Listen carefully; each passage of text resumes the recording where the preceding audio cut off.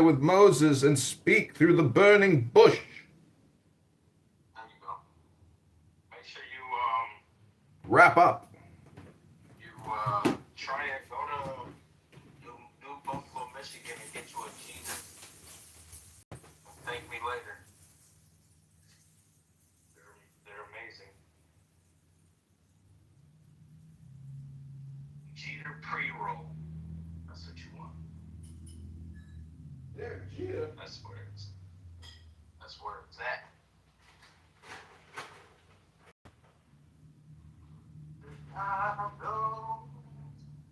What you doing for Valentine's, man? Where's your Valentine there? She's coming. Oh, she's coming?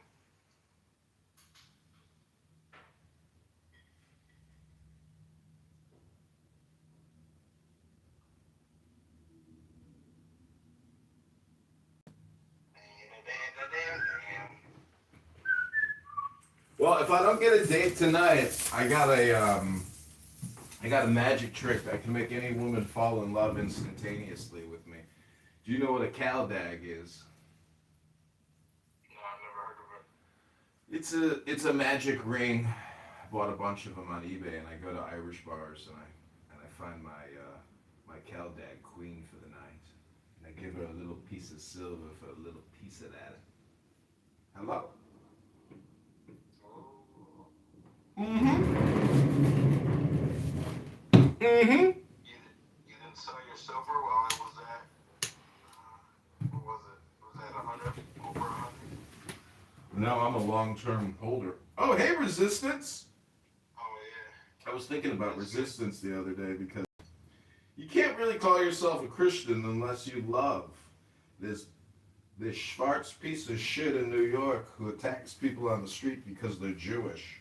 When you're a low IQ scumbag piece of shit like Resistance, you really gotta be Christian to love pieces of shit like that.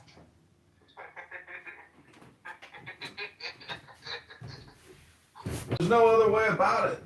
He Resistance, without him, there would be no Christianity because there would be no charity. It takes incredible charity to be patient with a human piece of shit like that. Does somebody smell a turd? Did somebody step in a piece of shit? I smell Resistance! Stanky, stanky. He knows he's stanky. He's the worst of all of us. What's it like, Resistance, being the worst person on Clubhouse? Tell us, what is it like? Knowing that you are rated at a -1 on a scale of 10. Human shit. Petrified. No one Dried out knows turds. like to be a scumbag. Hey, let me talk. Did you know this guy? This guy's out here in Chicago. I love this guy. He's from Chicago. You don't know this, but I've been producing the Barthology show for many months now. Nobody knows what it's like to be a douchebag. I mean a douchebag. Behind the lights and my dreams.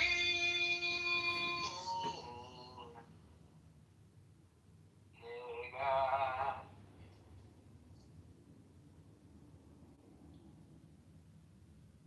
So the belief is that the Christian religion existed for thousands of years prior to Christ's arrival on the scene. No, that's bullshit.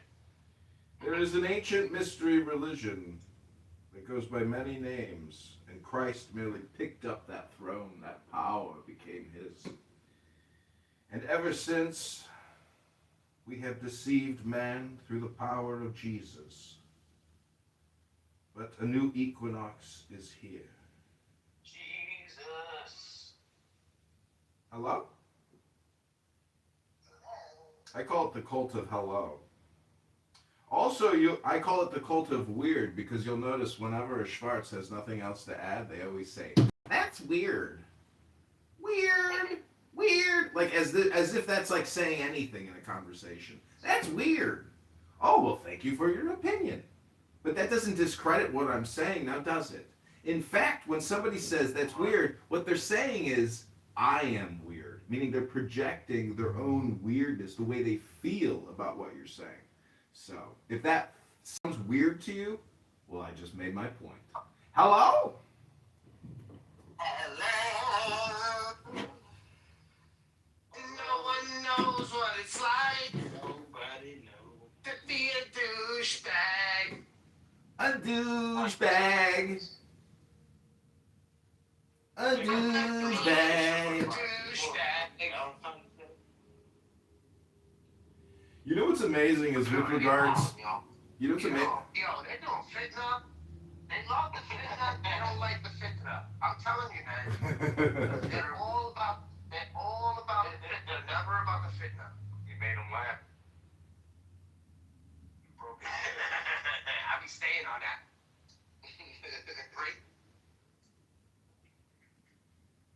That's smart. So the fucking thing doesn't get pushed back with the. That's smart. That's smart. You just can't get it out. Hello. So Barth, I'm setting up multiple recording studios. So I'm so glad you're so cool with me live streaming your rooms. Hello?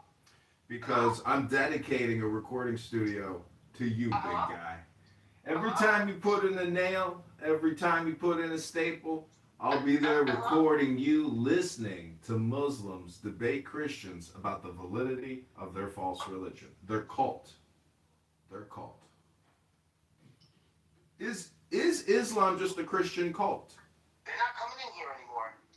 Well, that's why you gotta spice up the titles. Your titles are too generic. You need to get into something specific within their theogony in order to attract the flies to the light. It's not working anymore, man. It has peak hours and peak usage. That's really what's happening. Yeah. Yeah, you gotta give me the heads up when the peak hours, you know, when I should plug in.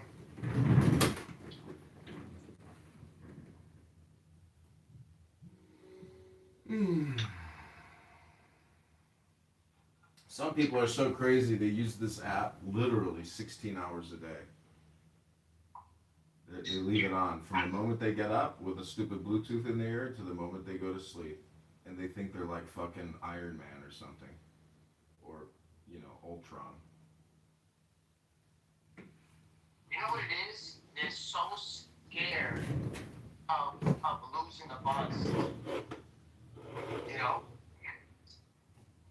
Losing a buzz? A buzz, you know, like being popular, being known. Because I guarantee you, if I stop coming here for a week or so, I'm done. Like I'm already old news. No, it's just your opinion. Believe me. Again, it goes back to peak time usage. It's an illusion that, you know, popularity is something real. It doesn't exist. It's just a concept. And see, this is the power of the Holy Spirit. We're not leaving anytime soon. We're not leaving anytime soon. You got staying power. I mean, a lot of stuff. You got staying power. Bro, I need some cutoffs. Some stud cutoffs. Not now. Right now. He's a stud. Right now. Isn't he like being shit? It's Valentine's Day. He's looking for stud cutoffs.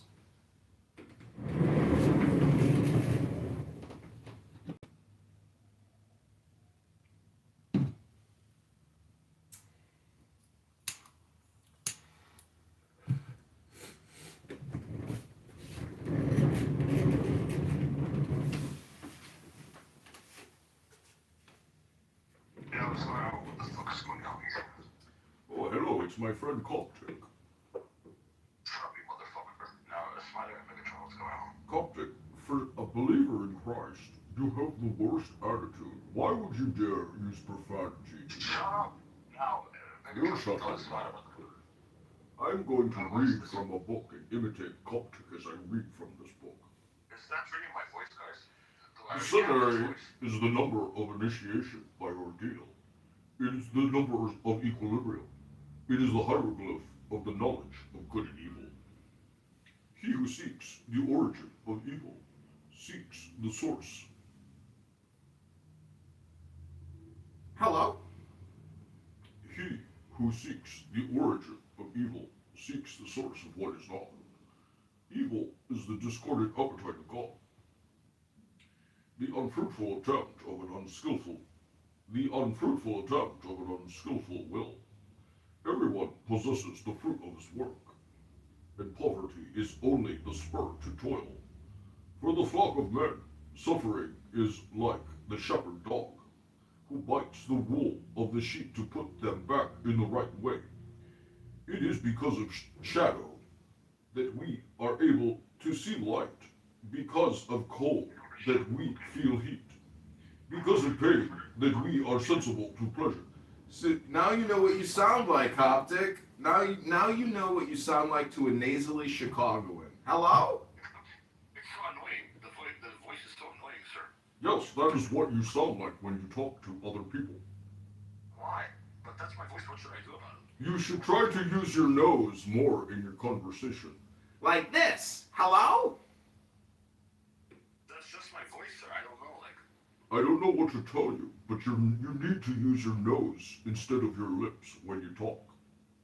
I don't know what that means. That means you talk like this. It's a nasal rasp. You use your nose, not your gut. You're using your stomach too much. Hello? Hi, this is John with Pronunciation Workshop, working with a Coptic Greek Orthodox Christian that just can't seem to get rid of that horrific accent. If you want to learn how to speak like an American and speak American English, go to pronunciationworkshop.com right now and sign up to take a lesson with Dr. Paul Gruber of the Pronunciation Workshop. Hello?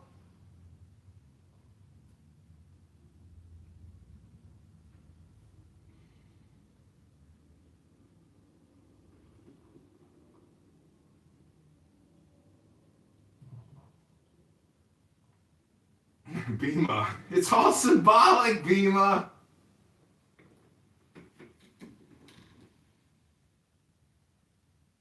Hello? Hello?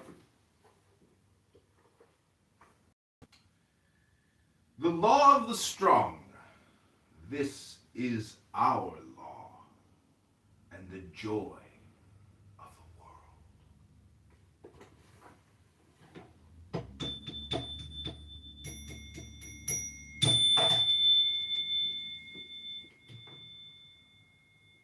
Coptic, you're Egyptian? Look at my PTR. That's the Temple of Isis. Taken from the Nile. Brought to New York City at the Metropolitan Museum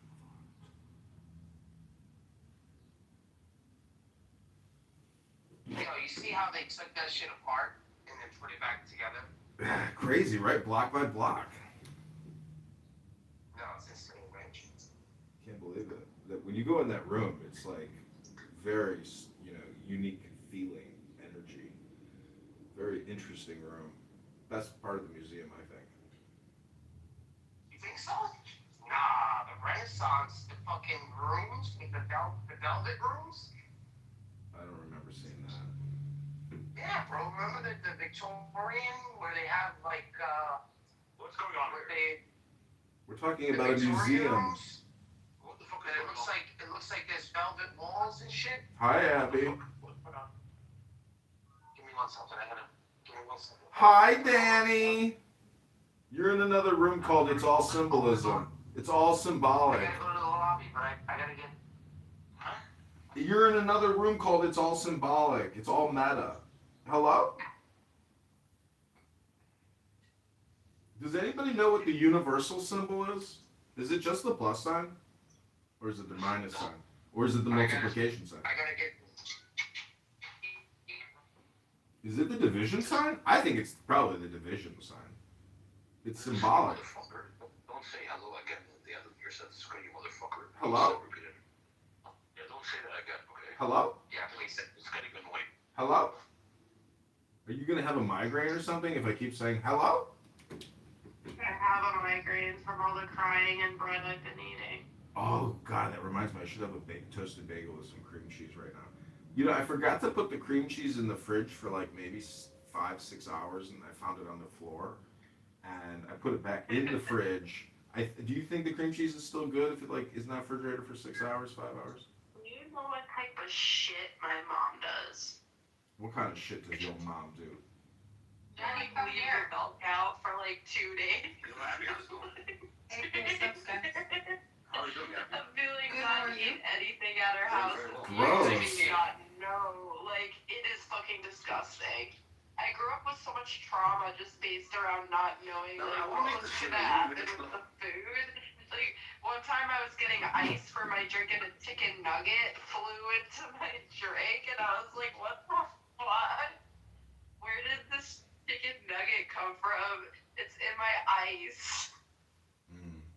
You know, Nora was in a room last night, and she had like a photo of her dish dash, or you know, what is that thing called that Muslim women wear? Burqa. It was beautiful. Hijab. Yeah, her hijab. It was beautiful. I was like, wow. I was like, that's beautiful. She almost looked like a fish.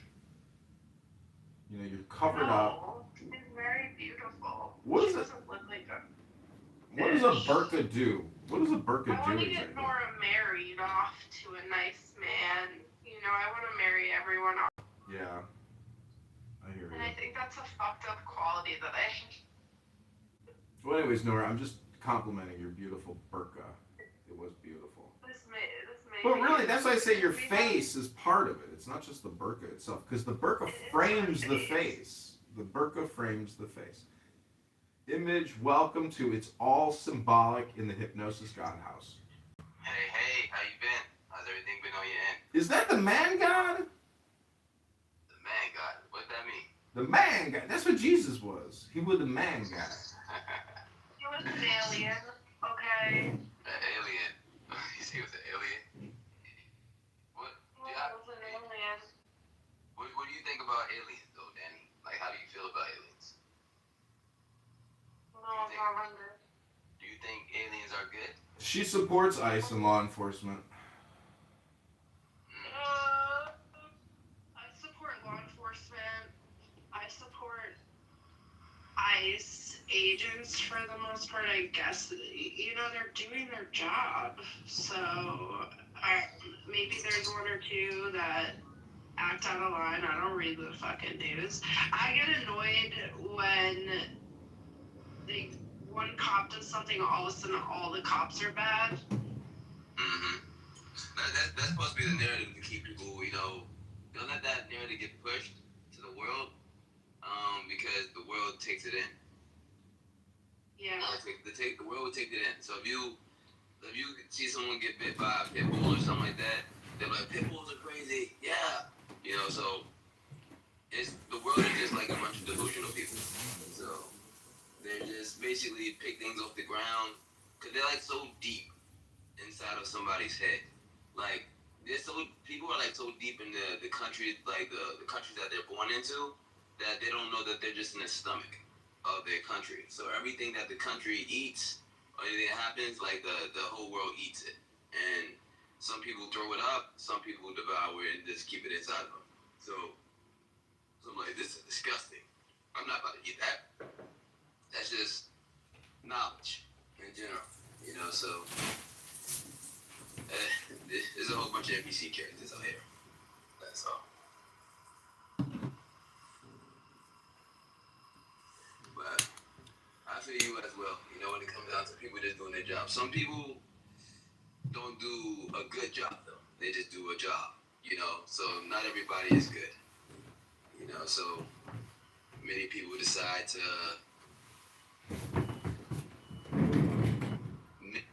make something good to be ignorant, Well, point of order, moderator, point of order. It's my responsibility as the moderator, and It's All Symbolic Hypnosis God, to maybe guide the conversation for the sake of the room, the house. And so I would just like to ask, Image, You went into the Matrix. if you could just give us a prayer for peace, for strength, for health, and for love this beautiful Valentine's Day. Surely will, Lord. Our Father in heaven, please bring great health and wisdom to all that's on this earth today. Have all people follow your word. Have all people hear your voice. Have all people follow your way. Have all people get their tears wiped away from hearing your voice. No one see any other choice besides you. In your name we pray. Amen. Amen. I think you might have left off in the name of Jesus at the end of that prayer. But what do you think the name of Jesus is? Joshua! Well, if Jesus is an alien, I don't think he's a mean alien, if that's what you mean. Oh, as far as yeah, the name of Jesus is just the name that he walked in. He walked with wisdom. So many people don't walk with wisdom. They walk with probably like fleshly wisdom. Fleshly wisdom is different from it's different from spiritual wisdom. So when it comes down to what fleshly wisdom looks like, it looks like basically somebody's history in this world. So when they say, "Oh, back yesterday, or last week," that's fleshly history, you know. But when it comes down to the wisdom of the spirit, yeah, it's Image, something that surpasses. Image, let me ask you a question. How many people betrayed Jesus? The whole world, because the whole world doesn't know wisdom. They don't have wisdom. That's not They true. can't understand wisdom. That's not true. His mother never abandoned Jesus. Because she was in a part of the world. So that's why he says we're in the world but not of it. Did God the Father abandon Jesus? Did God the Father, did the Godfather abandon his son, Jesus Christ, our Lord and Savior? No, Jesus said it himself. He said, "Heaven and earth will pass away, but my word will remain forever." So the word prevailed at the end because he rose up.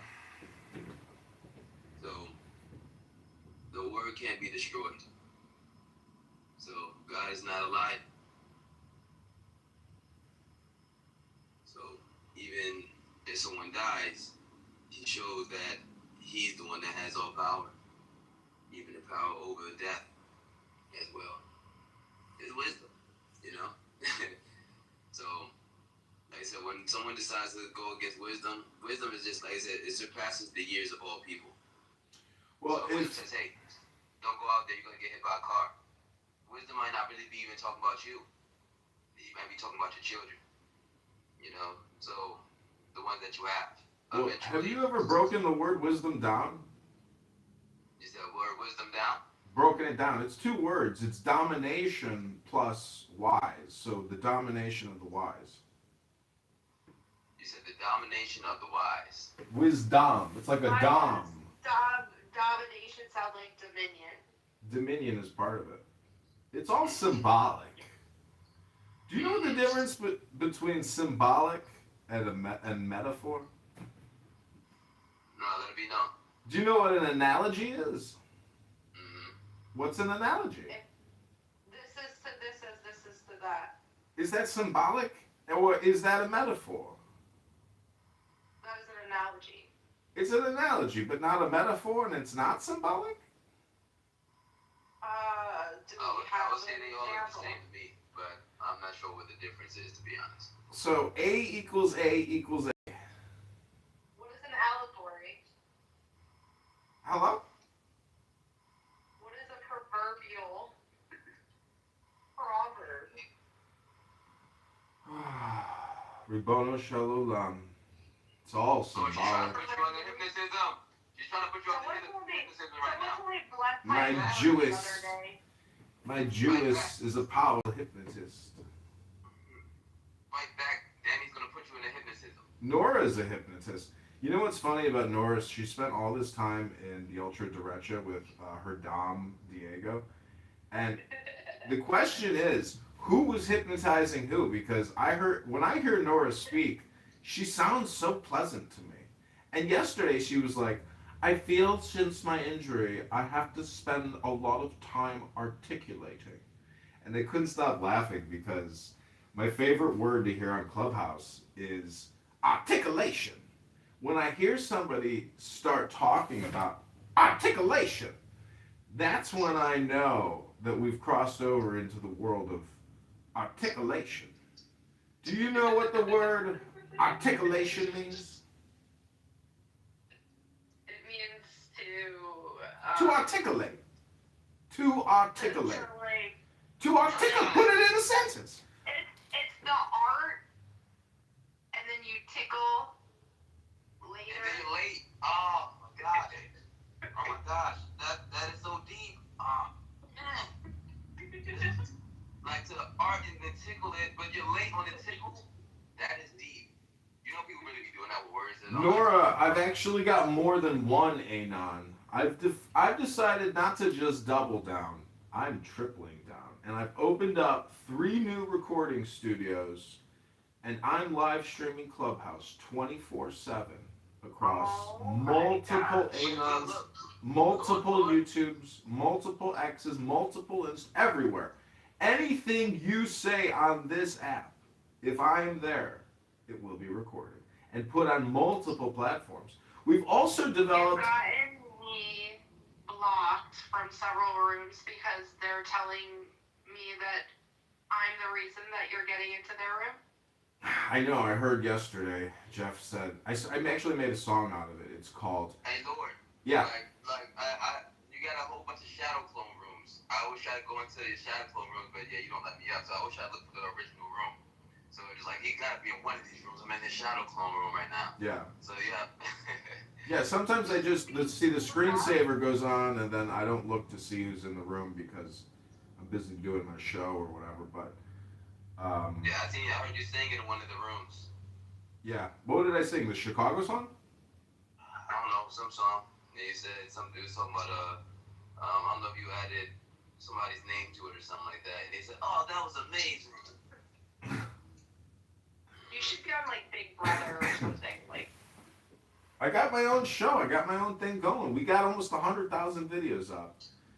And How's it working? Like, How's do you need like marketers? Like, do you need to hire like someone or like to? yeah, do you can help. You can help me just by downloading the Sora app and casting me in videos, and then putting up John Kitover sitcom videos. Because the John Kitover comedy show, the sitcom, is taking off. Like we're getting hundreds of thousands of views on our sitcom videos. Yeah, cast me in a video. Use the sitcom filter, and then just do something. Write anything. And actually, what I'm doing is I'm listening to Clubhouse conversations, and then I'm plugging in what people are saying, but like stupid stuff like, "Are you gonna die on that hill?" And then I'll put that in, and then I'll cast myself as in the sitcom, and then it'll just make this. You never told me. Yeah, there's a video What of hill you. did I die on? There's a video of you in a conversation, and the guy's like, Yeah, my phone's moving so slow. I'll be back. "Okay." Like, I need to get a new iPhone. I'm about to get a new iPhone 17 today. The problem is, you can't run this off of cellular. You have to have like high-speed internet to Wi-Fi to do Clubhouse. In my opinion, really good. Because people that are like in their car or walking, it's always like a lower quality conversation because of the lag. High-speed internet is amazing. Like I have AT&T, and before this I had Comcast, and Comcast sucks. It's like a fucking energy wave. Sometimes it works, sometimes it doesn't. Sometimes it works, sometimes it doesn't. But AT&T is like seamless. I never have an interruption. Okay, so it's all symbolic. And that's a little bit like saying in Yiddish, alles ist Gott, or it's all God, because God is not a symbol. God is most likely a movement or an action. It's more of a physics equation as opposed to a symbol. A symbol is the analog to God. And so I've been reading an incredibly rare book, very expensive, and it's an old book. A lot of people know this book, but it's by Eliphas Levi, and this is my, Shabbos study. I hope you'll stick around and give me 60 seconds of your attention, because let's be honest, the conversation is not intelligent. And this book specifically says that God deals with intelligence and love. And the ultimate maxim is love thy neighbor. That's it. That's the whole prophet. That's everything summed up. Love thy neighbor. If you really live your life in love, guess what? You get the message. And so if you're struggling with love in your life, it's because you don't get the intelligence of the Bible. The Bible is an analog, a symbolic tool book to get you to love. Because love is the smartest component of intelligence. It supersedes and transcends all other conversations. That's it. And I can read you the passage from this book, and it was a big aha moment for me yesterday. I was like, wow. Because it basically explains it in like a math equation. It uses all the analogs, narrows it down, and then you get to love and intelligence. That's God. Oh my God. Huh. Love and intelligence. So the question is, can you always stay in love? Can you always remain intelligent? Not really. It's very difficult. But once you read it and you practice it, then it becomes easier. It's like riding a bicycle. And too many people on this app are resisting love. They are resisting intelligence. And they just want to get their dopamine. And they want to run back to their little cave. And that's it. That's what most people are doing. But because you're smart enough to stick around, and it's all symbolic, you've now heard the secret magical alchemical formula for the man God. That's right. Jesus Christ lived in love. Even up until his death, even at his resurrection, he was still emitting love. He wasn't angry. He didn't complain. When Jesus went to Pentecost and he threw a big dinner, did he complain about the Roman that stuck him with the spear? Or the Pharisee, that got him mucked up with the Roman? So my point is, Jesus Christ never complained. He would never come to Clubhouse and complain. That wasn't the kind of guy he was. He just lived his life with intelligence, aka wisdom, and love. Obviously, Jesus knew it's all symbolic. And he was a hypnosis god. He was a man god. He was a fisherman who took artisans and he set them free by teaching them the power of charity. And cannabis oil. Castor, which is a house, a fortified encampment. It's a hermetic seal. It's Hermes, Thoth, Trismegistus, the Mercury. The Mercury is what gets us to the Kappa. Just like resistance is attracted to a light as a fly, we are now emitting a brilliant light attracting all the disgusting little horse flies like resistance. A little bit like flies on shite. Does he work for you? Everyone works for the Lord. Everyone. Whether they know it or not, they're all working for the Lord. Even the atheists? Oh, my son keeps saying I love you to his dad and never me. No, he says that sometimes. Look, resistance is here. Resistance, you were summoned. Were you tagged on here, or are you just working with? I did a complicated invocation to create a human turd shitball demon, and it turns out that resistance was the best that my magic could create. So Resistance is a bot? No, he's an invocation. He is a combination of a horsefly and a 180-pound pile of human excrement. I'm a cockroach. You know what? You know what bugs live the longest on the planet? Cockroach? Nope. It's probably part of the cockroach family. What is it? What eats wood? Roly-poly? No, what eats wood? Termites. Termites. Termites are the oldest living organisms on the planet. In the Brazilian, Really? yeah, in the Brazilian rainforest, they have termites that have been alive for 200,000 years. Do you think the N-word is symbolic? Nigger. Do you think It's saying the pine I tree. just want your YouTube channel to get clipped. Nigger. it won't get clipped? Who isn't It won't. It doesn't get clipped when you use the N-word. We love. Hello? We love John Kitover, folks. Don't we, folks? We love John Kitover, don't we? You Who know. do you think hates me the most on this app, Goo? Yael. I think she hates you the most. Does he really? I mean, she's always like making fun of you and shit. Like you're the butt of the joke every time you're in those rooms. I don't know why you stay in there and allow them to fucking humiliate you. Okay. I mean, look at all the AI edits they make. Are you using Goo? You know, I'm trying to recruit Do you people. like mine? Look, Karamat is in this one. Scam movie was the greatest movie ever made, even better than The Godfather. I think Oh my gosh! Let's go. We love the John Kitover lore. Wow, I'm gonna have to clip that. Could you make up some like fake true crime and then get people to like read it? Fucking nigger.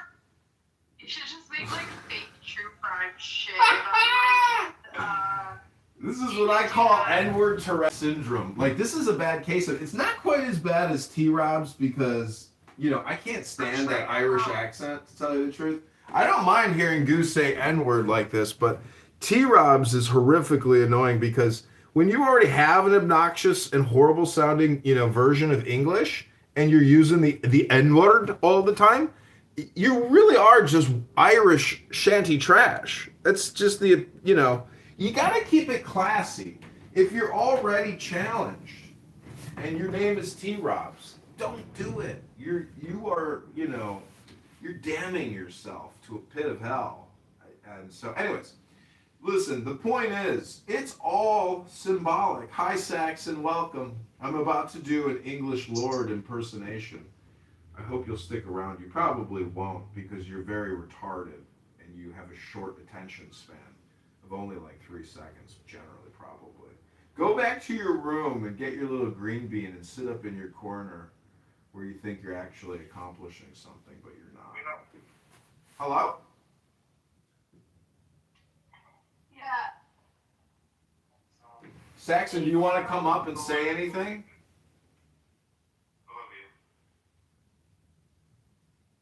That's when you say, I love you too, honey. I love you back. 10x. Oh, I didn't know I was unmuted. Welcome to It's All Symbolic, Saxon. You said that I've only got an attention span of 3 seconds. Bro, that's bullshit. It's my opinion. And I think Your most... opinion's bullshit. Alright, well then prove to me you can stick around, because I'm going to read a book for 60 seconds, and we'll see if you leave or not. Chances are you'll leave, because maybe you won't get the dopamine you're looking for. But, Saxon, my theory is, do you know what the 15-30 rule is? No. So you say on average 1,500 words a day, and you listen to 3,000 words a day. But it's your choice of what you say and what you listen to. Most people just aren't in control of what they say or what they listen to. Like the way you're listening to me right now, if you were to choose to go to YouTube and listen to an audiobook or music, that could be a part of your 3,000 words. But instead, you're getting me filling you up with my words, and I'm getting up to my 1,500 number. So when we know the rules of the word game, we're more discerning and discriminating about what we listen to because it's all symbolic.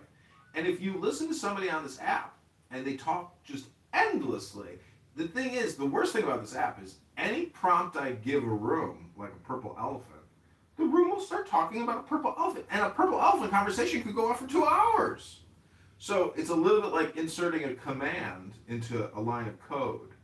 And therefore, the 1530 rule is, if you're smart, you will be very discerning about what codes get, put in front of your command prompt.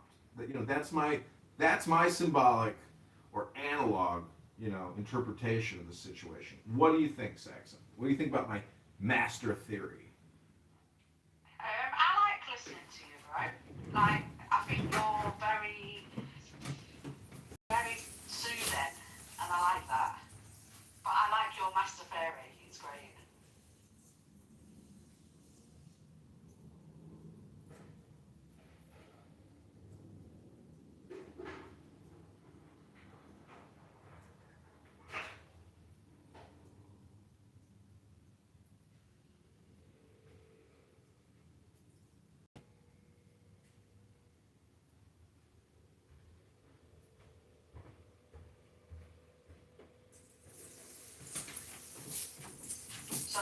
So what's the room about then? I'm going to read a book. It's called It's All Symbolic. That's not the real name of the book. But it's a book called The Secret Key to the Mysteries by Eliphas Levi. If you don't know who Eliphas Levi is, let me Google that for you.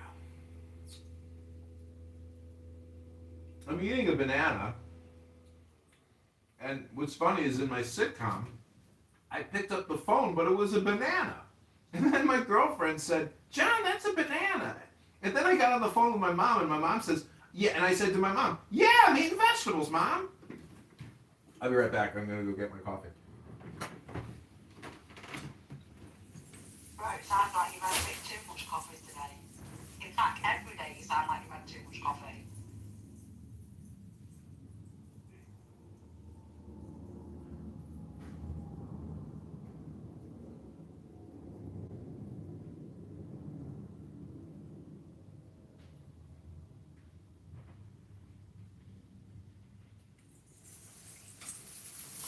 Okay, let me ask you a question. What is the difference between a concentration and a compression? Hello? Yeah, I'm still here. Just 1 minute. I'm just fucking doing something. I've just been shopping, so I'm just packing my shopping away. So would I have to ask or say, I was watching some random shit, and it was just some guy in the city, and he just goes up to people and he's like, what makes you confident, right? And it's like, I don't know, I never saw it before, but like, he goes up to some guy, I didn't even realize it was Machine Gun Kelly, and he's like, what makes you confident? The guy's like, basically said that he was striving for it and like didn't admit that he was confident, but then he started talking about reading books. And it like sounded like you. And he was like, talked about that book you always read. And he was saying how it changed his life. The Tao, whatever, by Lao, whatever, Ning. Yeah, Dao De Jing by Lao Tzu. Yeah, that one is what that guy, Machine Gun Kelly, was talking about. Yeah, it's a very, it's not Christian, it's not Jewish, it's not Hindu, so it's kind of like a fourth way, and it deals with the way, and the Tao, is a nameless name. It's a powerful book. It's a magic book. But what it is it's psychological. And, So, yeah, go ahead. do you want me to answer? So you said, what's the difference between concentration and compression? Mhm. I believe it's mainly about what is changing. Interesting. Okay, that's a nice way to put it. I never heard it put that way. Do you want me to define both or not? If you want to define both, if you want to tell us the truth, it's up to you. I didn't know you talk like a Schwartz. Anyways, hello? What's that? What's a Shabbat? Well, you said truth. Go ahead, tell us the truth. Or wow, look at all the people flowing into the room.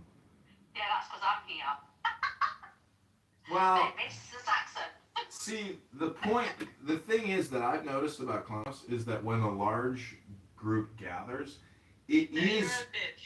it is actually usually one woman that brings the crowd together. That's what I've noticed. And for example, Issa, you know Watermelon Guatemalan? You know her?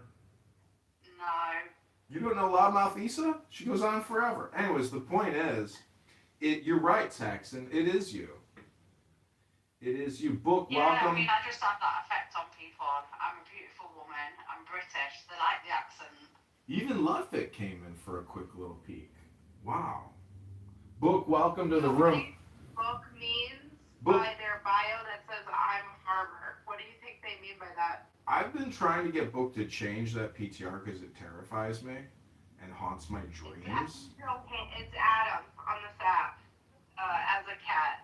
It's that guy Adam. Oh, wow. Check, welcome. Peace and blessings. Thank you, Lord.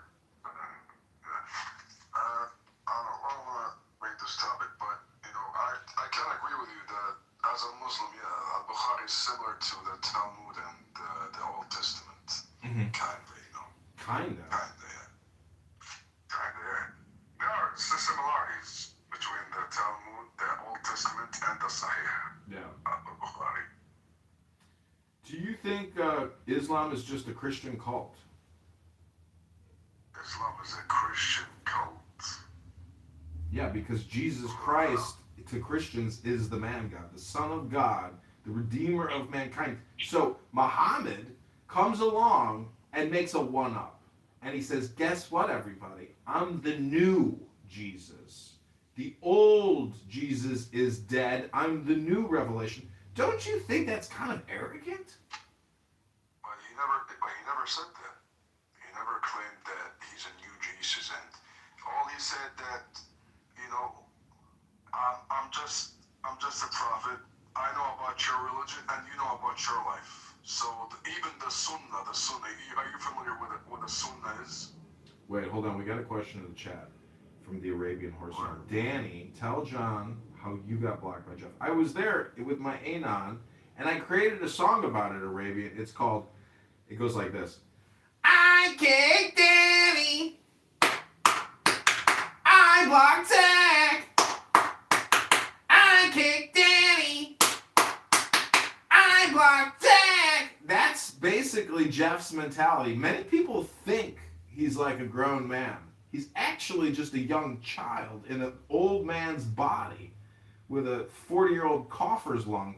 The point is, Jeff is a good guy. He's a great host, but he's not the smartest tool in the shed. So check, we're gonna move on. Nora, welcome back. The Arabian Horse Farm, by the way, loves me. And the Arabian Horse Farm made an incredible offer, and I'm gonna take you up on that offer. I'm moving to Saudi Arabia to retire with a beautiful Muslima woman, and we're gonna race horses together. What do you think about that? Hello? Hello? There you go, Saxon. Now you got it. You got it, Saxon. That was the best hello I've ever heard from you. Hello? Hello? Hello? Hello? Where does this kind of begin then? The sun doesn't start and doesn't stop. It's just there, like Saxon said. Change. That's the difference between a compression and a concentrate. Hello? Hello?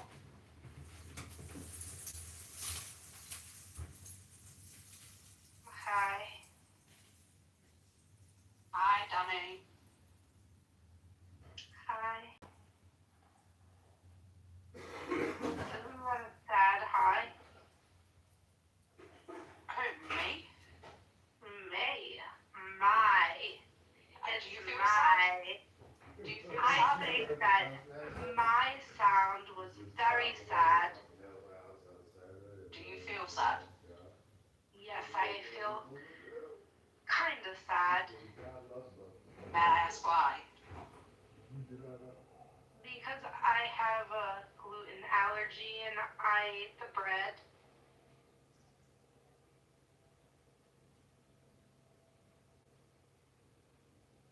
So why do you eat the bread if you have a gluten? I convinced myself I was gonna die. And then I told myself that if I was gonna die from anything, like soon, I might as well just eat bread for the rest of my life. Eating the bread may cause you to die. Yeah, but it's a slow death. Whereas if something happens with my heart, then it would be quick. But I don't think it's that bad, you know.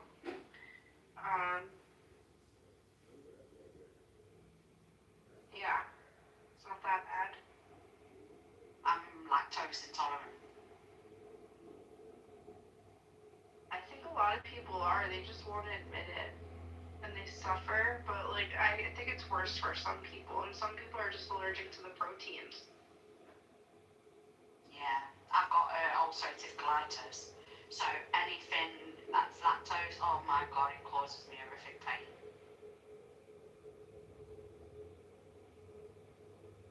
So you probably can't have a lot of stuff, like seeds and stuff, or is that different?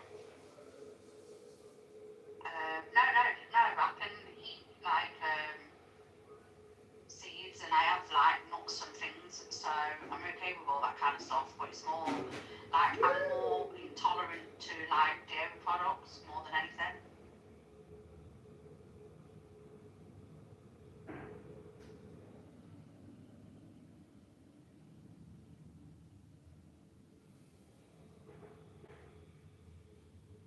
Like if I was to have cow's milk, oh my god, I'd be on the toilet for hours. Would it be pasteurized or unpasteurized or anything like that? I just get lactose intolerant milk that's got no lactose in, or I get almond milk with no dairy. But it is if I have like full cow's milk, dairy products, it just really, really gives me a bad stomach.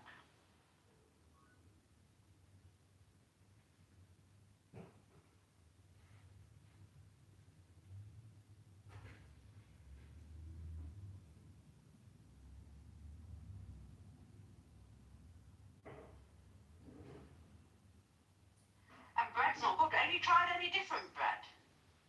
Other, like sourdough bread? I love sourdough bread. I love the sourdough bread from this place called Panera. It's so good. The sourdough bread's nice. I have that with some avocado in the morning. So good.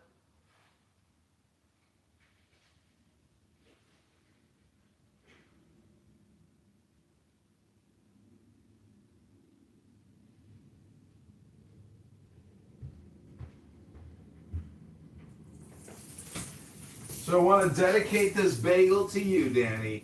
It's almost finished, and I'm about to put the cream cheese that I left on the floor for about 6 hours. I think it's okay.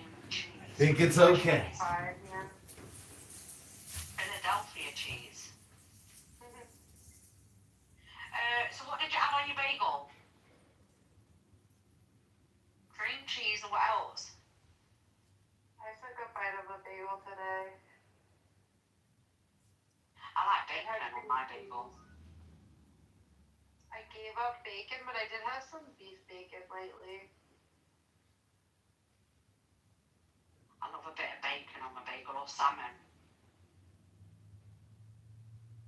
I don't like salmon.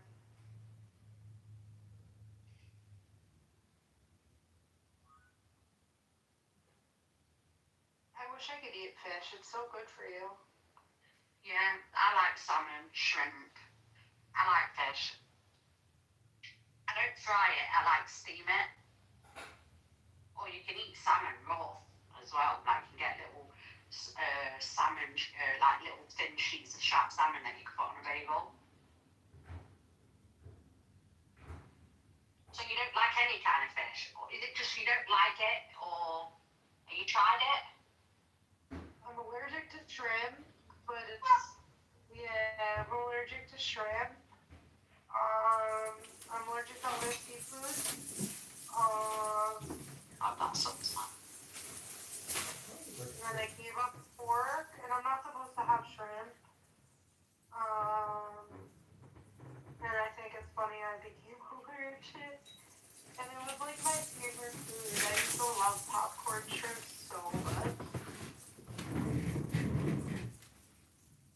was just thinking about Nora, and there she is. She's been here the whole time. I feel like you guys are a team.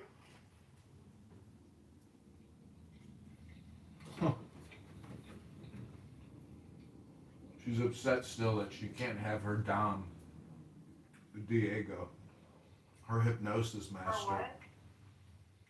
I think Nora hypnotized Diego more than Diego hypnotized her. That's just my opinion. I was kind of thinking that earlier. Like before you said that, I was kind of like, who is in control there? Mm-hmm. I think that's why she's actually upset, because she lost her control.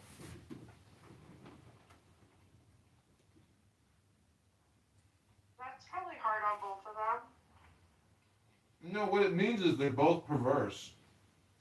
And Nora just feels slighted because she feels like he got the last word, had more hand. So she can't get her dopamine to go high enough to get her to let it go, to get the satisfaction. Yeah. But that's just a childish way of looking at life. Thus, why they're both stupid and retarded. And I am actually the master of these supposed masters because I've recorded them wasting years of their life talking about nothing. Nothing important. Hello? Well, you got years of me almost. I know, but that's why I say, if you don't read a book, you're really wasting your time on this app. And I'm about to read a What's book. gonna happen? What do you think's gonna happen with everything? Because I'm trolling like 99% of the time. I don't know, when I die, because I've seen dead people, you know, in caskets, and they're all, they're all shriveled up and they weigh like, 40 pounds. They're just like a dried corpse. When I get to that stage, and I become a mummy, I know that my brain is going to be so huge and powerful and brilliantly beautiful. It'll probably be like a diamond, like a crystal. And my body will deteriorate, and then there will just be like this brain-shaped crystal.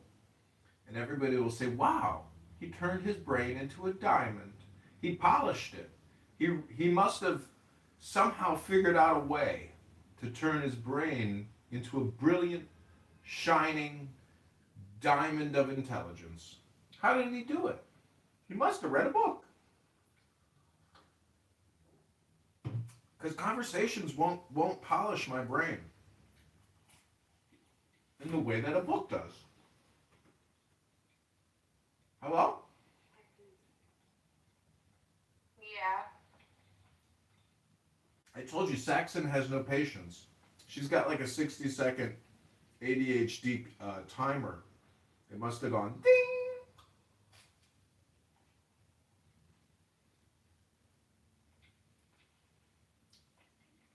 Anyways, I'm looking forward to living on an Arabian horse farm. Of course, I don't want to pick any of the horse shit up. Will we have any... So explain to me, what's going on with Lou? Who knew? Like, why are you fucking with this Arabian shit?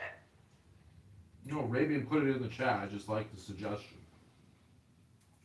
I feel like you're Arabian. Really? Everyone thinks you're Arabian. I got cream cheese on my fucking mouth. Hey, Resistance is here. It just feels such a psyop. Does it feel synthetic? I mean, it did, like, since a specific day. But then it subsided a little.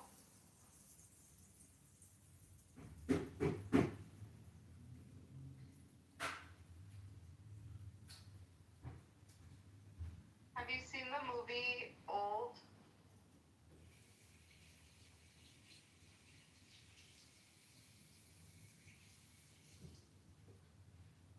No.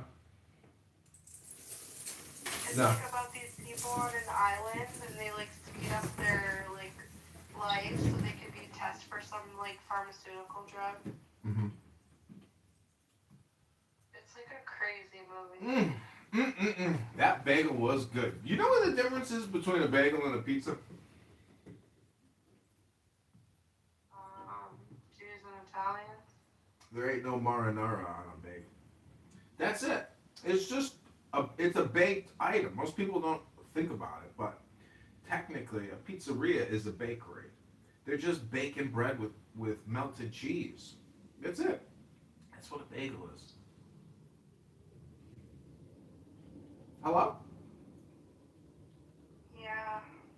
So did you make a song about Jeff? No. No. I don't really. Why did you say you made a song about it? Because when you got lectured about how we're talking and he has to block you and kick you and block Zach, I couldn't stop laughing. I was sitting here in my office playing my drums going, I'm kicking Danny. You know, it felt like he was a little kid. It just felt so juvenile. I feel like he just like has wanted to for like a long time. But see, that's a Jeff emotional problem for him personally. And, you know, that's just like him, like being sad and angry and hurt. Like, not because of you, but because, you know, Jeff, I mean, you know, people got, if you ask, you know what the most, you know, upsetting question is to ask somebody? What? Tell me something from your memory that's very painful. Yeah, is that it? That's it. That's a very difficult question to ask and a very difficult question to answer. Some people can never truly actually tell another person what their most painful memory is. They just can't do it. It's too painful.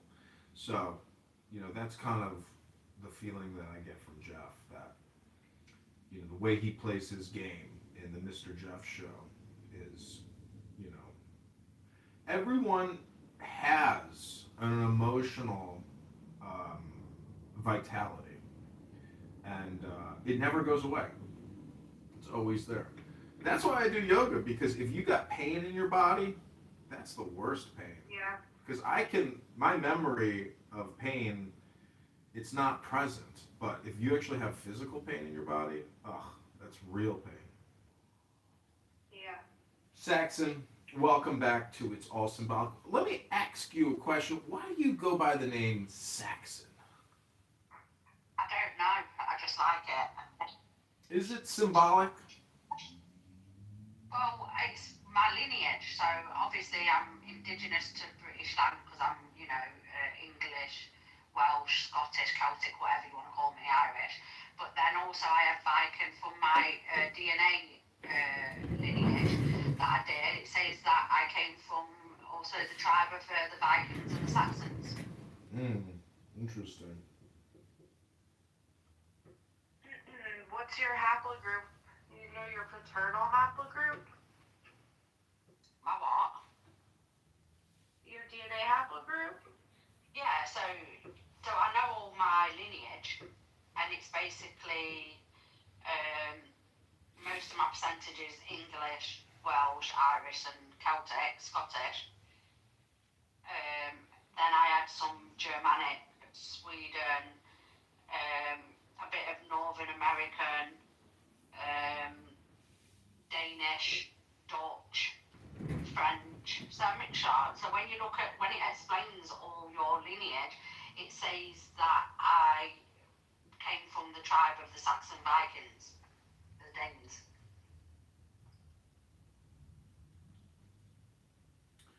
It's all symbolic. Well, Nora, I want to thank you for coming into the room and being such a great listener, because, you know, Nora said she's trying to work with how she navigates this app and certain people. And I think listening sometimes is more powerful than speaking. And that's why I listen so much with burner accounts and record people and put them on YouTube for eternity. Because listening is powerful. And anyone who says that listening isn't powerful doesn't understand the value of speaking. Because listening and speaking are connected in what you might... Have you ruined anyone's life yet with their Not as far as I can tell. I don't think I've actually. See, I'm just a trash man. I gather up garbage and I put it in a landfill, a wasteland. And whoever happens to go into that wasteland to pick up something that they found that I collected in my garbage gathering efforts, well, I don't know what they're going to do with garbage, but personally, I just throw it in the garbage when I have garbage, and I leave it in the garbage. I don't go back and fish around in the garbage for garbage. I just leave the garbage in the garbage. And thus, if you want to go into my wasteland and pick up some garbage, well, it's your right. But Have you ever recorded me? you're being recorded right now. The now is No, all I'm talking important. about in other rooms. Probably, I'm a trash collector. I gather garbage.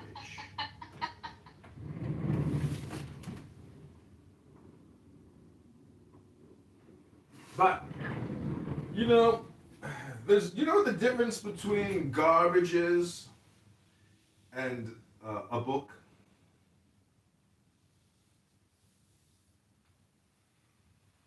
Garbage in, garbage out. It's just change. It's like when I asked you what's the difference between compression and concentration. Many people are... It's all about change. Change. Got any change? You ever hear anybody on the street say, got any change? Got any change? I couldn't stop laughing the first time I heard that because I was like, imagine if I went up to him and was like, yeah, I can change your life. He'd be like, no, I want some change. I'd be like, oh, I want to give you real change forever. Nah, I want some change. All right, man, here's $1. Thank you. Somebody once asked if I could spare some change for gas. I need to get myself away from this place. I said, yes, what a concept. I could use a little fuel myself, and we could all use a little change.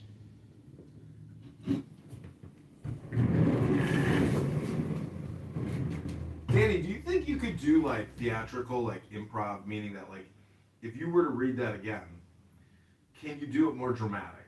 As if you were my AI Sora Suno and I said, make it dramatic. Can you do it dramatic? But I didn't read it. It was from memory. It's I from get the it. song All Star. I get it. Can you try to do it more theatrical like you're on Broadway? Imagine you got your hands up and you're in a dress and you're dancing on Broadway. Now give us that rendition, but do it Broadway, dramatic. I've only been in like one play and I had one line, but I could try it. Like, okay.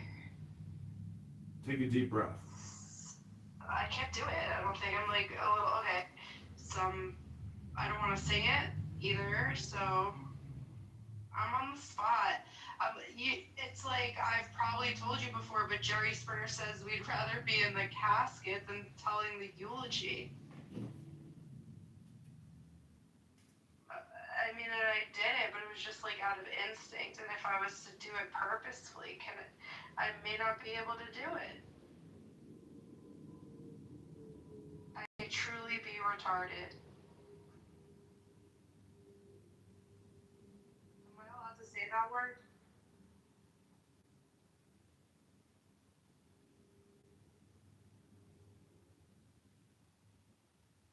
Okay, so it's all symbolic. Narja is welcome.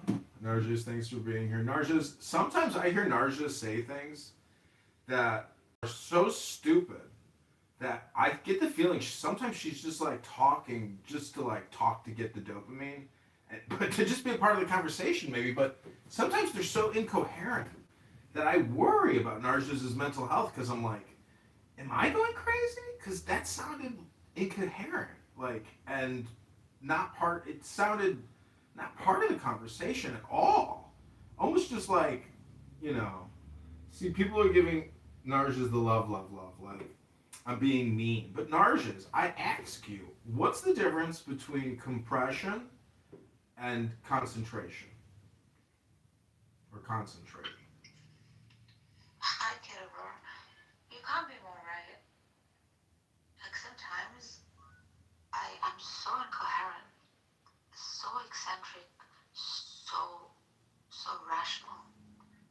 See, that type of statement right there is what I'm talking about, where you say it's so incoherent, and then it's so rational. Like you just say things that are totally opposed to each other in one sentence. I said irrational. Well, it's all symbolic, anyways. Yeah. And that's kind of my point, where criticize or critique anyone you want, because everyone here's contribution is their art. That is their art contribution. Like, look at Danny's PTR. Look at Saxon. Look at yours. Look at mine. Like, this is, everything you do is an emoji. It's an embodiment of your art, which is your spirit flowing out of you. How do you represent? Why do you think blacks created FUBU? Like, Danny and I, we came up with Jews Boo. You know, Jewish Zionists for us, by us. Jay-Z FUBU. We got our own clothing now for Zionists. And I've never been in the clothing industry, the haberdashery, but I know Jews love fabric. And so we are confident that Jay-Z FUBU, the Jewish Zionist for us, by us clothing store, is going to be very popular because it's so controversial. And Kanye West has decided to make the first purchase order of 1,000 units, and he's going to put them up on his website. And he's going to sell Jay-Z FUBU clothes for us. We already got a great partnership going. So, let's stay on topic here and get back to the symbols. Narges, tell us a powerful symbol.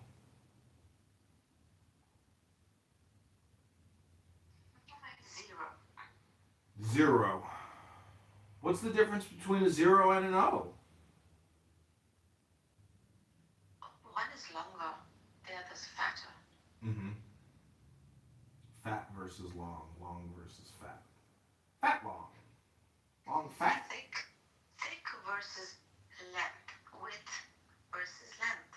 Thick versus length. Length versus... So how does everything rapidly become phallic? If it's all symbolic, how... Master has Sigmund Freud down. Well, how did we immediately get back to the girth? Girth is not a word that you hear often. You know, they're just Freud, Einstein. We're just so good at it. We're just born to be them, Danny.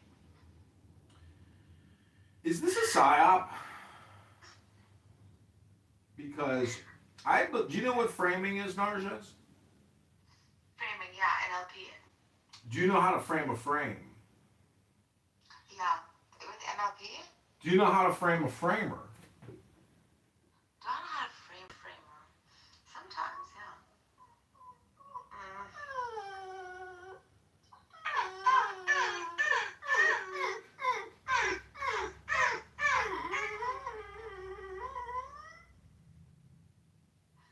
He's getting upset. It's my doggy. He's getting so upset with me. Framing the dog. So the dog, it turns out that dogs know how to frame humans by beeping.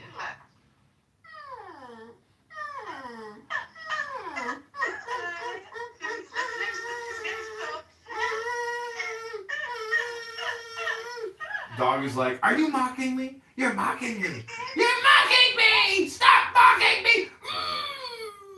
He's looking over. He's getting upset. So, in the word symbolic, we have the word symbol. And a cymbal is a metallic musical instrument that you clap. You bring together, left to the right, bong, bing, bing, bong, bong.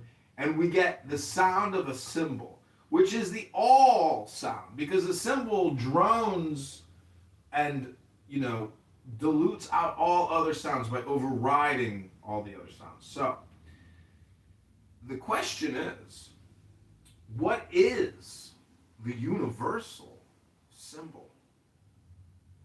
Is it Om?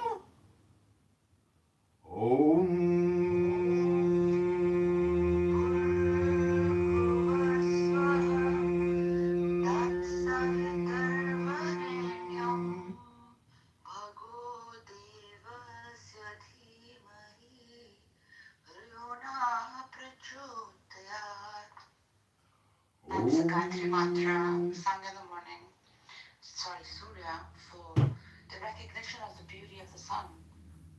Well, you didn't really sing it correctly, unfortunately. You missed some key parts in there. I missed the last, I think. If you translate that beautiful poem, it is so powerful. It is so powerful. Om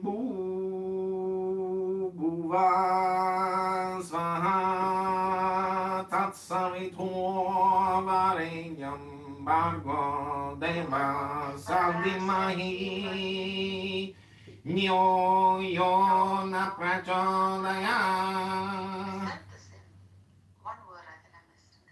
No, you missed like 3 words. Which one? I'm just teasing. Okay, so it's all symbolic. Can you just check that? Om Bhur Bhuva Swaha Tat Savitar Varenyam Bhargo Devasya Dhimahi. Then? Nyo Yona Prachodaya. Om. Okay, so there's 4 parts to the Om. There's the O, then the then the and then the silence. Most people don't know that the silence is the 4th part of Om. It's the hidden part. So you have to notate the silence, and you can't have music without intervals. And the interval is the silence between the notes. So there's a pause between the Oms, which is the silence, which is the peace of silence. And a sigh is how you get to lens. So sigh, and the lens, the silence. That's the peace. It deals with breathing. Whereas they like to say in the Babanic community, breathing, breath, the breath of life. Because if you're not breathing, guess what happens? That means you're dead. So keep breathing before you die, because when you die, there's no more breathing. So therefore, breath is the most important thing anyone can do. And it turns out that breath, when translated into multiple languages, it becomes the truth of the earth, the spirit.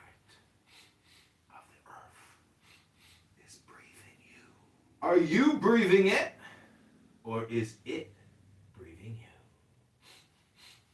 Am I doing that? Or is the breath, is the air, the nitrogen, the oxygen, forcing its way into my nose? Do I know what I'm talking about? Or is my nose all wisdom? Is my nose the secret symbol? Or is it my finger? Don't pull my finger. Or is it my nose? Is my nose the powerful symbol? Pull my thumb. Is it my nose? Is it my nose or my mouth? Which one is it? Is it the tongue? Is it the ear? Is it the eye? Is it my penis? My phallic object? Dingling, dangling between my legs. Which one is the most powerful and universal of all symbols? Hello? Personally, I think it's the ear. Because the ear is the first tree letters, tree, in the word earth. Earth. Earth. Just say it out loud, everybody. Earth. Earth. Made you bark like a dog. Earth. Earth, earth, earth, earth, earth, earth, earth. So the truth of the earth is the ear. The ear, see, this is why I think it's better to be blind than it is to be deaf. Because if you're deaf, that means you can't use your ear. So, the truth of the earth is all in the concentration of listening. That's the essence of meditation. The first place to go whenever you need to go within is use your ear canal. Visualize your ear opening. Imagine you diving into your own ear. And then you go into the brain. And then in the brain, there's a gazillion, trillion, quadrillion, sextillion number of tubes, wires, carrying all types of dopamine and genetic code. And if you're double vaxxed, triple boosted, maybe a spike protein just flew by you as you go into the ear. And when you're inside of your own ears, and you're in the temple, known as your brain, it's there where you can begin to construct and deconstruct all your concepts, all your symbolic interpretations and opinions. That's right. It's all symbolic. And so you can spend 1 trillion years here on Clown House letting other people go into your ears, just as I am coming into your ears right now. You might be in Boff's room. You might be in Andrew R's room. You might be in that red-headed monkey's room. You might be in somebody else's room. There's a million rooms. You might be in Mr. Jeff's room. But never forget the power of the fascist green bean. Will they mute you? Will they censor you? Do they have the fortitude to listen to you? Or are they just 30-second ADHD dopamine freaks that want to talk, get their dopamine all the time, gathering dopamine, becoming more dopish? Dope. Gathering up dope. If they tickle us, do we not laugh? If they prick us, do we not bleed? And if they avenge us, do we not seek revenge? If I get doped, do I not dope? If I gather up a bunch of garbage and I go to the garbage can and it goes to the wasteland, the landfill, is it not just garbage in, garbage out? What are you putting inside yourself through your ears? Is it the truth? Or is it just opinion? Endless opinion. Because it's all symbolic, you know. Even words and sounds were information packets, quantum of symbol. Symbol here. Symbol there. Thank you for my symbol upload and my symbol download.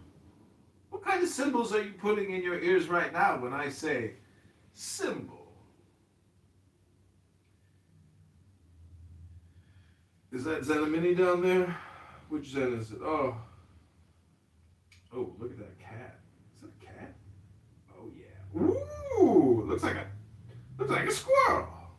That's a kitty cat in a sweater, looking at a snowy road in a townhouse subdivision with a playful carrot toy.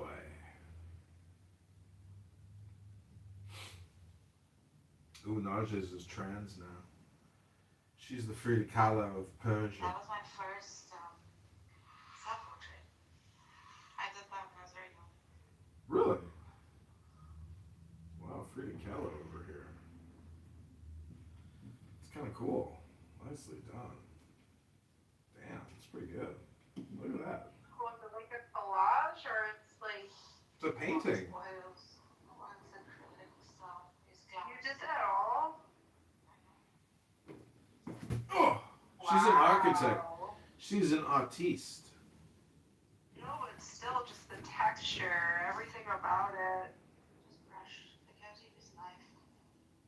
The piece. Wow, I can't paint like that. I have a very different style, but I do like some art.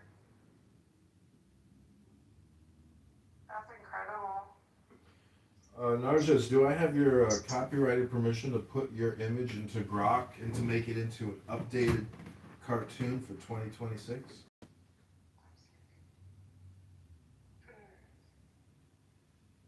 Here's my self-portrait from high school. Let's see. Colored pencils. Cute. Well done. It's alright.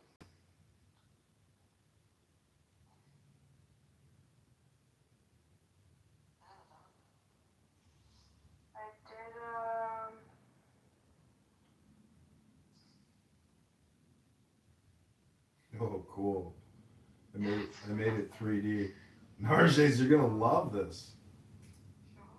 Oh my god, it's so cool. Because I've never axed it to make it into a high resolution 3D image. I usually just say make it into a cartoon.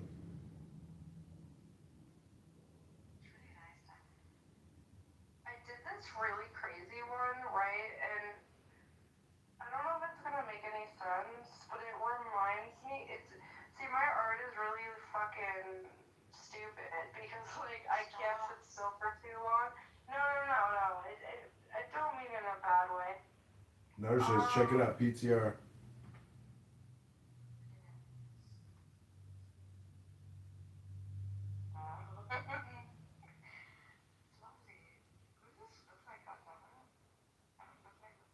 I like yours better. It just there's something like it's like a Barbie, but it's not a Barbie, and that's why I really like it. It's cool.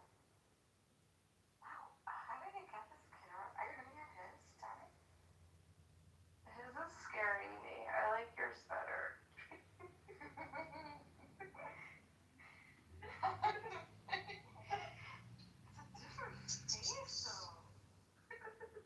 just like I like yours better.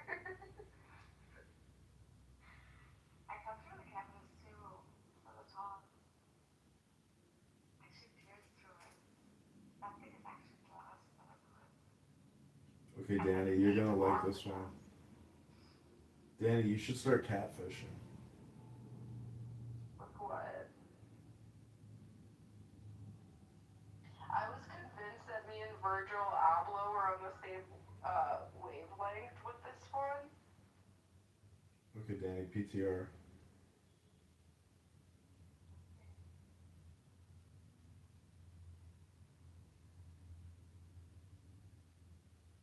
Wait. You have 493 photos on here? Holy shit, girl. Yeah. How many do you have, Narges?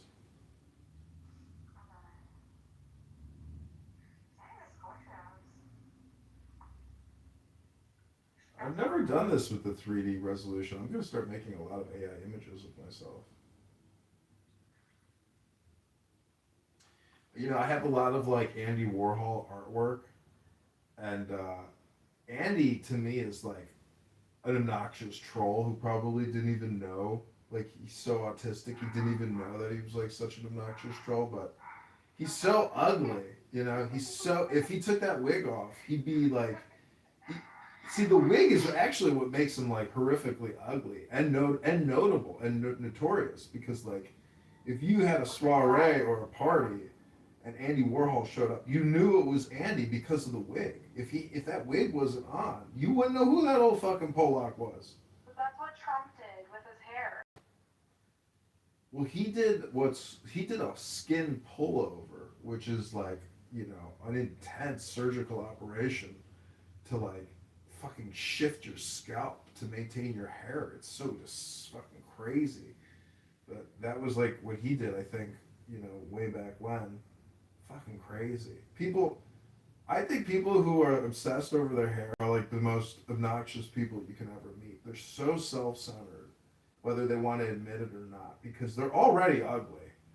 And the fact that you do a hair plug job, you're still ugly because it's not natural. Like, you can hold onto, 10 years of your image.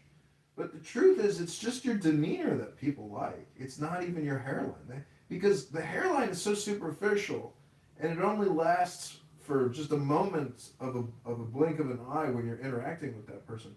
But the way they left you feeling is what's all important. So if they're peaceful and nice and funny, well, then you love that person, you trust that person. But you don't care about the hairline. That's their own superficial ego trying to maintain an image. But everyone is just, in entropy. And so to artificially construct a hairline, to me, is ridiculous. But people think that's art.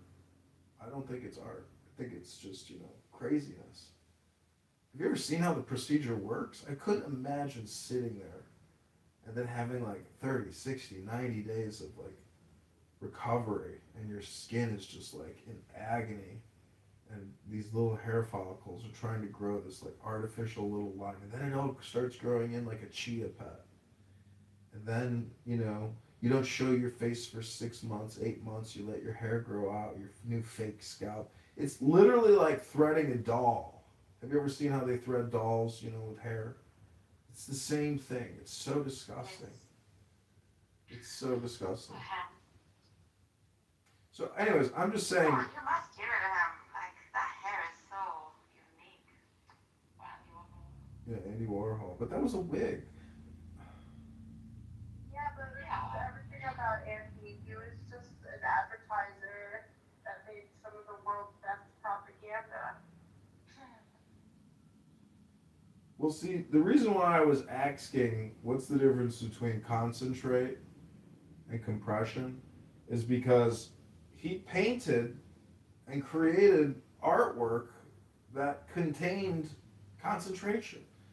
Like the tomato soup on the can, it says concentrate. So, the whole now. Condensed. Condensed was the word of the day. Not compression or concentrate. It was condensed. Condensed was the word of the day. You really got me coherent. You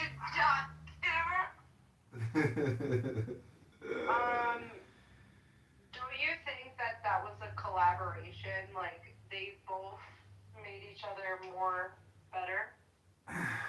That's life. It's called synchronicity. Hello?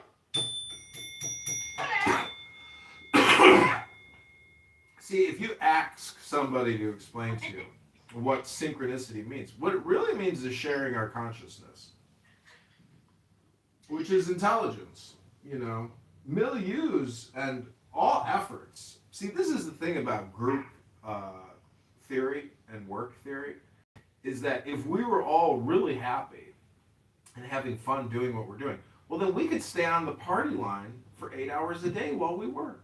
And then we would have the basis of an actual creative, artistic organization attempting to make money together. It's very difficult to achieve.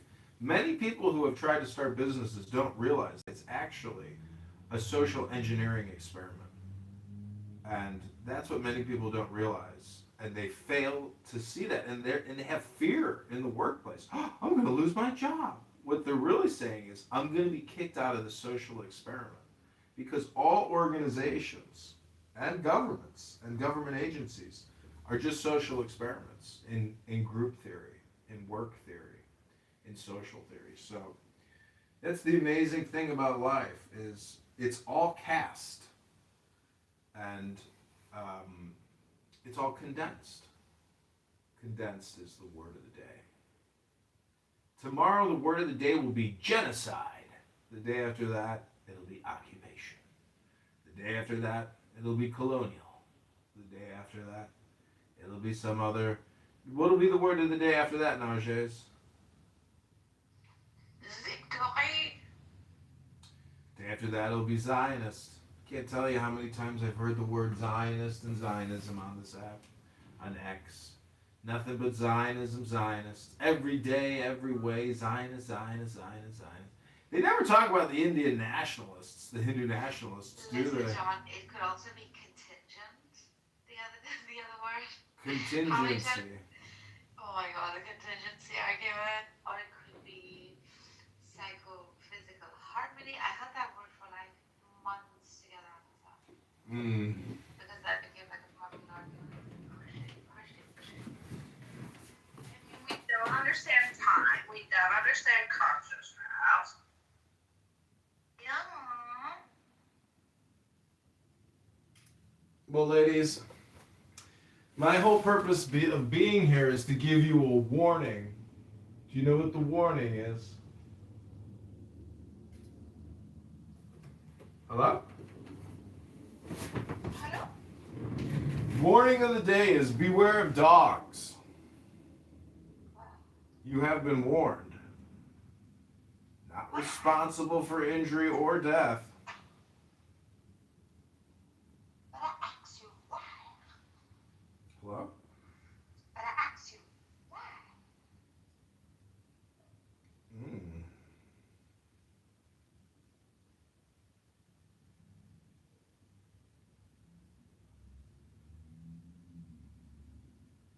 Okay, ladies. We're about to do a meditation. I'm updating my PTR with my most recent image. Oh, here we go.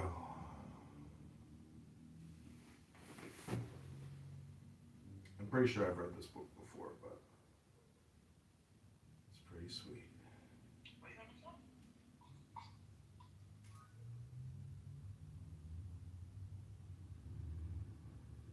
I think I like.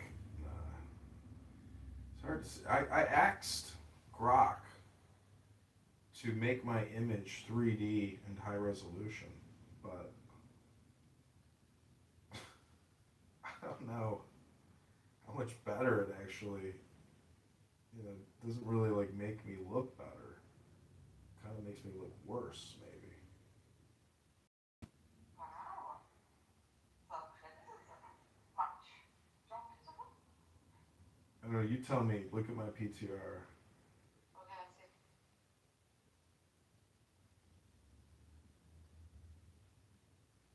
That's the book I'm about to read from. The Secret Key Activator.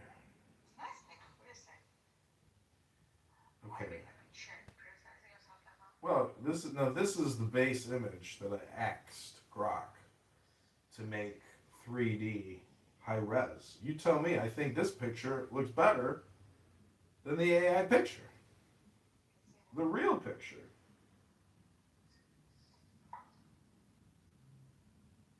It's a better picture because it's the real picture. I like the real picture. Bro, Grok is probably what down his head. Like, I like your painting more than this is high res. Yeah, I like the original better. Right? The original's always better.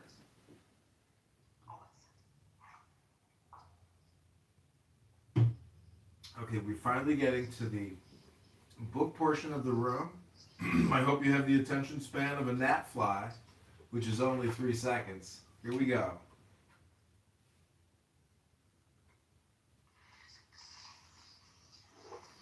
This is also for YouTube. I've been creating clips. The Senary. The Senary is the number of initiation by ordeal. It is the number of equilibrium. It is the hieroglyph of the knowledge of good and evil. The key of the mysteries. He who seeks the origin of evil seeks the source of what is not. Evil is the disordered appetite of good, the unfruitful attempt of an unskillful will. Everyone possesses the fruit of his work, and poverty is only the spur to toil. For the flock of men, suffering is like the shepherd dog who bites the wool of the sheep to put them back in the right way. It is because of shadow that we are able to see light, because of cold that we feel heat, because of pain that we are sensible to pleasure. Evil is then for us the occasion and the beginning of good. But in the dreams of our imperfect intelligence, we accuse the work of providence through failing to understand it.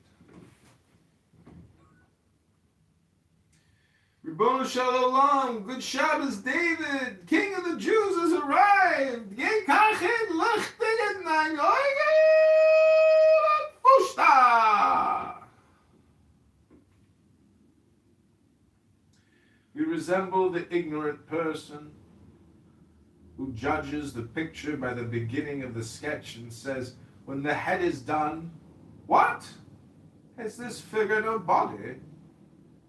Nature remains calm and accomplishes its work.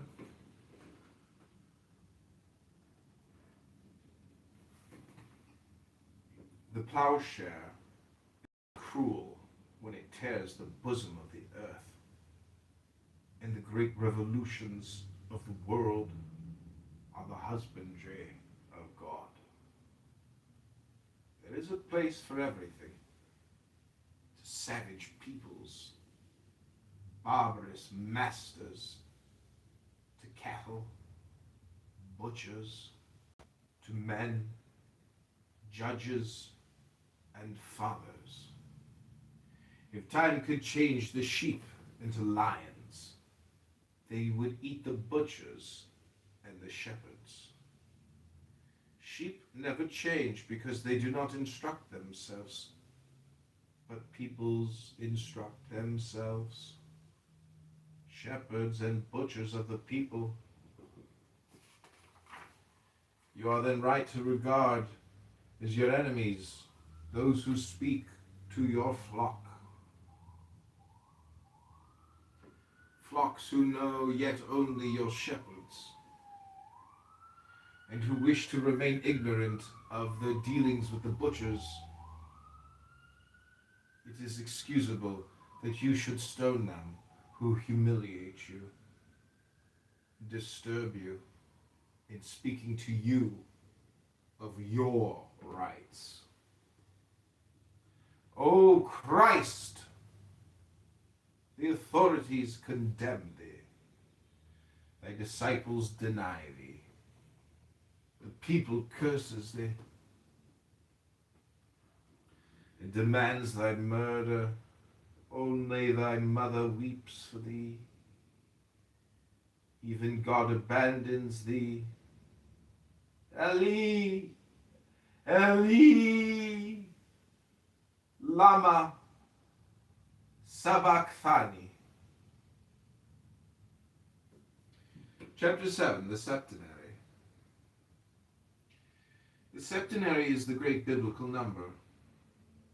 It is the key of the creation in the books of Moses and the symbol of all religion. Moses left 5 books, and the law is complete in 2 testaments. The Bible is not a history, it is a collection of poems, a book of allegories, images, and symbols. Adam and Eve are only the primitive types of humanity. The tempter serpent is time which tests. The tree of knowledge is right. The expiation by toil is duty. Cain and Abel represent the flesh and the spirit, force and intelligence, violence and harmony. The giants are those who usurped the earth in ancient times. The flood was a great revolution. The ark is tradition preserved in a family. Religion at this period became a mystery and the property of the race. Ham was cursed for having revealed it. The key of the mysteries. Nimrod and Babel are the 2 primitive allegories of the despot and of the universal empire, which has always filled the dreams of men. A dream whose fulfillment was sought successively by the Assyrians, the Medes, the Persians, Alexander, Rome, Napoleon, the successors of Peter the Great, and always unfinished because of the dispersion of interests, symbolized by the confusion of tongues. The universal empire could realize itself by force, but by intelligence and love. Thus to Nimrod, the man of savage right, The Bible opposed Abraham, the man of duty, who goes voluntarily into exile in order to seek liberty and strife in a strange country which he seizes by virtue of his idea. He has a sterile wife, his thought, and a fertile slave, his force.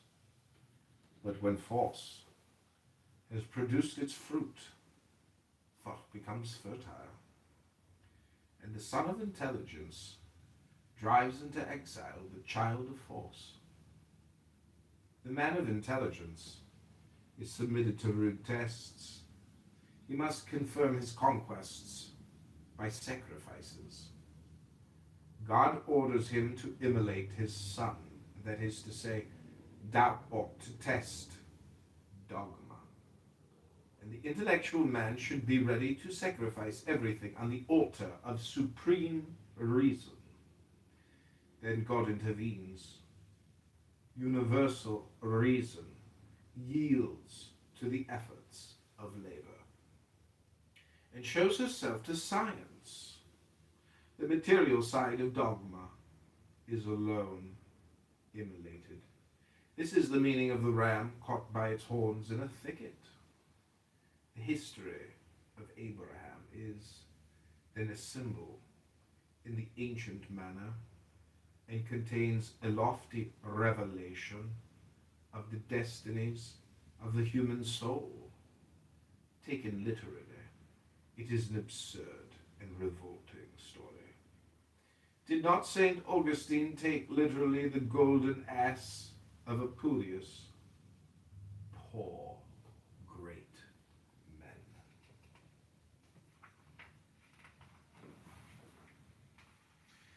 The equinox, the history of Isaac, is another legend. Rebecca is the type of the Oriental woman, laborious, hospitable, partial in her affections, shrewd and wily in her maneuvers. Jacob and Esau are again the two types of Cain and Abel, but here Abel avenges himself. The emancipated intelligence triumphs by cunning. The whole of the genius of the Jews is in the character of Jacob. The patient and laborious supplanter who yields to the wrath of Esau becomes rich, buys his brother's forgiveness. One must never forget that when the ancients want to philosophize, they tell a story. The history or legend of Joseph contains in germ the whole genius of the gospel and the Christ. Misunderstood by his people, must often have wept in reading over again the scene where the governor of Egypt throws himself on the neck of Benjamin with the great cry of, "I am Joseph." Israel becomes the people of God, that is to say, the conservator of the idea, and the depositaries of the word. This idea is that of human independence and of royalty by means of work, but one hides it with care like a precious seed. Painful and indelible sign is imprinted on the initiates. Every image of the truth is forbidden. The children of Jacob watch, sword in hand, around the unity of the tabernacle. Hamor and Shechem wish to introduce themselves forcibly into the Holy Family and perish with their people after undergoing a feigned initiation. In order to dominate the Volga, it is already necessary that the sanctuary should surround itself with sacrifices and with terror. The servitude of the children of Jacob paves the way for the deliverance, for they have an idea, and one does not enchain an idea. they have a religion. And one does not violate a religion. They are, in fine, a people. One does not enchain a real people. Persecution stirs up avengers. The idea incarnates itself in a man. Springs up, Pharaoh falls, and the column of smoke and flame, which goes before a freed people, advances majestically into the desert. Christ is priest and king by intelligence and by love. He has received the holy unction, the unction of genius, faith, and virtue, which is force, comes when the priesthood is worn out, when the old symbols have no virtue, when the beacon of intelligence is extinguished. He comes to recall Israel to life. If he cannot galvanize Israel, slain by the Pharisees, into life, he will resurrect the world, given over to the dead worship of idols. Christ is the right to do one's duty. Man has the right to do his duty, and he has no other right. O man, thou hast the right to resist even unto death any who prevents thee from doing thy duty. Mother, thy child is drowning. A man prevents thee from helping him. Thou strikest this man. Thou dost run to save thy son. Who then will dare to condemn thee? Christ came to oppose the right of duty to the duty of right. Right with the Jews was the doctrine of the Pharisees. And indeed, they seem to have acquired the privilege of dogmatizing. Were they not the legitimate heirs of the synagogue? They had the right to condemn the Savior. And the Savior knew that his duty was to resist them.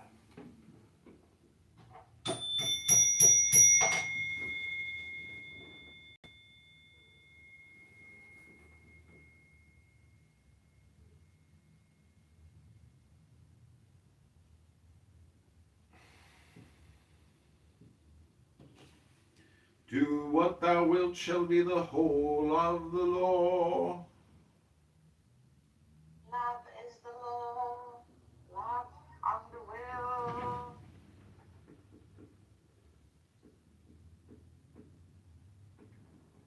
Thou hast no right but to do thy will. Do that, and no other shall say, nay! Every man and every woman is a star.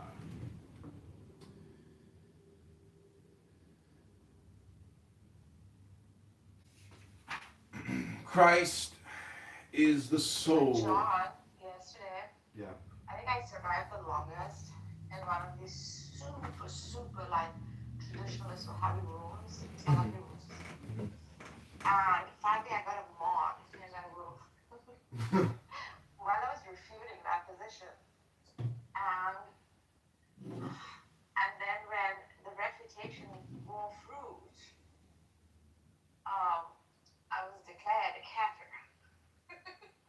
And they fucking dropped me down. And in that moment of uprising, right, I felt like perhaps mission accomplished. Because all this while refuting, they were okay with it.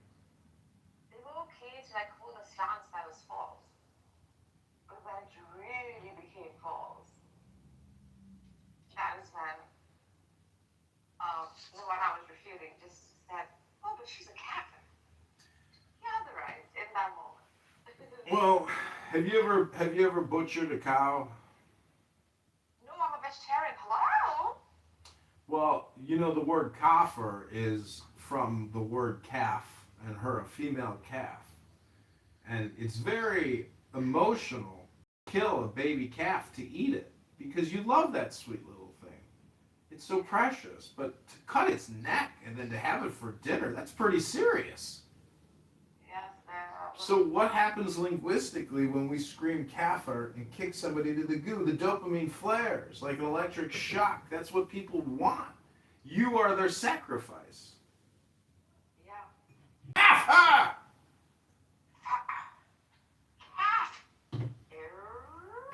Moo!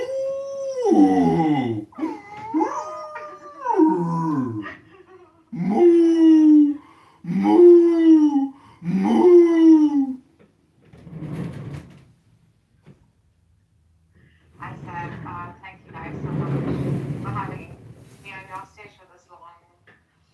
But if you are a God worshiper, then I certainly am an atheist.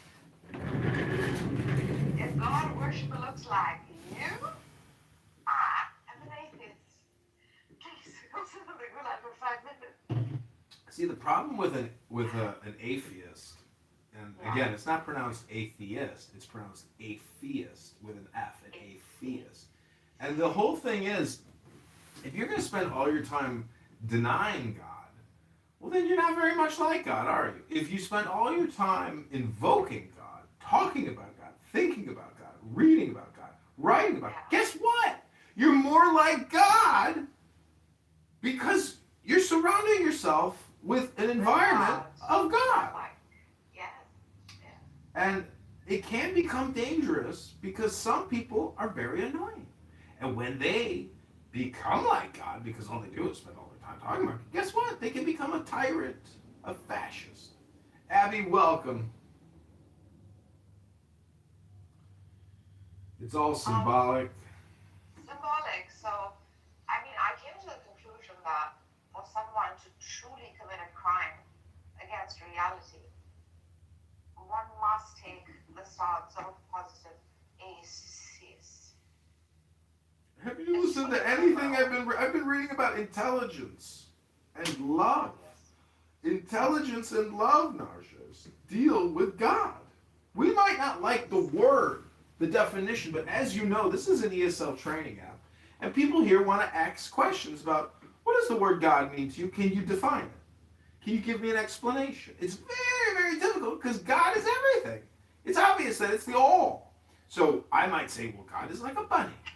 God is like a horse. God is like your cell phone, which allows you to transmit infinite amounts of noises to people to troll them. God is everything.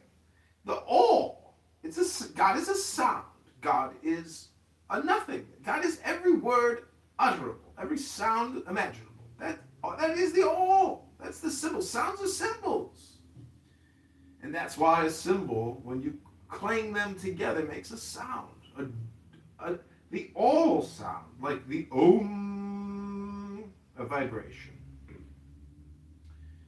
And then a pause. It's all symbolic. Okay, we're going to read a little more of this book by Eliphas Levi. Hope you're enjoying it. I am actually. What is it called? The Key of the Mysteries. Yeah, it's a good one. Christ is the soul of protest. But the protest of what? Of the flesh against the intelligence? No. Of right against duty? No. Of the physical against the moral? No. No. Of imagination against universal reason? Of folly against wisdom? No, 1,000 times. No. And once more, no. Christ is the reality, duty, which protests eternally against the ideality, right. He is the emancipation of the spirit, which breaks the slavery of the flesh. He is devotion in revolt against egoism. He is the sublime modesty, which replies to pride, I will not obey thee. Christ is unmated. Christ is solitary. Christ is sad. Why? Because woman has prostituted herself. Because society is guilty of theft. Because selfish joy is impious. Christ is judged, condemned, and executed, and men adore him. This happened in a world perhaps as serious as our own. Judges of the world in which we live, pay attention and think of him who will judge your judgments. But before dying, the Savior bequeathed to his children the immortal sign of salvation.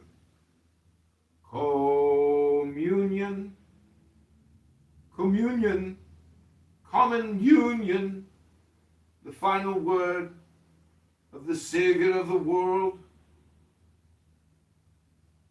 The bread and the wine shared among all, he said this is my flesh and my blood. The key of the mysteries, he gave his flesh to the executioners, his blood to the earth which drank it. Why? In order that all may partake of the bread of intelligence and of the wine of love. O sign of the union of men, O round table of universal chivalry,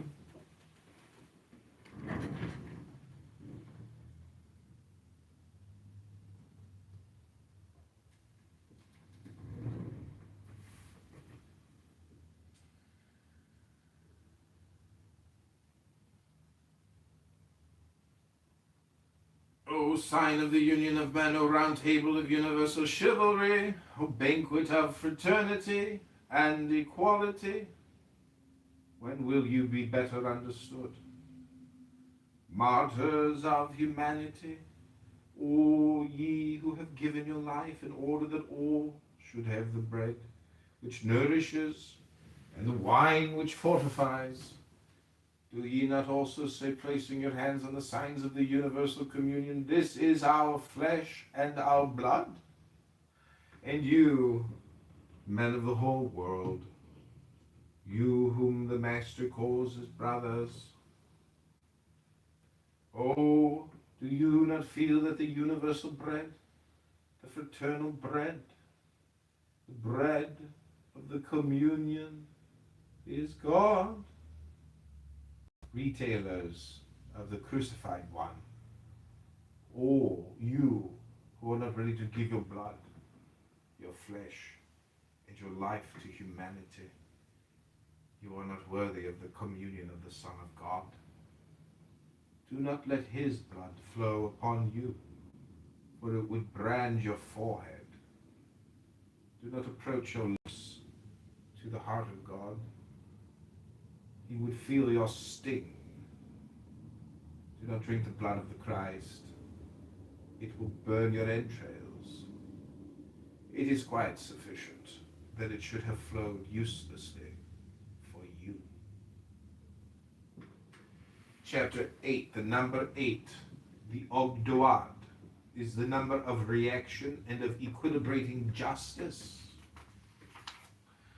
Every action produces a reaction. This is the universal law of the world. Christianity must needs produce anti-Christianity. Antichrist is the shadow, the foil, the proof of Christ. Antichrist already produced itself in the church in the time of the apostles. St. Paul said, for the mystery of iniquity doth already work. Only he who now letteth will let, until he be taken out of the way. And then shall the wicked one be revealed, The Protestants said Antichrist is the Pope. The Pope replied, every heretic is an Antichrist. The Antichrist is no more the Pope than Luther. The Antichrist is the spirit opposed to that of Christ. It is the usurpation of right for the sake of right. It is the pride of domination and the despotism of thought. It is the selfishness, self-styled religious of Protestants, as well as the credulous and imperious ignorance of bad Catholics. The Antichrist is what divides men instead of uniting them. It is a spirit of dispute, the obstinacy of theologians and sectarians, the impious desire of appropriating the truth to oneself and excluding others from it, or of forcing the whole world to submit to the narrow yoke of our judgments. The Antichrist is the priest who curses instead of blessing, who drives away instead of attracting, who scandalizes instead of edifying, who damns instead of saving. It is the hateful fanaticism which discourages goodwill. It is the worship of death, sadness, and ugliness. What career shall we choose for our son? Have said many stupid parents. He is mentally and bodily weak, and he is without a spark of courage. We will make a priest of him, so that he may live by the altar. They have not understood that the altar is not a manger for slothful animals. Look at the unworthy priests. Contemplate these pretended servants of the altar. What do they say to your heart, these obese or cadaverous men with the lackluster eyes and pinched or gay mouths? Hear them talk. What does it teach you, their disagreeable and monotonous noise? They pray as they sleep, and they sacrifice as they eat. They are machines full of bread, meat and wine, and of senseless words. And when they plume themselves, like the oyster in the sun, being without fault and without love, one says that they have peace of soul. They have the peace of the brute. For man, that of the tomb is better. These are the priests of folly and ignorance. These are the ministers of Antichrist. The true priest of Christ is a man who lives, suffers, loves, and fights for justice. He does not dispute. He does not reprove. He sends out pardon, intelligence, and love. The true Christian is a stranger to the sectarian spirit. He is all things to all men. He looks on all men as the children of a common Father, who means to save them all. The whole cult has for him only a sense of sweetness and of love. He leaves to God the secrets of justice and understands only charity. He looks on the wicked as invalids whom one must pity and cure. The world with its errors and vices is to him God's hospital, and he wishes to serve in it. He does not think that he is better than anyone else. He says only, so long as I am in good health, let me serve others. And when I must fall, die, perhaps others will take my place and serve. Subnote, actual priests. Levi's ideal priest, of whom bad is an impossible epithet. He is not to be looked for in the church. He is in that church, which is also ark, rose, font, altar, cup, and the rest. He is that word of truth, which is established by two witnesses.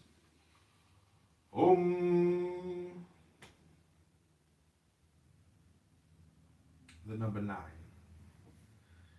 This is the hermit of the tarot, the number which refers to initiates and to prophets. Prophets are solitaries, for it is their fate that none should ever hear them. They see differently from others. They forefeel misfortunes. So people imprison them and kill them, or mock them, repulse them as if they were lepers and leave them to die of hunger. Then, when the predictions come true, they say, it is these people who have brought us misfortune. Now, it's always the case on the eve of great disasters. Our streets are full of prophets. I have met some of them in the prisons. I have seen others who were dying, forgotten in garrets.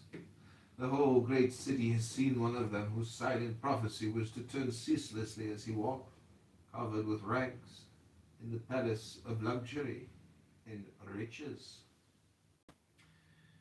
Subnote, this is the true clairvoyant Levi, the Levi who prophesied universal empire for Napoleon III was either the Magus trying to use him as a tool, or a Micaiah unadjured.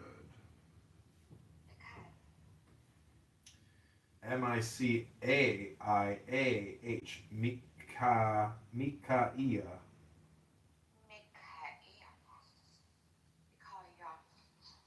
Yeah, Micaiah. I have seen one of them whose face shone like that of Christ. He had calicites on his hands, and wore the workman's blouse.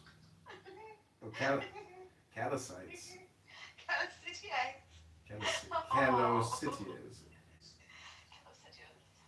And wore the workman's blouse. With clay he needed epics. He twisted together the sword of right and the scepter of duty, and upon this column of gold and steel he placed the creative sign of love. One day, in a great popular assembly, he went down into the road with a piece of bread in his hand, which he broke and distributed, saying, "Bread of God, do thou make bread for all?" I know another of them who cried, "I will no longer adore the God of the devil. I will not have a hangman for my God." And they thought that he blasphemed. No, but the energy of his faith overflowed in inexact and imprudent words. He said again in the madness of his wounded charity, "The liabilities of all men are common, and they expiate each other's faults as they make merit for each other by their virtues. The penalty of sin is death. Sin in itself, moreover, is a penalty, and the greatest of penalties. A great crime is nothing but a great misfortune. The worst of men is he who thinks himself better than his fellows. Passionate men are excusable because they are passive. Passion means suffering, and also redemption through sorrow. What we call liberty is nothing but the almightiness of divine compulsion. The martyrs said, it is better to obey God than man. The equinox.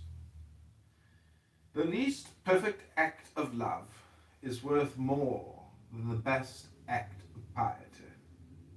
Judge not, speak hardly at all, love and act. Another prophet came and said, protest against bad doctrines by good works, but do not separate yourselves. Rebuild all the altars, purify all the temples, and hold yourselves in readiness for the visit of the Spirit. Let everyone pray in his own fashion and hold communion with his own, but do not condemn others. A religious practice is never contemptible, for it is the sign of a great and holy thought. To pray together is to communicate in the same hope, the same faith, and the same charity. The sign by itself is nothing. It is the faith which sanctifies it. Religion is the most sacred and the strongest bond of human association, and to perform an act of religion is to perform an act of humanity. When men understand at last that one must not dispute about things about which one is ignorant, when they feel that a little charity is worth more than much influence and domination, when the whole world respects what even God respects in the least of his creatures, spontaneity of obedience and the liberty of duty, then there will be no more than one religion in the world. The Christian and universal religion, the true Catholic religion, will no longer deny itself by restrictions of place and of persons. Woman, said the Savior to the woman of Samaria, verily I say unto thee, that the time cometh when men shall no longer worship God, either in Jerusalem or on this mountain. For God is a spirit, and they that worship him must worship him in spirit and in truth. So no, a mistranslation by monotheists. The Greek is, in quotations, spirit is God. Chapter 10, the absolute number of the Kabbalah, the key of the Sephiroth, vide dogme et ritual de la hote magie, the number 11, chapter 11. 11 is the number of force. It is that of strife and martyrdom. Every man who dies for an idea is a martyr. For in him the aspirations of the spirit have triumphed over the fears of the animal. Every man who falls in war is a martyr, for he dies for others. Every man who dies of starvation is a martyr, for he is like a soldier struck down in the battle of life. Those who die in defense of right are as holy in their sacrifice as the victims of duty. And in the great struggles and revolutions against power, martyrs fell equally on both sides. Right being the root of duty, our duty is to defend our rights. What is a crime? The exaggeration of a right. Murder and theft are negations of society. It is the isolated despotism of an individual who usurps royalty, makes war at his own risk and peril. Crime should doubtless be repressed, but society must defend itself.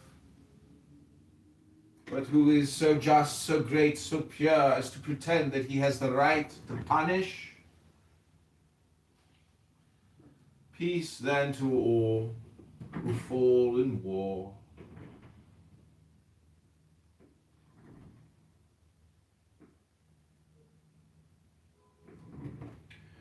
Even in unlawful war. They have staked their heads and they have lost them. They have paid, and what more can we ask of them? Honor to all those who fight bravely loyally. Shame only on the traitors and cowards. Christ died between two thieves, and he took one of them with him to heaven. The kingdom of heaven suffereth violence, and the violent take it by force. God bestows his almighty power and love. He loves to triumph over hate, but the lukewarm he speweth forth from his mouth. Duty is to live, were it but for an instant. It is fine to have reigned for a day, even for an hour, though it were beneath the sword of Damocles, or upon the pyre of Sardanapalus.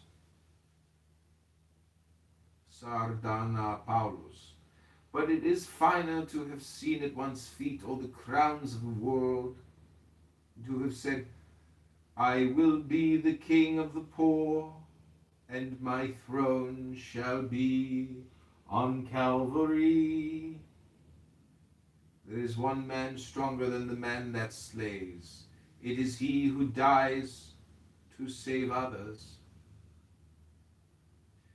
There are no isolated crimes and no solitary expiations. There are no personal virtues, nor are there any wasted devotions. Whoever is not without reproach is the accomplice of all evil, and whoever is not absolutely perverse may participate in all good.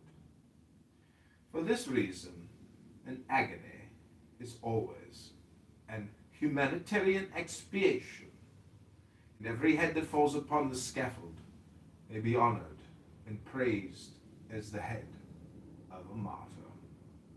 For this reason also, the noblest and the holiest of martyrs could inquire of his own conscience, find himself deserving of the penalty that he was about to undergo, and say, saluting the sword that was ready to strike him, let justice be done.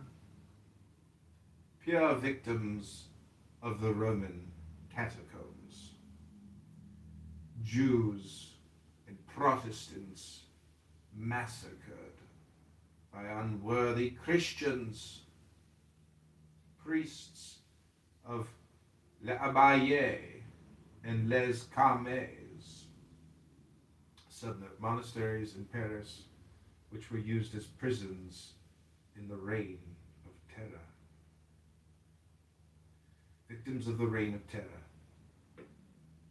butchered royalists, revolutionaries sacrificed in your turn, soldiers of our great armies who have sown the world with your bones, all you who have suffered penalty of death, workers, strivers, debtors of every kind, brave children of Prometheus, who have feared neither the lightning nor the vulture, all honor to your scattered ashes, peace and veneration to your memories. You are the heroes of progress, martyrs of humanity. Chapter 12, the number 12. 12 is the cyclic number. Yeah.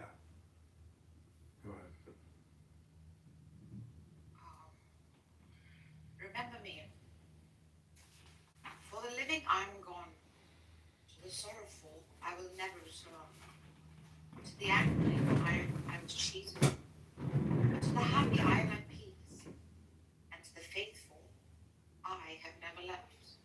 I cannot speak, but I can listen. I cannot be seen, but I can be heard.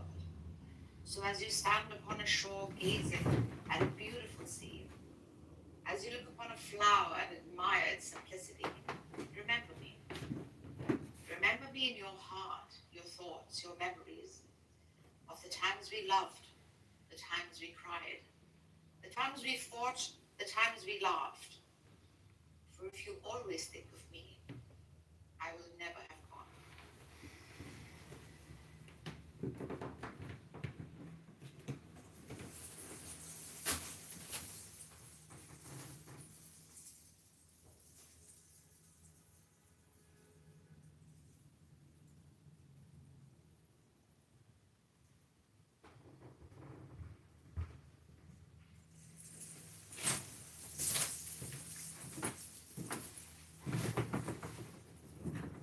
Okay, welcome back to It's All Symbolic. That was a beautiful reading, Narges. What does it mean to you?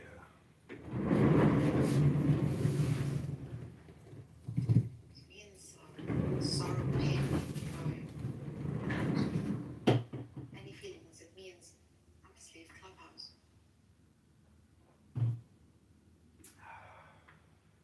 Well, it's all symbolic, you know. It's just a conference call app.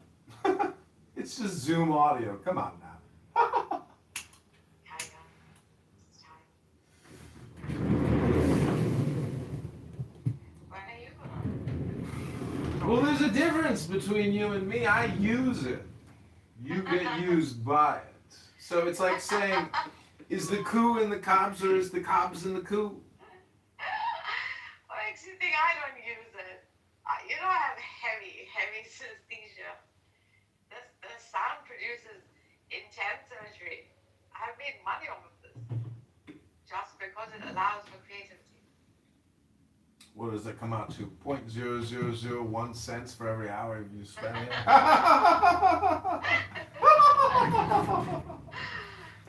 at him laugh. Look at him there. Okay, we're gonna hard out of here in 8 minutes. This is gonna be my last page reading. It's page 46, the equinox. Okay.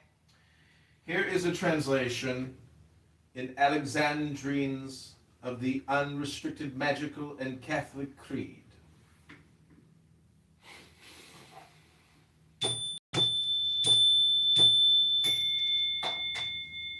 I do believe in God, Almighty Sire of man, one God who did create the universe, his plan. I do believe in him, the Son, the chief of men, word and magnificence of the Supreme. Amen. He is the living thought of love's eternal might. God manifest in flesh, the action of the light, desired in every place and every period, but not a God that one may separate from God. Descended among men to free the earth from fate, he and his mother did the woman consecrate. He was the man whom heaven's sweet wisdom did adorn. To suffer and to die as men do, he was born, prescribed by ignorance, accused by envy and strife.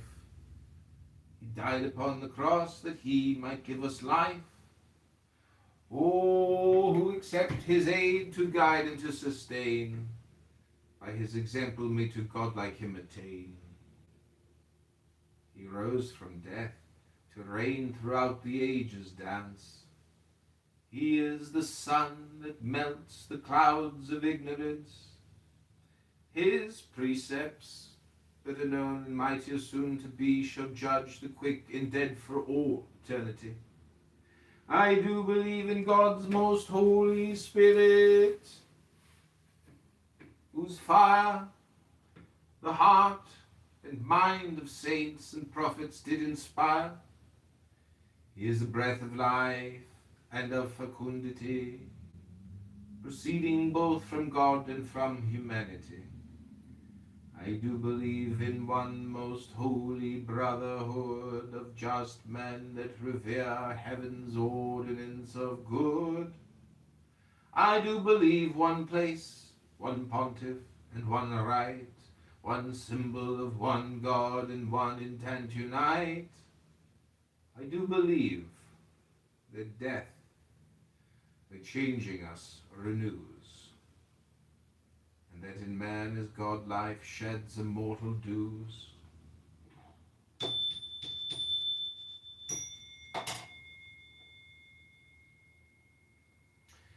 Number 13. 13 is the number of death and of birth.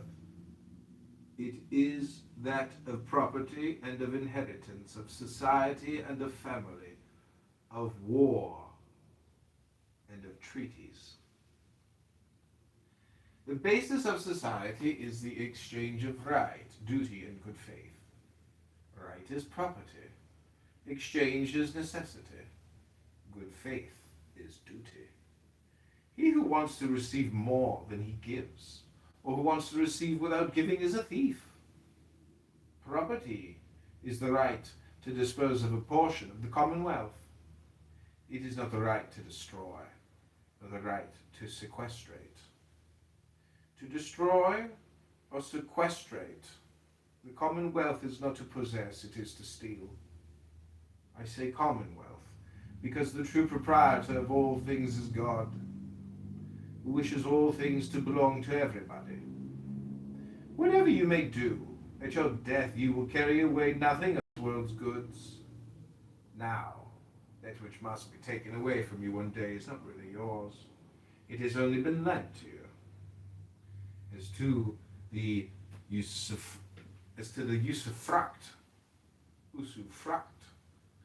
it is the result of work. But even work is not an assured guarantee of possession. And war may come with devastation and fire to displace property. Make then good use of those things which perish, O you who will perish before they do. Consider that egoism provokes egoism, and that the immorality of the rich man will answer for the crimes of the poor. What does the poor man wish if he is honest? He wishes for work. Use your rights, but do your duty. The duty of the rich man is to spread wealth. Wealth which does not circulate is dead. Do not hoard death. A sophist has said, property is robbery.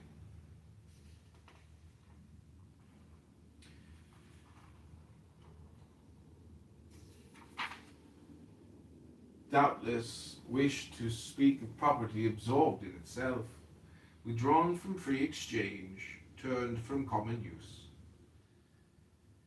If such were his thought, he might go further and say that such a suppression of public life is indeed assassination. It is the crime of monopoly, which public instinct is always looked upon as treason to the human race. The family is a natural society which results from marriage. Marriage is the union of two beings joined by love, who promise each other mutual devotion in the interest of the children who may be born. Married persons who have a child and who separate are impious. Do they then wish to execute the judgment of Solomon and hew the child asunder? To vow eternal love is puerile. Sexual love is an emotion. Divine doubtless but accidental. Involuntary and transitory, but the promise of reciprocal devotion is the essence of marriage and the fundamental principle of the family. Sanction and the guarantee of this promise must then be in absolute confidence. Every jealousy is a suspicion, and every suspicion is an outrage. The real adultery is the breach of this trust.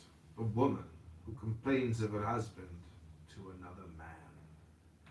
The man who confides to another woman the disappointments or the hopes of his heart. These do indeed betray conjugal faith. The surprises which one's senses spring upon one are only are only infidelities on account of the impulses of the heart, which abandon itself more or less to the whispers of pleasure. Moreover, these are human faults for which one must blush, and which one ought to hide.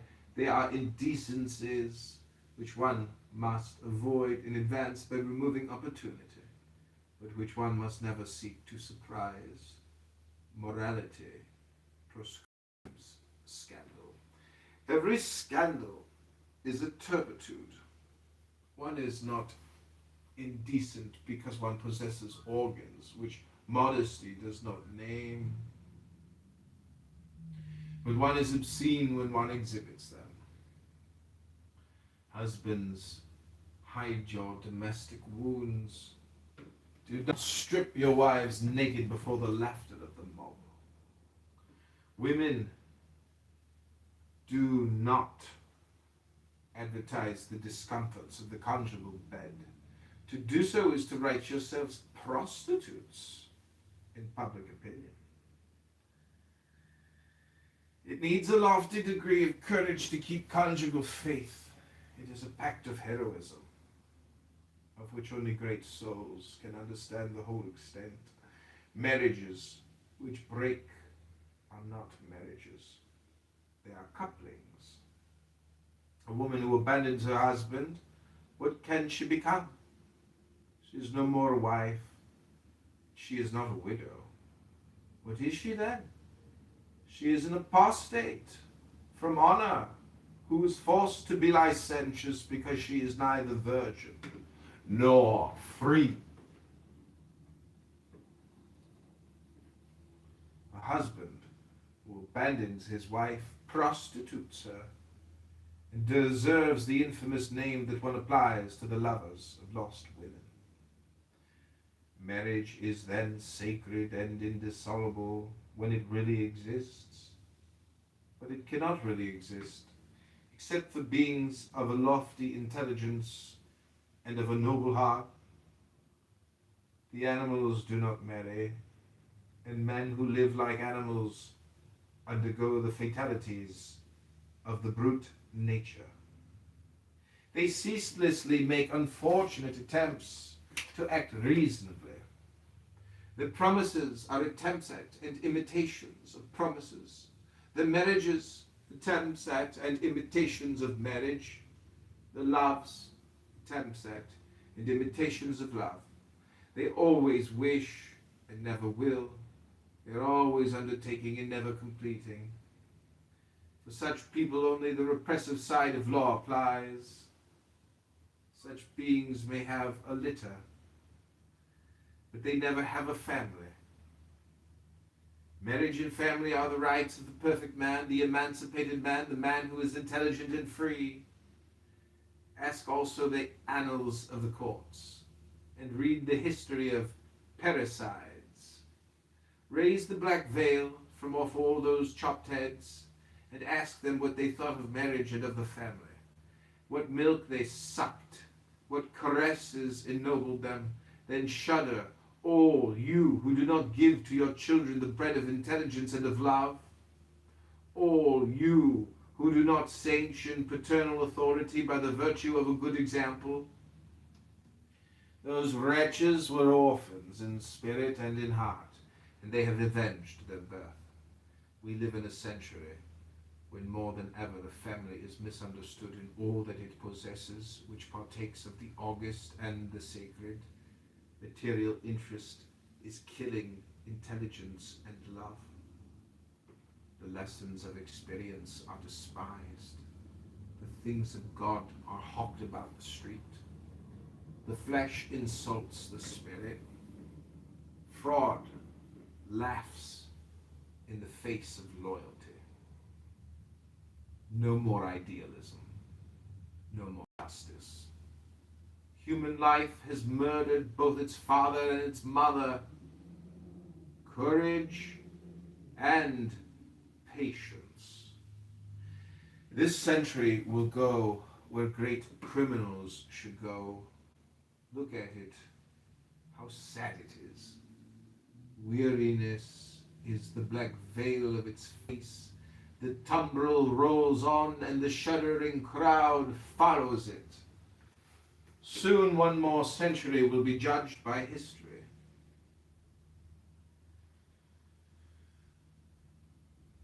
And one will write upon a mighty tomb. Moderator, point of order, moderator. Moderator, point of order. Daniel, welcome to the room. I'm reading from a very rare and expensive book called The Key of the Mysteries. Translated by Aleister Crowley, written by Eliphas Levi. All communication is projection unless it's hypnosis. Narges, what do you think about the reading so far? Pretty good, yeah? It's such a great book. Daniel's such a good book. I mean, it's so poetic, so eloquent, esoteric. The bread and blood, I think that was the most impactful statement. Bread of knowledge, the blood of love. You know, there's this guy on here named Donald who has a room called Convince Me God Exists. Yeah, And I know. it's so funny because it's like this book actually starts out in the beginning about the hypothesis of God, and it proves beyond a reasonable doubt that God exists. But he would never sit there and listen to anything over 3 seconds. Like, the guy's a neurotic. And so some people you will never, ever be able to, because I can't actually compress all that and give it to somebody in my statement. I have to read from a book because I'm retarded. But if I'm retarded reading from a book, and to me it's like revelation, where I'm like, wow, this is the truth. But guys like Donald, like, I can never go into that room and read this book. And that's the problem in communication and in transfer, meaning these packets, unless we have the patience, the love, and the intelligence, we will get nowhere. And people are going nowhere quick. They're here in a pit. Clubhouse is a garbage dump. It's a wasteland. And as a garbage collector, Point of order, moderator, point of order. All communication is not hypnosis unless it's thereby stated in the fine print. It is projection. And I'm glad that you've made that change finally after all these years. And after all the pressure that I put on you, after 2 years, all communication is not hypnosis. Normal communication is projection. Yes. it's suggestion. It's conditional. Projection. Yeah, conditioning. You're conditioning. You're projecting now. I'm not. I'm actually talking about conditioner. And I've seen your photo. Your hair looks very oily. Have you tried conditioner? Because all communication is conditioning. Oh, he's so good. He opened this room right here. He said, I've heard you in quite a few rooms. You are sounding incoherent, irrational. You're speaking for a dopamine high. Probably very true. You make non-sequential statements, and in one sentence you can literally contradict yourself not just once but twice. I'm like, what the fuck? Am I listening? Am I going crazy, or am I not hearing things right? This sounds to me like bullshit. Oh, I'm careful with contradiction. What are you talking about? This is rubbish. Utter rubbish. I just ordered a surprise bag from fucking Frank's Pizza. What's wrong Anyway, with you, at Daniel? the end of the night, whatever they got left over, they put them in these surprise bags. And I swear to God, if they do something weird, or like, I don't get a piece of pizza like last time, they gave me ingredients. What? Yeah, they just give you ingredients like dough and like fuck. I'm like, what? No, give me the food. What are you talking about? The restaurant gives you ingredients? So what happens at the end of the night when they have leftover food? They just throw it away. So there's this website where they were like, all right, well, you can go and buy it. So they don't just throw it away. I feel like And, they're cheap or what? Yeah. For $6, you get $18 worth of food. I will. And I'm like the cheapest. You're not. The way you're buying stuff, you're definitely not cheap. I know, but that's the addiction.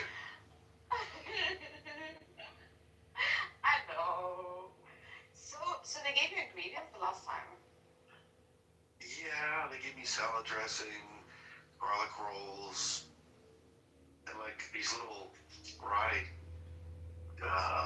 it's literally fried pizza dough with sugar on it. They're like donuts. It's so weird. That's a horrible, like, ew. It was pretty good. Are you having dinner with like a special someone tonight? I am. What are you It's gonna so wear? What are you gonna wear? Wear a dress, maybe?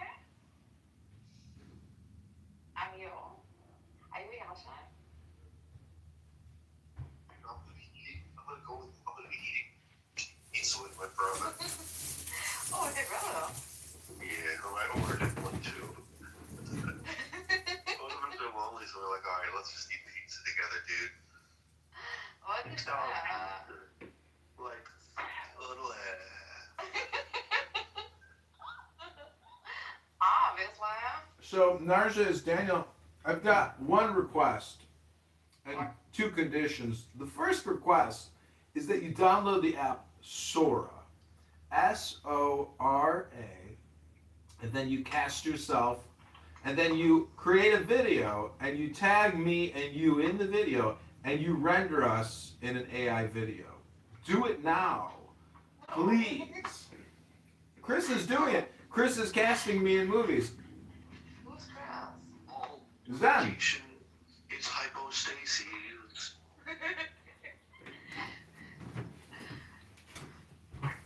All communication is indoctrination. All communication That's my is favorite. spicy. Nothing gets other people seem like the all communication is indoctrination. That was from the earlier iterations. That's right, baby. Just made that up right now. They were fun. Daniel, I am still shook by the way I was otherwise confused last night. No, and then Listen, so I think this is how Hadith was even transmitted. they kicked you out the stage. They kicked me off the stage. You know why? Because one bitch face was a troll gave testimony of my character and of my belief. That is how they had the entire Hadith. This is where testimony of character is a flawed system. Was I truly a kafir in the moment? Absolutely Oh my not. god. What? They did that to you? Yeah, they called me kafir. After all that, Oh my participation, god. try to open their minds It's to the just truth. hypnosis. Yeah, it's indoctrinated. I would say.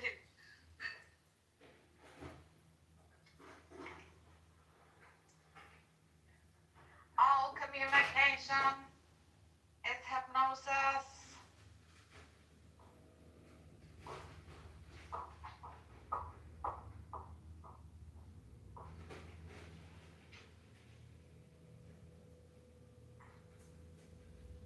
Are you using your earphones? Sound pretty clear. You have to stop. Aziza.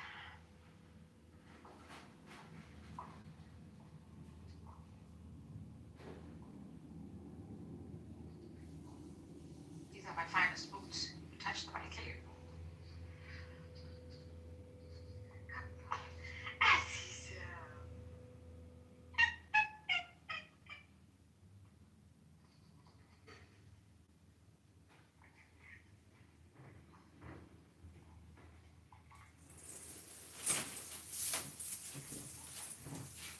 Were you in the spa or did you go?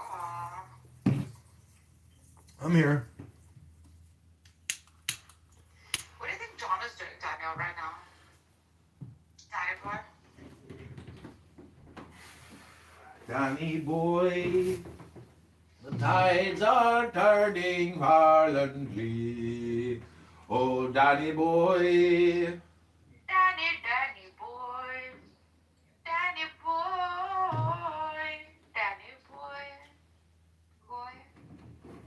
Hello? Hello.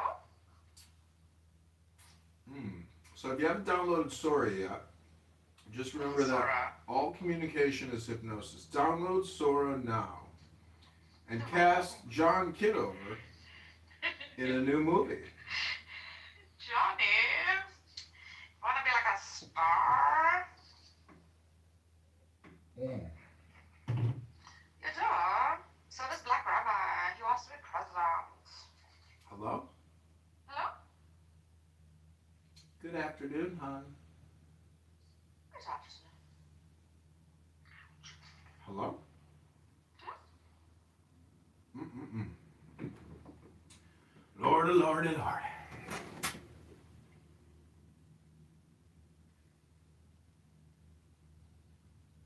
I have the cutest bed, like, I have this bed that folds into the sofa, but you can buy different covers for it, so you can kind of like, so that's what I want to buy. I want to buy a cover for it. Already. What? How come you're dressing up your house? I'm having a visitor come here. Having a what? Dude, you remember Christy Watson? Channel 5 without leaving the... Who the asking? I'm asking you. You're Remember like, Kitty? Kitty? yeah. Is she coming over? Dude, she's been in rehab for this entire Keep your time. eyes on the future. She's been what? Have you noticed she's not been around? Yeah, what happened? She's been in rehab. She finally went and decided to get clean. Oh, that's lovely. I hope that she's okay. So it's been like months, It is. It and has. she's not even able to have a phone or clubhouse or anything. Oh my God. And she said that when she gets out, but she's been contacting me when she can, like Yeah. little bits here and there. She loves it. I really hope that she's okay and that she can do this. She will. The first step. The first cut is the deepest. I'm gonna have to tell her I sent the video though. Why would I? No, I have to tell her because then what if she finds out? She won't, but you've sent many. That's I didn't. I only sent it to like 2 people. okay. Then it's safe. Not though. It's internally I'm guilty. Okay, then just hold on. Wait, what's the Would she? wow? Yeah. Don't tell her like because it creates like turmoil. I know. Dude, all truth is like be truthful and like suffer the consequences of Yeah. it. Always be honest. I know. That's why I don't like them. Like honesty is self too. I don't want to. I just don't want to have to deal with like. With the yeah. She's not gonna trust me, and there's the resentment, and Oh my God, it's gonna go on. And it's gonna extend out to those. I'm so bored today. Like, Me too. And there's no patrol except John Kitover's room. what did you buy? Not that much. Did you buy anything like in the last week? Yeah, like really good dry shampoo that I didn't need. And You didn't even use it yet? no, I just buy it. And then at some point I will use it. I told you I want PVC, aluminum, steel, moldable pipes. I'm gonna make a bed around. I'm gonna make it all with just the steel piping. They mold beautifully, but I have to. Oh my god, I want to see it. Yeah, that Sounds exciting. It is. I'm so excited. I got the memory foam also from Amazon. This bed has costed me so much before even making it. I bought different sizes of the PVC. Why am I doing this? Does it have a canopy? That's what I'm thinking of doing. It's not a day bed. It's not an outside bed. I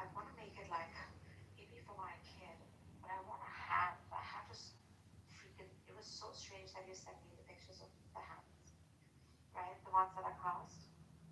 I've been casting hats for a while. Yeah. That is so cool. I can't wait to see it. I want a fingertip to just hold the whole bed at the base. That is so cool. Like, as you must feel like it's gonna fall off when you see it visually. Like, That's the intrigue of it. yeah, like held on a pinpoint, right?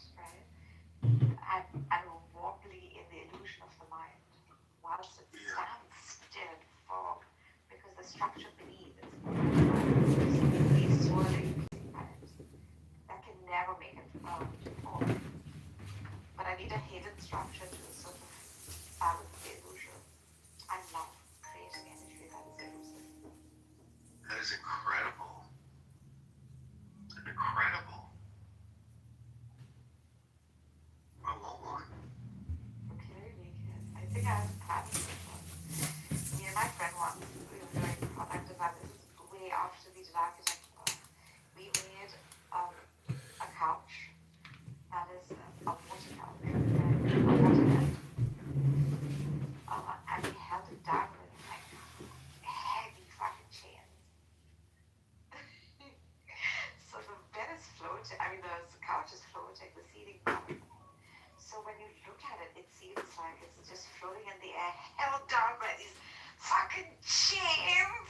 I don't want to fall. But water is just standing stunning for you to sit on. That is extraordinary. Daniel, creating a product is just poetry. It is the poetry of illusion. It is the simulation. Okay. It's Point of order, moderator.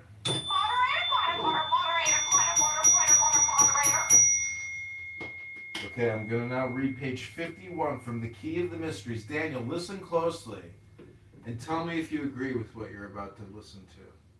It's only one little page. Soon, one more century will be judged by history, and one will write upon the mighty tomb of ruins.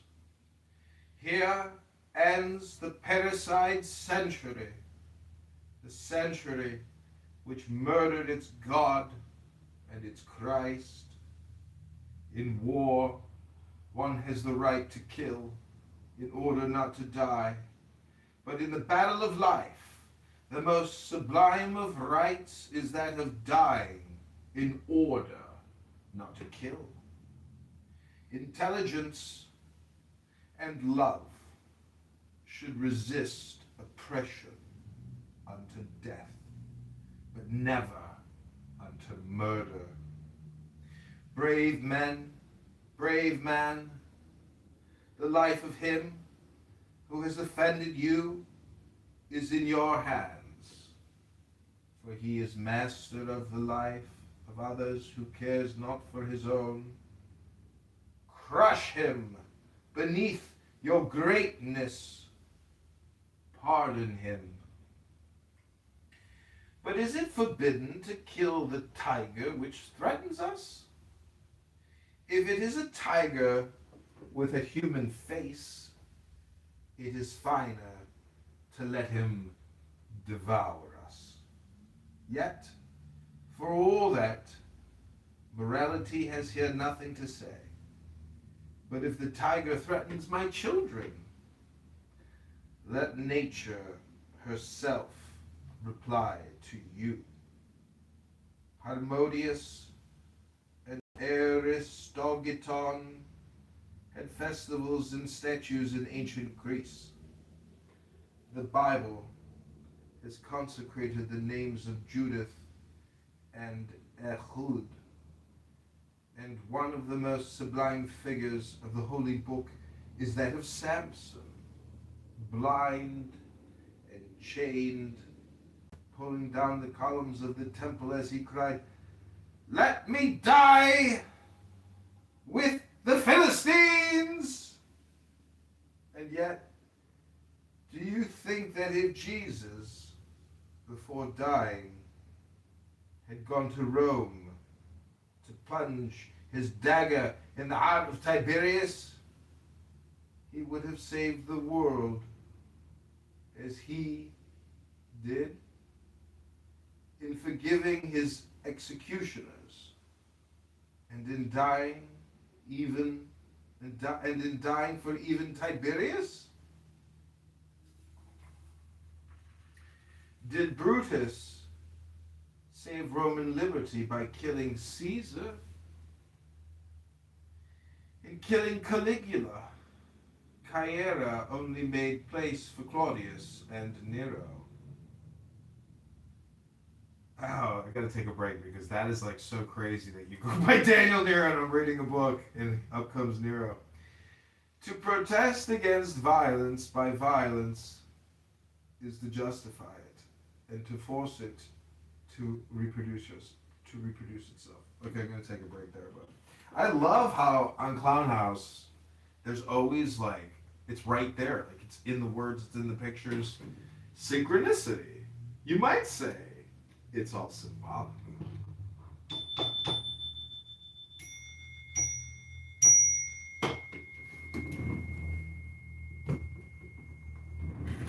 Okay, what'd you think, Daniel? Did you agree with every word I said, or did you like make opposites and say I don't agree with that? I don't agree with that. It's all symbolic. If you want to see the live stream video version of this book reading, just go to Google. Let me Google that for you and type in John Kitover. And then click on videos. Click on another video. Then just click on the live. You can see it live. Fuck it! We're gonna do it live. Fuck it! Do whatever you want to do. Hello? It's all symbolic here. Hi, Salah. Are you still angry with me? Did they put you on my YouTube? I just took the video that you have of you talking, looking like a journalist. John, why did you do that? Because she's an evergreen. She's just a talking piece. She's not smart. She's just talking. No,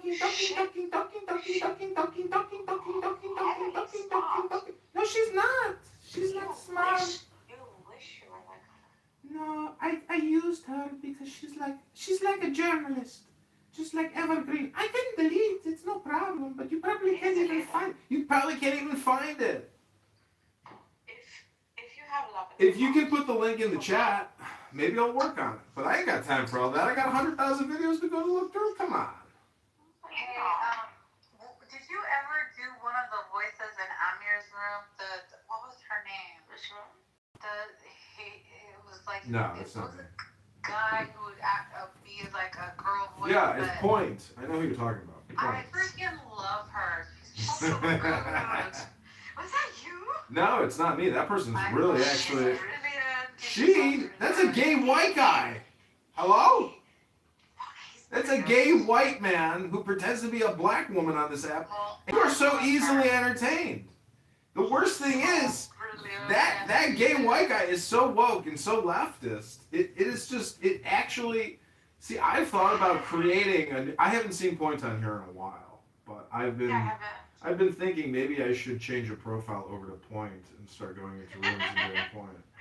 Can you do Point though? Of course I can. It's basically an Elmo voice. It's an Elmo. Take the picture off. Take the picture off. Of course I can. Yeah, that's right. You're good, Nagus. Of course I can. Daniel, what are you wearing? Nothing. So I think in those videos, I just filmed your Instagram or your YouTube, and then, but I turned your volume down, and then I just played the room, which was like a mirror. Or what's that kid's name? He's really annoying. You have to see, if you have the video, you could hear it. The thing is, you're just telling me to take it down, but why don't we listen to it and then actually talk about it, because that's the reason why I did it. Is, Okay, go ahead. you know, it's not about you, it's about what the video's about. Alright, play it. I'm not gonna play it. I told you just a second ago. I'm not gonna go through 100,000 videos to find the video that I worked on a couple of weeks ago. It's too many videos. Is it good? Is it like good what I'm saying? You're not saying Why does it anything. matter? I turned your volume down and I just used you as the evergreen video. Because, you know, Sell myself as an eye candy. I use, yeah, basically. It's clickbait, but it's actually that really annoying guy here on Clubhouse who screams really loud. He's like me, but he's more retarded. He's stupid. And what he's saying is stupid, and it's I violent. lost the drill, like house drill. I put it down and now I can't find it anywhere. Yeah. The drill to your house. A drill, like a drill? Yes. I know what a drill is. I master tools. You girls need to get drilled. That's what's all Valentine's Oh Day is yeah, about. baby. Oh yeah. Tonight is the night when two become one. It's the night of mystical lovers. It's the night of Venus. Actually, that's Friday night. Saturday night is the night of blowjobs. Cause Right, Mark, I'm gonna go look for this drill, literally. Hello? Okay. Can you take a videos off? She was really like, Jack, listen to me. She was distressed about it a little bit. And she told me about it. Actually, 어떤 club bus, honey. I have 4 hours before I leave. Yeah. Can I tell you something, Salah? So I went to Tehran Radio. And then I didn't see you. But I did see Royal modding and things like that. No, there's no way. It was Rooster's room. She can't mod Rooster. I'm sorry, it was Rooster's room. Yeah, Rooster, because is it Tehran Radio Roosters? they're already started, but like there's a whole like voting process and all this bullshit. That's right. That's why I would mod you. Rooster's room is a little bit different. Yeah, so I went and I was like, all the friends all the dudes we were hanging with, Hamid and the rest of them. They're there.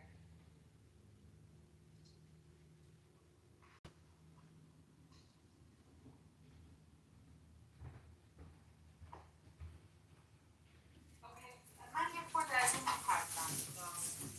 Okay, what's your... Well, really, you're gonna stick around for this room, that room? No, here All communication is hypnosis. All communication is conditioning. All communication is projection. Hello? Hello? Oh my god. Yeah, welcome. I'm Fast and June, leaving walnuts, in 4 hours. chopped watermelon, and feta cheese. Hello? I'm just gonna be cleaning up. I'll have guests tomorrow. Alright, fine.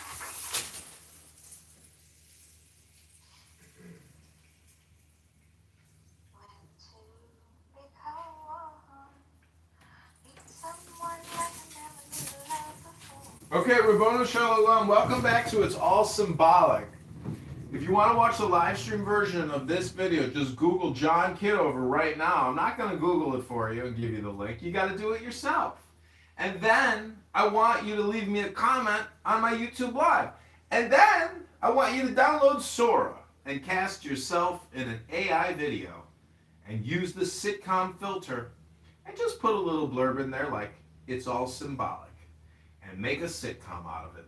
And then you're going to tickle yourself with a feather and cast John Kitover in a video and call it It's All Symbolic. And tag John Kitover at JOHNKITOVER. John Kitover. Many of you are in my videos on YouTube, countless tens of thousands of YouTube live streams that I've been running here for 5 years straight. And we're about to expand to 2 more recording studios, thanks to the hard work of Daniel Nero and his accomplice, fellow superhero Barthologist the Megatron. These two gentlemen have spent over 7,000 hours talking, listening to some of the world's dumbest people that haven't figured out the technology of a thing called a book.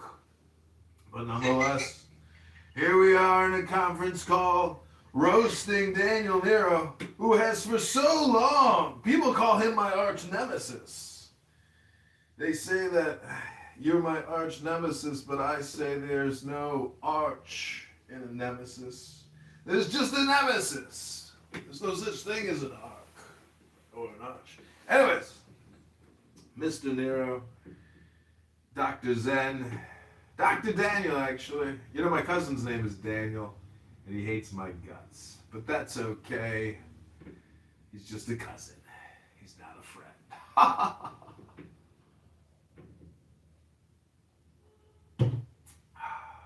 Well, Daniel, would you like to hear a little bit more? Daniel left us. I knew that was going to come, Zen, because as soon as Narges goes, you can kiss Daniel goodbye. He doesn't want to talk to me. And I wouldn't want to talk to me either, Chris. I just believe in talking to women. That's my, because I got beat up by a Schwartz once outside of a nightclub. I was smoking a joint. And this fucking Schwartz robbed me and almost killed me. Punched me right in the face. So, you know what I learned, Chris? Fuck them. Let them do whatever they want, but I ain't talking to you no more. And then so I respect Daniel for leaving the room. And I would respect you too if you just disappeared, because every year, thousands and thousands of people just disappear. That's it. It's called death. But some people die of unnatural causes and they disappear, but it never gets recorded. Anyways, it's all symbolic.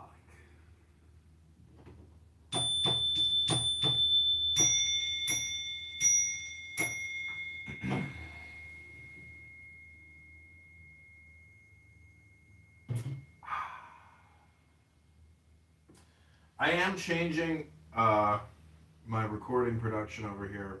I am going to expand to more recordings, just as like an experiment. You got to set it up. It takes work, time to set all this up and to monitor it because of copyrighted music. I don't want a YouTube account to like actually get deleted. Welcome to All Symbolic, Dr. Zen!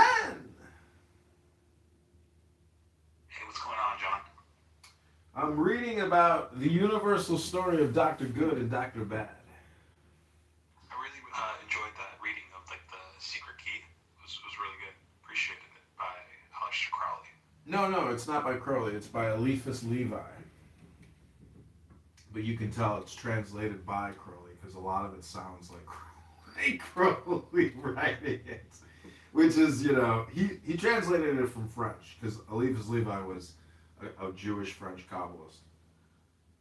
And you should, if you ever have the chance in the future sometime, you should read that essay that I posted in the chat. It's pretty good. Okay, I got the text. I saw it come through. Yeah, it's legit. Like it's sort of like symbolically describes the sort of way that capitalism eats away at everything in every sort of aspect in every moment of someone's life, and that you can make profit off of it. It's pretty good. Well, Barnum and Bailey, who said there's a sucker born every minute. It really is, because communication spam. If you don't know that communication is spam, well, guess what? You will get taken in by anything. And if you read the most esoteric, luxurious Oriental philosophy, and you've never heard it before, you might get taken in. So, BLM is like low-grade philosophy, which resulted in billions and billions and billions of donations, and look at what these Schwartz bought. They bought mansions and luxury cars. I mean, how the fuck can Stacey Abrams get a check for $2 billion because she helped Biden politically? Like $2 billion to her nonprofit, cut from the president's desk? What? Hello? That's Isn't it for the to scam climate change. You know, like something along those lines. Like it was a climate change fund that she was going to be using. Yeah. How the fuck is... Anyways, that whole thing is so fucked up. You know, you can't tag Cash Patel and Pam Bondi enough. I swear to God, you know, I have tagged Cash Patel and Pam Bondi so many times that there is no way that they don't know who I am. That like and the thing is, they're not going to respond to me. They're not going to like it. They're not going to retweet it. But if they get pinged and they even look at it, that's me transmitting an NLP into their brain with pay attention to this, pay attention to like. You know that text post that you had over 1,000 views. That's pretty good. You know, that's legitimate for just one post. Even though you didn't have a lot of like retweets or likes, that's good. You know, that's eyes. Yeah, I haven't looked at the stats today. When I looked at it last night, it was over 20,000 views, 100 retweets, 100 likes, or maybe it was. Anyways, but the thing is, it was like right time, right moment. Then I think somebody knocked me out of the lead reply. But not enough people use Grok that way. So just to make the demonstration of how to use Grok instantly to get an extract, a compression, a condensation, you know, concentrate. That's what we're trying, you know. People don't realize that it's like an oracle. You can just ask it anything you want it to do. See if it'll do it. Are the raging anti-Semites still on here? What's his name? Diego and Nora. Nora is here. Nora is here. Oh, okay. She was just in this room, but she's too much of a chicken shit to come up on stage and talk. But yeah. She wrote in the chat, Scarface. she's like, yeah, Scarface. She confirmed, she's like, at least we've confirmed he's using anonymous again. You know, it's like, I love drama people who say like, you're targeting me! You're harassing me! It's like, no! No, I'm not. Just turn off your phone, you know? How can you be harassed on the internet? Like, I never understood that. Like, if you're getting bothered, just turn off your phone. You know, there's life out there, you know, besides being on the phone. Well, I mean, I can understand if, like, people are, you know, putting you on naked bodies and posting your phone. Like, there is a level of intimidation, which is definitely, you know, police worthy of a phone call. Like, Have you seen some of, like, these Chinese models, like these AI models that are coming out, like video models? They're incredible. Like, Kling AI. It's like, it can do, like, 10-second long videos. Mm-hmm. It's not free like Sora, but, like, the consistency is there. It's just, like, it's fascinating. Well, I'm very excited about the John Kitover sitcom and also the John Kitover band because, like, you know, people spend their whole lives touring, you know, and playing in bars on Friday, Saturday nights, and, like, that's their life, you know. But it's like, I would never even leave my house. I would just create AI videos of myself doing what people do in the real world because that's what they should be doing when they're doing it in the real world. And the fact that I can just spam it with a flick of my wrist and a couple keystrokes, it's like, there's a lot of power here because everybody is interested in making videos of what they're doing. And the fact is, you know, that type of layering. You should do something like Larry David's Curb Your Enthusiasm sort of style sitcom, you know, Seinfeld. That's a sitcom. I mean, I'm doing that. Like, I have many AI accounts creating these sitcom videos. And I see a prompt that I would put in is like the John Kitover sitcom, you know, and that's it. Like, but what's funny is here on Clown House, when you hear people making statements, just take a part of their statement, you know, and their broken English, and just put it into Sora and cast it in a sitcom. That's kind of like taking, you know, if I were to go into all the black rooms and listen for a couple minutes and take the most ridiculous statements and create lyrics on Sora. It's the same thing. It's taking all this broken Ebonic English and using it as the prompts. That is funny because when you watch it, you've heard people say that shit. And so the way that the AI interprets it in the sitcom, it's like, it's so juxtaposed. Interpretation of it, yeah, it's fucking genius because there is something to the statement. So it's funny. You know, it makes it funny. Anyways, what I'm trying to say is stupid is, stupid does, but that's okay. I want to capture it and monetize it somehow. And one of my YouTube accounts is like a third of the way to getting monetized, but it's like, there are certain times to post when the algorithm really juices you. Like last night I posted about 10 p.m. There's a lot of internet traffic. So like when you post a video to YouTube Reels, you want it when there's peak, viewership. Like when people are like leaving work or Yeah. yeah. Like as soon as they check in at the desk, drink their coffee, look at their phone. Like that's 8 a.m. And the thing is, even it's like geographic specific. Like if I get, that means I have to get up earlier. Like if I want to hit, 8 a.m. EST, that means I gotta post at 7 a.m. So like there's certain times where like. Well, you've been slacking, John. Like usually most of the time you've been like before, like a couple years ago, you were getting up like around 10. Now it's like 11:30. Start on this stuff. See, I think I follow the circadian rhythm, which is eat when hungry and sleep when sleepy, and don't like actually use all these bells and whistles to manipulate myself. Because most people don't even know that the clubhouse noise when somebody comes in the room is a suggestion condition. It's a hypnosis, and it's like, you hear that? KP is here. It's like it demands your attention, and people like I read this article on Drudge. Some woman like turned off all the notifications on the phone, and she was shocked at like what life is like when your phone doesn't give notifications, buzzes, and whistles. And actually, that Dr. Dave text message string is what caused me to get rid of the haptic feedback on my phone because it's just too much. It's The trolling is incredible on that. Like that Max he's been trolling him for how many years now? But Dr. Dave texted me and he sent me a video of him with Kennedy. Like Dr. Dave is no loser, Yeah, and he's getting. Oh my goodness, it's incredible. It's incredible. Dude, this whole vaccine thing is crazy because like Borla at Pfizer is pivoting from vaccines to cancer vaccines. It's like more vaccines for vaccines. Maybe we shouldn't even have done the initial vaccine. It's so crazy. It's so crazy. This mRNA technology, they're now implementing it like they're going to be saying, oh, it's going to be curing cancer now. So you're going to be getting injections for the cancer that we caused initially.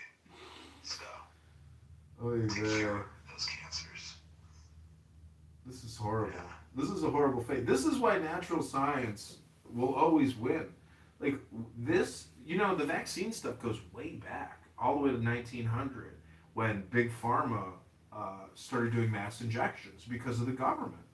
So, Diogenes,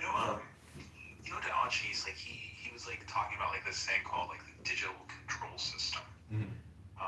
Sort of like this idea where like the vaccines are sort of a part of this as well, where certain molecules are injected inside your body, which could resonate with vibrations sent through wirelessly, and that could alter specific protein structures inside your body, like instantly killing you. Yeah, well, I don't know what to tell you. This isn't like, first of all, his name ain't fucking Diogenes. It's like Matt or Tommy or Billy. Like, he's a fucking online schmuck, doesn't read a fucking book, and, he's just a personality. He's a loud, screaming schmuck, but, like, he's funny. That's all, that's what he's got. But that schmuck is an idiot. I mean, not really, but, anyways. Well, he's not that much of an idiot if he's not on here on Clubhouse anymore. So, him and the Abby show is pretty fucking stupid. I don't know. I don't know what to tell you, dude. He demonstrated that he's an idiot. He's a fool.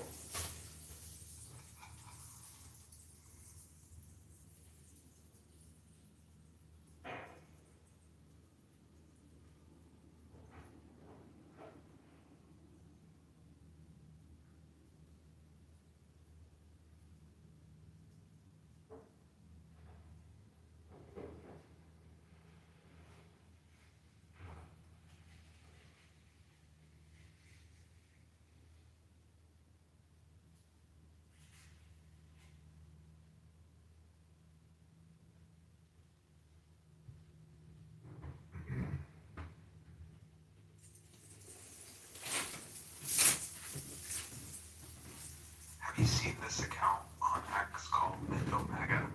Mm-mm. You haven't? Mm-mm. It's really good. Let me send you a link. It's a great compilation of like the best photos about MAGA, like super powerful hypnosis.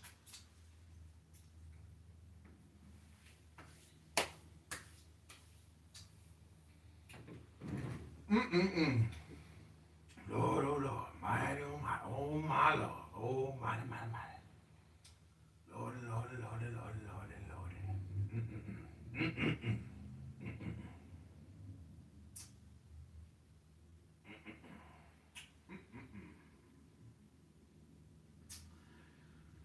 Mm-mm-mm. Lord, Lord, Lord.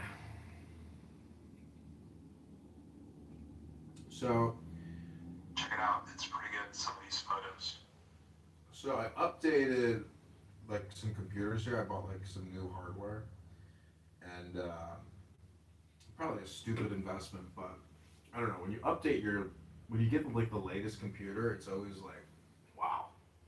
Anyways, what I'm trying to say is, in terms of like reading books, so the way I'm set up now is there's too much movement. Like I have to get up and click all these edits. So I'm gonna reposition all my desks like a V, and then have all my phones set up so I can quickly hit the clip button on YouTube.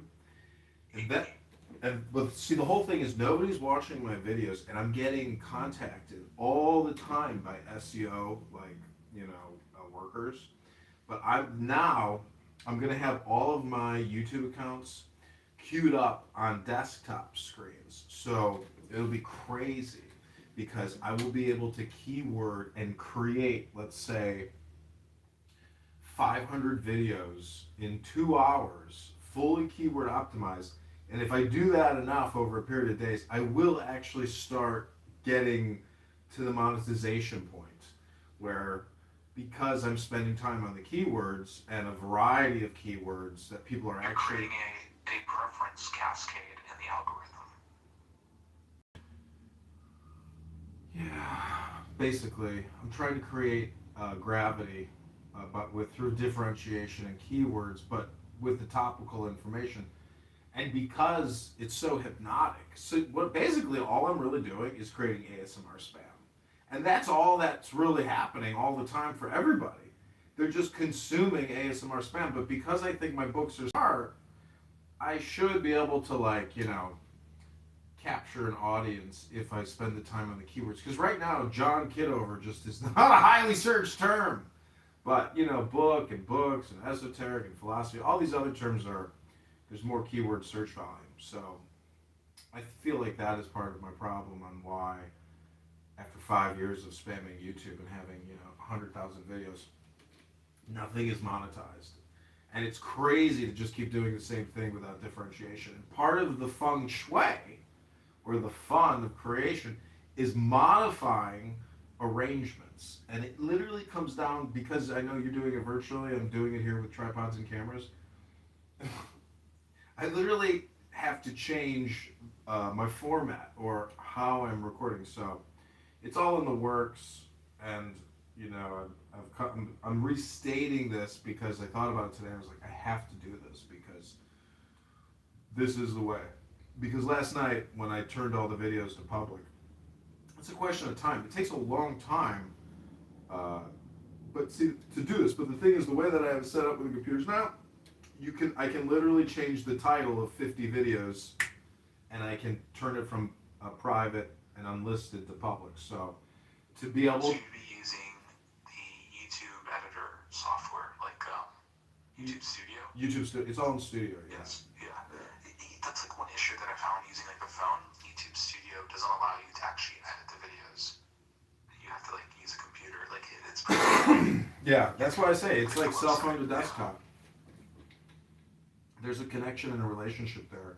But what I'm saying is I should be able to put out a lot of high quality videos with high quality keywords, and over the course of like a couple months, I can use the books here in my house to maybe start making money on YouTube. Just a question though, like, so like, you have like a whole like very high valuable sort of information in those books, but like when it comes to like the average person, would they even want to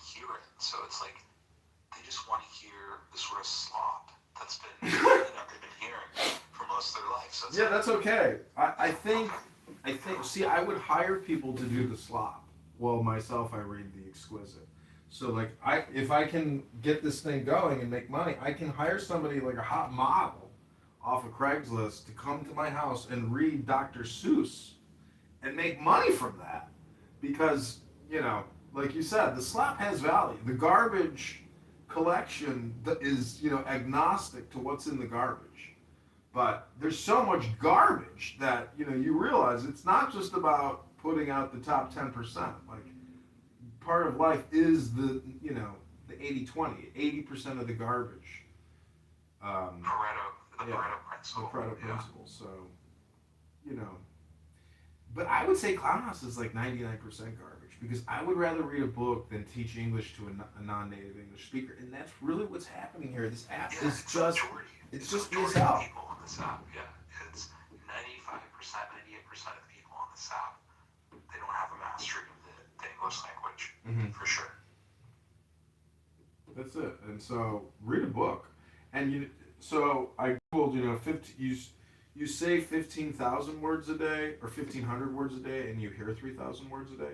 So like, if you want to change your life, you have to control that 15-30 rule. You have to control what you say and what you hear. Otherwise, what hope do you have? You know, because if you're just consuming slop, and chances are you're saying slop. So control what you hear, control what you say. Control what you say, control what you hear. I mean, how could that be? How can, by what you, well, that's because you're overriding what you're hearing by saying. Have you heard of this word called cybernetic? Yeah. Yeah, so it's like literally like what humans are built to do, cybernetic, you know, like digital operator control systems. Sort of like the actions that we take, and then it's sort of like a thermostat, right? It controls whether it's too hot or too cold by feedback loops, cybernetically. Well, we are just constantly, see, that's why I like the analogy of the trash collector, because I'm just going out and harvesting data, bringing it all into my wasteland. And somebody asked me earlier, like, have any of your recordings resulted in anybody getting hurt? And I was like, well, if somebody went into that wasteland and pulled garbage out of it to bring into another room to hurt somebody, like, that's because they did the work to go into the dump where I gather all the garbage. But that just means they're a garbage picker. So we got bag ladies on this app. And, you know, women in many ways control the app. And in many ways, women, through testimonials, control the narrative. And when I was in college, I created all these business websites, like how to open a car wash business, how to open a pizza business, how to open a liquor store business, how to open a tanning salon business, how to open a hookah business. And people for years and years and years were sending me money to open these small businesses. But do you know what sold the product? It wasn't my label on the CD-ROM. It was the testimonials that I wrote myself.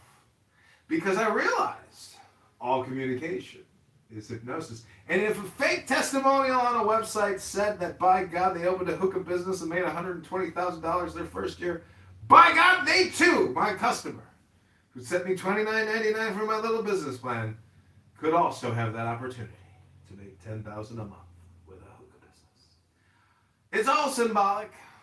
It's all about planting the seed, the desire, the will to succeed. Can I read a chapter for your sort of, you know, garbage collection? I run Waste Management Incorporated. Go ahead, please proceed.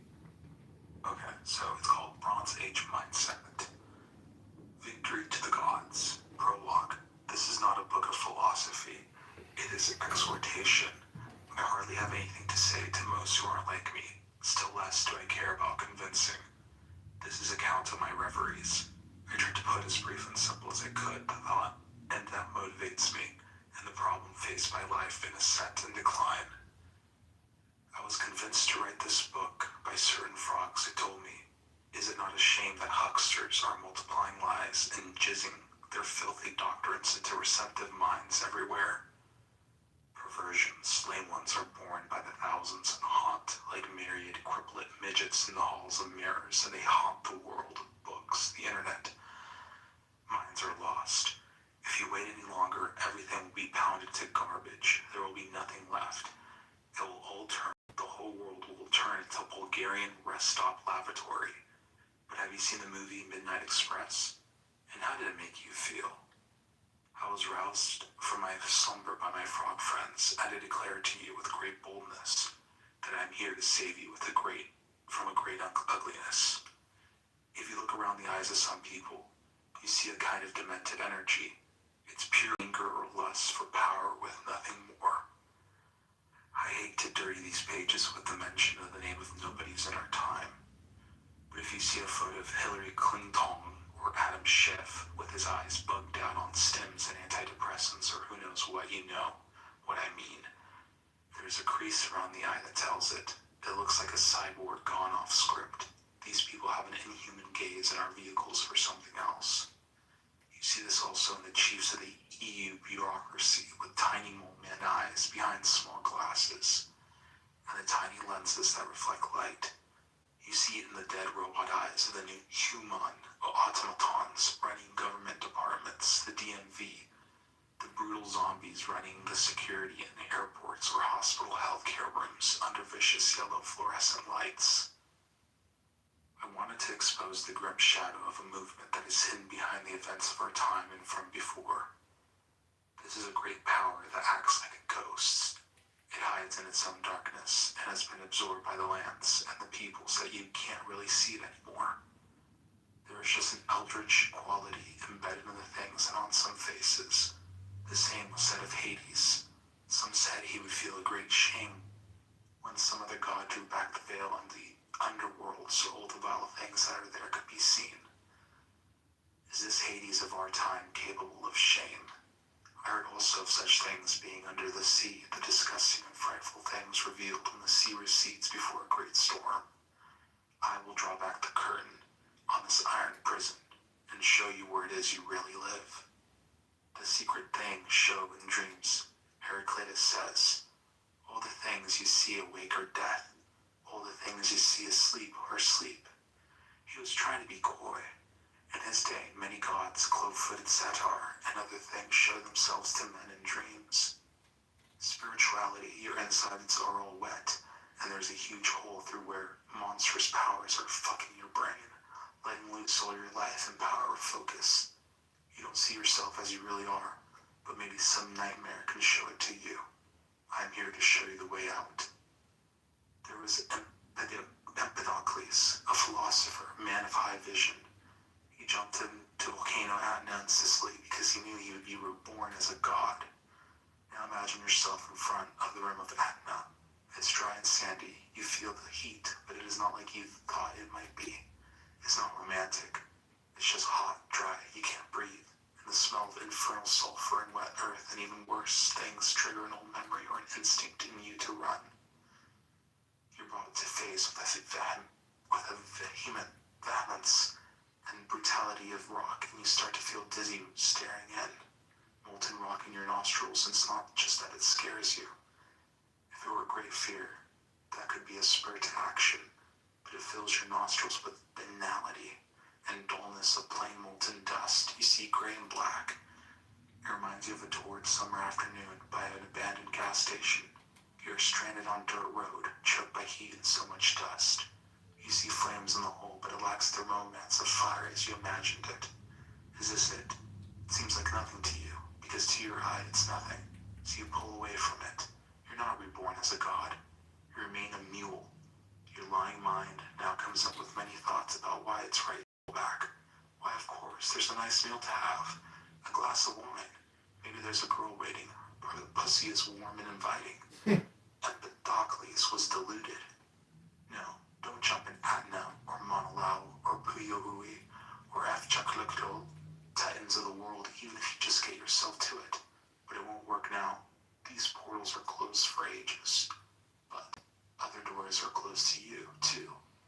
What Mount Atna was to Empedocles, is there something like that to you? Is there something like that at all anymore? Life as it that reaches beyond itself. This intergalactic worm. I can't say here, you must wait. But if you don't reach beyond yourself, you're dead. Most of mankind is the walking dead. So yeah, like it's a pretty good book. It's called Bronze Age Mindset. It's legit.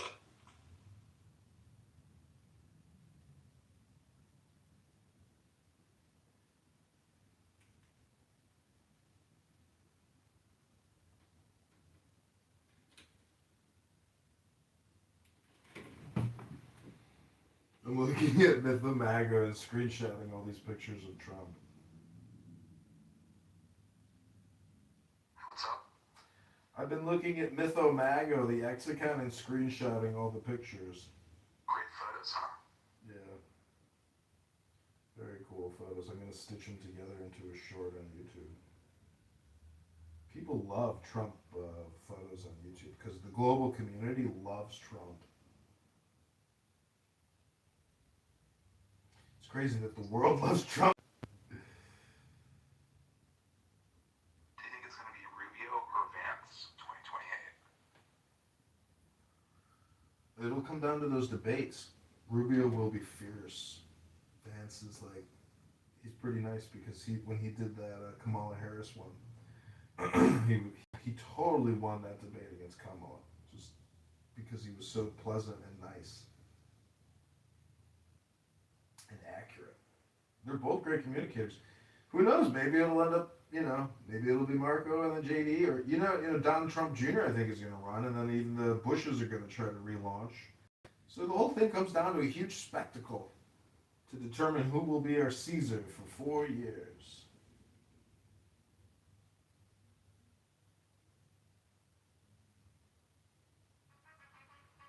I really feel like the Democrats are completely demoralized in the sense that, I think they'll have the energy to vote someone in for Democratic president. It's just one person.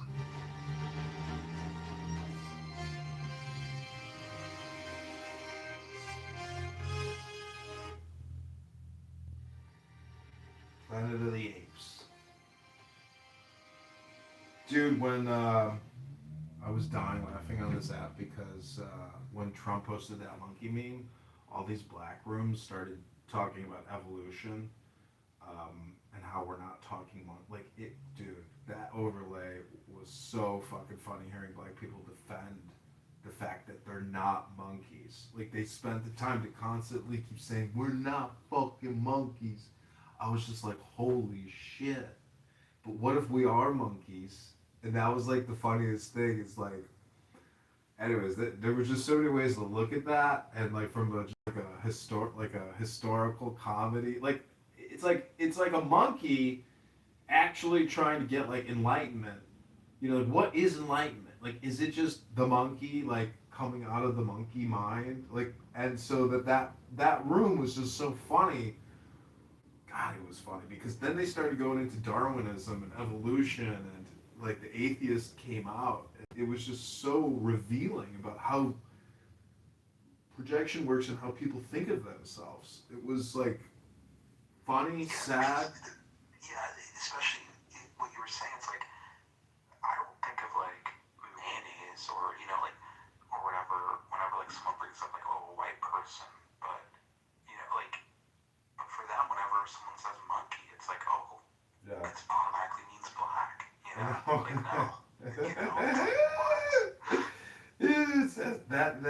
That is really my point, or what I'm thinking as well. Like, that's just, God, it's just so funny. Like, it's funny what we talk about, because it's like it shows the lack of understanding, and it is always projection. So like when a monkey is projecting that it's not a monkey, is it a monkey?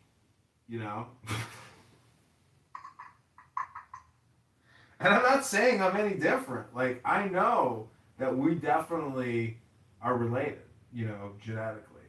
Because like when I go to the zoo and I see a silverback pressed up against the glass looking at me, and I look at its, like, I saw the fingerprints of a monkey, and I'm just like, they say, anyways, it's just, we're so similar. It's like obvious. Women, they don't like monkeys. I've realized that. Like, a lot of women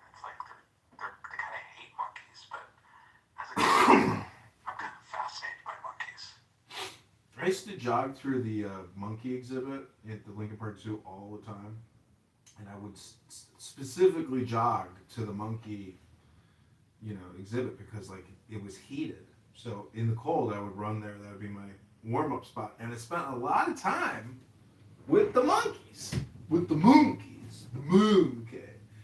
and looking from the perspective of the monkey, it gets its bananas, multiple times a day. People are always looking after those monkeys. And the monkeys are in a totally secure environment. Just looking back at us, saying, I can't believe you fools literally clean up after us and give us our food every day. Thank you. What a paradise. But you're trapped in the monkey cage. But after a while, guess what happens? You completely ignore all these random other monkeys who come outside the glass and stare at you. And sometimes you stare back at them. But the monkey isn't capable of advanced communication to say, hey, please save me from this glass prison. No, that monkey doesn't want to go anywhere because it can't communicate the fact that it wants to go somewhere else. So, all I'm trying to say is that these monkeys are trying to have fun in the cage. They run around, they play grab ass, and then they all have their positions. It's just so interesting. And then also they even use tablets, Apple tablets. They use tablets to play, matching games and other types of games, and they get rewards. And,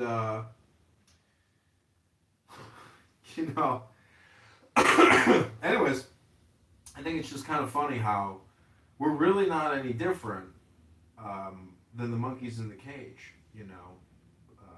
But God is basically like the zookeeper. Have you ever thought that you were sort of like a protege of Robert Anton Wilson?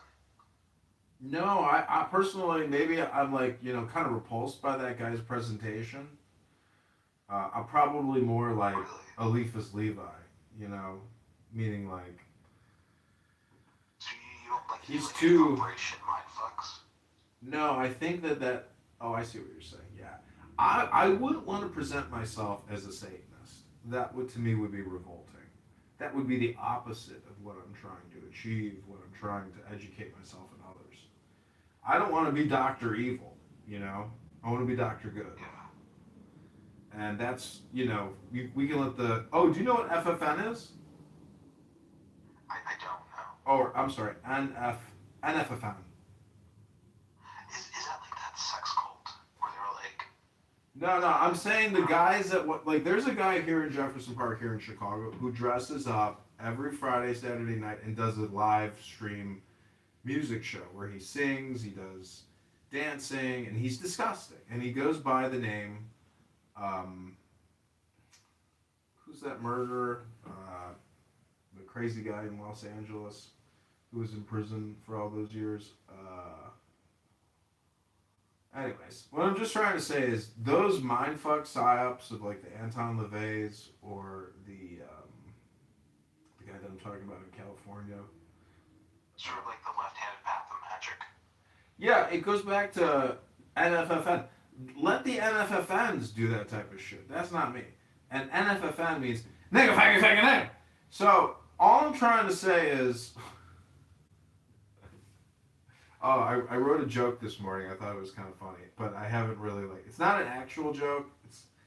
Maybe we'll see if it comes out as a joke. But did you hear about the Jewish guy who wrote the Postmaster and he said, "Tell that N-word to stop delivering mail to my house on Shabbos.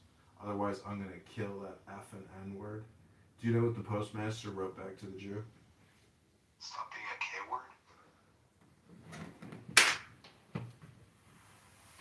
That's a good punchline. Thanks. That's what I'll use from now on when I tell people that joke. No, I don't know. I literally had no idea. That'll be the punchline, but I'll actually say K-word instead of the N-word. I'll say, Oh my goodness. "Stop writing me letters, you effing K-word."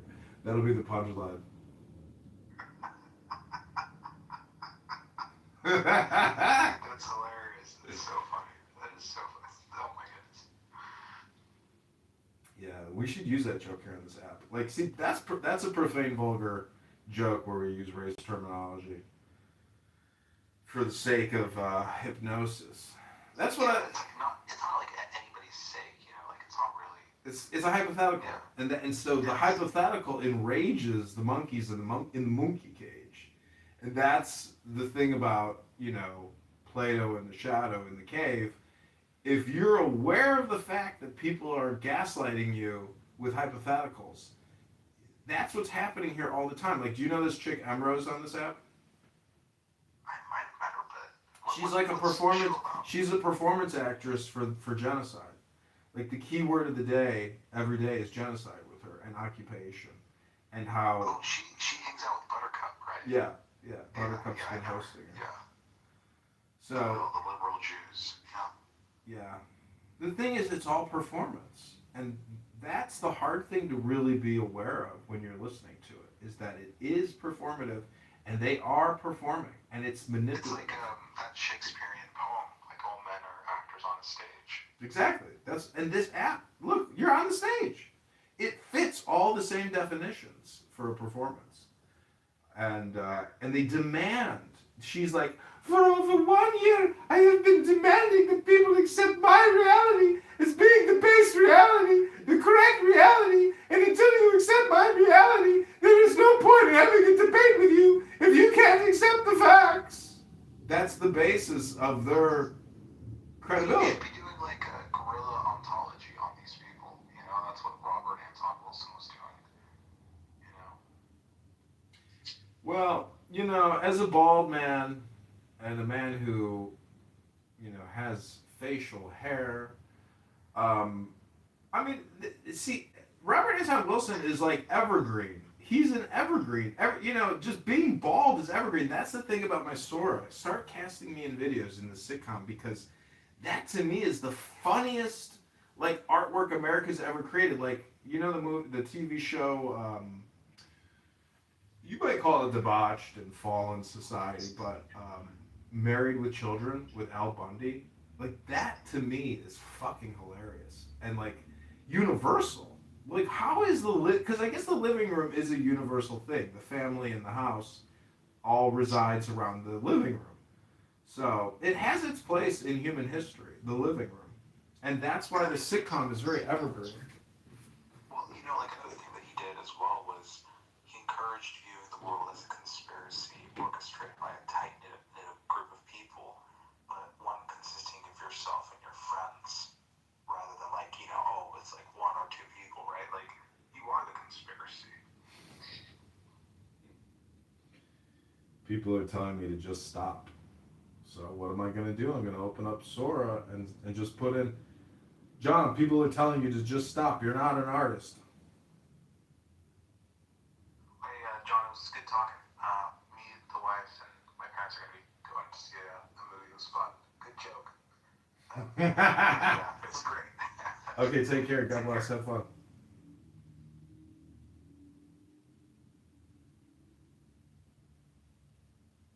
Poking that thing since breakfast, man. Because perfection takes time. This is the hill you want to die on, John Kitover? John Kitover. Moment of truth. Channel 5. You know what really has value? Innocence. We're still talking about that jar, huh? Not just a jar. Untouched, unspoiled marble. I was gonna say this, but not to be annoying. Everybody keeps saying my name like it's a drum beat. Articulation! I have to articulate! John Kitover TV! John Kitover! John Kitover! That was cute, John. Thanks, John. You're both welcome, John. You really gotta... Don't quit on me now. I just changed the batteries. Hello? Oh, who are you? Me? I'm John Kitover. This is my apartment. All right. Tagline, take one. And... Whoa, not the stereo. Oh, this sweater's brand new. It's meant... All right, just a quick tune-up. Can't be that hard. A couple of screws, a little cleaning. Here we go. Whoa, hey, this is doing far more damage, John Kitover. This isn't a tutorial for John Kitover. All right, just a quick tune-up. All right, new shoes. It's supposed to be a size 10. Okay, right foot, gotta coax it in. That's snug. Bing, mission accomplished. I only had to argue with one cashier. Only one? That's progress. She tried to tell me my coupon expired in 1979. I said, so did I! And bought the cereal anyway. Bing, mission accomplished. I only had to argue with one cashier. Only one? That's progress. She tried to tell me my coupon expired in 1979. I said... Nigga, what was you talking about? Yo, man. Talk about this, money that. You know you can get touched too, right? Oh my God. What do you mean, bro? You think you got value because you got money, cuz? Yo, niggas could really Money don't mean nothing. Just caring. Caring is everything. I don't like that, bro. You been doing that Shut shit. up. All you clubhouse bros, same shit, rinse and repeat. Until you go outside, you're a very polite young man. Stop playing with me. It's too many hard legs talking on this stage. God damn. I'm so fucking here, y'all. Oh my goodness. Valentine's Day.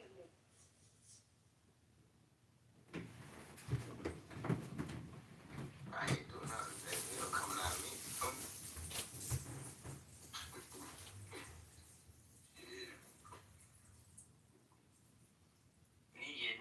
Nigga. That's all you say. Nigga. Yeah, nigga. Nigga, you went to horse, man. Shut up. You went to Dolphin. Shut up. You went to horse, man. Stop trying to act cool on the internet. You know you got an interview at Citadel on Monday. Nigga. He went to Erasmus. You sound dumb, bro. What? Oh, now you gonna freestyle. I picked him out. Listen to you. Stop playing with me, boy. I am dumb. This whole nigga. Dumb body, bitch. Silly body.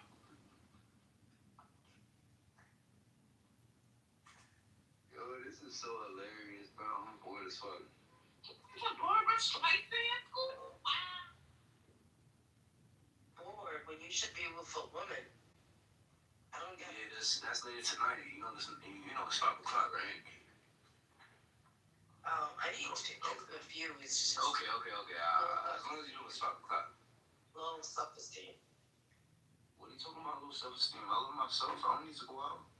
It's I just said for work. that's what you has low self-esteem because you're not even doing anything on a Valentine.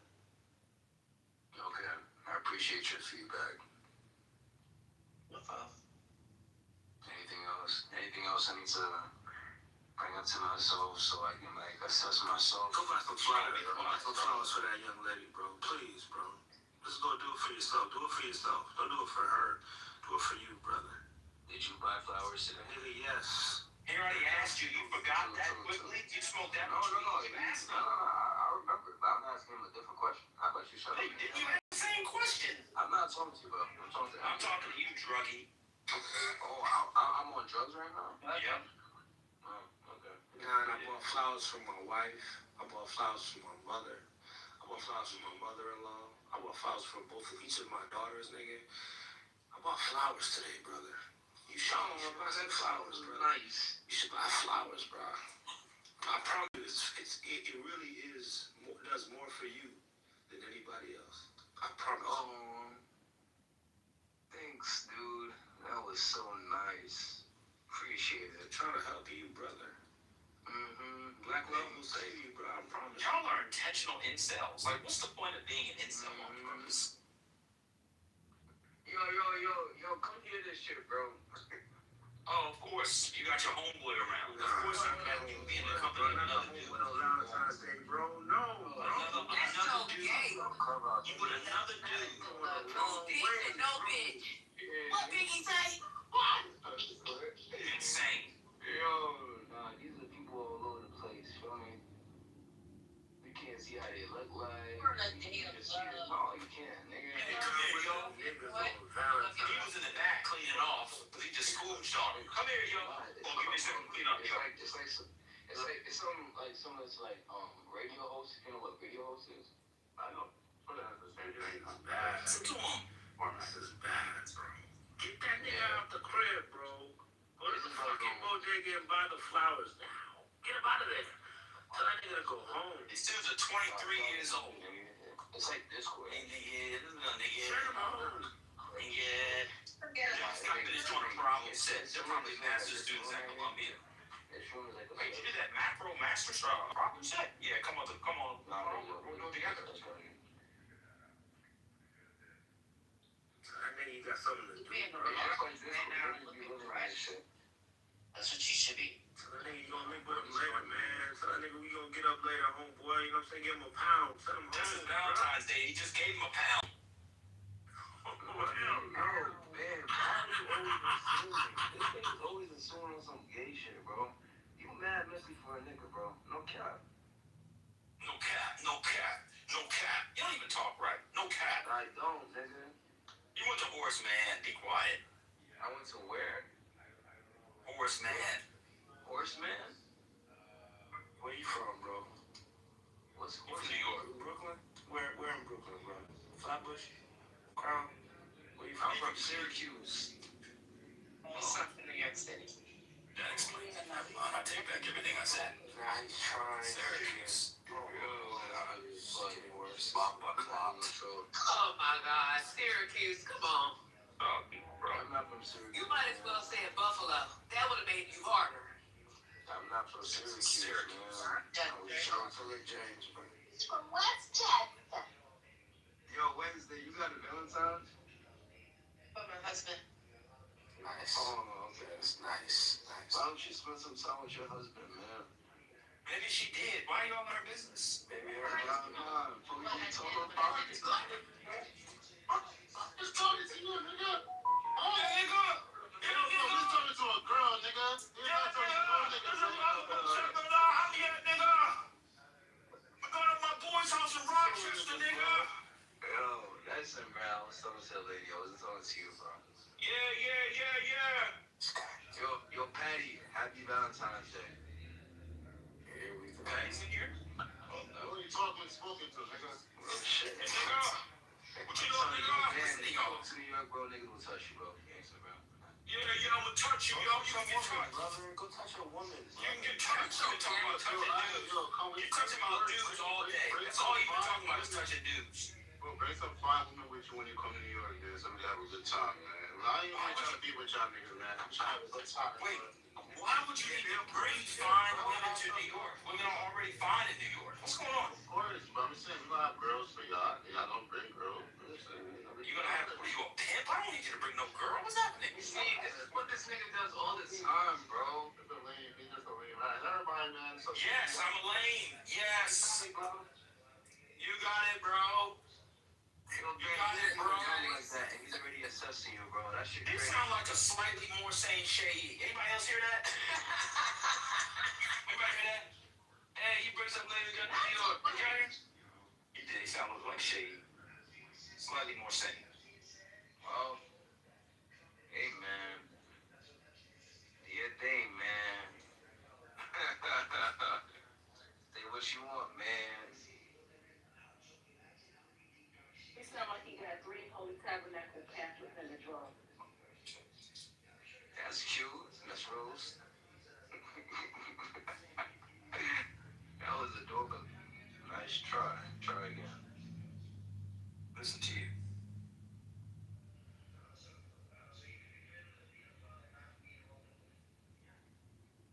Yo, this shit funny as fuck. What on? Green pepper. Green pepper. Me no man make no stew peas. Me make gumbo. With pork tail. We got the pig tail. Mumbo clot. Good in time. Good in a little bit of pepper.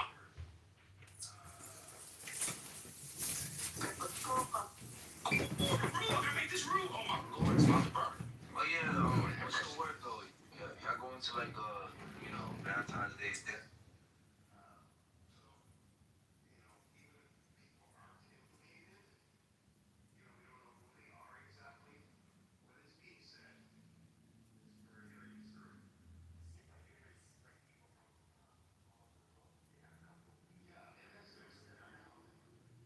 That's facts.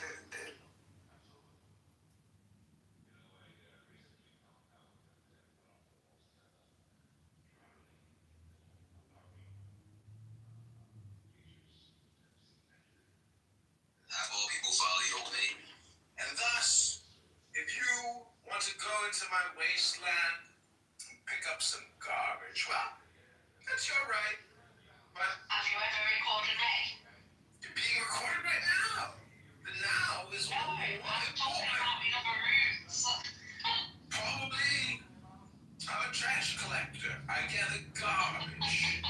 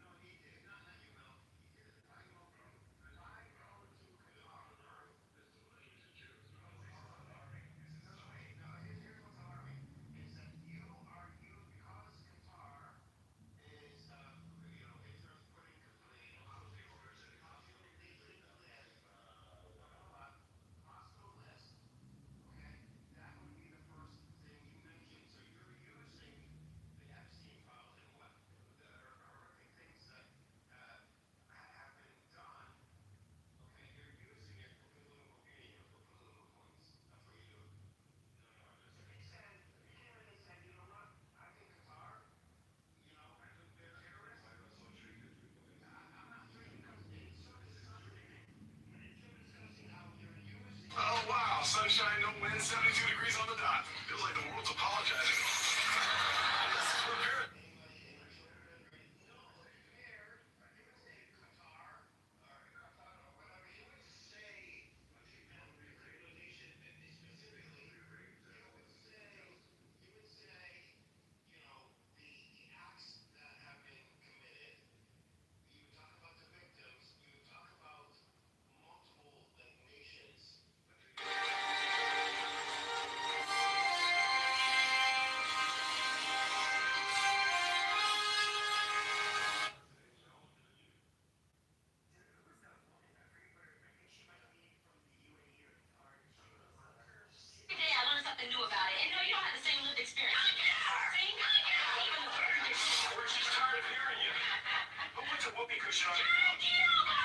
Truth Expert 3000 never makes a mistake. Oh, yeah?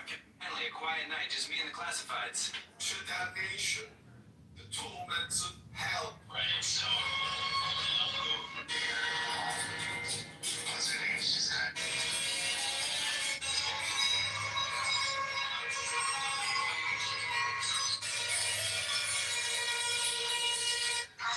Point of order, moderator, point of order.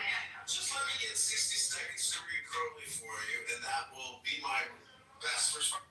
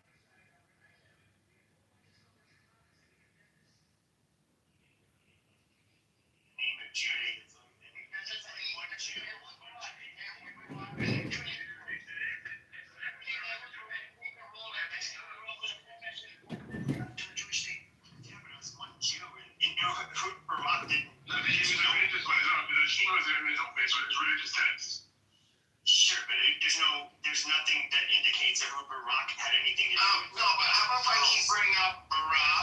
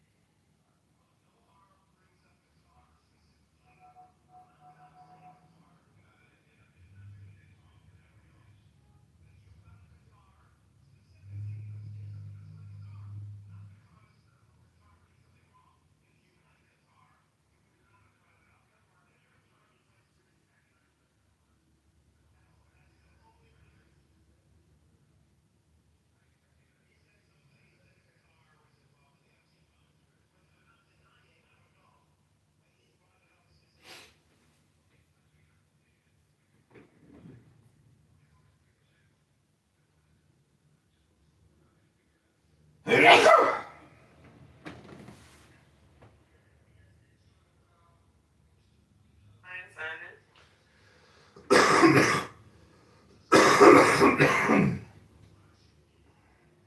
don't know, Judy is my friend. She's like my closest friend. We've known each other for. AMD's been going down a little bit. AMD is like. Wait, did he condemn it?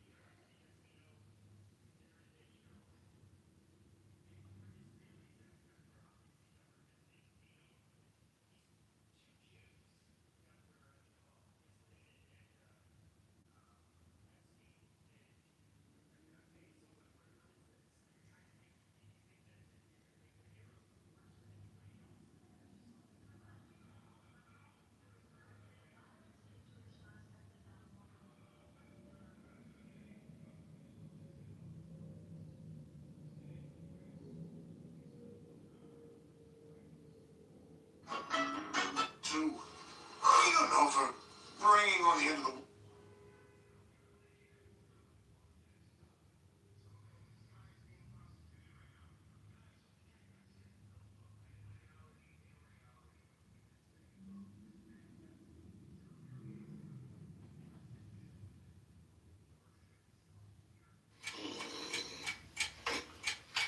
excuse me, Miss Richfield? Oh!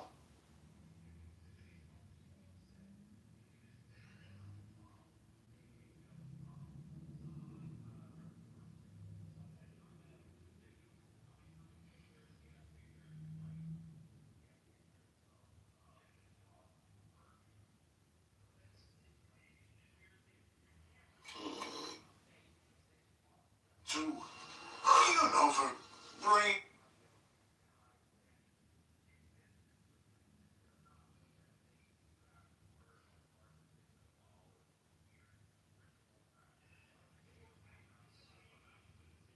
To, you know, for bringing on the end of the world and civilization and everything.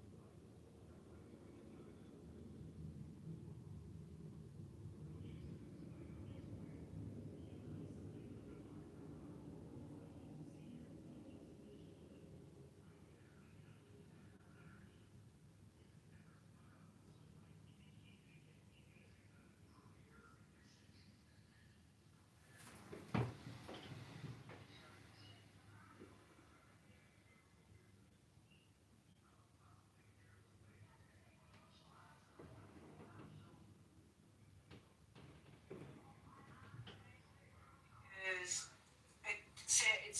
it's different because it's different for different parties. You know, like Orthodox we saw it different than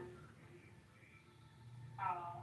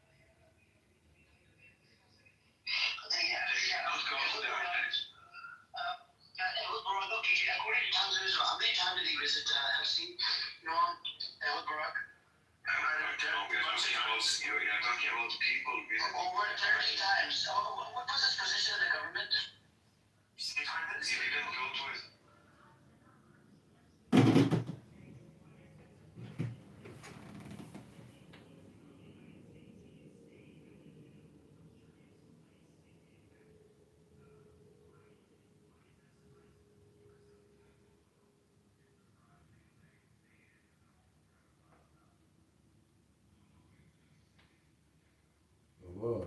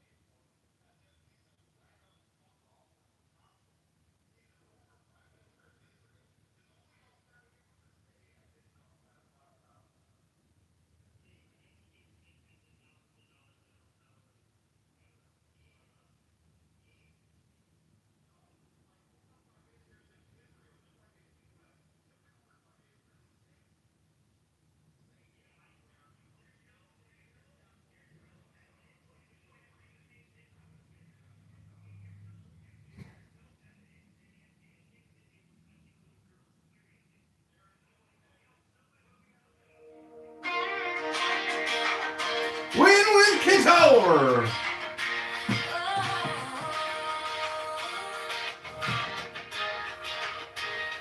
Doorstep sunshine, a name on the flyer, a coffee in hand. You're online right there. From our schools to the small town store, Sean's been listening at our doors. Kitover can win, we can win this time. March 17, let your voice align. Every ballot cast, every hope we bring. John Kitover, let the people sing. Kitover can win, yeah. We choose the men for a future. Change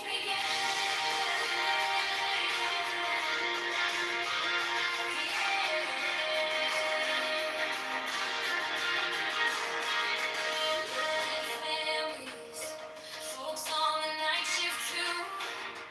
Tired promises that never come through. He's got plans, not just a polished line. Fair work, safe streets, and a vote that's mine. Kitover can win, we can win this time. March 17, let your voice align. Every ballot cast, every hope we bring. John Kitover, let the people sing. Kitover can win, yeah. We choose him for our future.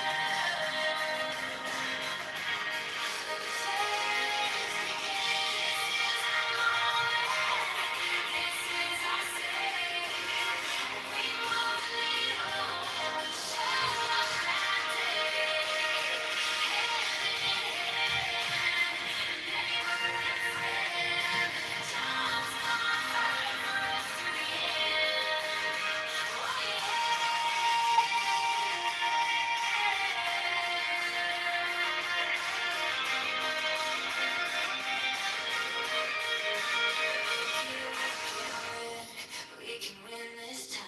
March 17, let your voice align. Every ballot cast, every hope we bring. John Kitover, let the people sing. Kitover can win. Watch the tide roll in for our future.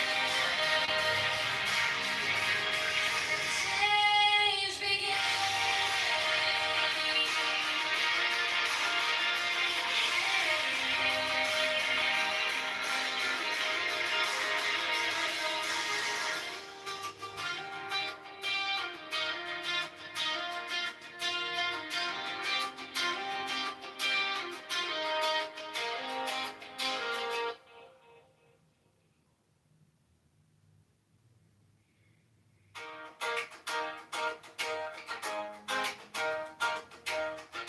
Doorstep sunshine, name on the flyer, coffee in hand, talking truth to power. From our schools to the small town stores, John's been listening at our doors. Kitover can win, we can win this time. March 17, let your voice align. Every ballot cast, every hope we bring. John Kitover, let the people sing.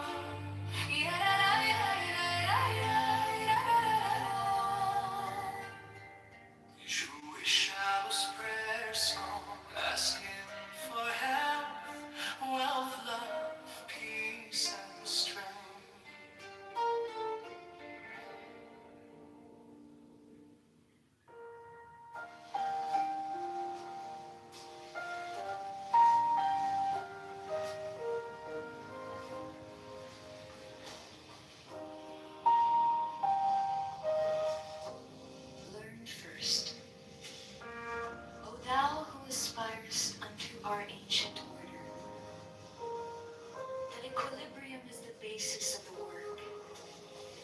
If thou thyself hast not a sure foundation, whereon wilt thou stand to direct the forces of nature?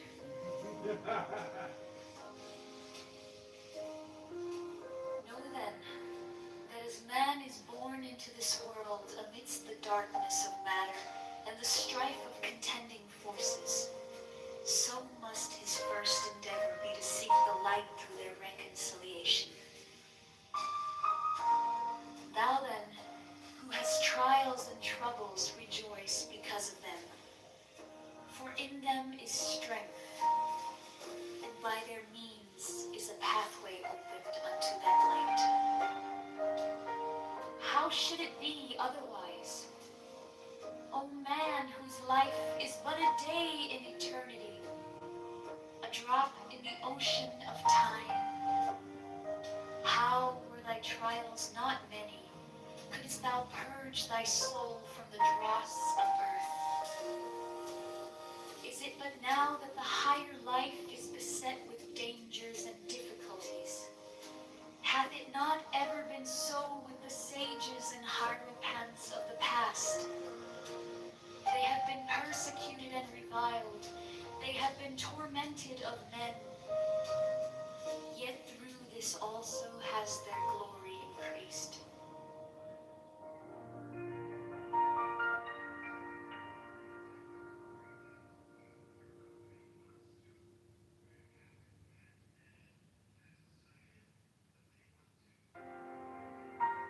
Learn first, O thou who aspirest unto our ancient order, that equilibrium is the basis of the work.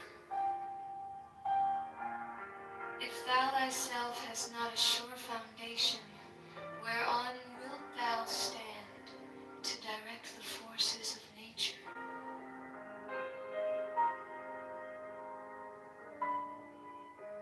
Know then, that as man is born into this world amidst the darkness of matter, and the strife of contending forces, so must his first endeavor be to seek the light through their reconciliation. Thou then, who hast trials and troubles, rejoice because of them, for in them is strength, and by their means is a pathway opened into that light. How should it be otherwise, O man, whose life is but a day in eternity, a drop in the ocean of time? How were thy trials not many, couldst thou purge thy soul from the dross of earth? Is it but now that the higher life is beset with dangers and difficulties? Hath it not ever been so with the sages and hierophants of the past? They have been persecuted and reviled. They have been tormented of men. Yet through this also has their glory increased.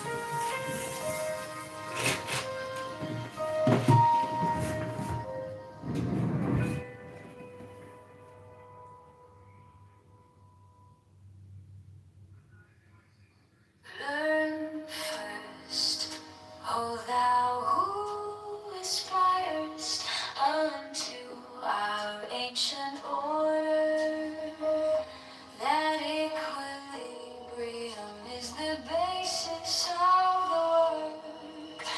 If thou thyself hast not a sure foundation, whereon wilt thou stand to direct the forces of nature? Know then that as man is born into this world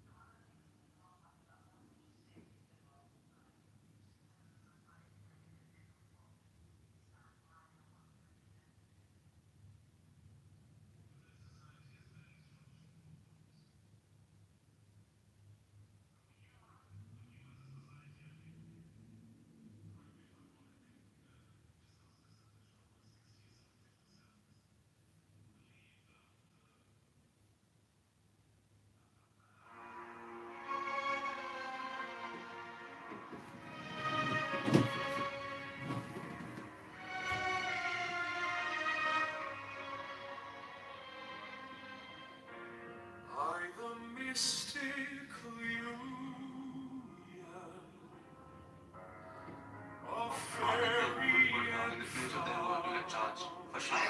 those guys. No. I don't think so. It's pretty clear that she almost hit them with the car. Oh, yeah, the guy did get hit. See, if you And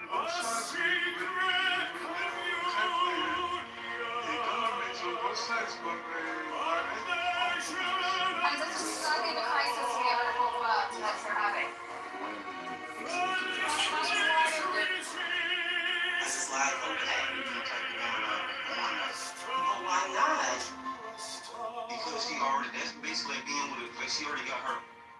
Through shadows that shimmer, through whispers that hum, an echo eternal, a heartbeat, a drum.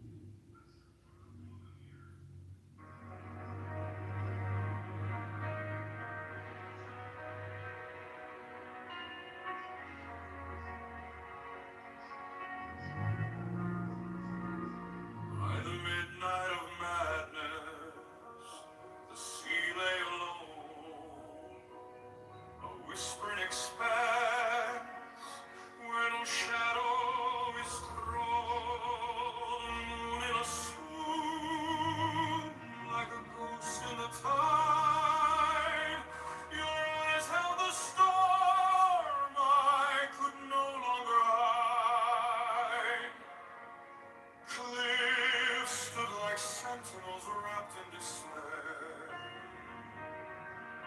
The pine trees clung tight to the sharp salted air. That night, oh that night, you and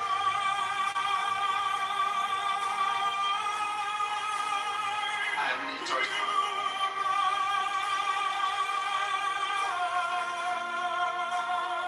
You are not an artist. Just stop. That's what they said about the cup.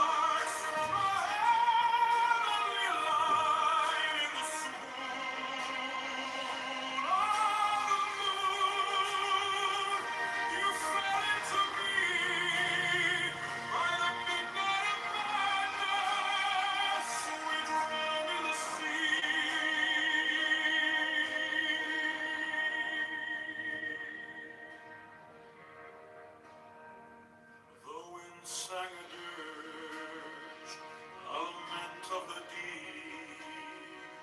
Each note was a promise the earth couldn't keep. The waves kissed the shore with a sorrowful grin, while your laughter broke through like a hymn on the wind.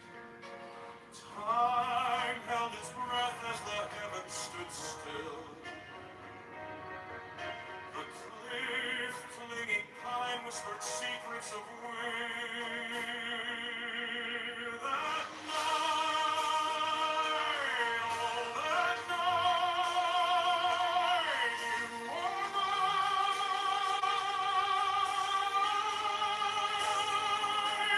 You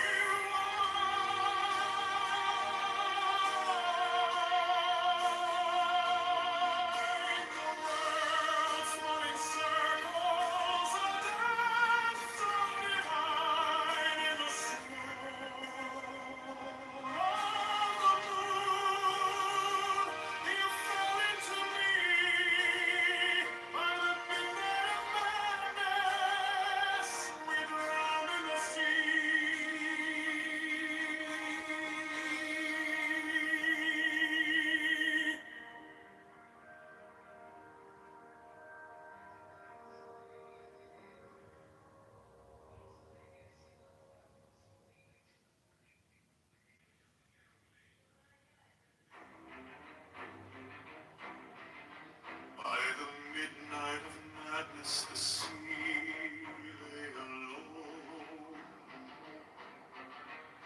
a whispering expanse where no shadow is thrown. The moon is swoon like a ghost in the tide. Your eyes held the storm I could no longer hide. Cliffs stood like sentinels wrapped in despair.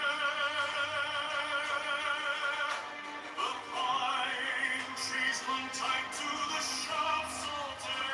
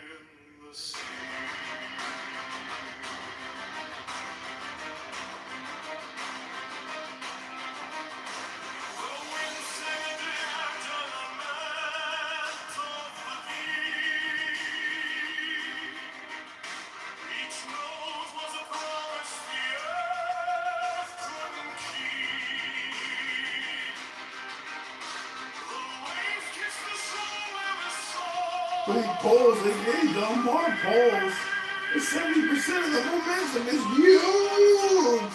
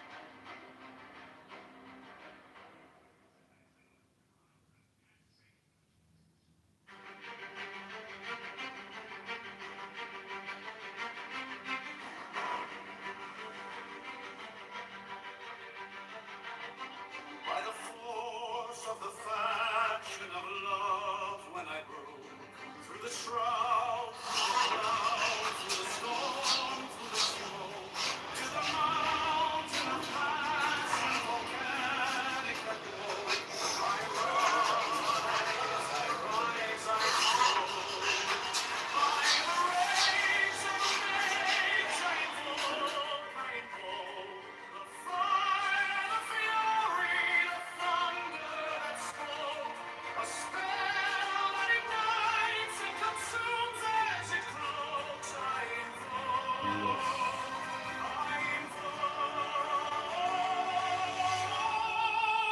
I invoke. Hello?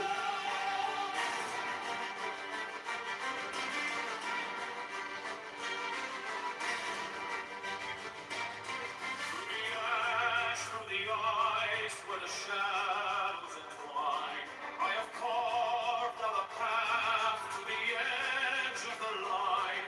Every heartbeat a drum, every breath an incline. I climb divine. By the rage of the mage, I invoke the fire, the fury, the thunder that spoke. A spell that ignites and consumes as it cloaks. I invoke,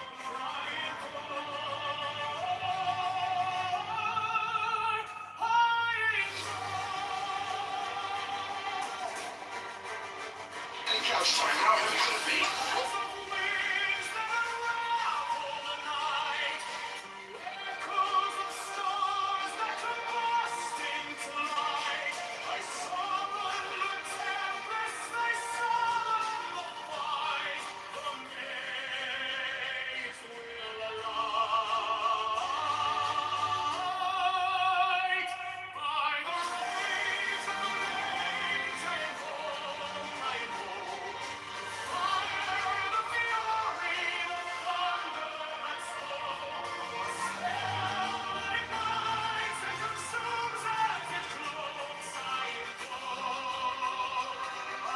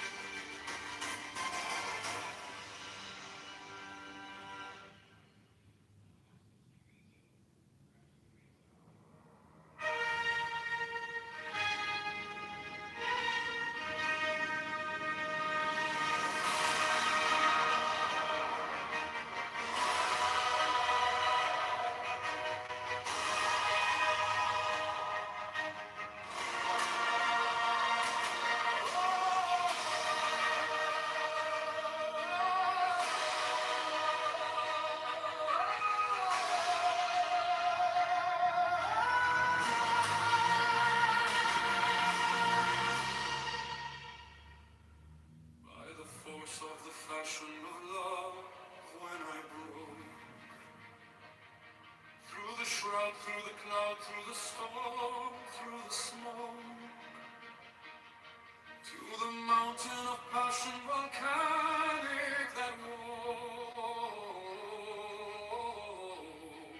I rise, I choke. By the rage of the mage I invoke, the fire, the fury, the thunder that spoke. A spell that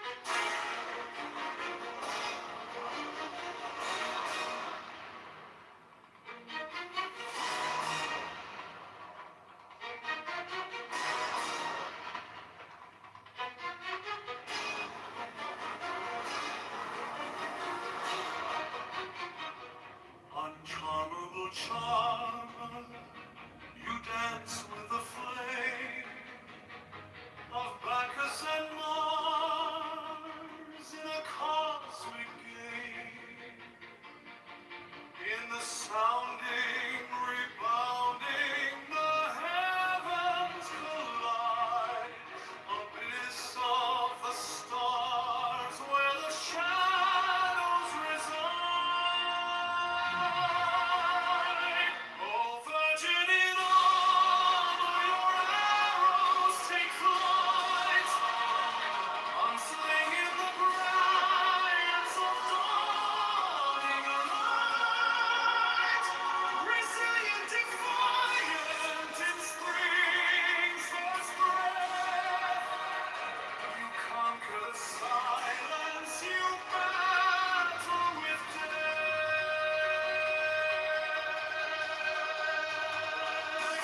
The thunder it follows, your echoing call. A symphony rises from the heavens that fall. Your armor, it glistens like fire on ice. A paradox woven of chaos and vice. Oh, maiden, warrior, your name they will sing. Through valleys, through mountains, through endless spring.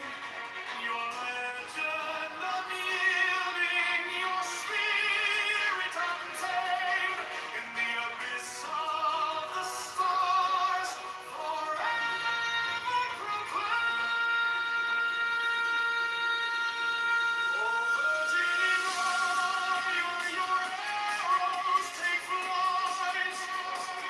Unslinging the brilliance of dawning light. Resilient, defiant in spring's first breath. You conquer the silence, you battle with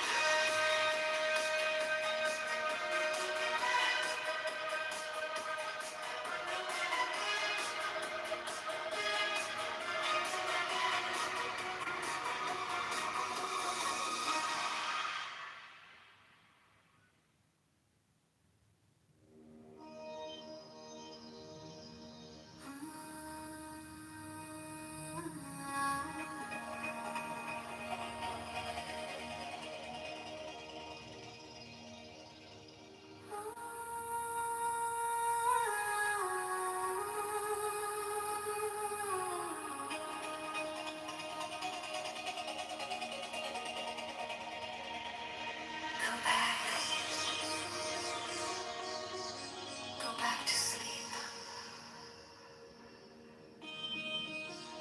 Yes, you are allowed. You have no love in your heart. You can go back to sleep.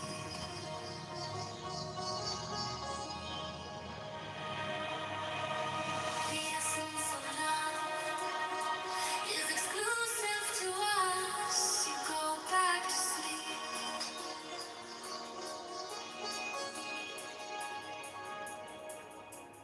I have been burned by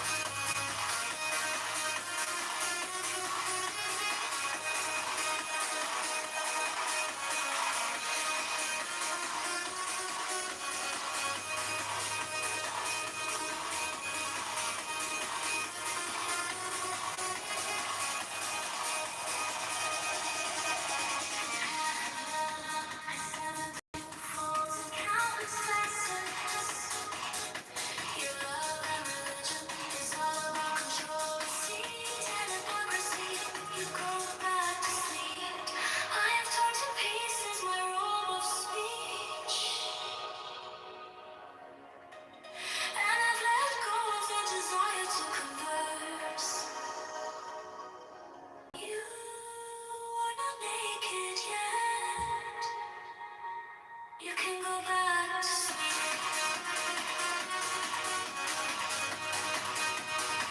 You can go back to sleep.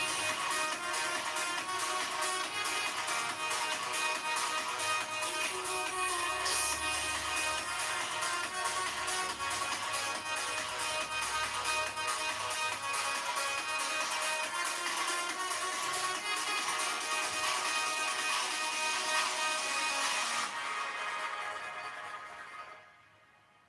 Have come to take you by your hand and bring you to myself.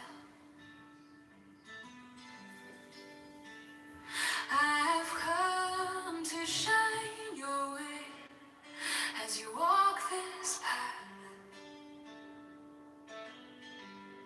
I will make you guiltless, I will make you fearless, and I will place you in the brightest point in the universe. I have come like a breeze of spring to your field of flowers, so I can hold you by my side and embrace you tight.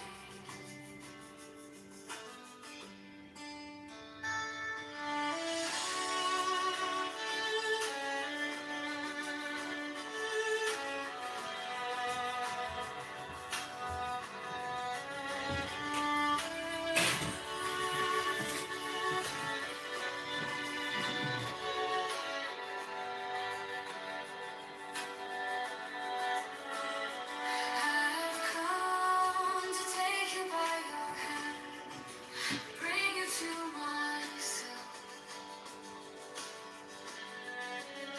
I've come to shine your way as you walk this path. Like the cry of lovers, I will help you reach the roof of heavens, from the dust of the earth to a human being. There are 1,000 steps, I've been with you through these steps. I have held your hand and walked by your side, and I will be with you as you move beyond this human form and soar to the highest heaven.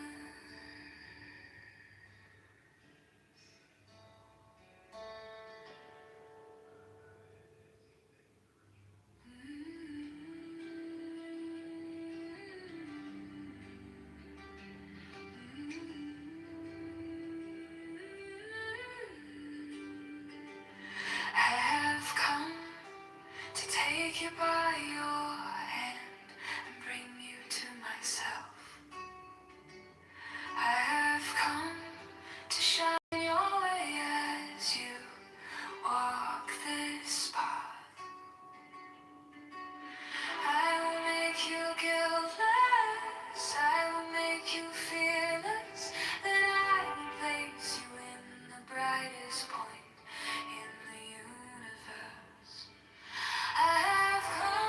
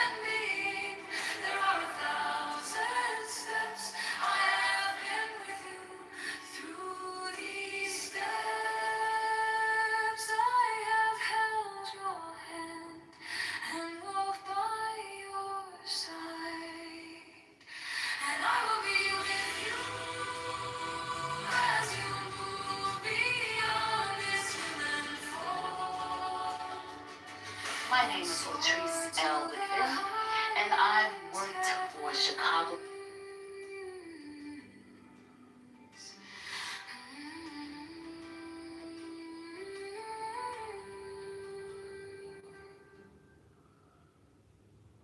Public schools, the whole universe dances.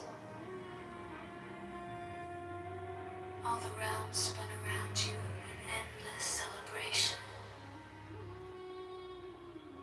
Your soul loses its grip. Your body sheds its fatigue.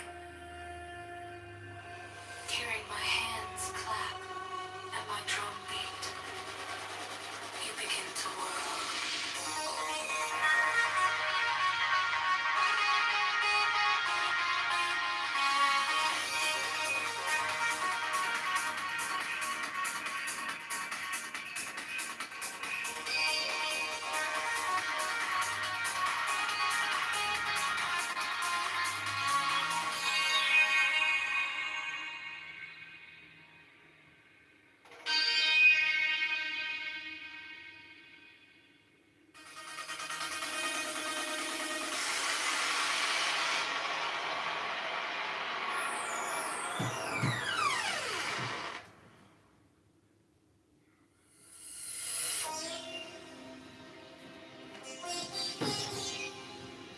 When you dance, the whole universe dances. All the realms spun around you in endless celebration. Your soul loses its grip. Your body sheds its fatigue. Hearing my hands clap and my drum beat, you begin to whirl.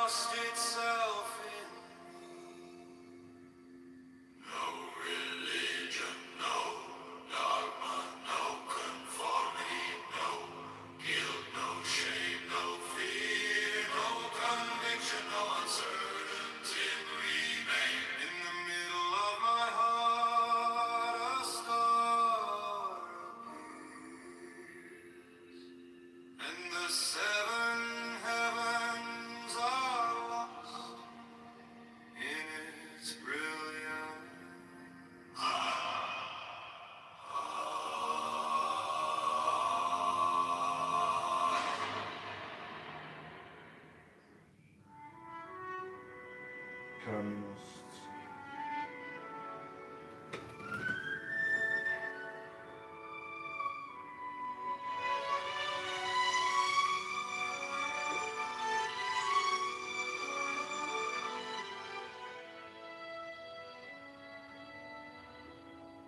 Listen, my love, your soul is ever intact. Don't mind the destination, don't mind the end, don't mind the good or bad, or right and wrong. Grow from the past, but grab hold of now. Now is always evolving. The end is eternal. It's ever reaching. As there are billions of stars, billions of steps. As there are billions of souls, there are billions of ways to grow. Last night, under the roof of all nations, the woman in red spoke of self-realization. She said, I am fully illuminated. Listen, my love, illumination is eternal. It can never be full. Evolution is eternal. Gross.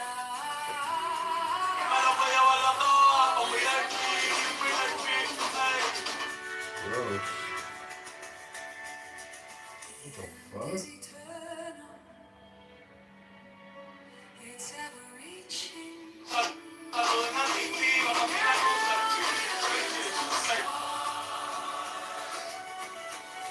are billions of steps. As there are billions of Gross. What the fuck? billions of ways to grow.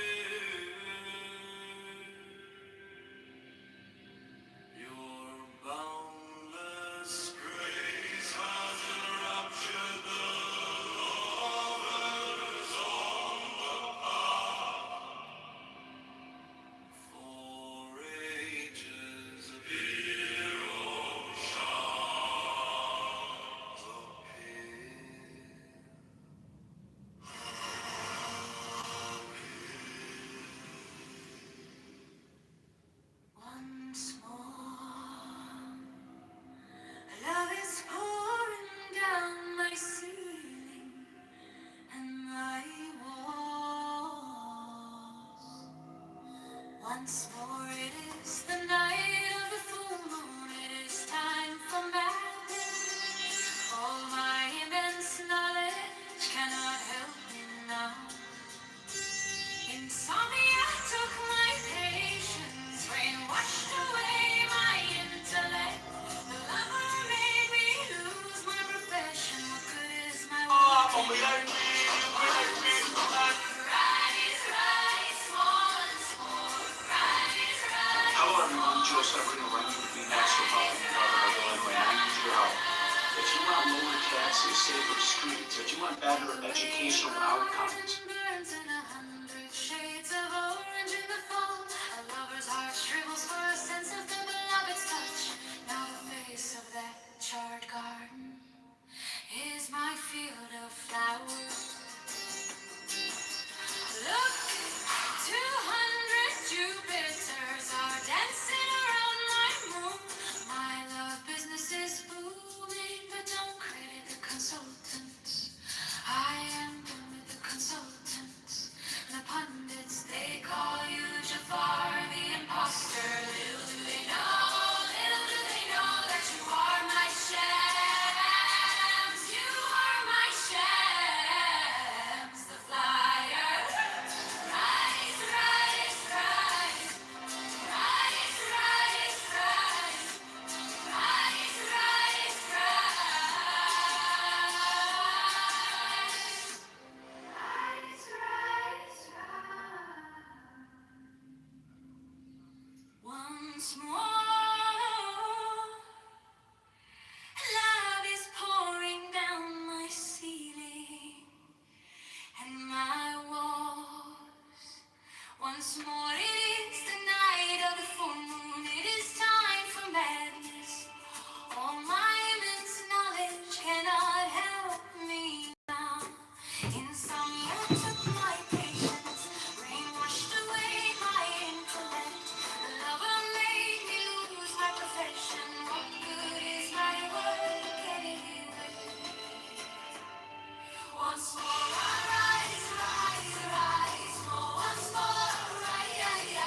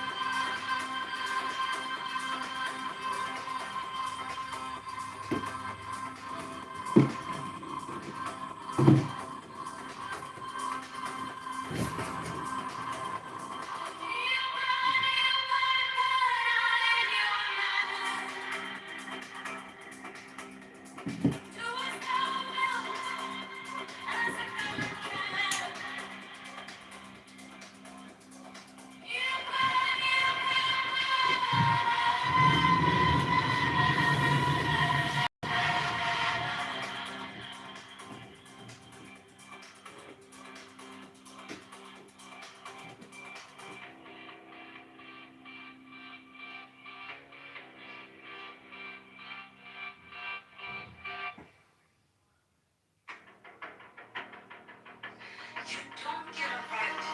You got help. Use the solution. Use the one. My side.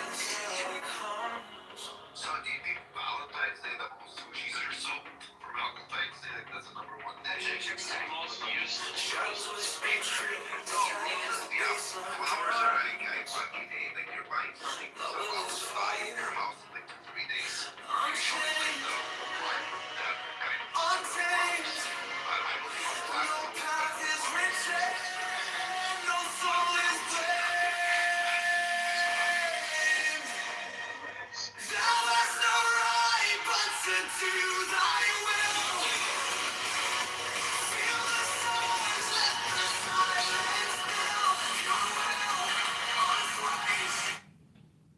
Alright, John, I guess I gotta invite you back up. Every time you go down, you disappear down there.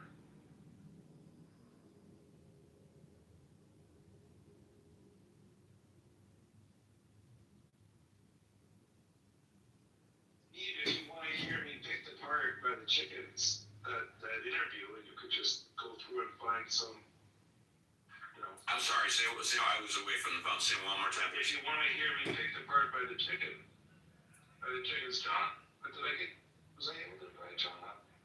Hello?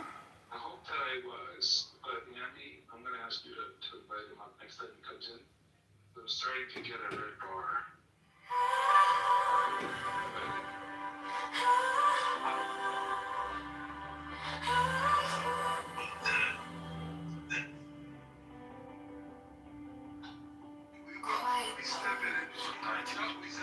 Just like a secret,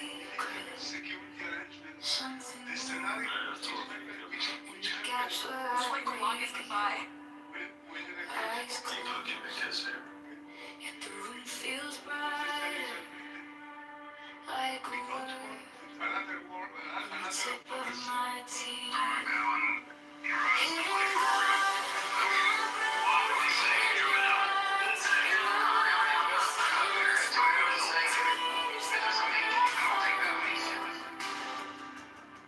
little flame in the dark, breathing wisdom in my heart. Every question calls back into you.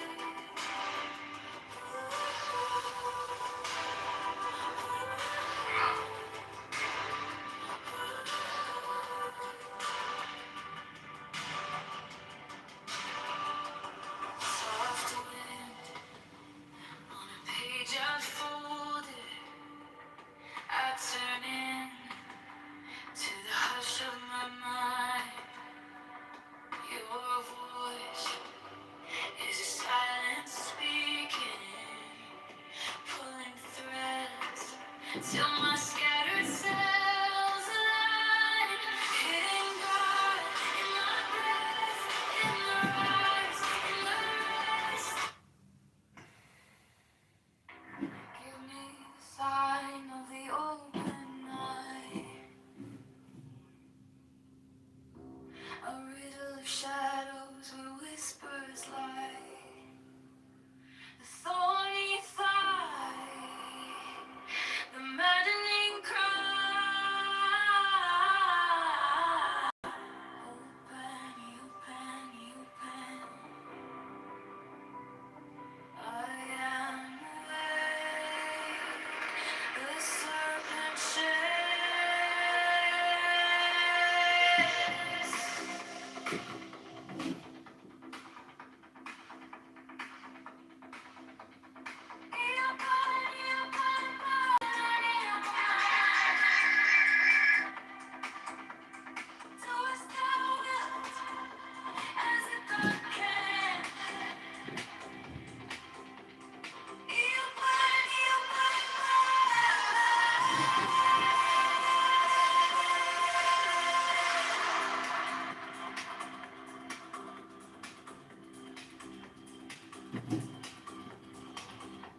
The eagle strikes with his jagged claw. The beasts emerge as the gods withdraw. A storm of silence, a broken law.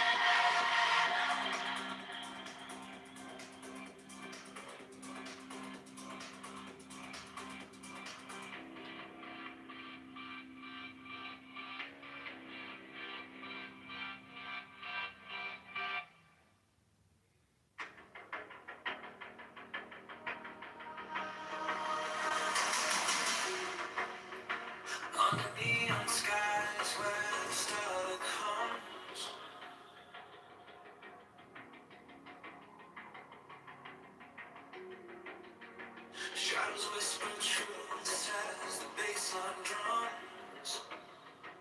The will is fire, unchained, untamed. No path is written, no soul is blamed. Thou hast no right but to do thy will. Feel the stars, let the silence fill your will. Unswayed, it's alive, it's still. Deliver from the lust of the thrill.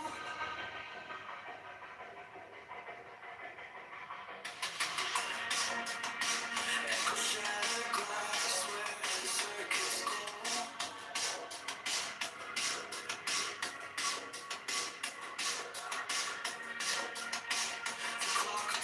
No, you know what I'm gonna say? You have to really stupid. You're really stupid. You're really stupid. You didn't make it. You're really stupid. You didn't make it. On the brink, no chains, no bars, just a void to fill. Every pulse, every spark is a perfect will. You didn't make it. Thou hast no right but to do thy will. Feel the surge, let the silence fill your will. Oh, what a cunt. It's alive, What a woman. forever from the lust of the thrill. In the endless dark where the echoes play, no other shall say nay, no other shall stay. Through the light, through the smoke, let it all decay. The will remains forever in the fray.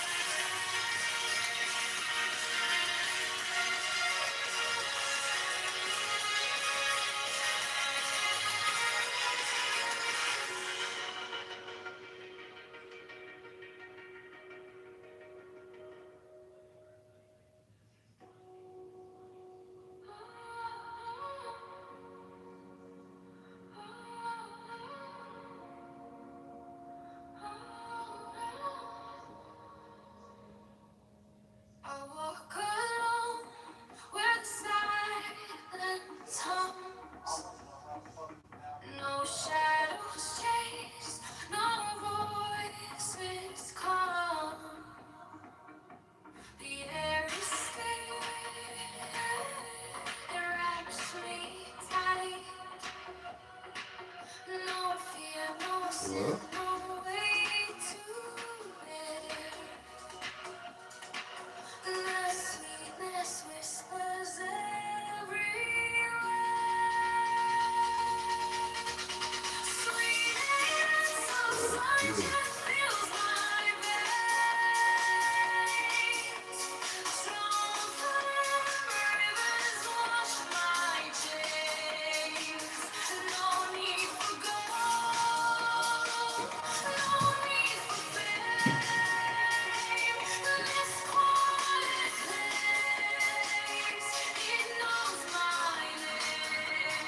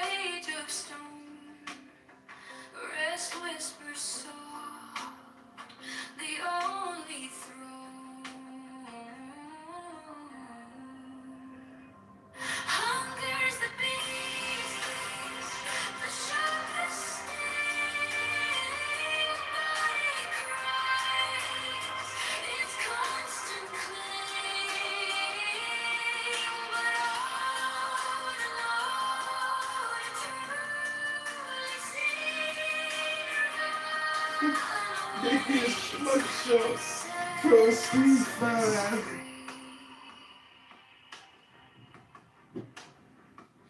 Pain walks close, a shadowed friend.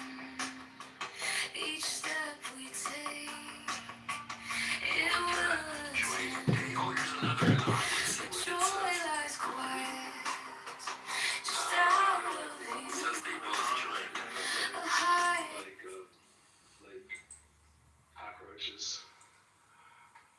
Well, it's weird. What's kind of interesting, and see, how does that work? If you're anonymous and you join today, it suggests that you got a burner and you paid, and you're paying Clubhouse already. I mean, or can you?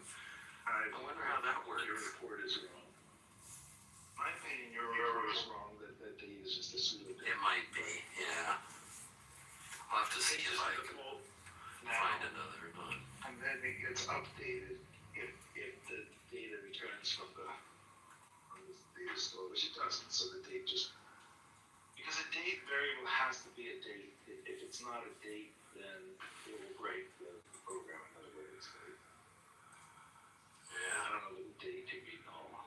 Anyway, those kind of things. All right, John. Hello? Hi, John, you know that I have the wrong facts and I interpreted the world the wrong way. So you agree with Jason? Usually, yeah. What do you think is my worst flaw in interpretation? Your worst interpretation? Oh, I don't know. I'm sorry. I mean, there's so many things. I mean, there is kind of the backdrop of, let's see, what was it? I mean, I think the thing, of course, that's kind of the constant. If I had to sum up Benjamin in one word, I would say, he looks for an unpopular take or an unusual take. I give you credit for Explain to me how ending the occupation doesn't thinking end the outside security issues. I'm telling you exactly how it doesn't. No, Caleb wanted to answer that question. No, it's Zvi. Zvi and Caleb. Opinions have told us they do not want us there. Zvi and Caleb. End of story. They told us they do not want us there. Point of order, moderator. Moderator, point of order. We've already heard this. Moderator, point of order, moderator. Hello? Hold on, if we're going to go by statements made by representative, I'm not even going like decades later. Let's look at the statements that are coming out from both sides today, the official sides, right? So you have the PLO that hosts Israeli, hold on Caleb, I need to do this, that hosts Israeli peace activists. You have the PLO that is doing every fucking reform under the sun. Point of order, moderator. Please, no profanity. Please, point of order, moderator. Point of order. Please, no profanity. Please, moderator. Please, no profanity. No profanity, please.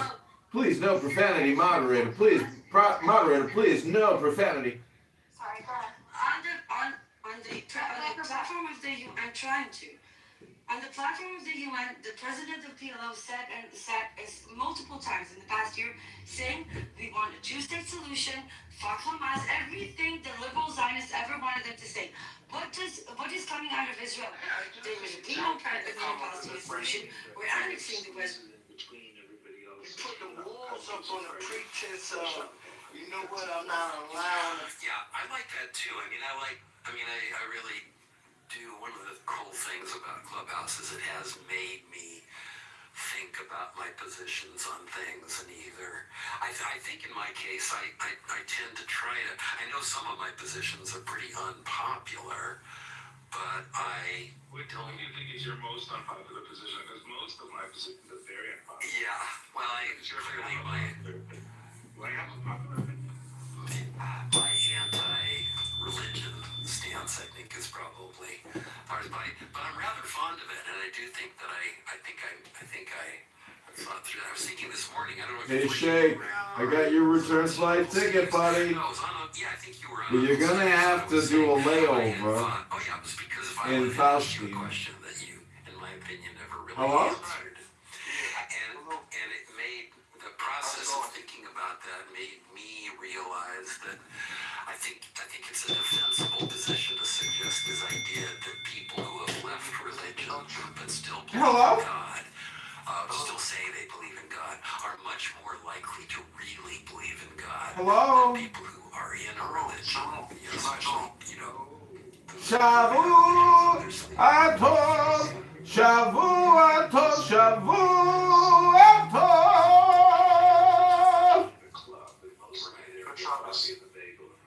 Shavuot, Shavuot, Shavuot.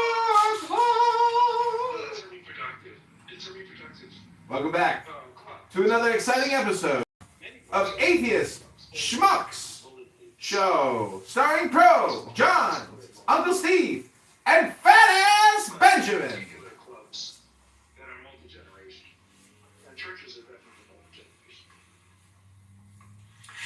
Then you think about it, we got to talking about, I don't know if you were listening, but talking about all the people, basically everybody in the Trump administration claims to be ultra This is it. You're in the troll show now. really important gods, really important. Oh! Possibly believe in the Christian God, right? A judgmental God. But could you be a Christy Nelm, a married Christy Nelm, sleeping with a married Corey Lewandowski on his 737, and having a pilot who forgets your blanket and gets fired, and all of these. Could you be a Pam Bondi and really believe in a judgmental God? Is that really even conceivable? I don't think so. Hello? Right. No, I mean they're just there for the clout, right? Yeah, they are definitely LARPing. Yeah. They're CFC. Hello? They're Christians to clout. Hello. Yeah. Well, I don't have a lot of patience for that crowd. Welcome back to our local news report covering the local reporter reporting live. Yeah, but I think, when you leave religion, the kind of the obvious thing is to become an atheist, but a lot of people maintain their belief in God even after leaving. My mother kind of did this. My mother left religion and maintained her belief in God, but also her religion.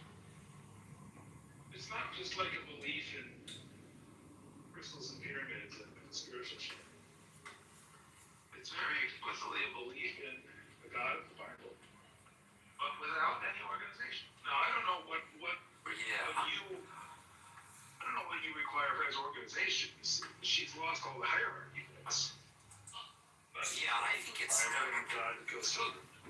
right, and that's probably good as long as you're not going to a church taking marching orders or anything like that. But it is kind of weird to leave the Christian church, but still kind of take the Bible seriously.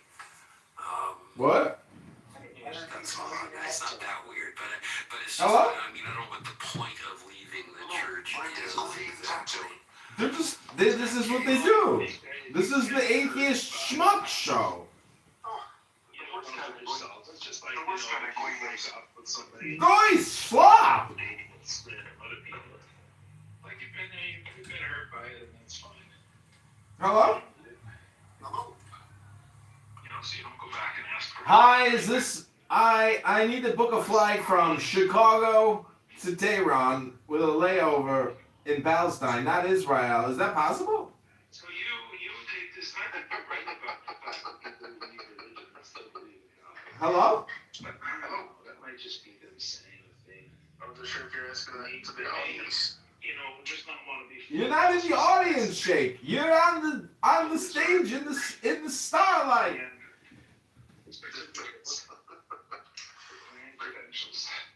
Hello? When I talk about my Christian friends all the time, and admittedly I don't have that many Christian friends, but several. And one I always think about because I think he's so interesting. He kind of came to. I think he was raised Christian, but was kind of a lapsed Christian in a way, and kind of founded. I mean, it's nice to travel, but sometimes it's just not. Like right now, I don't feel comfortable traveling. Not too much, anyway. Because these people are tripping.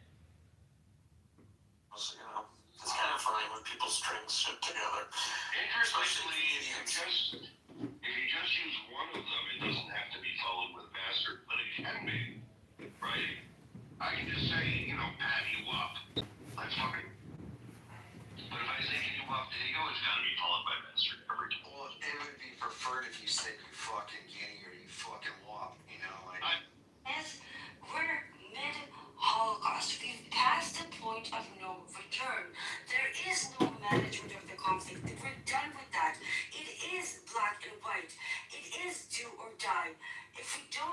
peace now. That's it. Palestinians are gone, and eventually we will end up committing, a Masada too. This is a different game. We have committed a genocide and we're expanding it. This is not a time to be feely touchy and try to walk the line. No, we need to be a non-apologetic left, a non-apologetic Jews who stand against atrocities and not whitewash them. Work it up, girl. Hello? This is one thing Can that, I ask an off-topic question? Zvi, if you don't mind, can I just make one statement? Absolutely. Thank you, sir. There is one thing though that I see from Colin, from the years that I've known him. And I think he would agree to it too if he's intellectually honest. It's just self-protection. That's all I can see and I can hear. Just wants to self-protect. That's all. And is it enough? Is he in any danger that I don't know? That's no self-protection as in not in that sense. Keep the tribe, identity, yeah. And How is erasing his identity? his own and his people's. You are. And am I right? Yes, Ambrose, you're the one erasing identity. You think How? No, hold on. There is an entailment to this though. At what cost? To what end? Is it okay? Is it spiritually in tune? I understand. These are the questions that it's baffled me every time when I speak to you. I don't think there are clear answers to these questions. I think these remain, the struggle It's quite black and white, isn't it? I don't believe in that kind of word. That's not how I view the universe. I'm sorry. And neither do I. But when it comes to oppressed and oppressor, children dying, I don't believe in that. I don't believe in that framework. I don't believe in that framework. A framework. Children dying is not a framework. No, I don't believe that the whole world can be seen and broken down into oppressed, oppressor. I believe in more It's not the complexity. whole world. It's between the river and the sea. I don't Oppressed, believe oppressor. that's not how I Didn't you just say you wanted to end the occupation? Doesn't that imply that there's an occupied and occupyee, which implies oppression? I don't get it. But what it doesn't imply is that there's no complexity. Okay. They really like to say that this is No, hold on. Even then, like through that simplicity, do you not see the distinction and the duality? Occupier, occupyee, oppressed, oppressor. Like, I mean, it's pretty clear. I don't think that's the whole story of the relationship between Jews and Palestinians. Are you kidding? Jesus, like you just said, the occupation is the problem. But do you You've listen? been through this for Do you listen? I'm trying to it just baffles me. It's like my. Anyway, Ambrose, when you're ready to listen, talk to Sheikh. Okay, I'm gonna go, but talk to Sheikh. He knows. I've been having this conversation with him for a long time. So talk to him. He's not what you think I am. Okay, and when you have a capacity to actually listen and take each other so seriously and rephrase back and not manipulate words, I'm happy to have a conversation with you. Until then, Shavua Tov.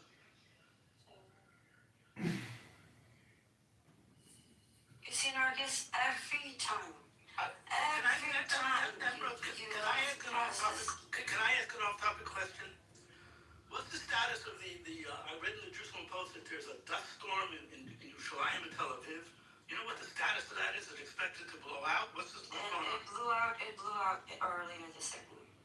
Baruch Hashem. So hopefully I'll be in Yerushalayim tomorrow. Congratulations. Do you want a cookie? I'm not asking you for your approval.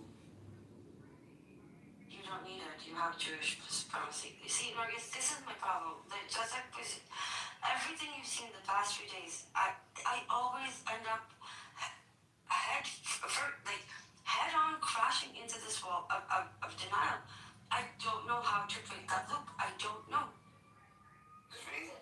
Why do you think? One second. Why do you think you'll be able to convince someone of their convictions? Clearly, no one's going to be able to dissuade you of your convictions. So why do you get so frustrated? Because it's not convictions. I'm not trying to sway you and force my opinions on you. I'm trying to get you to acknowledge reality. I didn't. It's not I it's acknowledge reality. Let me ask you. I saw in the Jerusalem Post, and again, that's how I get my information. Is probably 10th hand. But I saw that the PA just came out with a draft of a new constitution. Nowhere in that constitution does it speak of protecting Jewish rights. It talks of protecting. I thought fucking Palestinian talk about protecting Jewish rights. You said we should give them two states. We should give them the ability to arm themselves. We should give them the ability. Yes, that's every army is their sovereign country. That's a good idea when they don't think they need to protect them. I'm telling you, it doesn't matter if you think it's a good idea or not. They deserve their own state. If they want to arm themselves and fight Israel, we're going to have to do it, just like Lebanon, Jordan, Egypt. We can't occupy and oppress every country that has a fraction that doesn't like us. So let me ask you this. Assuming that we did that, and then they attacked us, do you think... And we will attack them then, and they will have to the mighty IDF. I'm sorry, see, if the mighty IDF that you people love so much, that did the paper attack, and this, and Iran, and that, cannot fucking defend the borders of a tiny little country, then what is the point? So What are you so afraid of? What are you so afraid of? That's a broken people that you oppressed for almost 100 years, left them destitute. And that's what you're scared of? You ask me a question, I'll answer. What am I afraid of? I'm afraid of 10 to 20,000 Israeli casualties. That's what I'm afraid of. Where are they going to come from? Where? From a fully armed Palestinian state. Really? So far, okay, then why don't the Palestinians get to say that? Do you know how many Palestinians and how many Israelis died between 48 and 7th of October? No, you don't. So I'll tell you.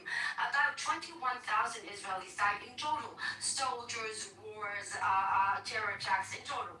Palestinians between 48 and October 7th, 121,000. Palestinians died since October 7th. The lightweight estimates talk about between 90 to 100,000. That's the lightweight, and that's just in Gaza. So who has the more rational, legitimate argument of being afraid of the other side being armed? Your arguments are so insane. You're telling me that you're scared of the Palestinians while you're literally exterminating each and every one of them with these trying to, and you're scared? Do you understand how preposterous it sounds? Are the Palestinians fully armed now? Let me ask you this. If Hamas had the weapons... I'll do that. Stop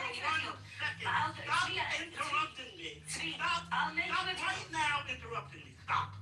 If Hamas had the missiles that Iran has, would they have totally... If their intent was to totally destroy Tel Aviv, Yerushalayim, that was their intent. They didn't have the weaponry to do it. What you're asking me to do now is give them the ability to obtain that weaponry, and let's see what happens. That's what you're telling me. Like the entire Palestinian society became Hamas. Every time you get triggered, the supremacists and the Nazis I don't need the whole fucking society. All I need is a group of radicals who are able to do this. That's all I need. I don't need So everywhere there is a group of people that hates you, according to you, that gives you cool, dude. Wait to run the world. Yeah, you're hearing us out. I think, Ambrose, you might be the Nazi here. Your weapon is stop. What up, Nargs? Do you see why I get so frustrated, Marcus? Yeah. Ambrose, who's to say you're not the Nazi? Come on, be serious here. You're basically saying let's arm them and then go to war and have mass casualty events. She didn't say that. That's what she just said. No, I didn't. You said let's arm them and then let's see who will win the war. No, that's not what I said. I actually didn't say it. Don't let us explain. You people are nuts. Hey guys, V, can I ask you a question? Sure. What are you willing to give up for peace? Jordan, we gave it up already. For true peace? If there was a guaranteed peace, I would have no problem with a two-state solution. What I'm not willing to give up is a Jewish state. What's preventing that Emrose, solution? that's a reasonable position, right, Emrose? Yes, but ask him what's preventing the two-state solution. Trust. We'll do a two-state So solution. you don't trust the All Palestinians? Muslims Why? would need to leave Wait, Israel. wait, I don't trust the Palestinians. Why do you not trust the Palestinians? Because they tell me over and over again they want me gone. No, they didn't. Their leadership said multiple times in the past 2 years that they want a 67 border solution and peace. What? Really? Go look up Mahmoud Abbas in the UN speeches, official statements from the PA in his office. Go look it up. I promise you. There are multiple of them. He actually hosted.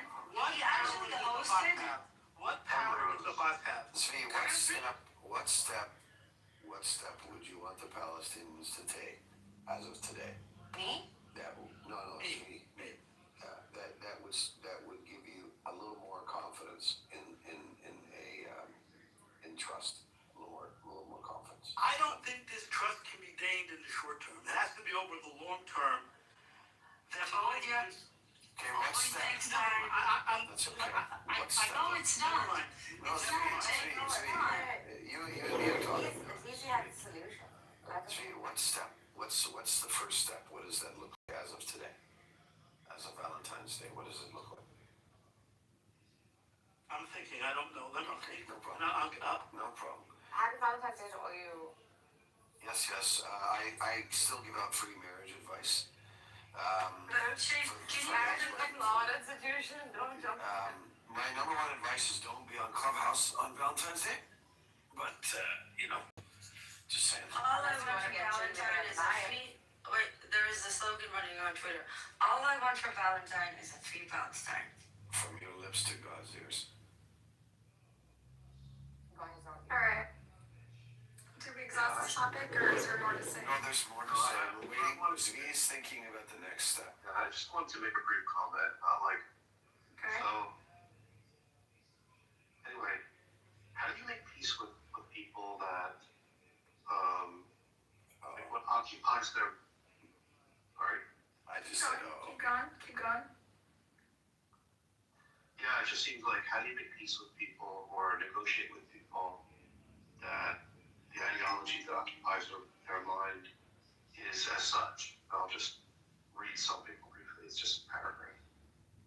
Israel will exist and will continue to exist until Islam will obliterate it, just as it obliterated others before it.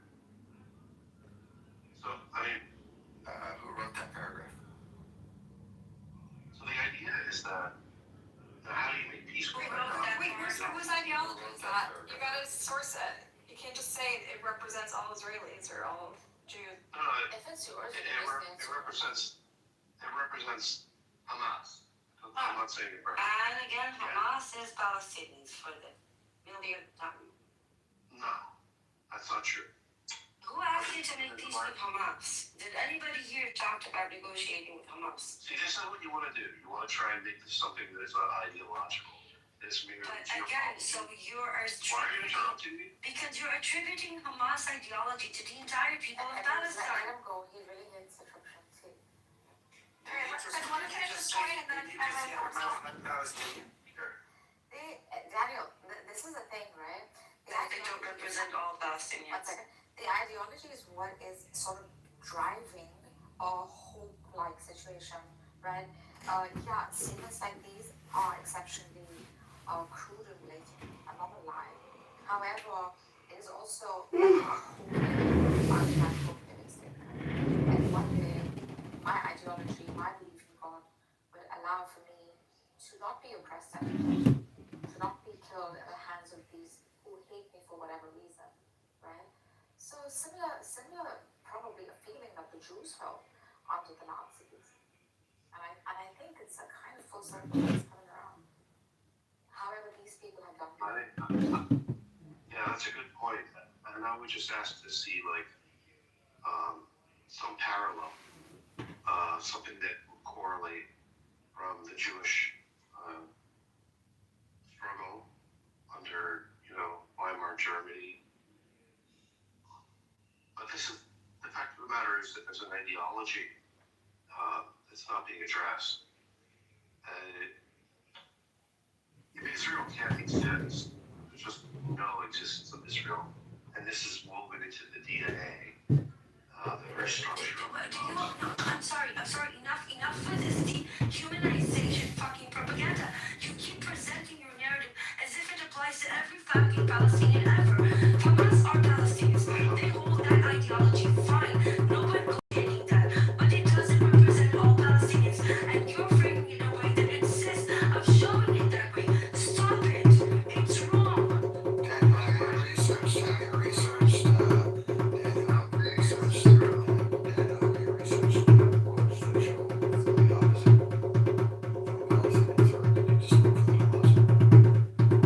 No, I mean, I want to do is I can tell you why he's the case that Something about what BB has said about the Palestinians. okay, why is there everyone talking going on here? No, I mean, if I found a quote, a paragraph, and I read you a paragraph that suggested that Palestinians want peace and lasting peace with Israel, would that kind of nullify your point? We go from there, you have a quote and I have a quote, and then how do we sort No, of that's not my argument. would you rather please that would be better? No, I mean, that's not my argument. Clear, not Okay, let's go for your you can argue against it. I mean, you can argue against an argument. I'm not. you presented a quote from which way instead of which way person, just what's word. And you said that you're trying to make some argument about the ideology position. So my response to that is if I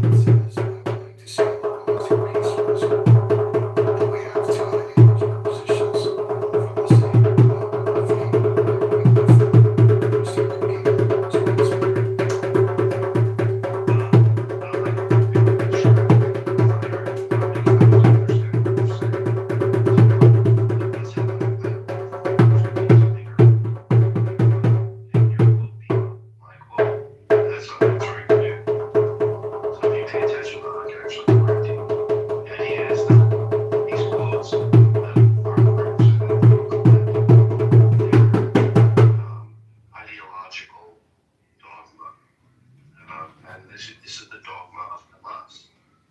Now, what can we know about the dogma of Hamas? Well, we can look at the leaders of Hamas and see what they've said over long periods of time, and we can come to some conclusion as to what they think. And I'll give you a synthesis of it. This is what Hamas thinks. It is true that in reality there is an entity or a state called Israel. This is reality. But I do not deal with it from the point of view of recognizing or admitting as mashal. And if Hamas did not formally recognize Israel, could accept the fact of its existence while advocating Palestinian rights. So I think what's happening here is we fail to recognize the ideological commitments, the things that are rattling around in the minds of those that have a direct effect on the complexion of this conflict. So we have to see those that have an effect on the complexion of this conflict, and you see what ideologies are rattling around in their mind, and we see that they're just abhorrent. And we'll see something like Hamas has just no to the existence of Israel. Other, and this is just the one sentence of Hamas. Israel will exist and will continue to exist until Israel is obliterated, just as it obliterated others before. But this, I argue, is the whole ideology of Hamas for the Palestinian people, for the people, those that are in a position to affect the complexion of the conflict, have these ideologies in mind. They do things like massacre children, right? So that's the problem we have to address. It's not just merely some terrestrial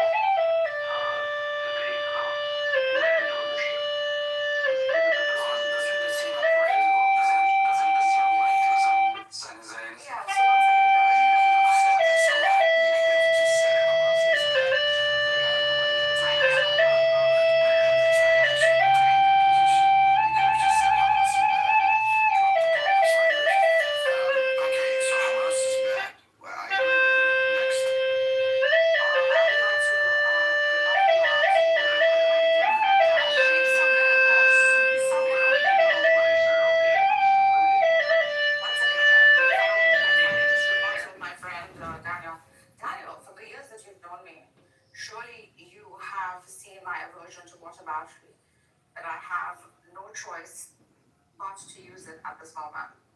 Rabbi Yosef, I don't know his last name, I don't know how to pronounce his last name. If Buttercup can call me. Mizrahi? No. Mizrahi? Yes. You're gonna take some crazy rabbi, Nargis, come on. You're gonna take one rando crazy rabbi. Exactly. One second. One would be the symmetry breaker, right? However, like, as much as he is not considered much of a community rabbi within the American Jewish community, since they did the things that he has said, it seems like he's also kind of pointing out some sort of ideological similarity.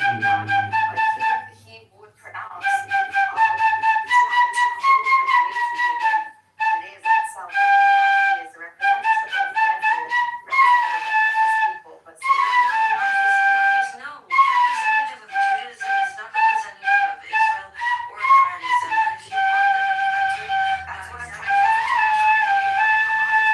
necessarily any of the Palestine. of course it's not. It's preposterous to assume that I'm making.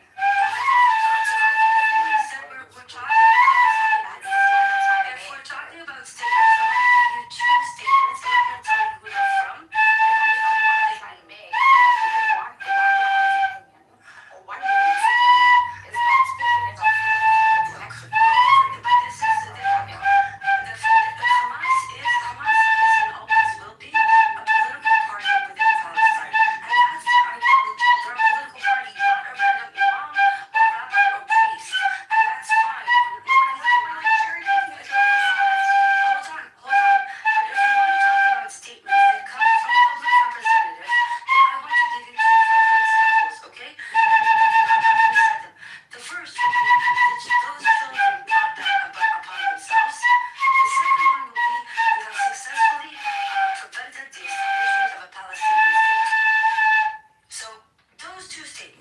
Never had one lesson. From an opposition member in the Yair Lapid party, Merav Ben Ari, who actually said on the Knesset floor, the children in Gaza brought this upon themselves. Rimono Shalom, the children of Gaza did this? How stupid can you be? Hello? After they announced the new security regulations in territories A. People are fucking crazy. They repeat themselves. They're fucking so stupid. Which ideology represents Hello? within that society? Because we can play that game. Misunderstood Daniel. Daniel just says Hamas is bad. Hamas is the entire Palestinian. No. He corrected me when I said that. He corrected me when I said that. He corrected that I misunderstood his position. Okay. His actual position is Hamas is bad. He just chose words. Okay, so now can we ask, so do we want to... So I take on Penrose, I take on board. Like you have foreign claims that, look, I've heard even nasty things on the other side. But the fact of the matter is, you have to look at this ideology, how much it permeates in society, of which these ideas were tried. What about Zionism? Is it also a supremacist foundation? Are you sure? Is where I point out. Why is there the idea is that we look at Hamas represents, and we look at how favorable the population is to ideology. You see something spread. So we'll see someone say, a Jew, say Can something you like, tell me how do you know how popular the ideology is?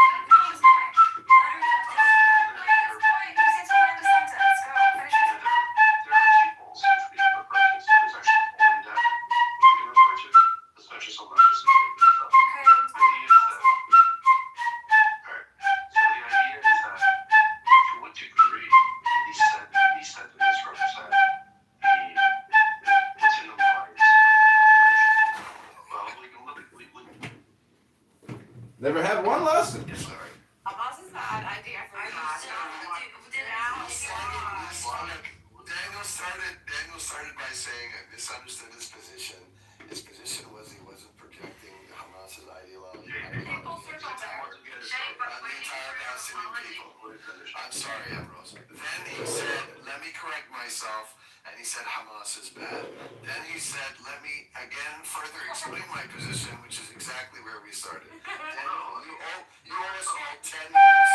You owe us all 10 minutes. You stole it from us. I want to get in here with you. Let me just say something obvious.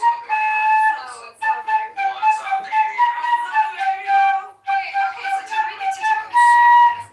Listen, what he's saying is something we've discussed in it's a 10 words. Let me tell you the 10 words that Daniel's beating. This is the worst we beat over and over again in these rooms. It's basically that Hamas is bad, yeah, no shit, and that polls show wide support for Hamas in the Palestinian public. And the next step is let's debunk the polls or say why we don't think that it's representative of Palestinians. Okay?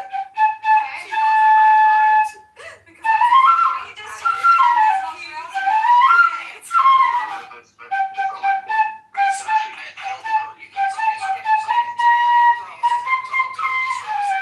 Exactly, dialogue. Okay, clarify it once again. We're Catholic. So the objection is, well, let's look at Daniel's point. Daniel's point is that Hamas is bad. I thought we were letting Daniel finish. Don't interrupt, Megatron. All right, so the idea is that it is true that Daniel's presenting that, yeah, it's just when Daniel says things like, oh, Hamas bad, the majority of Palestinians are fucked. That's not been what they're talking about. I've been trying. I assume you're referring to the polls, right? Which suggests there's widespread support.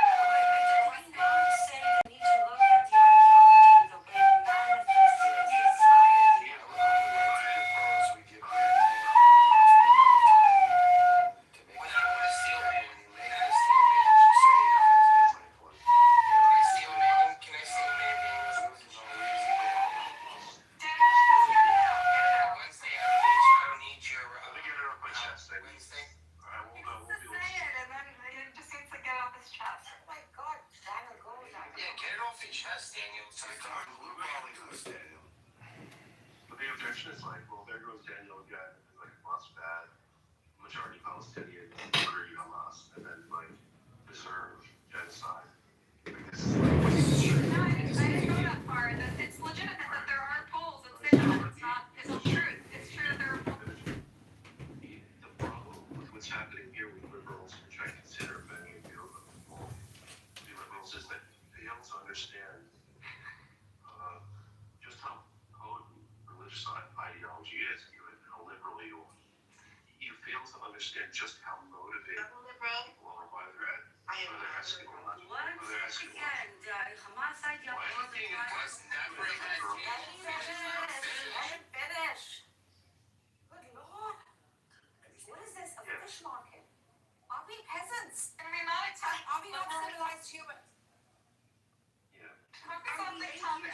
And we need to hear the same argument again and again and again and again before I understand. We understand that he's not going to go anywhere with it. He's going to make it. It was 3-4 minutes of my life. I never fucking get back. Daniel, you just keep going in circles saying nothing, okay? I'm finished. And it's funny. Finish, he's done. Finish. He's done. I'm gonna steal man. 1 minute. Yeah, I'm gonna see. You're such a man. I love you, Jindu. When are the Goyim gonna get a chance? Yeah, can I steal man? All you need is sit in that place and shut them out. Go ahead, Daniel. My point is like, so amongst you liberals, which I consider you to be liberals, none of you are pretty much God. None of you are God-fearing. None of you understand the magnitude or the degree to which religious ideology motivates individuals. This is not the topic. Can I steal man? No, shut up. Well, let me finish my thought. So the idea is that what the liberals want to do is to focus on like this is just a terrestrial dispute about land and things like that. There's no religious or eschatological or religious ideological motivation amongst in the people involved. So what you're doing is essentially just ignoring. You're looking at it from your liberal lens, where you don't consider religion to be something would motivate an individual to die, to sacrifice themselves, to be a martyr, to die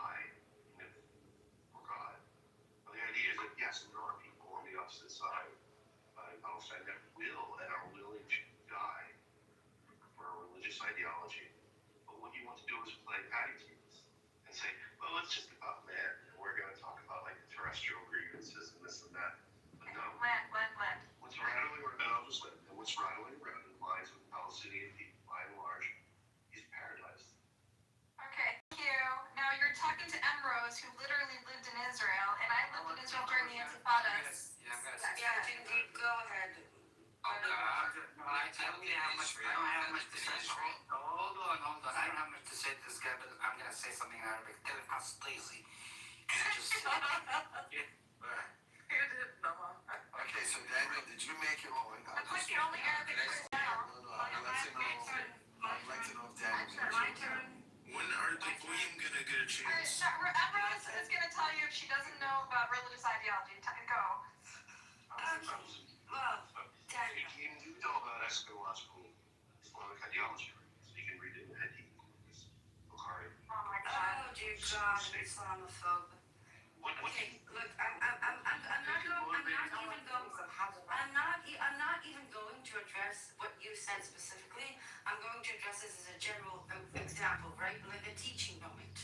This is a classic waste of time. This is a classic Hasbara agent. There is, no matter what we did, We saw it coming from hold on. Hold on. The thing, trying to push at first that all Palestinians are Hamas. So we agreed Hamas is bad.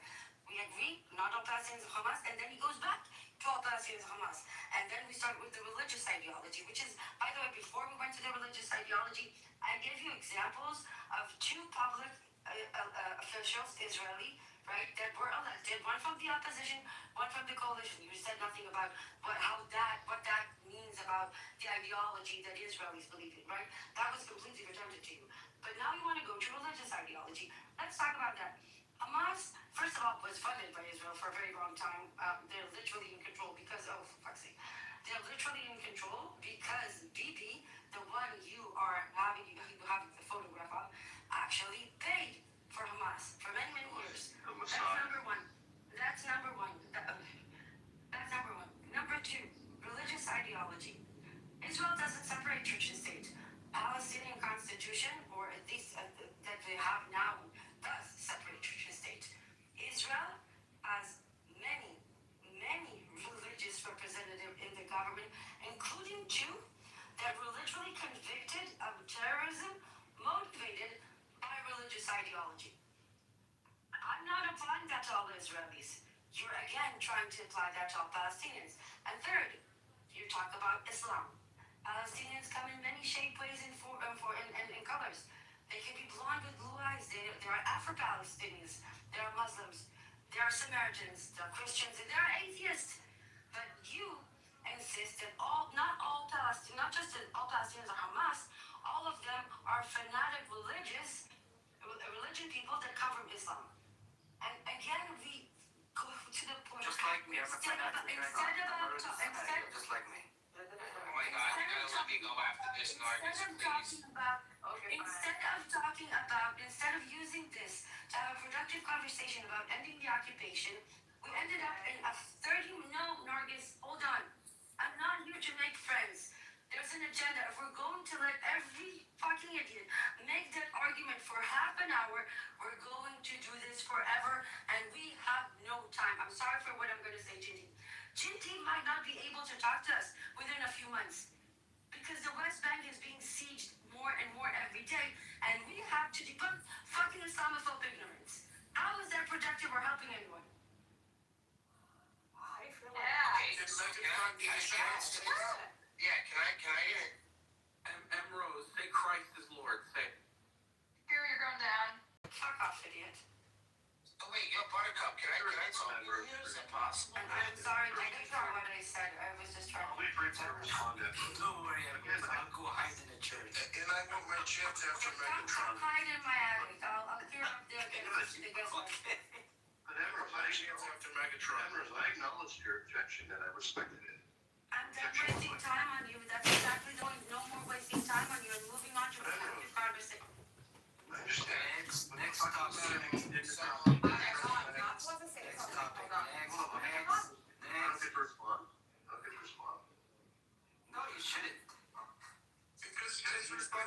each other's responses. How come I'm the only one who comes into your room? There's no entertaining. Which room are you streaming? It's called, So, Bible and Quran? no, Is Liberal Zionism Dead? Church of Buttercup 2 is the house. I understand your objection. I'm telling you, this is not the objection that I made. Amir is upset because Buttercup is stealing all his thunder, taking his audience. Looking at this conflict through the eyes. Really, what did he say?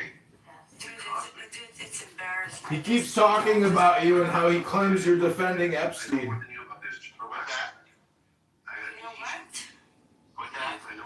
what? Amir keeps claiming that you're defending Epstein. Say. But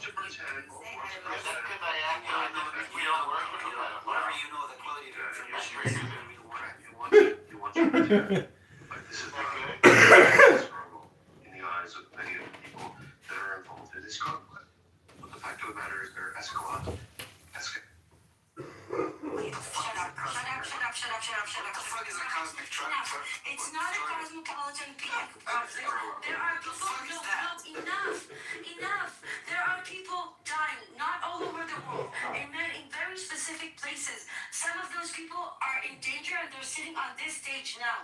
You don't get to minimize it. Don't get to annex it. And enough wasting everybody's time. Enough. You have to, guys. Like, come on. Like, there's a level of enough is enough. Okay, let me get you here. What is it that you're to respond? Oh my goodness. Okay. Daniel,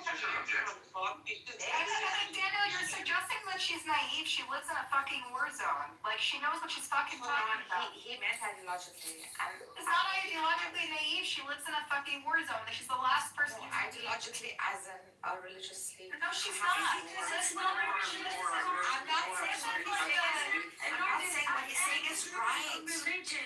I am in a religion, but I'm not saying what he's saying is right. I think that's what he means. I know, but the people who live in Israel, even if they're secular, doesn't mean that they're naive about religion. They live in like the Mecca of religion.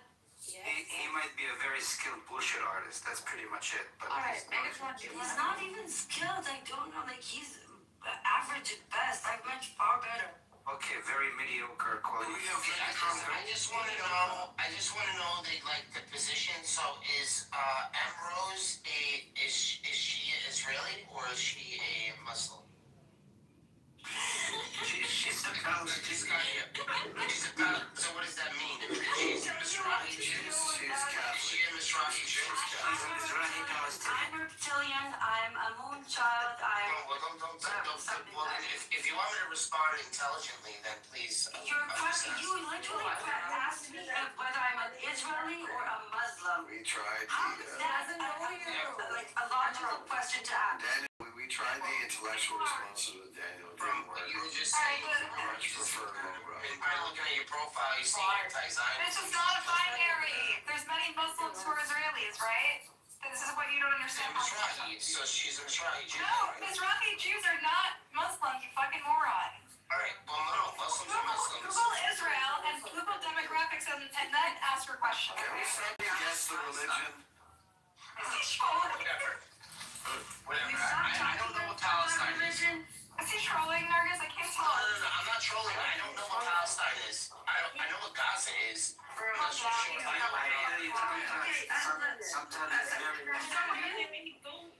Divinity can be sometimes very entertaining, you know that, right? What's going on? Okay, so you said just give into it and like go to the platform. Okay, is it my turn? Because I've been waiting. Sure, just let me roll a joint before It's that. not going to be a serious question, I swear. I want to do hardcore drugs. Wait, really, new rule. If you have fucking Epstein in your profile, you're not coming up. I can't have the ghost of Epstein every single fucking stage. It's like Thank you. Alright, I'll change it. You can't change it yet. First change. Right, I'll change it. Move him down when he changes. Yeah, go think about what you did. Okay, when he changes it, we'll bring it back up. Why do you motherfuckers get all creative the moment I made mod? Like, what the fuck is going on? I don't think I can bring it back up. Hold on, let me refresh and see what he did. doors closed.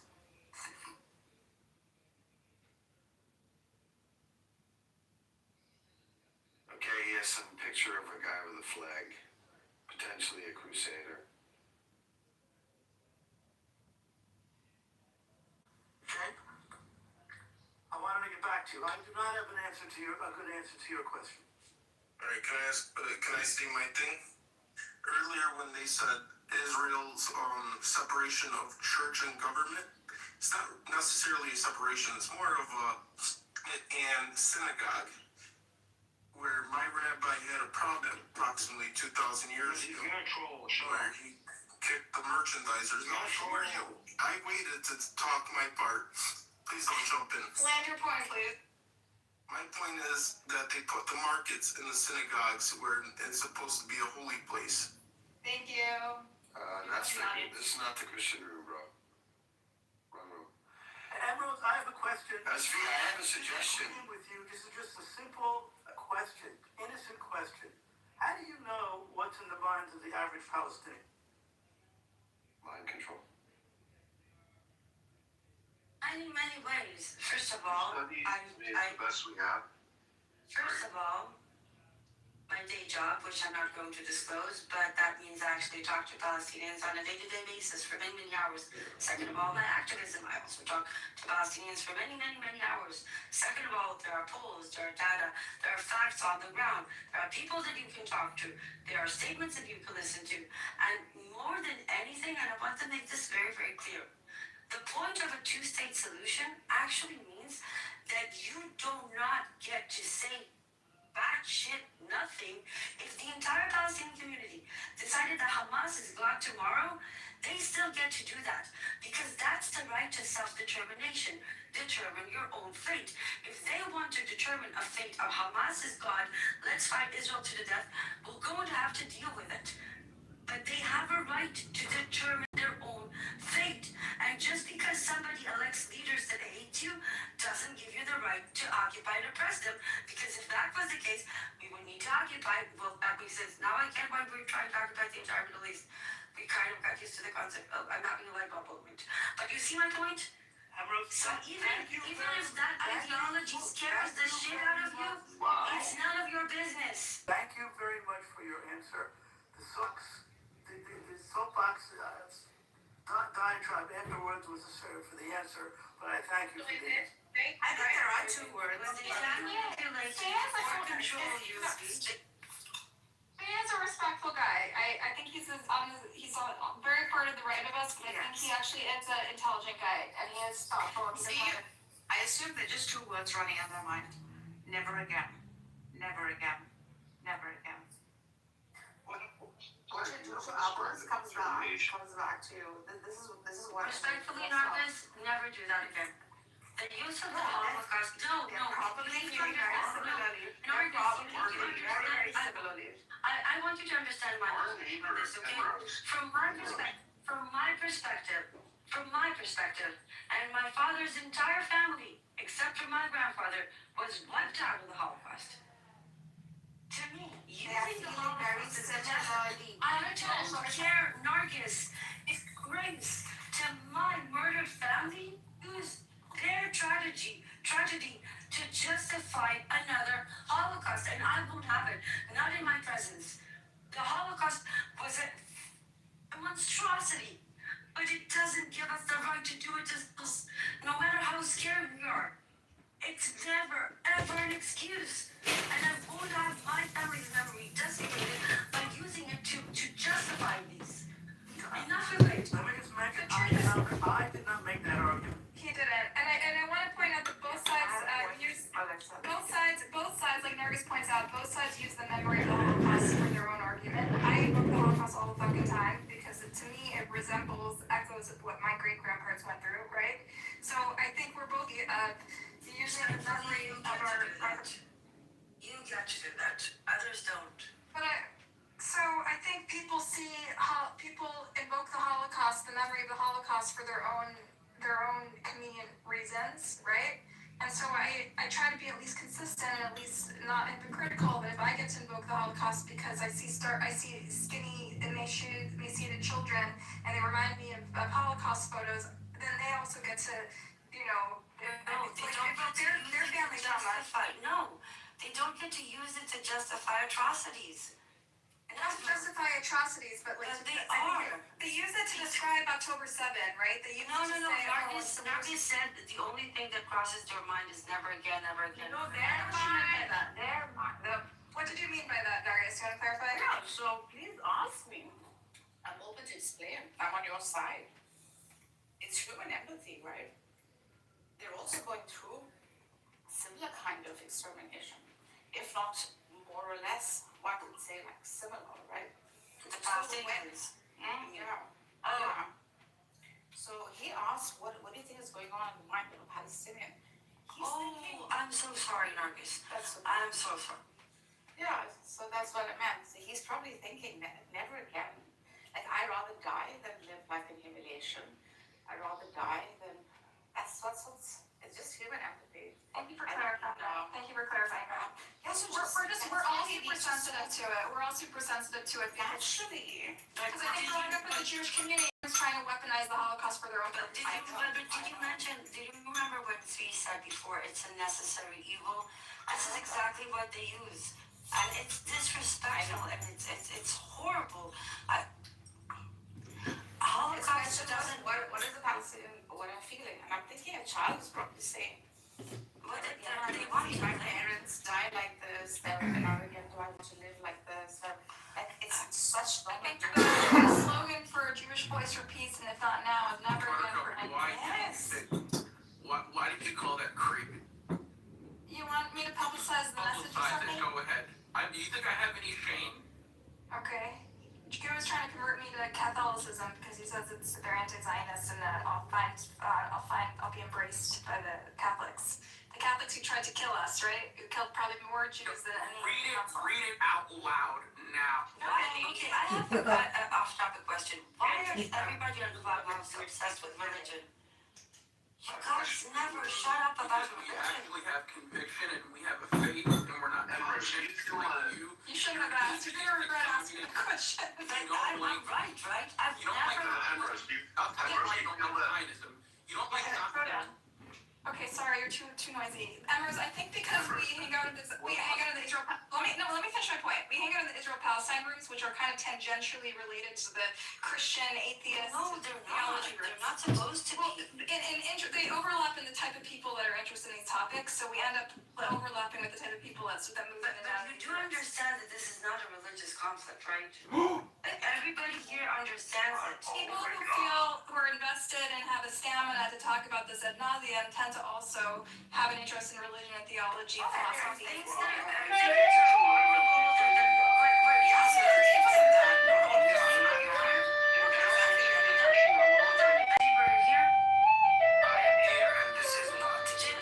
This is not a religious conflict. How come the only two people who actually live here are telling you this is not a religious Because conflict? in the diaspora, that's what inspires people's interest in it.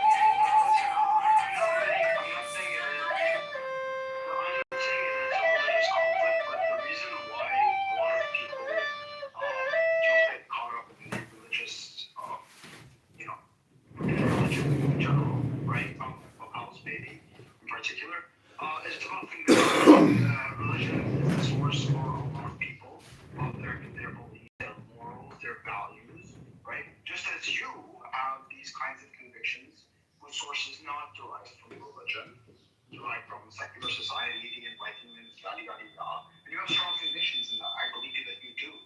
Similarly, a lot of people, most people, derive those convictions from Revelation, Holy Scripture, so on and so forth. But do you So in the same way that you are obsessed with the Enlightenment and secular values, those people are obsessed with, Well, okay, but hold on, I'm gonna say something. No, For a sec. hold on, no, hold on. Benny, the thing is, and that's okay, people can have the conviction, that can be their motivation for activism and whatever. But the minute you start imposing that affiliation onto the occupation and making it part of it, you're actually working with the Hasbara. They're trying to make this a holy war, right? They're trying trying to make it a holy war, especially lately, and it's Okay, not. is it a We've been ritual trying. war? What is it? Shut up. Shut up. We've been trying to explain this, and this is why I asked Jimmy for a very long time. Stop making it about religion because it's only making it worse. It's not about religion. It's wrong and right. Occupy. That's it. They don't care if Palestinians are Jews, Christians, or Muslims. At this point, I'm almost as bad as a Palestinian to them. It doesn't. It's not about religion. If they were Jews, they wouldn't care. I mean, hold on, no. For a lot of people, I'm not saying inherently it is a religious war, but for a lot of people involved, it is. Like, look at how the Samaritans were treated as opposed to the Muslims and Christians in the West Bank. Samaritans were given citizenship. No, they were offered citizenship. Yeah, yes. Those who didn't take them, what happened to them? Okay, yeah. But why were the Samaritans offered citizenship as opposed to the Muslims and Christians? Jewish supremacy. Yeah, exactly. That's scripture. But it's not about religion. It is about religion. No. No, this has nothing to do with religion. This conflict is not about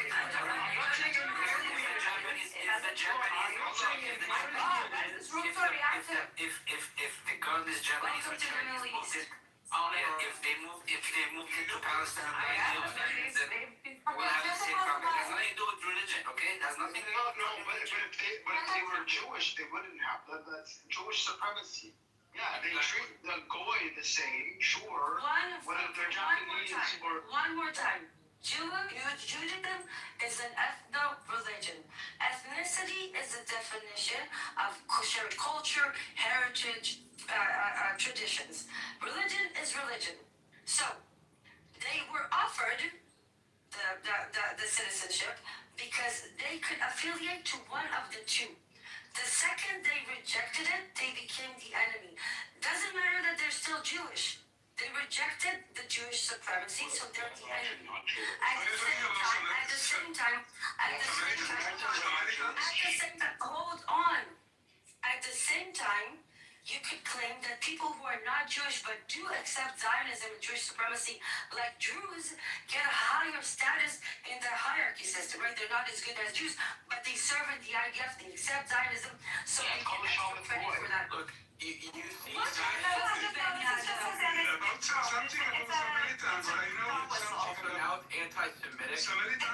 like a so you guys just said Jewish supremacy. That's what she just said. Get like the insults off the stage. I'm sorry, Bruno.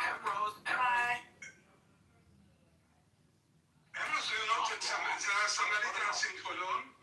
There is a community of Samaritans in Cologne. There are citizens and Yes, the Samaritans were offered citizenship. Part of them took it, and roughly about 800 didn't take it back then.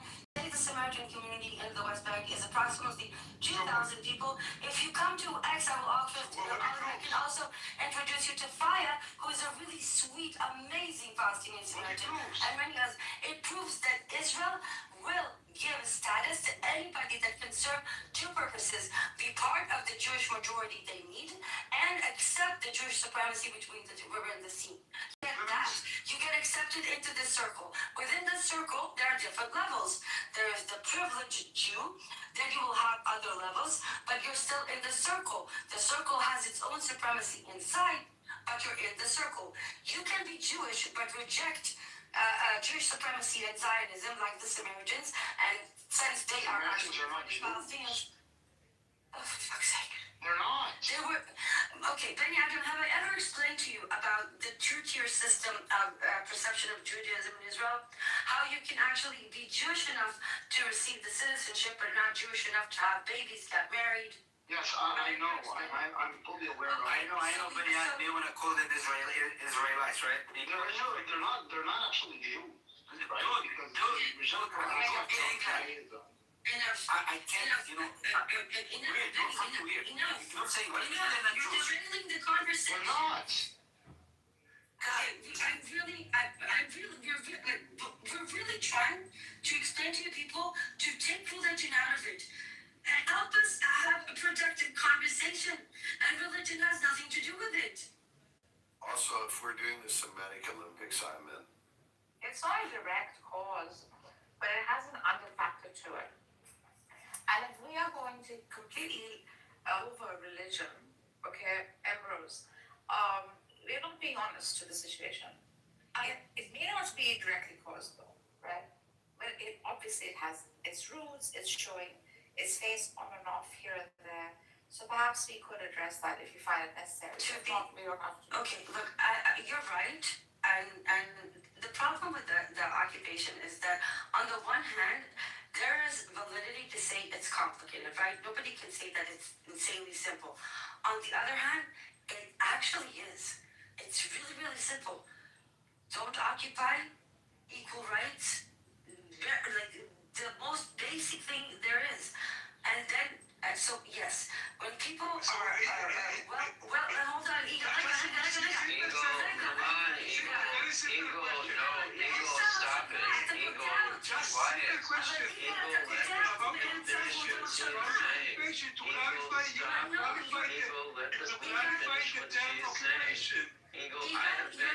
יגאל, קטעת לי את חוט המחשבה, די, זה לא לעניין. Shit, I forgot what I was saying. Okay, Nargis, what I was saying. Okay, Nargis, what I was saying. Yeah, thank you, Jason. Oh, for fuck's sake, Yiggal. Enough. Let me finish and then you can ask, okay? Is in your opinion being occupied? I tried to hear what Ambrose has to say for probably 10 or 20 minutes, and literally she has not been able to finish what she has to say. Stop doing this, all right? I want to give this guy a job. Thank you, Jason. Again, for the last time, Nargis, I agree with you. There's definitely a component to it, and there is the conversation of the complexity that we can have. But I think it needs a little bit more. Like it's, let's say we're in class number 1. We can get there when we're at class 15, because right now the basic understandings of what this is extremely unsecured or loose. Like the very basic. This is not a religious conflict. How they use religion into it in both sides, in both ways. What have they done with it? How it impacts the perception of those faith across the world? Sure, those are all valid rabbit holes. But the very basic understanding, everybody has to understand, except it's not a religious conflict. And then we can maybe go into the complexities. Do you understand the difference? Yeah. I'm asking a very simple question. I agree that the occupation is a major problem. I agree about it. But what is your definition of the occupation? Is Israel itself an occupied territory? Legally speaking, this is a very simple question. Yes or no? Is Israel an occupied territory? Sharon. Yes or no? Answer the question. No. Legally, no. Morally, yes. Politically? Practically, is it occupied regarding the solution of the... Practically means legally, which means no. Moral-wise, yes. So in case of 2 states, we still remain with occupation. Yes, not only do we remain with an occupation, we remain with 1 state that is still... in case of 2 states, we still remain... In case of two states, yes, I believe morally we will still be occupying people. Hold on. Have still the right to resist. But no. This is where this is the problem. That it's not just about the 2-state solution, because if you still, this is why I advocate for a 1-state solution. To me, having a smaller Zionist state is a small step forward. I don't want a Zionist state at all, because a Zionist state effectively means a Jewish supremacy that will always end up oppressing anyone who is not Jewish. Whether it be light oppression or extreme oppression, doesn't matter. It will still be oppressive. And that is something I do not agree with and never will agree with. I can understand a 2-state as an intermediate solution towards true democracy, because we're being pragmatic. But principle-wise, moral-wise, no, I will never agree with a system that is inherently racist and oppressive. There are many national I states. posit that in a case National of states solution, the Jews will be oppressed. Has to be. Nobody should be oppressed. Why will they be oppressed? Excuse me, look at 2,000 years of history. That's all. Jesus fucked my life. What? You know what? My optical nerve is anti-Semitic. Like, just like leave it there. You're doing it that way. I can't do it anymore. I can't. And the minute they ran out of argument, 2,000 years. But Jews are thriving How in is that diaspora. running out of arguments? You know what? It's ridiculous because you claim you have the right to return after being gone for 2,000 years, but somehow Palestinians who become less than 100 don't. That's why it's a stupid argument, but you keep making it. No, my argument against the Palestinian right of return is my belief that the Jews need a Jewish state. End of story. Yes, you are willing to commit evil atrocities because you think you have more right to be safe than Palestinians. That is why you are a bad person. Yeah, I want to add, it's not, I want to add, I'm a bad person. Svi, I want to add that it's not worth the cost of Palestinians, for sure not, but also not worth the cost to Jews, okay? It's not making Jews safer in Israel or anywhere in the world. And thousands of years, yes, stop. For thousands of years, being a minority was a threat, and it was hard for us, right? But now we've become the very thing that used to oppress us. And we must, but today, in the last 100 years, Jews are actually thriving in the diaspora. So we need a new model that suits the current day, and the current model is making us more unsafe. You have it flipped. I will assure you now that what's been the case in the last 100 years will not be the case over the next 20 years. I guarantee it. But I would argue the status quo in Israel is contributing to that. I would argue that Israel is a threat to Jews and Judaism in general, ultimately. 100%. You can make that argument, that's fine. All I know is personally, I approve that message. I pray 3 times a day for the return to Zion and Yerushalayim. That's what I do. Daniel, you talk about religious ideology I also want to share and about how a religious ideology. Where's Daniel? Where's Daniel with his religious ideology now? Can I share what I pray for? Daniel, I thought he was a secular atheist. Shem You wants want to to share? Go ahead. Okay, I pray for peace in the Middle East. Edward, what do you pray for? I pray for the same exact thing and occupation. Anyone else want to join Can I Zvi quote in somebody? sharing what they pray for? Don't ask me why, because I don't don't ask me shit because I don't pray. Okay. You'll pray when I become your wife. It's no problem. You still got it for him, eh? You still got it from him. You're kidding me? Who doesn't have it for just Are you kidding me? Got the ladies, man. I would quote Bad Bunny. The only way to defeat hate is through love. Thank you.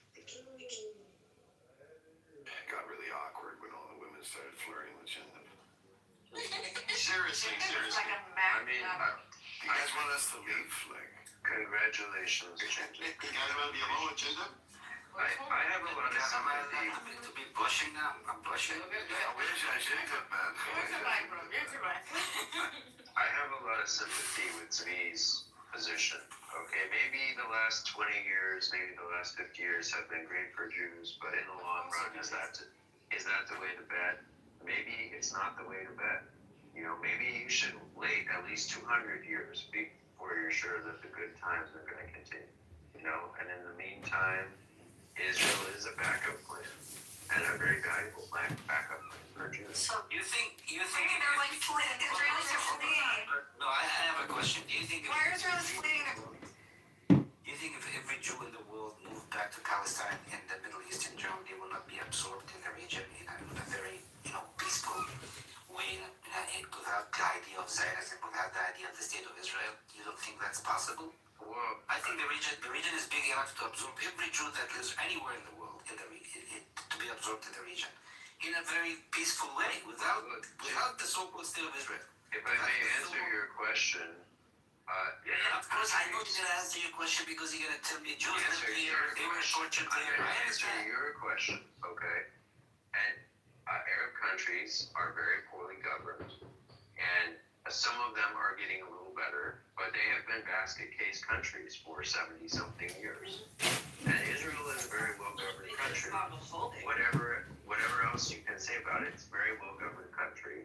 Okay, it's done a lot of amazing things. in terms of technology and establishing research universities and defense, in particular, defense technology. And so that's not a reasonable thing to do, to go live in a fully governed country. That's going to change. Nobody asked them to do that, though, Jason. And that's well, he was talking about moving back to the Middle East without Israel, but those are equally governed countries. No, he was talking about the fact that Jews, with the lack of Zionism and occupation, are more than welcome. Topo Chico. They were always part of the social fabric. Twist of lime. Mineral water, carbonated naturally. From Monterey, Mexico. Established in 1895. That Jews have a connection to the land, right? But there is propositions on the table, and I spoke about this before. A constitutional democracy.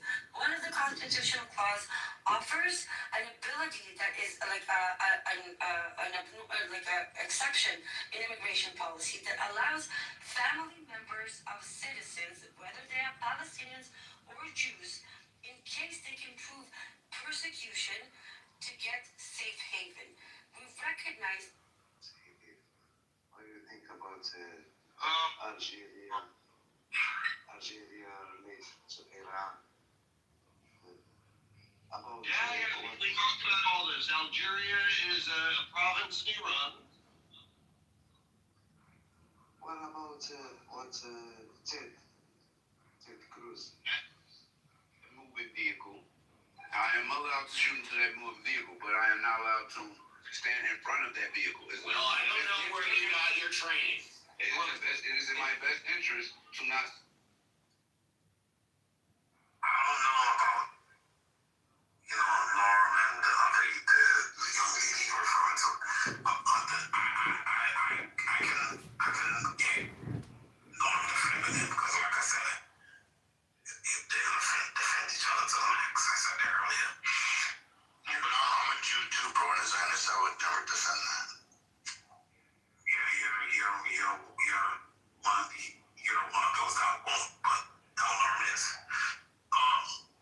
They will defend, like I don't know, I'm here in New York City. A lot of them do not. I don't want to use that word defend, but a lot of Jews do not defend Epstein.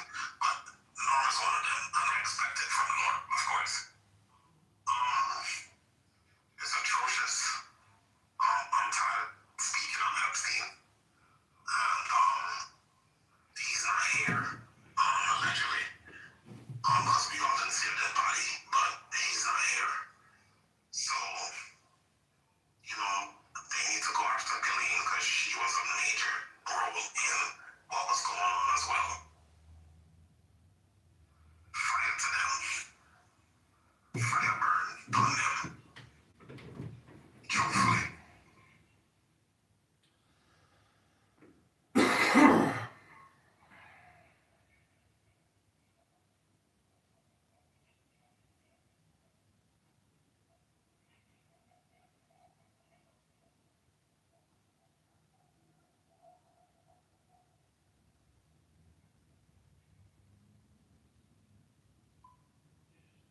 No, I hear you. Anybody else want to come up? You guys are come up.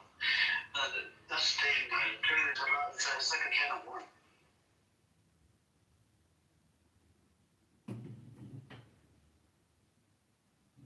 Hello? Hello? Hello? Hello? Hello? Hello? I honestly back up you for it. She's trying to open up these rooms every day, right? They're trying to copy, so Prince tried it, and he couldn't get the people to keep the people together. And Buttercup is having problems because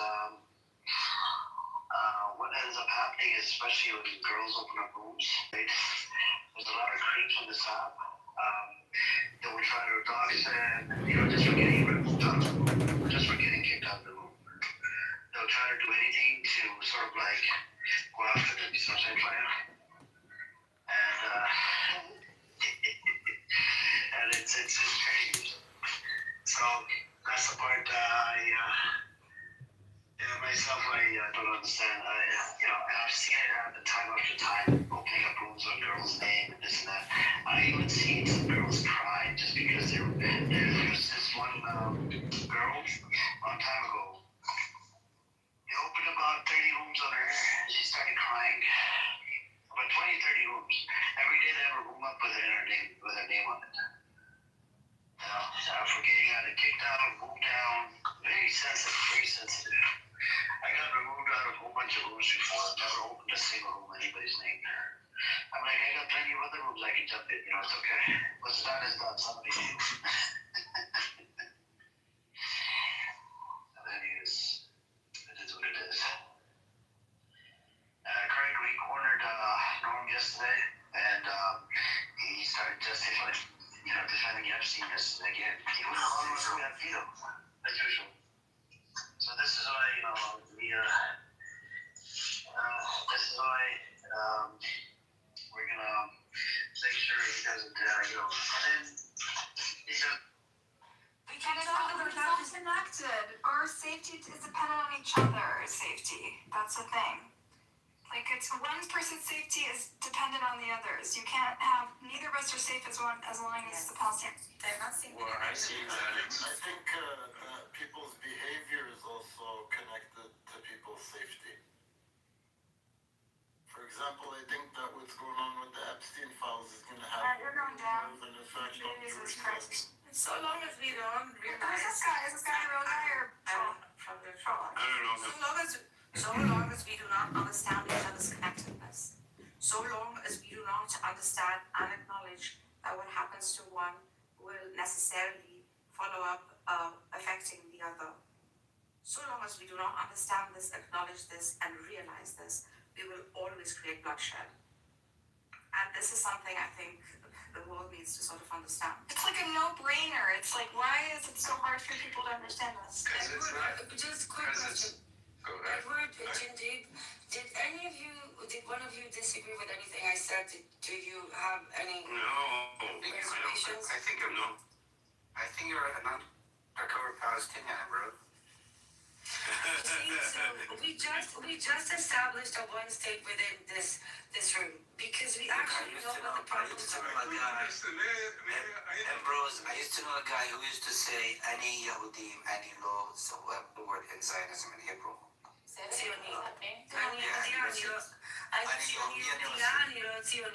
Correct. Yeah, that's what he used to like. He used to tell me, "Ani Yahudi. I have nothing to do with Zionism. I'm just a Jew. This is why I say I'm just a Jewish person. I'm Jewish." Zionist. Yeah. But just you see, I'm sorry, but Israeli to Palestinians, this is it. We solved it. It's that simple, Marcus. Do you understand why it's so frustrating? We can make it complicated, but we can also just make it. It's not complicated. I know. I think it's very simple, but you need to accept some ideas about military realism very uncomfortable, and then it's simple, okay? But it's very uncomfortable. On what military relations? The ideas you need to accept are that the security of Israel is a linchpin to security for the Middle East. And so we want Israel to be as secure as possible, as strong as possible. And then that is the keystone You know, that we're going to use the that. best way to achieve it is to end the occupation. Literally, the best way to achieve security for everybody between the river and the sea is to end the occupation. If that is your goal, that is the ultimate solution. No occupation, no resistance, no problem. Like 57 Muslim countries stood under the UN in 2024 said we will ensure the prosperity and security of Israel within the borders of 67.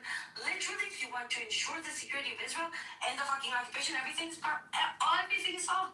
Look, magic, poof. Those are just promises. They keep repeating this thing is the linchpin of the whole solution is the linchpin security for the state. How about the linchpin for the security of the Palestinians? Once you give them security and safety, I think that the issue is solved. No, it is not solved because they cannot govern themselves and they cannot provide. How do you know we can't govern ourselves? How do you know? Look how finish up here. I'll finish up here. They need to be, look, let me finish up. I'll be brief. Okay, please. And the West is No, not they willing won't. to create more problems. No, the West is coming with solutions. But we understand how to do it. And You had a prime minister for 18 years. You understand? I'm gonna finish up here. He wants to destroy the Supreme Court. You understand? You could Let me finish up, Let Edward. him do Let me his finish up. fascist Yes, manifesto. they do not know how to govern themselves. Israel is excellent at providing security. They should be a subsidiary state and a partner of Israel. That's the only way they will have security, and they will need. I will finish up here. I will finish up here. We're listening because honestly, I don't know if I've ever met someone as annoying as Emrose, and I'm thinking about renouncing Judaism because if Emrose is Jewish, you know what? You can keep it, Grace. Everybody, I'm out. I'm out, Grace. Emrose has destroyed my Judaism because she is such a schmuck. Anyways, yeah, we can listen to Amir, but I don't know. I am amazed at Emrose. You don't know what somebody's situation is like on the other end of their phone, but she's got incredible energy to just talk over people. Very low awareness, and so the thing is, it's if you're not going to read anything or talk anything about anything other than this, you're crazy. You're a crazy person, in my opinion. Your mental health is really bad if you think that you have to save these people from dying because they're all dying now. You're crazy. I'm a,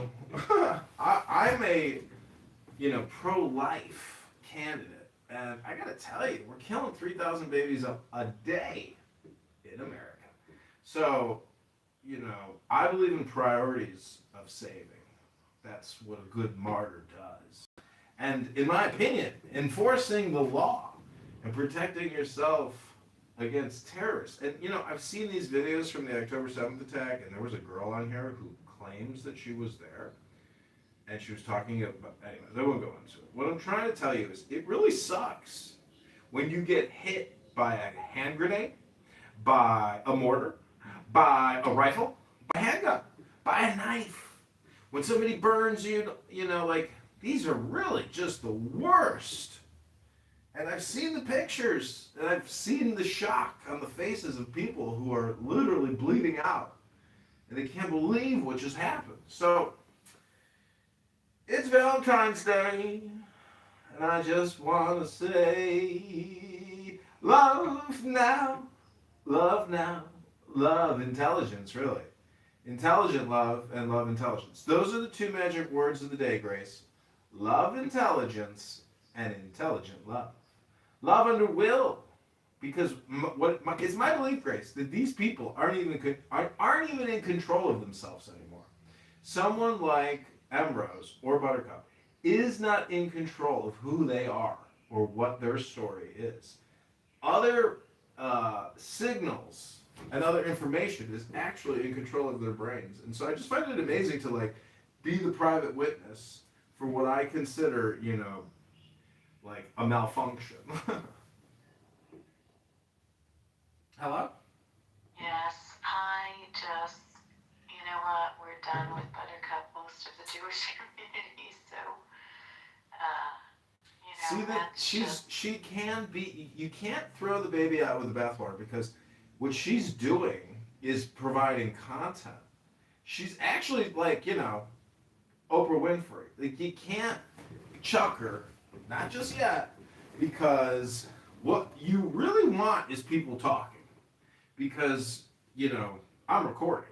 And I think when people come on here and they actually admit to terrorist activity, that's the value that she can provide. Because, I don't know, nobody else wants to talk to these people. So, there's not a speck of dust out of place in the whole universe. She's somewhere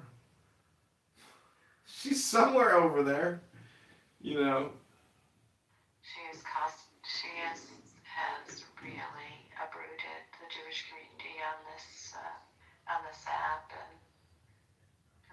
what she thinks. I don't at all have anything to do with her. I know, but she's got. It's important that she's we got, know what she says, though. It's very important to know what she says. she's got a spirit, and I believe that that spirit is political. And nobody is throwing a punch on this app. Everything here is a game. And I've got the volume turned down because the truth is, you're in control. Meaning I'm in control. You're in control. Everybody's in control of what they're doing here. Listening or speaking. I call it the 1530 rule. We say 1,500 words a day, and we listen to 3,000 words a day. And you are gonna be insane if you sit there and listen to Buttercup and Rose do their 3,000 words a day. Yeah, we don't do that anymore. Yeah. We've learned our lesson in the Jewish community, unfortunately. But see, if she's not willing to play with you, well then, you can't play with her. I mean, if you can't reverse program or condition or suggest or read poetry, they are, in my opinion, not healthy. It's interesting that she really left, the Jewish community on here, a lot of them just, won't tolerate her anymore, but she went right to Amir, and that's where she should be. Well, those are her people. The thing is, the Jewish community here is not like other Jewish communities. It's very, very childish. It's totally amateur. It's vulgar. It's profane. It's stupid. It's petty. And the thing about the green bean thing is it feeds people's ego like they're a parasite. Moderate everybody. And don't let anybody, just moderate everybody. That way you don't have to moderate. You see what I'm saying? If somebody wants to insult somebody, anyways, it's a waste of time, Grace. That's it. Jewish clubhouse, Muslim clubhouse, Christian clubhouse.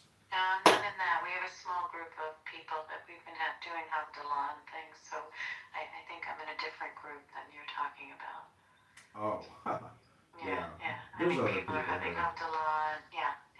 I understand what you're saying. I wouldn't go into those type of rooms. I'm not just looking to be in Jewish rooms. One is that, I'm a clergy person, so I want to be with people who are seriously, talking about how they want to, be in the Jewish community, how they want to study, what they want to talk about, relevancy. I don't have that kind of, generalized understanding of what goes on here. But I do know that Buttercup has tried to, turn everything upside down when we all first started and we weren't taking it. Well, she goes by the name Buttercup. I mean. Yeah, and she's been all over here and she's been going from one place to another to find her people. I hope she finds her people. But she's very destructive to the Jewish community. And everybody's not going to tolerate it anymore. So. Well, again, it's a question of content. You're not going to tolerate her content because, really, it's stupid. It's like, correct. Yeah. You're absolutely right at the core of it.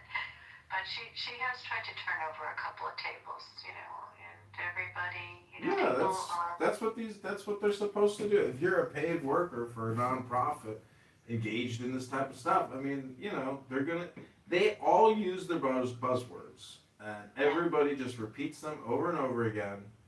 And the key word of the day today is liberal Zionism. That it's so stupid. It's like, this is why I mock people, Grace.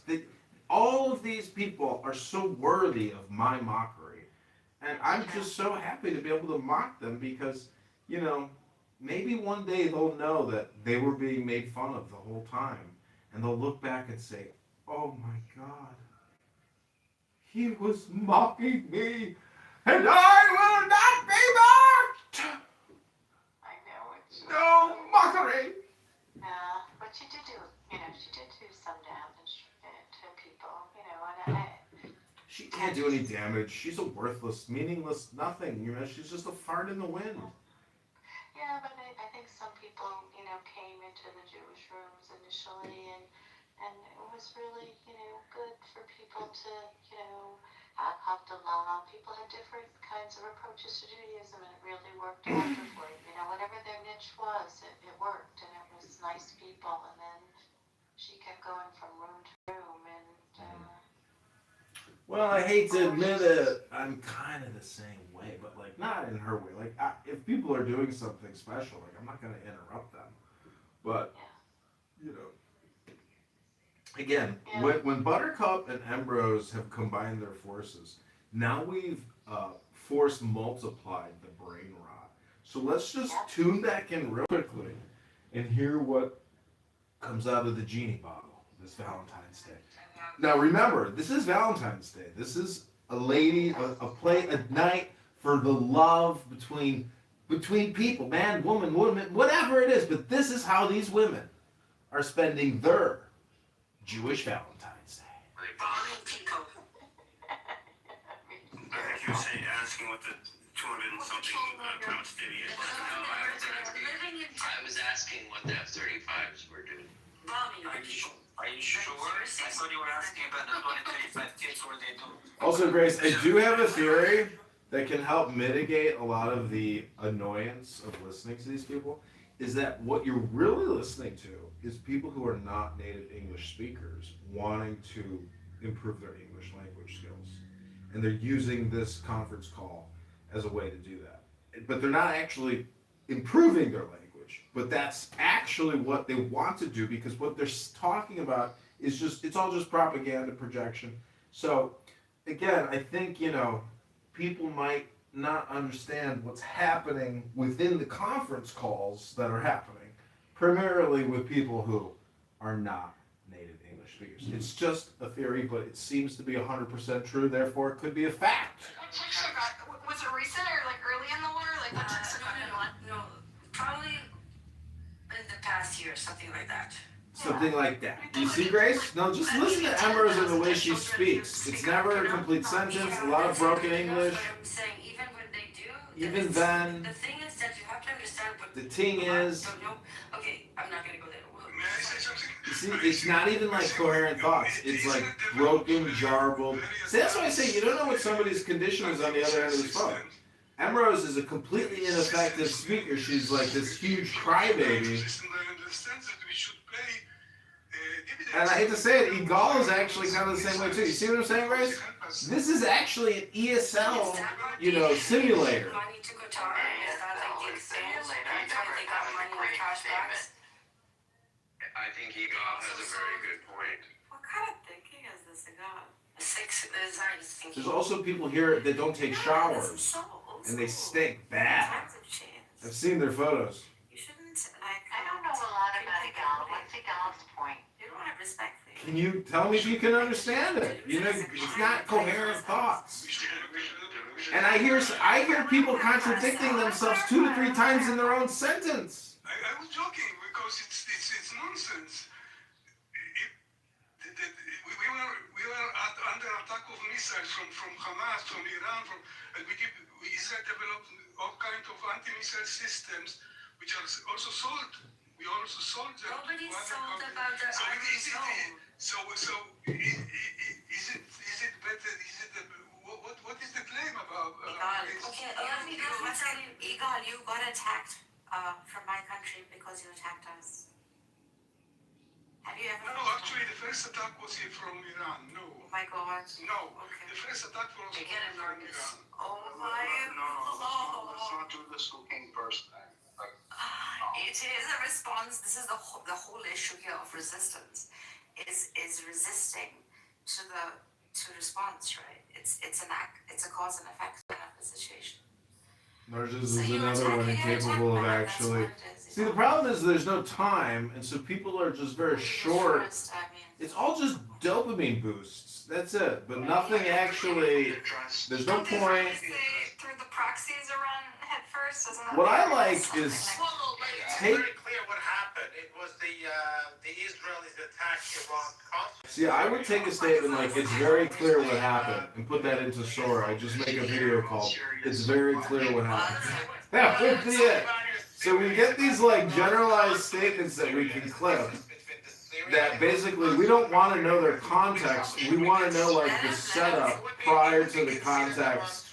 So the Israelis attacked Iran's soil, which was Iran's consulate in Syria, and they killed a lot of people, as usual. And then Iran retaliated by sending them some missiles and drones. So that's what happened. Anyway, Israel has been bombing Syria for like 5 years in a row. no, Israel has been bombing Syria longer than Longer than that. They've years. They've actually been bombing since the on Syria, bro. Regularly, like twice. since the start of the Civil War. Yeah, so yeah, I said like, well, like, yeah, okay, wow, okay. Yeah. But I think we're not addressing the root they have actually.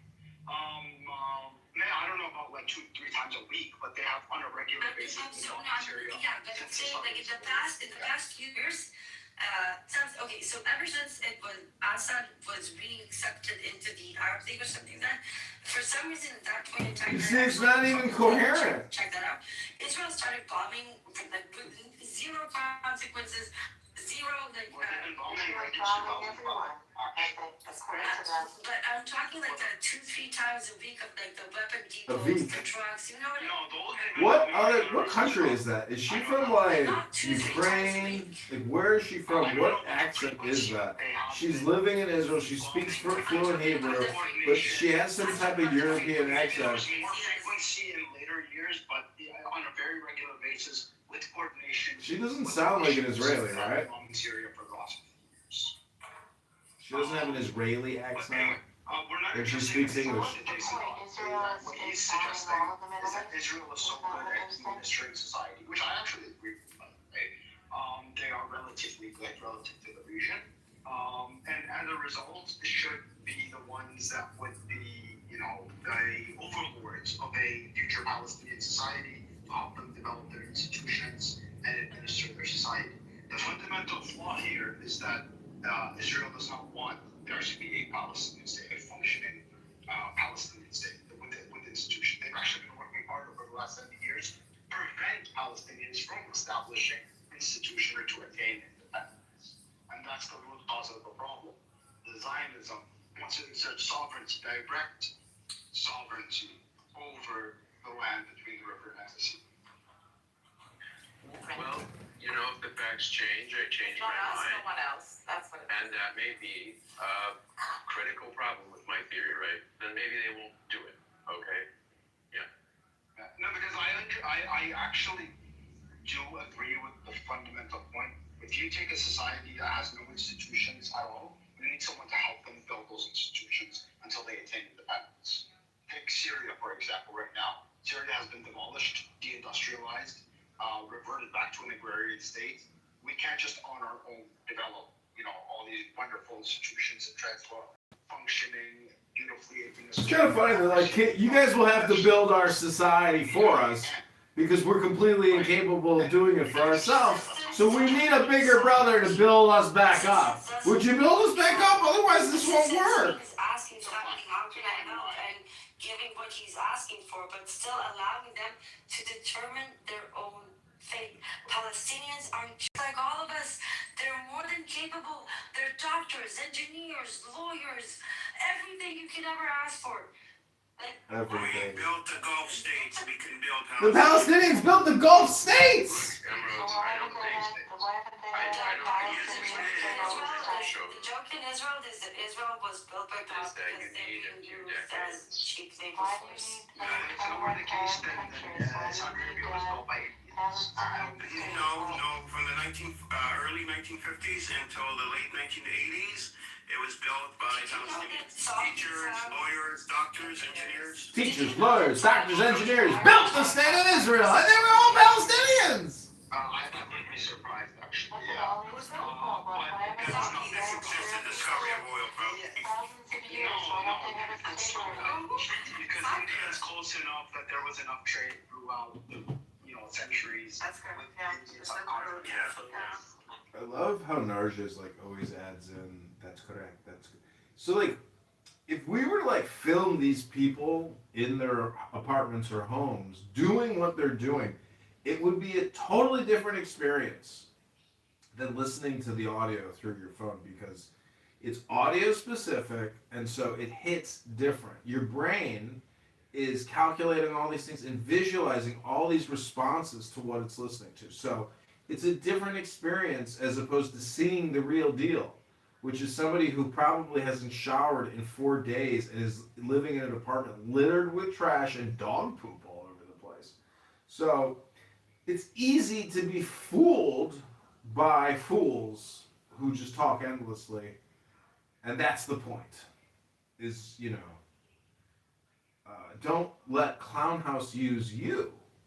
Use Clownhouse, and one of the best ways to use it is to just record it, because when people have rooms that are not on replay, that's because they are ashamed of what they're doing and they don't want a permanent record of it because they're recording trash. And I'm a trash collector. I collect trash for a living professionally with the Jewish Complaint Department. We will take your trash donation and we will gather up your trash and we will bring it to the wasteland, to the garbage dump of despair of your garbage. And we will grant you access for a fee into our garbage dump so you can carry something out and bring it to a room to exhibit it as evidence for more trash collection. It's a cyclical recycling and trash industrial complex, and I want to thank you all for being part of it, especially on Valentine's Day. It's unbelievable. Really,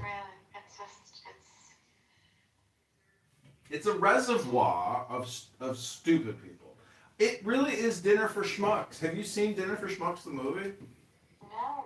Oh my God, you have to see it. It's a collection of schmucks that get invited to a dinner but don't know that they got invited specifically because they're a schmuck. But the whole thing deals with hypnosis because the lead character believes that all communication is hypnosis. So, you have to see this movie. Like, there's a scene where they're like battling, and it's the belief like whoever gets the last word in has the power of the hypnosis. So, everybody wants to get the last word in. It's very funny. Now, how are you getting to hear the room even though you're not in the room? Are you an anonymous in the room? Yeah, I have another phone sitting in front of me with an anonymous account. Oh, so you have an anon, they call Correct. it, right? Yeah. Is that who's in there? And they don't care that there's an anon in there? No, they don't care. People want to talk. They will not be stopped. Doesn't matter if they know they're being recorded and put on some bald asshole's YouTube. They want to talk, and they will not stop. Nothing will deter them. Yeah, because I'm always very suspicious when an anon comes into the room, so I don't want that in my room. People can't, be whatever they want. We can't hear their voice, and they're just anons. I would kick them out, but they don't care.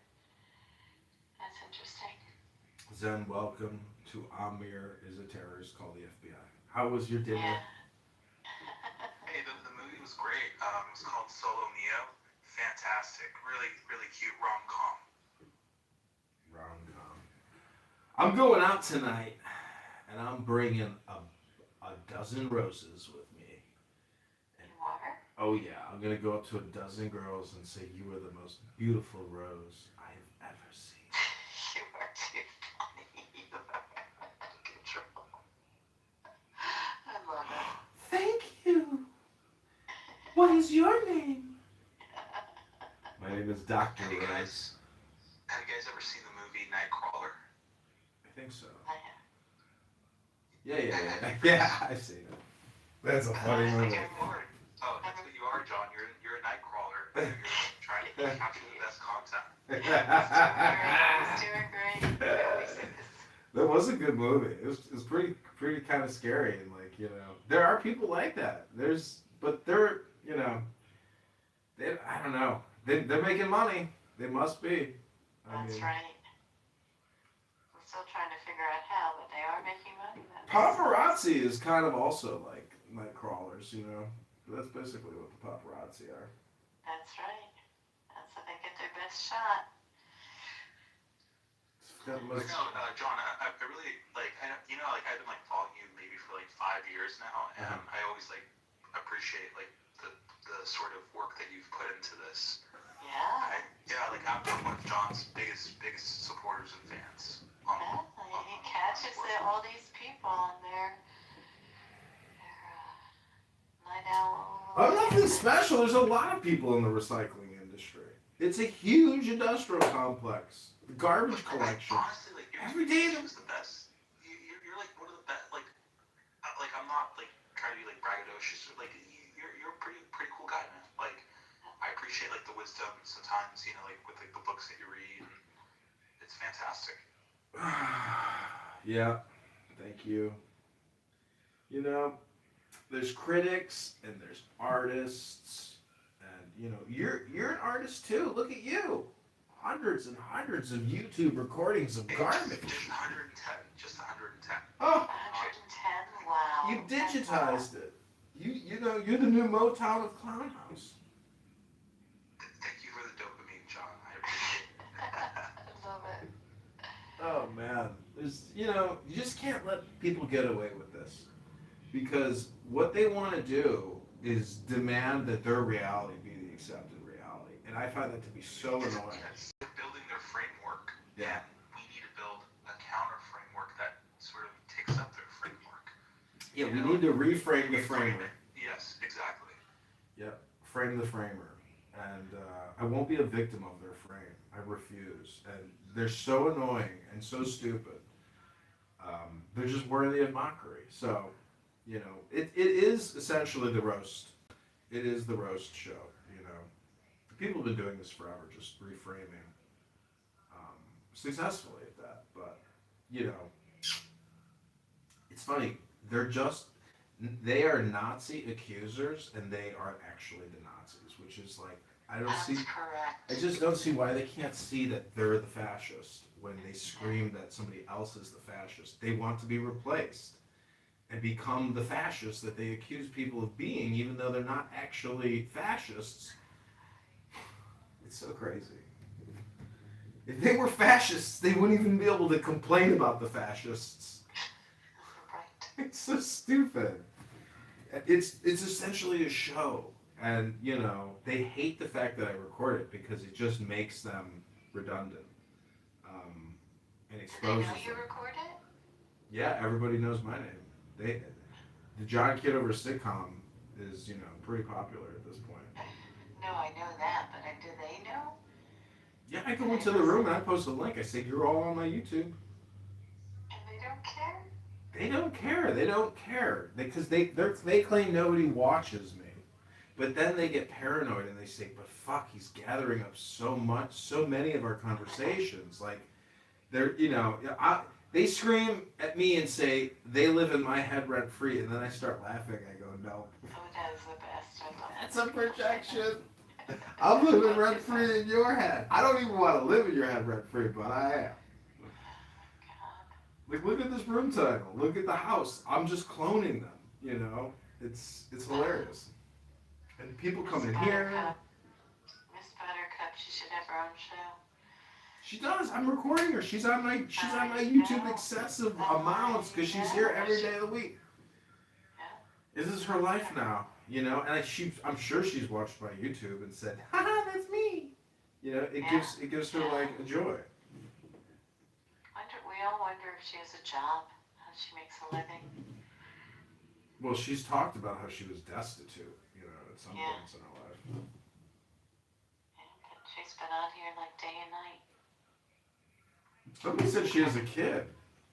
Yes. So she's not taking care of the kid? Is the kid like, did she like give the kid up or something? I don't know. We heard the kid. Early on, we heard that like a year ago, we heard the kid. But she hasn't done that since, I don't think. I mean, I don't hear her a lot. I try to, you know, it's very annoying to me. Well, that's the point is, part of this is annoying, so when you go into the real world, you are not annoyed by people like this in the real world, because you can say to yourself, oh yeah, I've already met you on Clown House, don't fuck with me. That's basically what happens. Yeah, we just turn, you know, we don't repeat.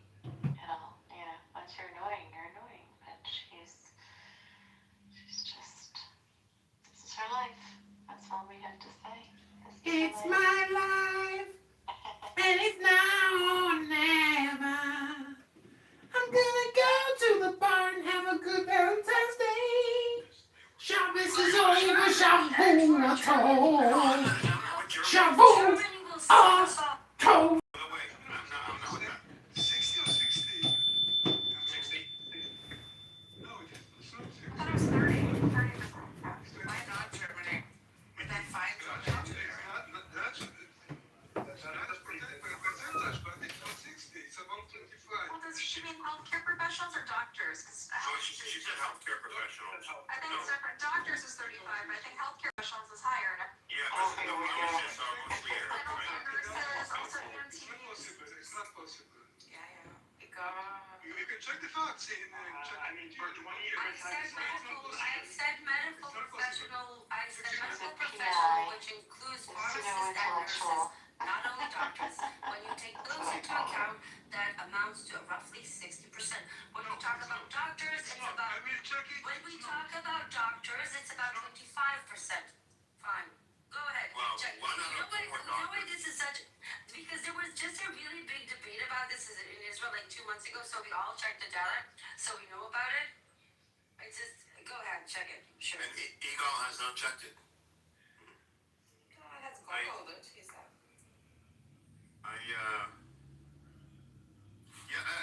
I wanted to mention, by the way, after Oslo, in the 90s, Israel and the Palestinians worked together to create the Palestinian police force. And Jindip, wouldn't you say it was a professional police force before it was It's a professional police force. It was, I'm saying. The civil police force, like yes. Police and so on. Well, in the 90s up to the early 2000s. Yeah, what about it? From what I know, they were well trained, and it was a professional police force in Palestine. I put down in the next, Where is Palestine again? Moshe Saada, hold on, Egan. Moshe Saada, who is a Knesset member, I think it's from July 2025, and he has a speech on the Knesset floor where he complains about how horrible it is that 45% of, I don't know how you say it, like the positions for medics are Palestinians. Did you know about the rumors that was passed in the He also mentions that that's according to the Ministry of Health statistics data. Right, and they want to disqualify teachers. Hold on, I just disqualified. Hold on, you got, give me 1 second. 60% is nonsense. Okay, hold on, what should you got? Your ignorance, Okay, 45%. I don't know. Whatever you want. Absolutely not true. Absolutely not true. Okay. Go ahead. It's usually a Hasbara talking point. I have the numbers. Okay, we don't care. Was it 6 years? What is it? It doesn't matter. What's the number? What's the number? Nothing the truth is scary. 25 for doctors, nurses, 27%. That's what I got ChatGPT. Okay, fuck it. I'll give you a discount. Make everything 20%. Is that okay with you? So if you add all those together, when you get I am glad, but it's 60% is Okay, I'll discount it for you. Make it 15%, okay? So Eagle, add all those together then. What do you come up with? You said 25% for doctors, 27% Oh my God, you're an for nurses. accountant. You're an accountant. That's how percentages work.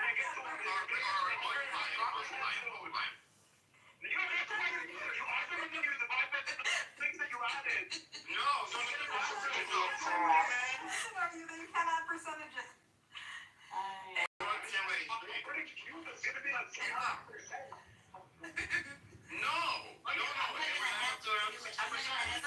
I'm not gonna haggle with you over 27%, 25%, 20%. I'm gonna give him a discount, 20%, okay?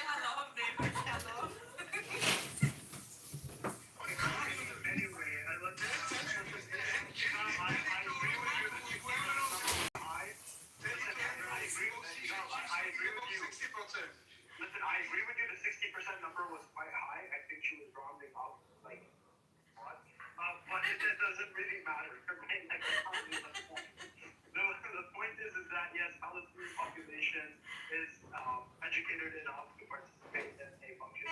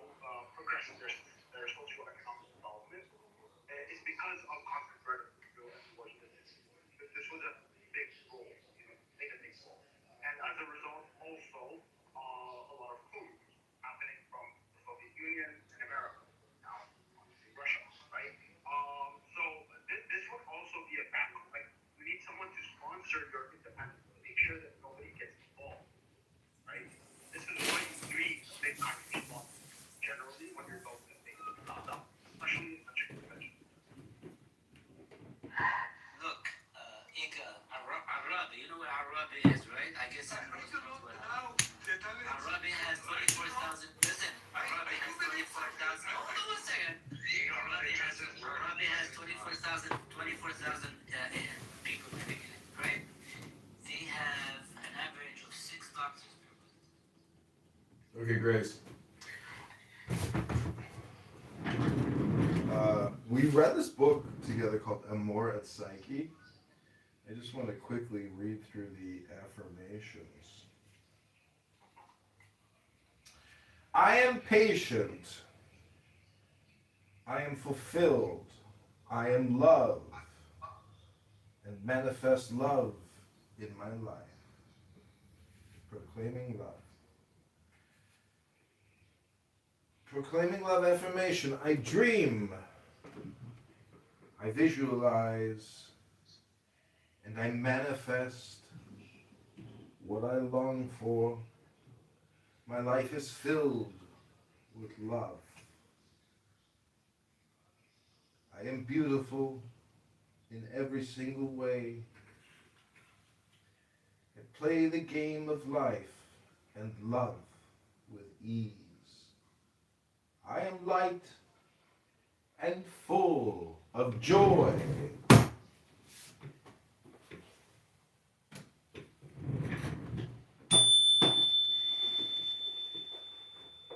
Okay, I've been reading this book. We're on page 52. This is a clip for YouTube. I hope you enjoy.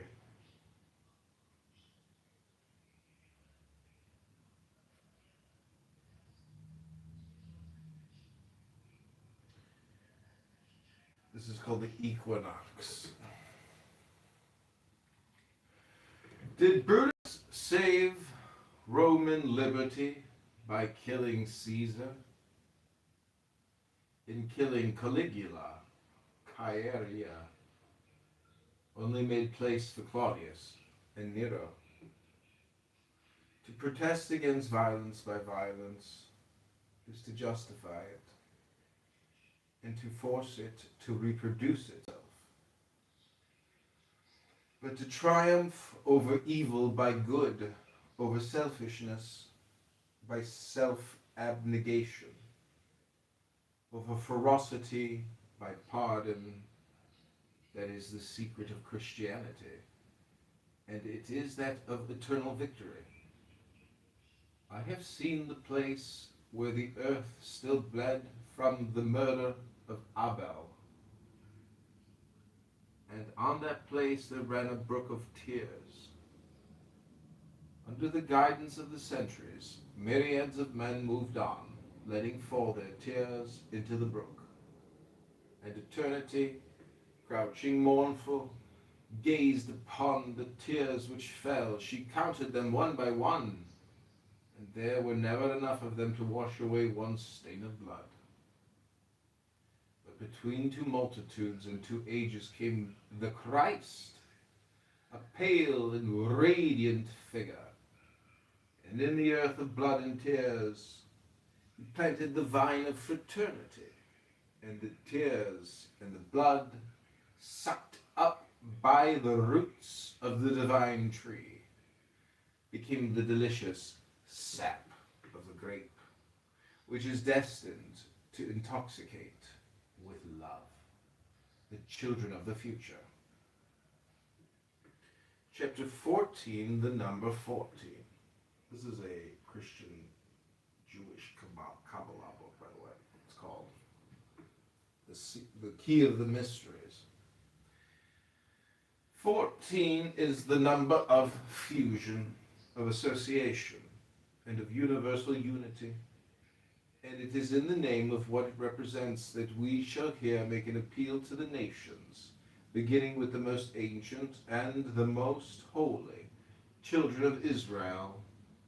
Why, in the midst of the movement of the nations, do you rest immobile, guardians of the tombs of your fathers? Your fathers are not here. They are risen. For the God of Abraham, of Isaac, and of Jacob is not the God of the dead. Why do you always impress upon your offspring the bloody sigil of the knife? God no longer wishes to separate you from other men. Be our brethren and eat with us the consecrated bread of peace on altars that blood stains never. The law of Moses is accomplished.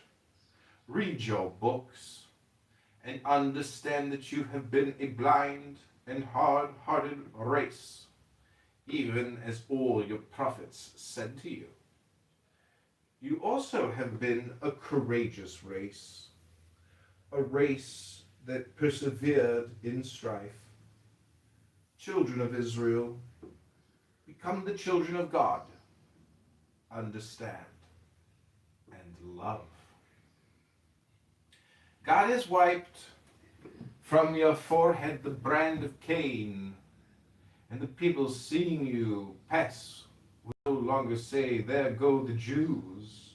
They will cry, "Room for our brethren, room for our elders in the faith." And we shall go every year to eat the Passover with you in the city of New Jerusalem. And we shall take our rest under your vine and under your fig tree. For you will be once more the friend of the traveler, in memory of Abraham, of Tobias, and of the angels who visited them. And in memory of him who said, "He who receiveth the least of these my little ones receiveth me." Then you will no longer refuse an asylum in your house and in your heart to your brother Joseph, whom you sold to the Gentiles, because he has become powerful in the land of Egypt, where you sought bread in the days of famine. And he has remembered his father Jacob, and Benjamin his young brother, and he pardons you your jealousy and embraces you with tears. Children of true believers, we will sing with you. There is no God but God, and Muhammad is his prophet. Say with the children of Israel, there is no God but God, and Moses is his prophet. Say with the Christians, there is no God but God, and Jesus Christ is his prophet. Muhammad is the shadow of Moses. Moses is the forerunner of Jesus. What is a prophet? A representative of humanity, seeking God. God is God, and man is the prophet of God, when he causes us to believe in God. The Old Testament, the Quran, and the Gospel are three different translations of the same book. As God is one, so also is the law. O ideal woman, O reward of the elect, art thou more beautiful than Mary? O Mary, daughter of the East, chaste as pure love, great as the desire of motherhood, come and teach the children of Islam the mysteries of paradise and the secrets of beauty. Invite them to the festival of the New Alliance. There upon three thrones glittering with precious stones, three prophets will be seated. The tuba tree will make with its back curving branches a dais for the celestial table. The bride will be white as the moon and scarlet as the smile of morning.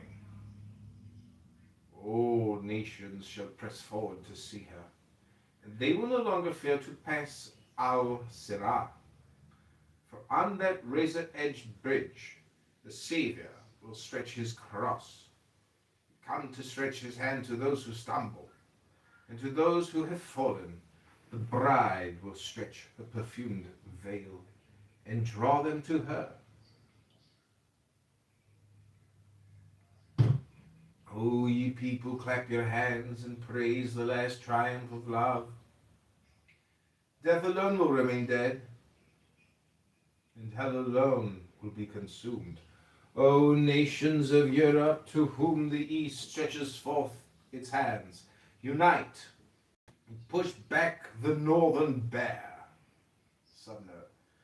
Written about the time of the Crimean War, this indicates Levi's attempt to use imperialism as his magical weapon, just as Alan Bennett tried to use Buddhism. All these second-hand swords break, as Wagner saw when he wrote Siegfried, and invented a new music, a nothung, which has shorn asunder more false scepters than Wotan's.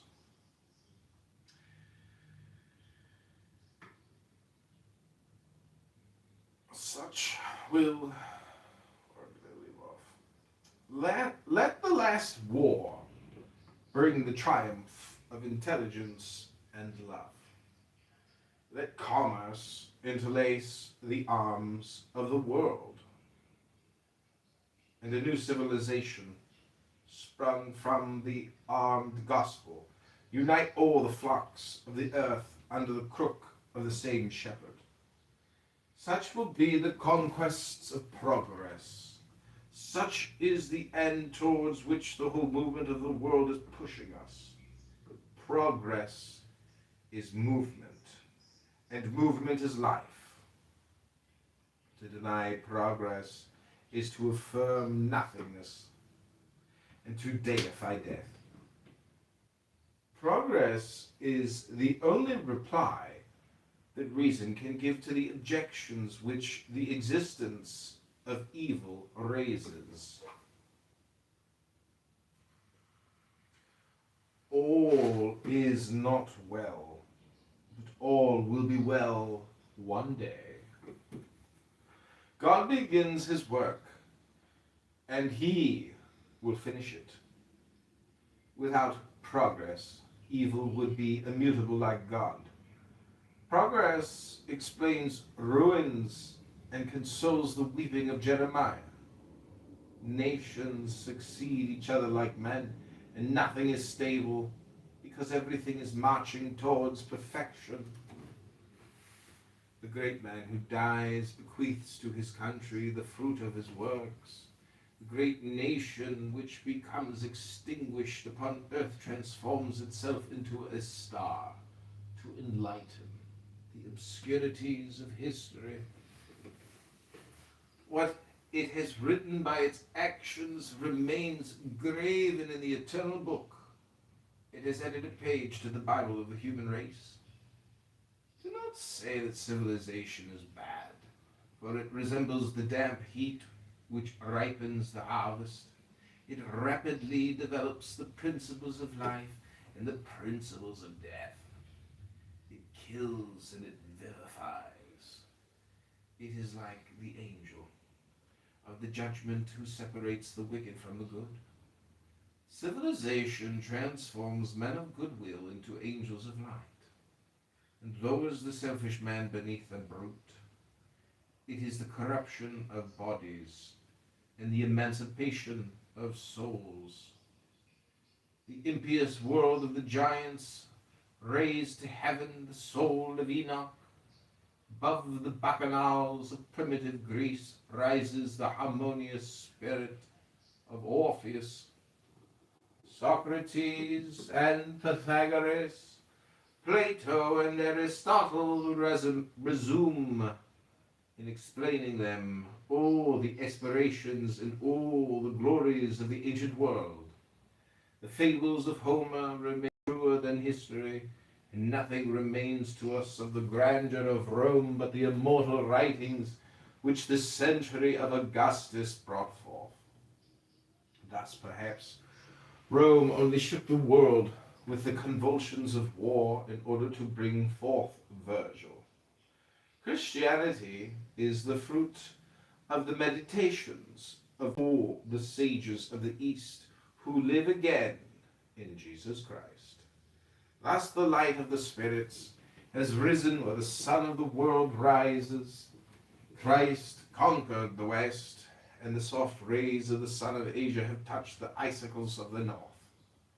Stirred by this unknown heat, ant heaps of new men have spread over a worn-out world.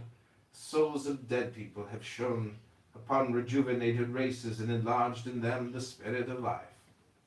There is in the world a nation which calls itself frankness and freedom, for these two words are synonymous with the name of France. This nation has always been in some ways more Catholic than the Pope and more Protestant than Luther. The France of the Crusades, the France of the troubadours, the France of songs, the France of Rabelais and of Voltaire, the France of Bossuet and of Pascal. It is she who is the synthesis of all peoples.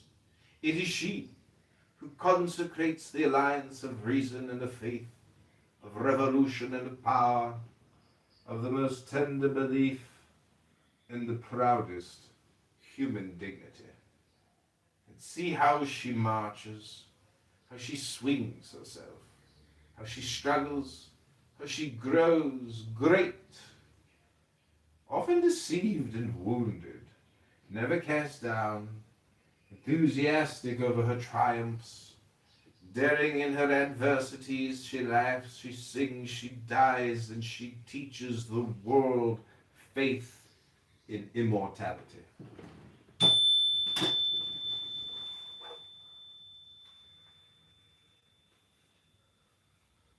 The old guard does not surrender, but neither does it die. The proof of it is the enthusiasm of our children, who mean one day to be also soldiers of the old guard. Napoleon is no more a man. He is the very genius of France. He is the second savior of the world, and he also gave for a sign the cross to his apostles. Saint Helena and Golgotha are the beacons of the new civilization. They are the two piles of an immense bridge made by the rainbow of the final deluge, and which throws a bridge between the two worlds. And can you believe that a past without aureole and without glory might capture and devour so great a future? Could you think that the spur of a Tartar might one day tear up the pact of our glories, the testament of our liberties? Say rather that we may again become children and enter again into our mother's womb. Go on! Go on! Said the voice of God to the wandering Jew. Advance! Advance! The destiny of the world cries out to France. And where do we go? To the unknown, to the abyss perhaps, no matter, but to the past, to the cemeteries of oblivion, to the swaddling cloths which our childhood itself tore in shreds, towards the imbecility and ignorance of the earliest ages. Never. Never.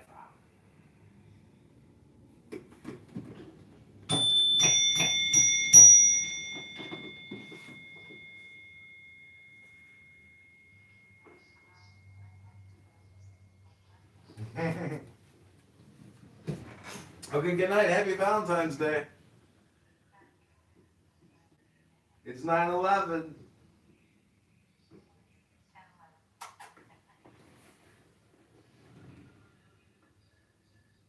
Okay, I return you to the world of two heartless women, Buttercup and Emerald. And non-natives, America would never come to being. As a country, the natives have to be either eradicated, co-opted, killed, removed, anything, but just they have to be taken out. And this is what Israel has been doing. Inception is unfortunate. Okay, I have a question. Hello? Is Hamas in the, I know the answer. Hamas is not in the West Bank. To those who support what Bibi Netanyahu is doing, wasn't people in the West Bank, weren't they cooperating? So it's like the Palestinians, you're damn if you do, you're damn if you don't. If you resist, you get slaughtered.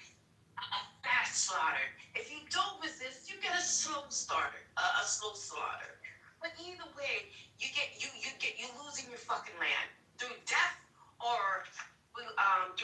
cleansing. Well, so what?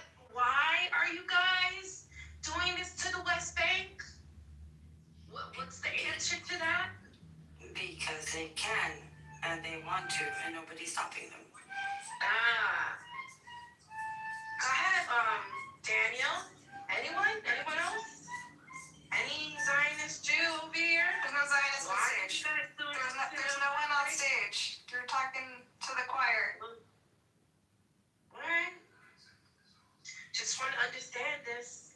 Because in the beginning, it's Hamas. It's Hamas. It's Hamas.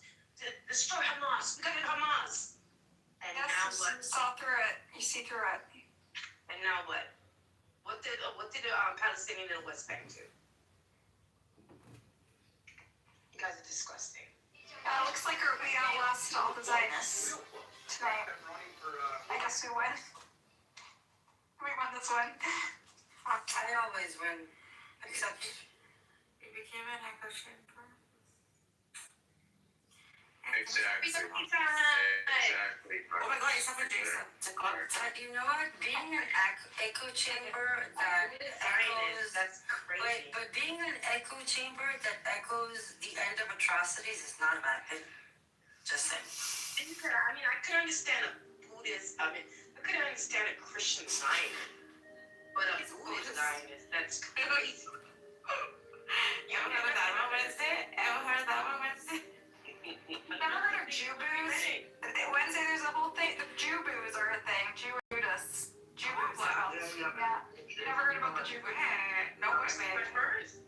I've met a bunch of them. I'm not one of them. Get the shop. Except Jason's not even a Jew. What was that again, Emerald? Get the shop. I need to throw it on some people. Kitover? Shop. Okay. Okay, which was the black Kitover? Not the wooden one, the plastic one. The ones that are made in Hebron? You're Daniel. Zionist? Aren't you a Zionist, Daniel? I have a question. How come, and this is a little bit, biased, right? But why the fuck do people have, most of the people here are Palestinians or pro-Palestinians, right? Palestinians are extremely educated. I make fun of them that they are the new Ashkenazi Jews. If you come from a Palestinian family, you have three options: doctor, engineer, or lawyer. That's it. Anything else and you're outcasted. They're worse than Polish Jewish moms. It's the pathology of the striving immigrant class, you know? Yeah, of course, but the perception is this always amazes me, how they manage to indoctrinate people to such an extent that it's completely detached from reality. It's not even similar to reality. It's so fucking weird. And we live in an age where information is flowing. People are free to watch the truth whenever they want, but the dumb ages. No, man. It's like we in America are so lazy and so stupid. So few people become doctors. We're mostly nurse practitioners or PAs. I don't understand how they produce so many full-blown doctors. Why not everyone's watching? Like kids in my kid's school. Oh no. This isn't the delusion is within just a very few. It's so out there. It's global. Yeah. This is why it's so weird. Everyone knows now. What's that? I'm sorry. Daddy, come close to your mic, you boy. Sorry, is this better? Gay boy. Yeah. Come close to your mic. This my dog purple. Daddy, come close to your mic, you loser. Okay, guys. Better. Alright. Truth is having a space sample. We lost you. He was mocking me. This He what, said Jay the Hello? Truth Teller is having a space if I want to go. Truth Teller is probably one of the top 5 Yeah, Nazis on those X. people. Truth Yeah, I like that. That's an account on X, and he's one of the biggest Nazis. He runs anti-Jewish spaces. For fuck's sake. Benny, there's literally memes about truth teller, like the truth teller 109 country speech, the truth teller, what they call it, the generous speech. Benny believes all the shit though. Benny's into it. Yeah, but that doesn't make you a narc. Benny's a white supremacist. No offense, Benny. I love you. I'm You're very sorry, sweet, very smart, but you're always. Nazi, but a Jew hater. Yeah. They're like Christian supremacists. That's what. Did you see the truth teller documentary? That's the modern Nazi. They're equivalent of Nazis for today. He's Iranian and no, he's a midget. Yes, he's foreign artist. He is. I know it was. Did I just hear an Iranian and a midget? Is this like a stutter? A midget is like a 1 meter 50. He's like tiny. May I know why Iranian? He's from Iranian descent. I'm sorry, Nargis. He's Turkish, baby. No. You call him an Iranian midget? Trust me, they had like hours digging into trying to prove that he's not one of theirs. Iranian is a bad word. No. What? Nobody said Iranian is a bad word. Getting that from. Oh, for fuck's sake. I have like a special thing with Iran, so don't troll me on it. You all have a special thing with Iranian fuckers. No. I do have a question.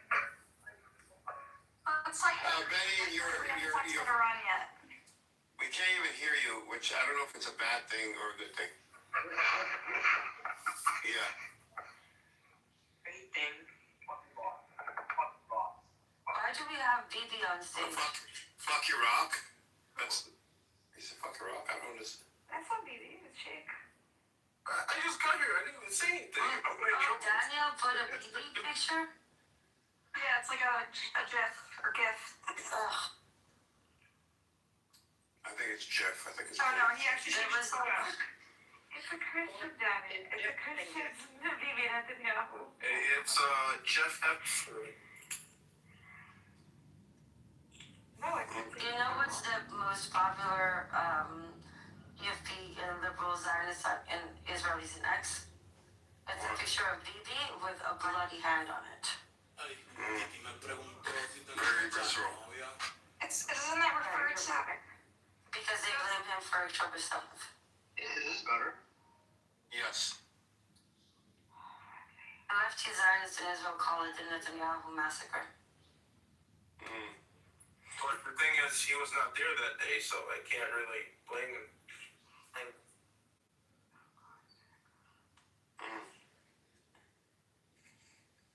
So. It's whispered to their mic. I think What happened to Eagle? We're so excited. Miss Eagle? I like Eagle. Me too, I love that. I like him. He just reads newspapers and drinks tea. Well, but he also gets wound up and you can't stop him. And then as soon as he says, it's absolutely not true, and then that's where you know you lost him. it's terrifying. I'm scared he's gonna, like... I'm so scared for him. Here's a two-state solution. He's old. He's older. He's really older, and I get so worried for him when he gets worked up. He's actually really colorful. We're friends a little bit off the app. He's like an artist. He's very creative, avant-garde artist. I thought so.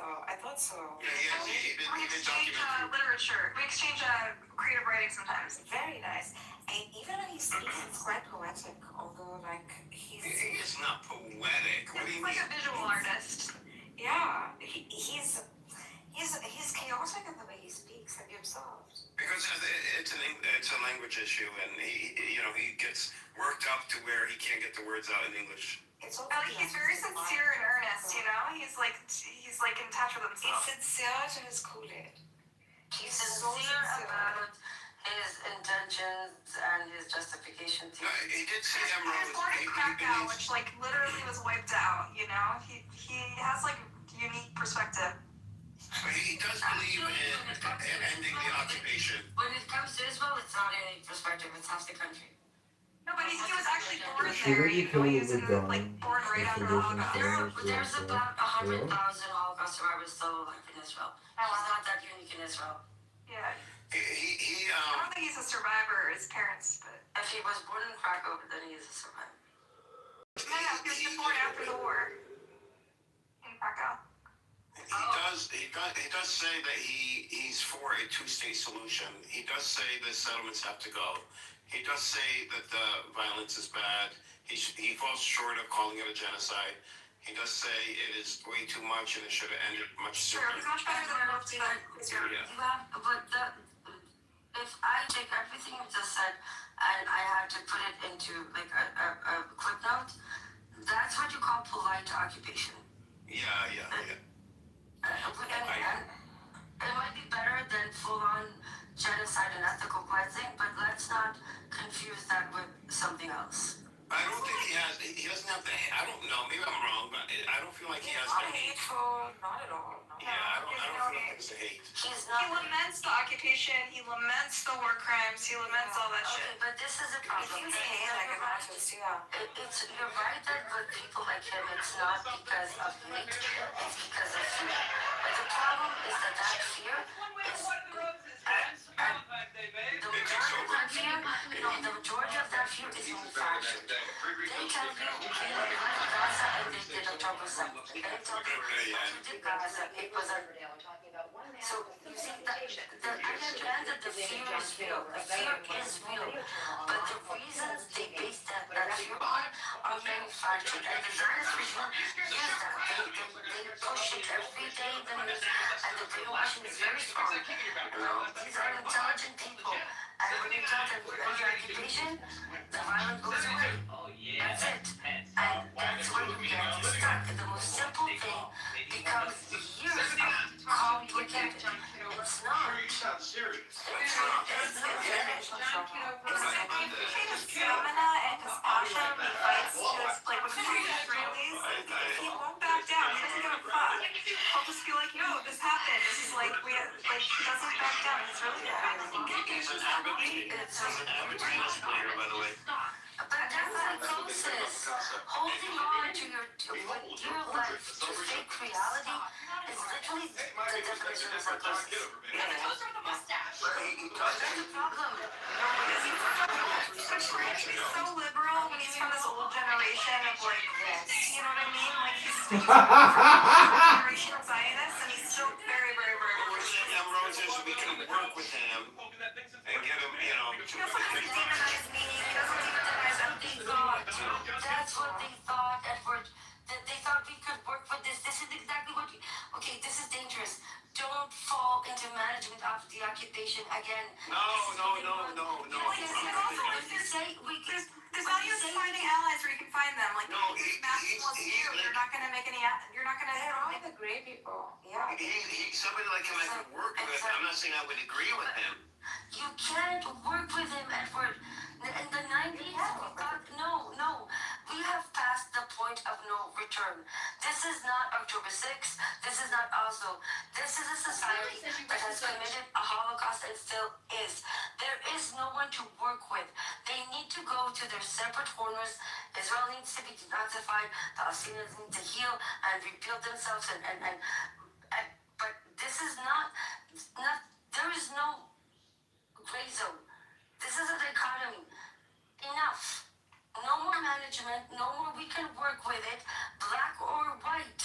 Because every time we try this half-ass way of we do it in stages, we can work with it, we end up in a worse shit show than before, and this time it has gotten, it shouldn't have gotten to the place that there's a Holocaust. If this doesn't teach us that these tactics don't work, then we're fucking stupid, more stupid than God. Enough doing the same thing. I agree with you, Ambrose. That's why I'm standing up against NATO and Ukraine. Shut up, idiot. Russia.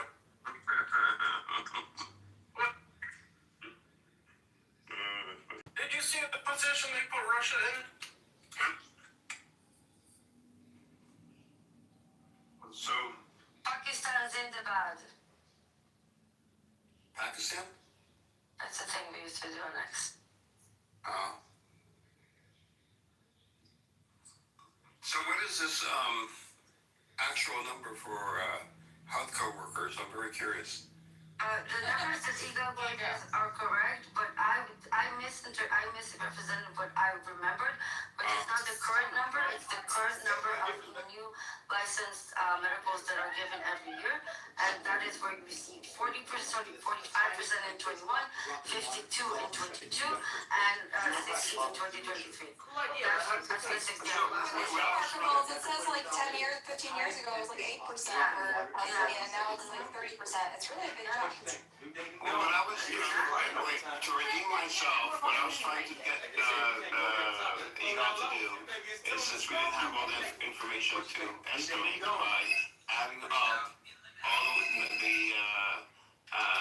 three categories that we had, and then dividing it to get an average, which would have given us a rough estimate, which is around 26%. But I feel like that's only nurses, and on GPT, I couldn't find any data regarding anything else. The thing is that this is like boring, dry state data, so it's really easy to find in Hebrew, really difficult to find in the English. But if you said, did you misquote 60%? I remembered the number 60%, but what I misunderstood is that they were talking about the number of new medical licenses granted every year. So in 2021, 45% of the new medical licenses on all professions, right? From dentist to pharmacist to doctor, 45% were Palestinians. In 2022, it was 52%, and in 23, it was 60%, and that's what I was represented. 60%? 60%? Of the new medical license given in 2023 were to Palestinians. That's 60%. Yeah, we don't know what the number of total licenses that were given out were. But you can see a consistent rise, and you can see that rise. The Buttercup said manifested in 15 years, and from 9% it turned to 25 or 27%. What I think is amazing, and it goes back to Palestinian ingenuity, and this is even difficult to do here in the U.S. We started a medical university to teach doctors, so a medical school. I think there's two of them, and I looked into this, and it is extremely difficult to do even here in the U.S. because medical schools need so many different types of expertise resources that they're very hard to start. And the Palestinians were able to start their own medical program to have Palestinian doctors, which I think is pretty amazing, being done under occupation. But I mean, at the same time, it is not it's not healthy to think of us Edward as an exceptional people. No, under occupation. We are like any other people in this world. Some of them under occupation, though. I understand.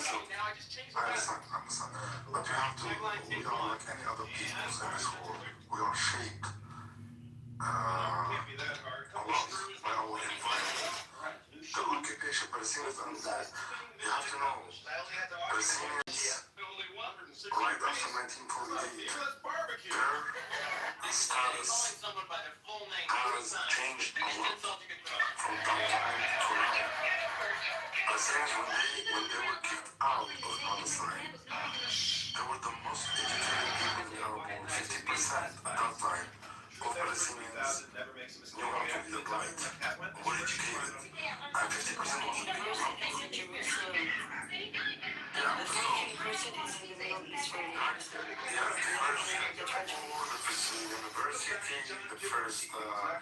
even the first radio station. Feminist movements.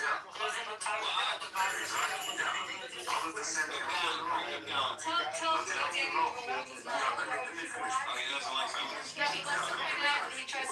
on, guys. Okay. Someone, go ahead.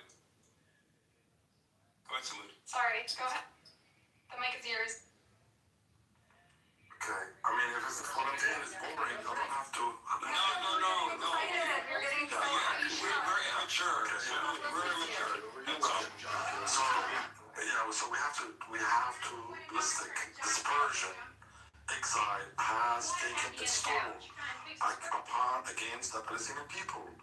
And the situation now, the picture is dismal. It's not like it used to be. I mean, at the same time, inside Israel, because of the apartheid measures that Israel has exacted upon the Palestinians in there, we see that of inmates, the highest per capita is amongst the Palestinian people. Palestinian people kill themselves at a very high rate inside Israel. Drug infestation and things of this nature. Lebanon also is very similar. Lebanon has administered severe forms of apartheid against the Palestinian people, and as a result, now the camps, Palestinian camps in Lebanon, are not doing well at all. Drug infestation, crime, all of that. We are just like any other people, we are subject, to all environmental factors, and we have to, it is not healthy at all to think of ourselves as an exceptional people, and if we don't, is it a problem? The thing about it, we have to acknowledge this. If we don't, things will never be reformed, things are going to keep getting worse and worse. How do you balance between making sure you don't go down the road of exceptionalism, but at the same time, and not just Palestinians, right, but there are unique aspects, unique traumas that are unlike any other. So how do you still give the proper respect and understanding without devolving into exceptionalism? Yeah, so we have to treat the root cause. For instance, Palestinians inside Israel, they are the people who are not wanted.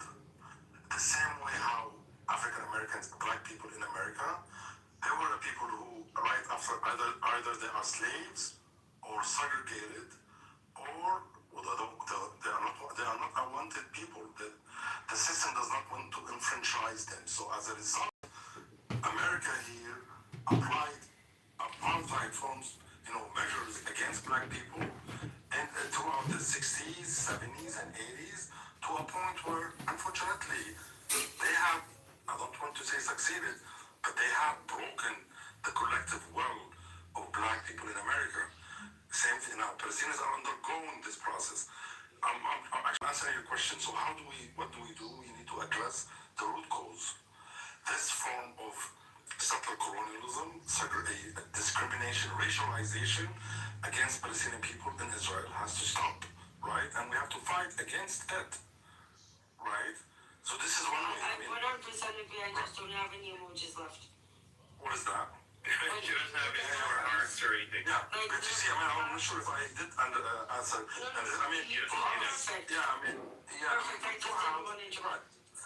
see, we do have, what is the word? We have the means, as the people, we have the history and all of that. It is being disrupted, but we have to, for us to keep going, we have to address the issues. The same thing in Lebanon, what is taking place in Lebanon. Jordan has a different case also. Jordan is very similar. As far as Jordan, actually, with all due respect to Jordanians, it's not easy what is happening in Jordan. Jordan is erasing the identity of the Palestinian people in Jordan. You have 5 million people in Jordan who are going to, I don't want to complicate the matter. But you get my point, right? I do. Can I ask you a quick question? Edward, do you have a question? Do you want to go before me? No, I just wanted to say you don't have good emoji discipline. That's all. Go ahead. Thank you. Soon, the PLO, and the PA announced elections, but can you explain to me a little bit about the rationale behind the PLO elections and how is it going to happen and what do you think about it in general? I don't know much about it, to be honest with you. I haven't followed. They have, I could answer a little bit about it. The details, I wouldn't actually, I haven't really been following it. So this is a result of the Israeli narrative of, we have nobody to negotiate with. And also the G7 nations, Canada, UK, and Australia. France has not put any conditions. But the conditions were reform of the PA and elections. So what the PA is doing is modernizing the PLO sits above the PA. They are going to be holding elections for, and it's not the first time, but these are going to be more comprehensive elections to sit on the board for diaspora Palestinians. How does that work technically? Like, where do you? They're figuring that out. They're figuring out what the best way is to get to vote. It has happened before in certain countries, so it was more controlled, and where they knew that these countries had the effort for them to be able to vote, and countries were worked with them to get the voting done. So they want it extended as much as possible now. So they're working on that, and they're working on it very rapidly. The second thing is of course the PA electing a president. Now what they're working on here is almost an overhaul. It's a committee that was set up, and they have completed a draft of basically how to set up systems, including getting rid of corruption, digital, for collecting taxes, for where the money's being going, the checks and balances, which I don't think there was a decent amount in the draft. It was a long draft that was presented that is basically starting the process of modernizing the PA government into a Western, what the West would want to see for proper governance. Getting rid of corruption, but also having a way of dealing with corruption and accountability and compliance through the government structure. This also included judicial reforms, and it included reforms on the president that would be elected, how elections would be done to ensure that they're fair, and terms on the president position itself. All kinds of other stuff. I don't remember everything, but it was a complete overhaul. It's been presented over everything, and I think there's going to be modifications. Are you referring to the new constitution that's being drafted? The constitution was a part of this draft also. Yes. Ambrose, if you're referring to local elections, there have been some. No, I specifically was more curious about the PLO. Because and for some reason, I think it's great.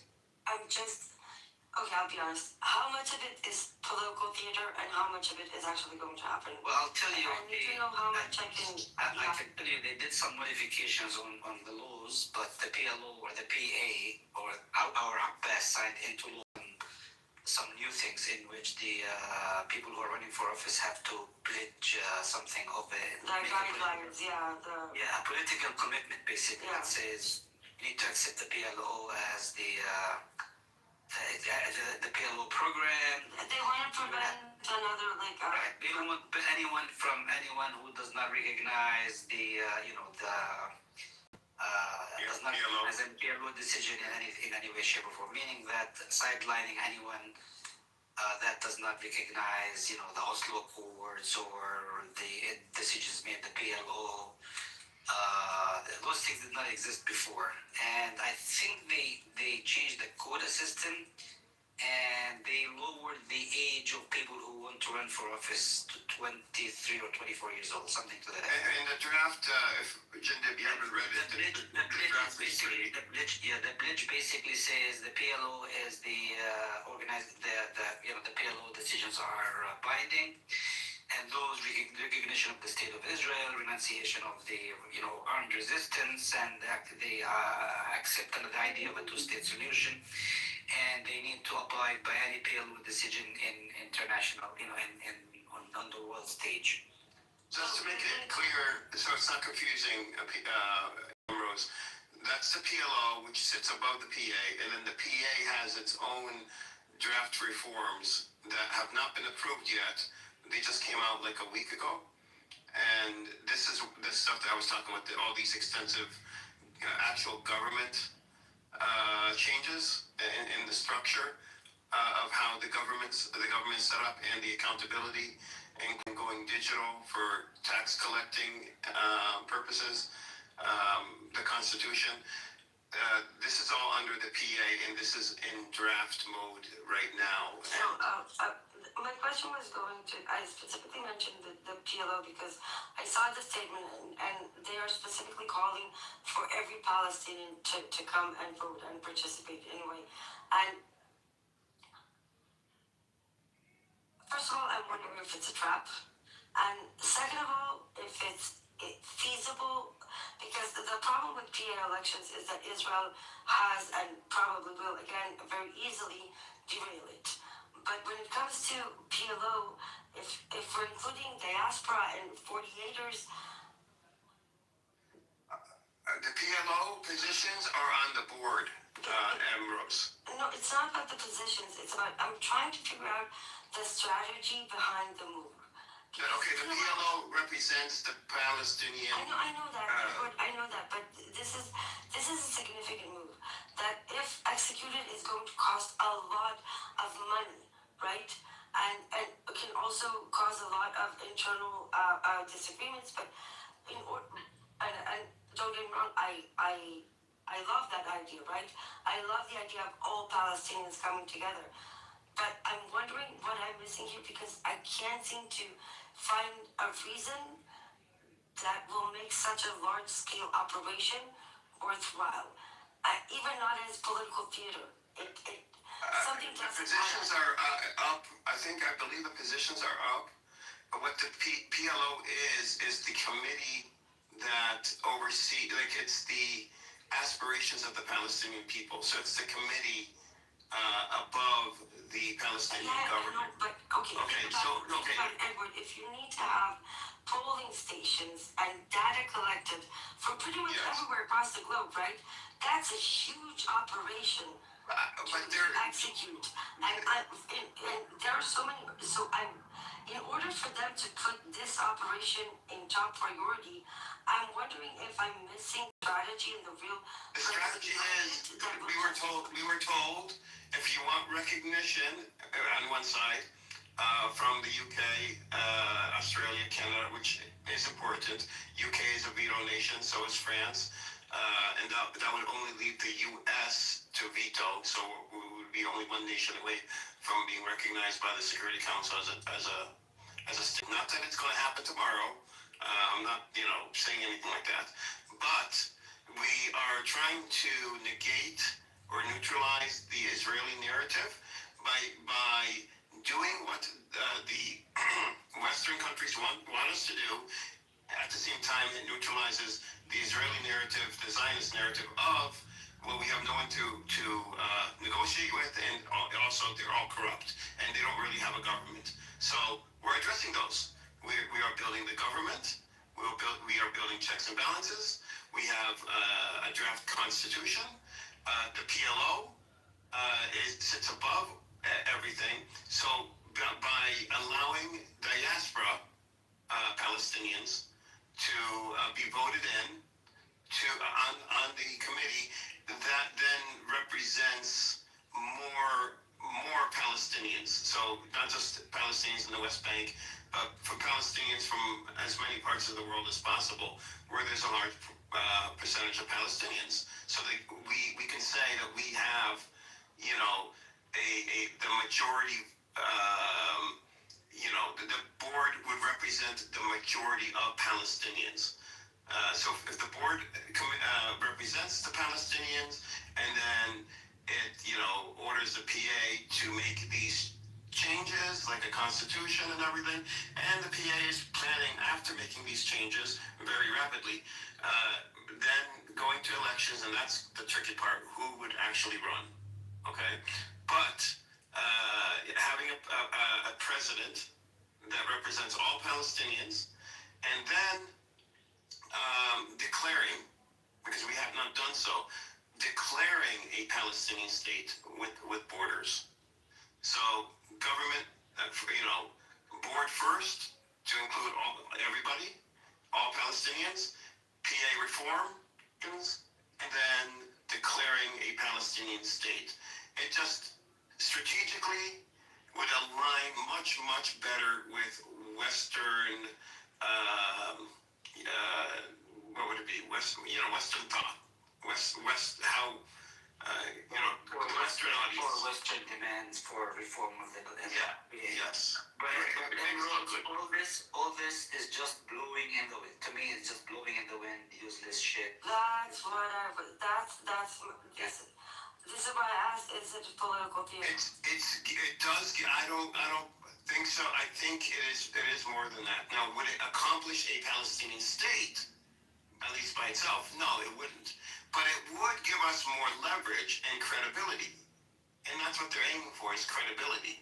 That, okay, we have done what you wanted us to do, and now since we've done so, well, what is now the obstacle for a Palestinian state? Is it us? If it's not us, who is it? That's the strategy behind it. So to build credibility, to build leverage through credibility. And would it work? That's the underlying question, But it is a step in the right direction, at the very least. I don't disagree.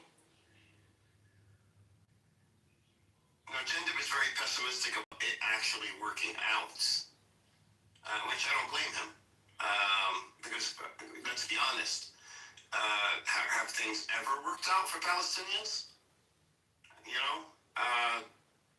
And unfortunately, this is we have an aging so-called president, Abbas, who's been sitting on that chair in Ramallah for 18 years. He was elected for a 4-year term. At the same time, Netanyahu. Yeah, his replacement is a bottom of the barrel kind of character that's coming in. That's I guess you know who he is. Those so-called local elections, I think they're pretty much political theater when they make you pledge, meaning that basically the whole election thing is basically designed to make sure that no Islamist will come to office or be elected. Now keep an eye on the local elections in Israel, where the Palestinians or the Israeli Arabs, as everybody calls them, are, I guess you're familiar with their joint list, and they are fighting amongst each other, where they have an epidemic of a crime in their community, and they are saying they'll have a foothold of 15 seats in the Knesset, and they will be able to join some government or... Wait, 50 seats? Is it? It's not a lot. 15. Oh, 15. Yeah. 15 is still decent. It's enough to make a difference.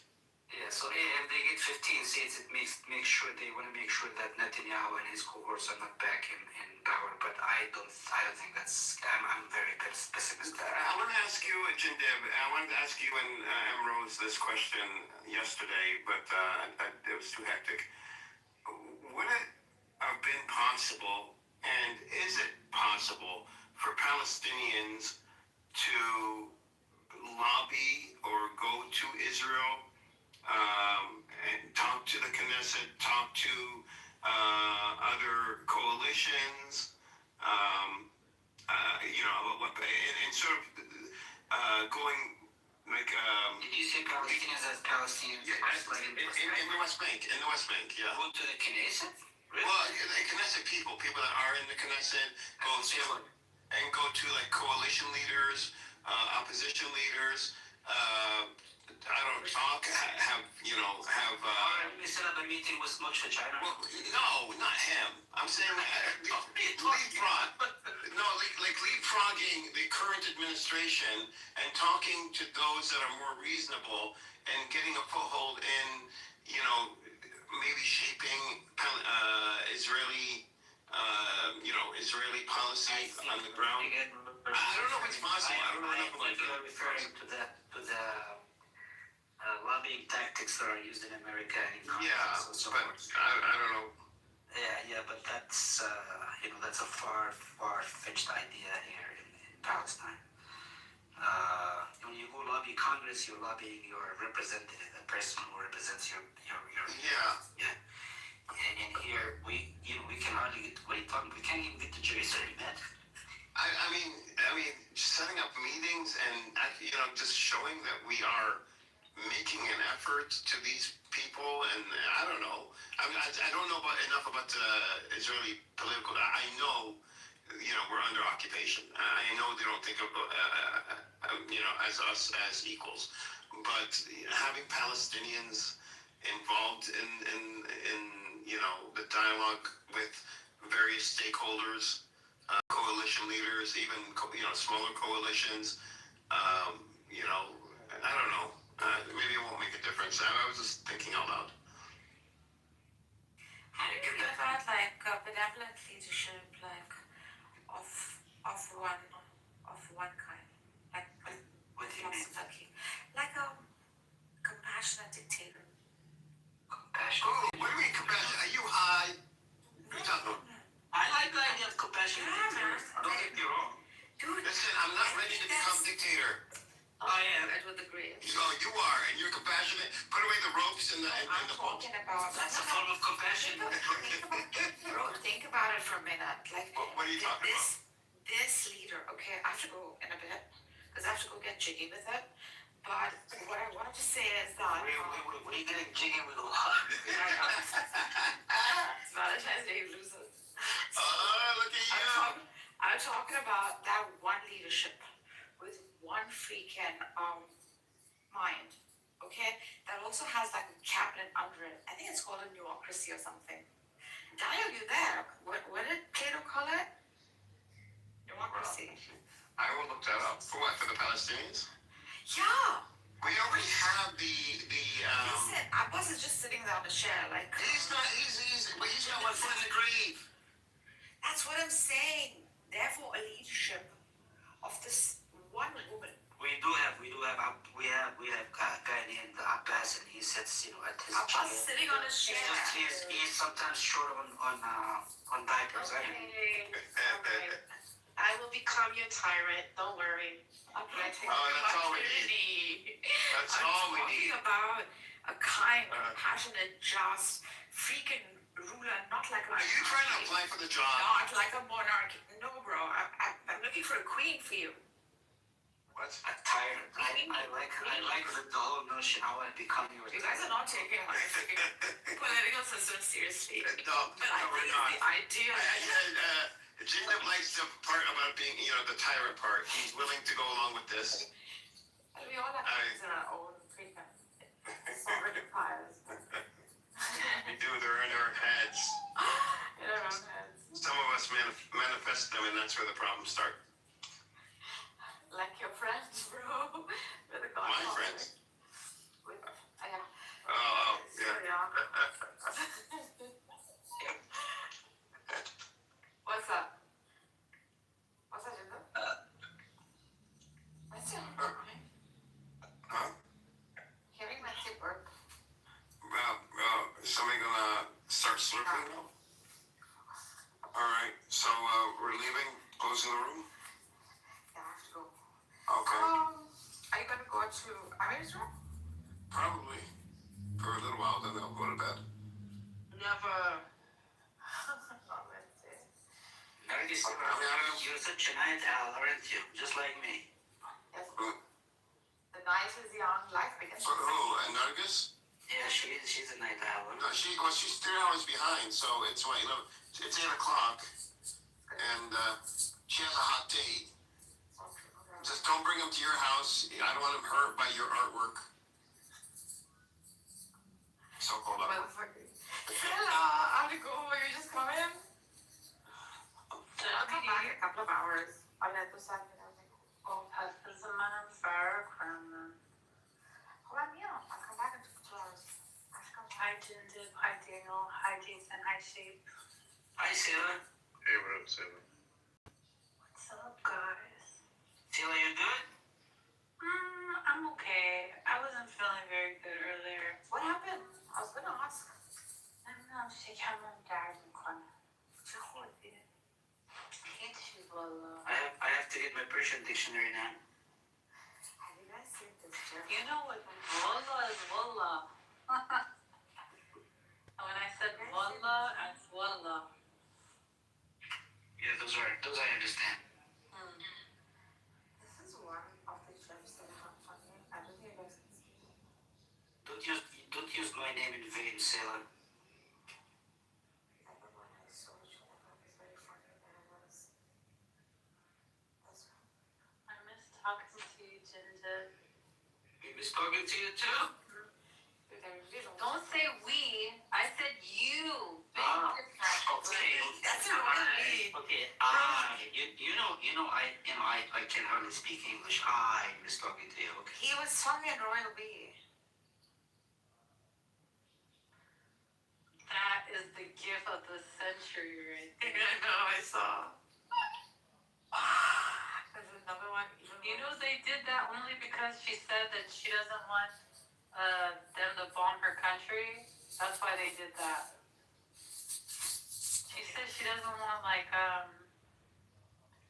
I don't know if she said outside interference or war. I think she doesn't want war or something. I don't know.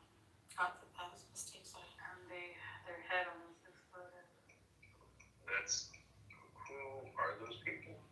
This is from Iran. Well, one of them is the supreme pizza of Iran, and the other one is a actress called Gul Shifte. Oh my god. You know who looks exactly, she's looking different. I have a friend, she looks exactly like her chief, her name is Mariam. I mean, exactly. Like she walks into these Persian stores, just in general places, and they're like, Gul Shifte, is that you, Gul Shifte? Oh, like that? That's how much she looks like her? That's how much she looks like her. Guys, I want to lay in the bed and I want to eat snacks and watch Bridgerton. That's my... Watch Bridgerton season 4? Yeah, I haven't watched it yet. Yeah, I haven't. I have watched 2 episodes, I haven't finished it. I haven't watched any of it and I just want Maybe I'll come back and watch it. I don't You're not going out tonight? No, I feel like crap. Have you done your cardio today? Is your stomach hurting? I went for a long walk. Let's take a long walk around the park after dark. Something for us to start conversation. You don't know what song that is, and I guess you're not cool enough. Just make sure and get mocked. Don't get much. A little less conversation, a little more action, please. Obviously, you don't know this song. You're not cool then, Lisa. Yeah. We could watch Bridgerton together. I just have to. I want to watch it. Okay. I'll come back in a couple of hours. Okay, tonight I'm gonna get caught up. You said you're on episode 2 or episode 3? But I can watch it again. If you want to watch the season again, I can watch it from. I'm gonna watch episode 1 without you, so you don't have to watch it again. Fine. So the fatty is doing really well at the whole setup. The one who's the writer. Oh yeah. She's so cute. She's so plump. Anyway. She's adorable. She is. She's having the time of her life, but I'm not gonna spoil it for you. Good, she deserves that. In the end, I think she kind of Don't spoil it. So what she does a lot, when they go to the party. You're about to spoil it because I said don't spoil it. Just because I said you weren't going to. I still am. So. What is that syndrome that you have to do the opposite of what you're told? It's like a syndrome. No, hold on. Yeah. Syndrome. Opposite. It's almost immediate for me. It's like a reflex reaction. It's like a knee-jerk reaction. You have oppositional defiant disorder.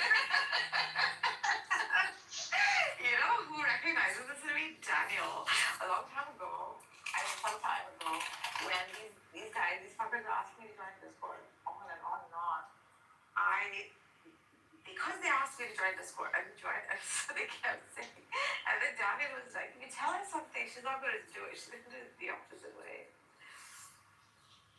It's like a reflex. We can't help it. Are you like that too? I was reading about your disorder and I tuned out. What is it called? Oppositional defiance? Yeah, you have oppositional defiant disorder, ODD. ODD. Oppositional defiant. Oh my god, it's really a disorder. Behaviors are usually directed to parents, teachers, and other authority figures. That's true. Bro, amongst the many. I love it how you guys are laughing, reading that, like you're just discovering that. What the fuck did you know about it? I don't know, but I don't have angry irritable mood. Yeah. I don't have angry irritable mood. I don't have argumentative or defiant behavior. In fact, I don't face confrontational well. Vindictiveness, absolutely not. This is not my problem. Whatever. I don't have this. Whatever you're told, you want to do the opposite.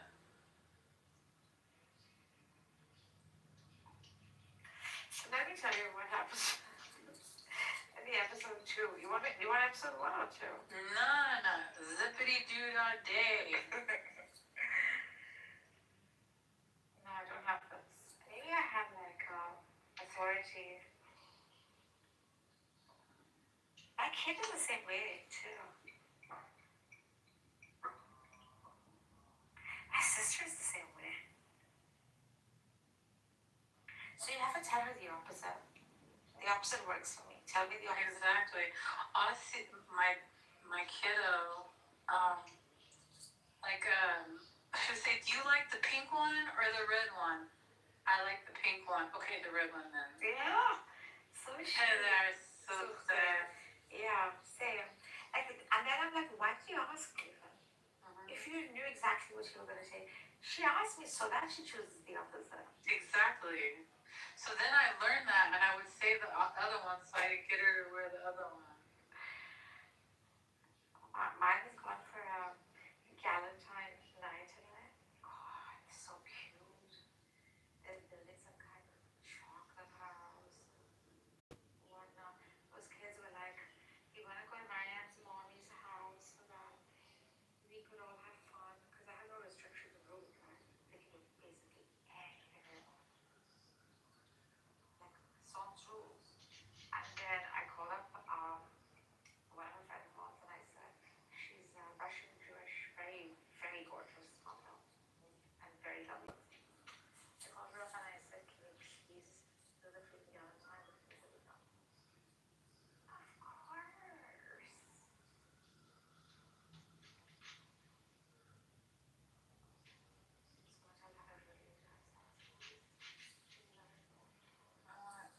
Ice cream. You know what? Maybe that's what my problem is. You know what my problem is. I want snacks and ice cream. What do you think my problem is? Just go eat. No, your problem is you don't do enough cardio. God, Jason is so judgmental. I work out every day down This is there. not judgment. What cardio are you doing? I do kickboxing, I do boxing, I go walking, I go fast walking by the way. I do trampoline. I have a trampoline right next to my bed. But are you doing any moderate intensity or is it just high intensity? Moderate. I do high intensity and then I slow it down again and then I do high intensity and then I slow it down again. I don't do high intensity. It's just too much work. Yeah. If you're doing boxing, chill. that's mostly With high intensity. boxing, I'm kind of focusing more on like kicks to do glutes and stuff. I get tired and then I do upper body, of course, like punching the bag and stuff. But really, like what I'm really focused on are kicks. What's the topic? Do you have a heart monitor? Hey, what's up, everyone? I have an Apple Watch, but I don't put it on.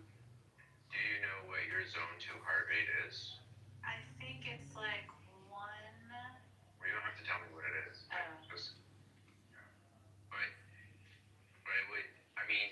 don't know.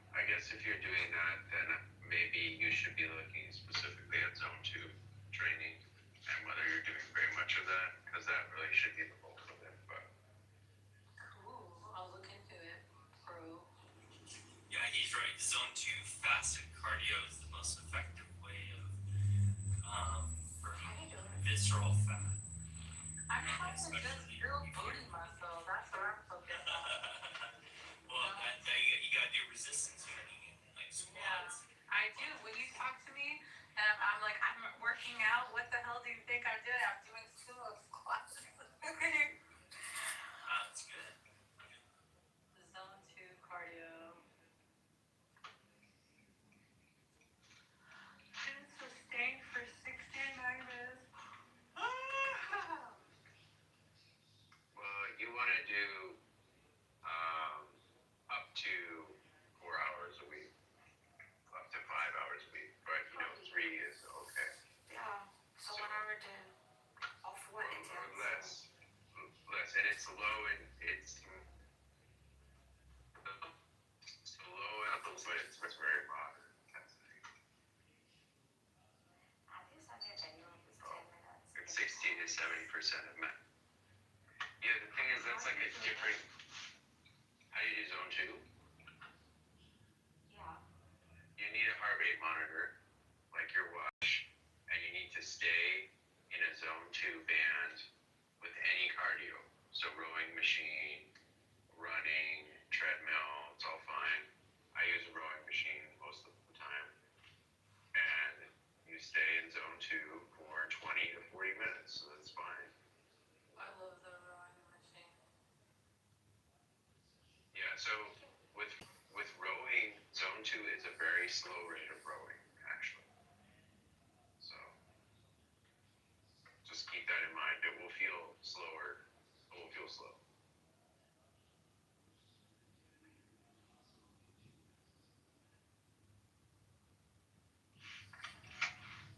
Where are you about to go in area? Waiting for someone to come. It's raining outside. We were gonna go to dinner.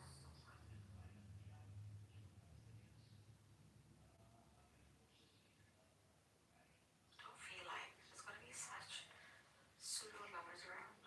Now the way that like Pahlavi is gonna go meet with he's gone to meet with the Ukrainian Zelensky. The speech that he gave, he met with that senator. What the hell is that senator's name? Like I really think that it's going down. Think so? I really do. Yeah, Not sure, Salah. I do. I think so. When are you gonna meet him? If they co-sign it, it's halas. They're gonna do it. Well, pretty soon you guys are going to have a country. I hope so. No, hold on. Like, in one way. What do you mean? That is what the go. Hold on a second, real quick.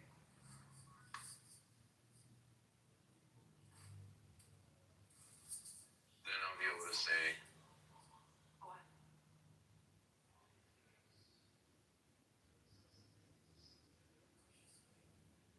Say what? Guys, who made this poll? Oh my god, Daniel.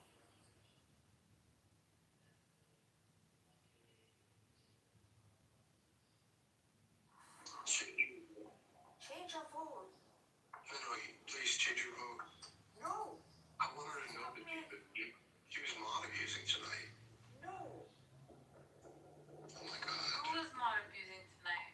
She was not. She was. Who? Buttercup. She was not. She my cons. I'm pretty sure that she probably had good reasons for it. I think so too. It never occurs to me to good people. Daniel was getting pretty much. We know you pretty well, buddy. how come everybody but me is smart? Is it because I'm white? Is that what's going on? Because you're my spirit. Because of that shit-eating grin on your face. Precisely why. Freaking race realism is not even. Jason, who the fuck told you that race realism is real? I've never talked about that. What are you even talking about? What are you I even put in the talking chat about? and I said race realism is pseudo. And then your response was, no, no way, not. Where? I don't know, yesterday or something. What are you talking I have about? a shoe problem. I wonder what Naga is going with. Shut up.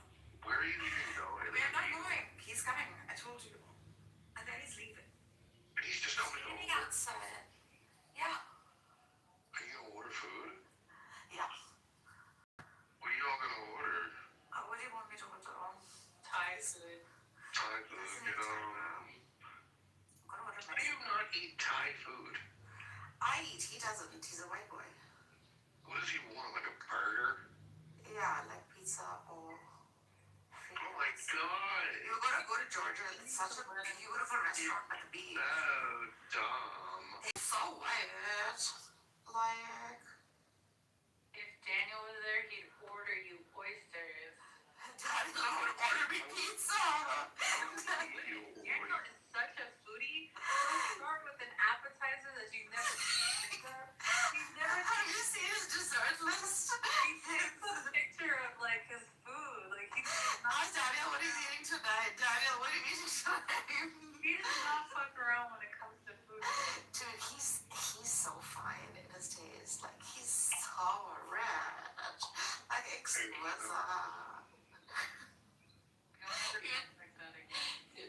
Why? You're talking about each other? No, with so much modesty. Like, I mean, I really want these shoes a lot. I have to Why don't you send me a link to them on like a spending spree? Maybe like a like, Daniel, did you guys eat your dinner? Wow. I was so ambitious. I'm like, oh, this looks really good. And then I was only able to eat like a slice or two. It was too You done with your brother or what? I gave my brother some, and I also, my mom picked one of the That pieces. looked very nice. Hey, Daniel, did you see the M&M that's going around here nude? What? I saved it just for Daniel. The nude M&M. Let me see it. Daniel, this is dedicated to you.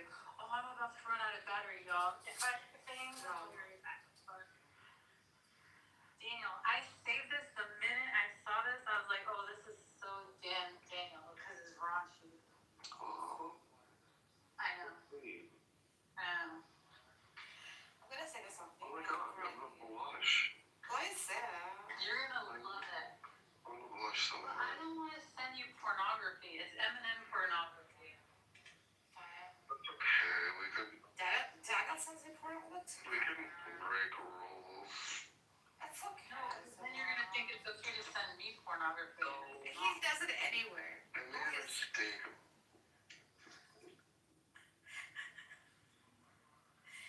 Some weird stuff.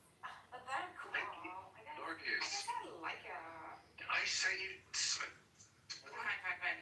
You know. You're gonna love it. No, you don't. I probably like.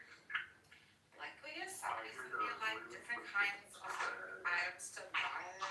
Like you can have it on lingerie. Daniel, check this out. When you're sad, you send me like different pictures of items. Did you see it, Daniel?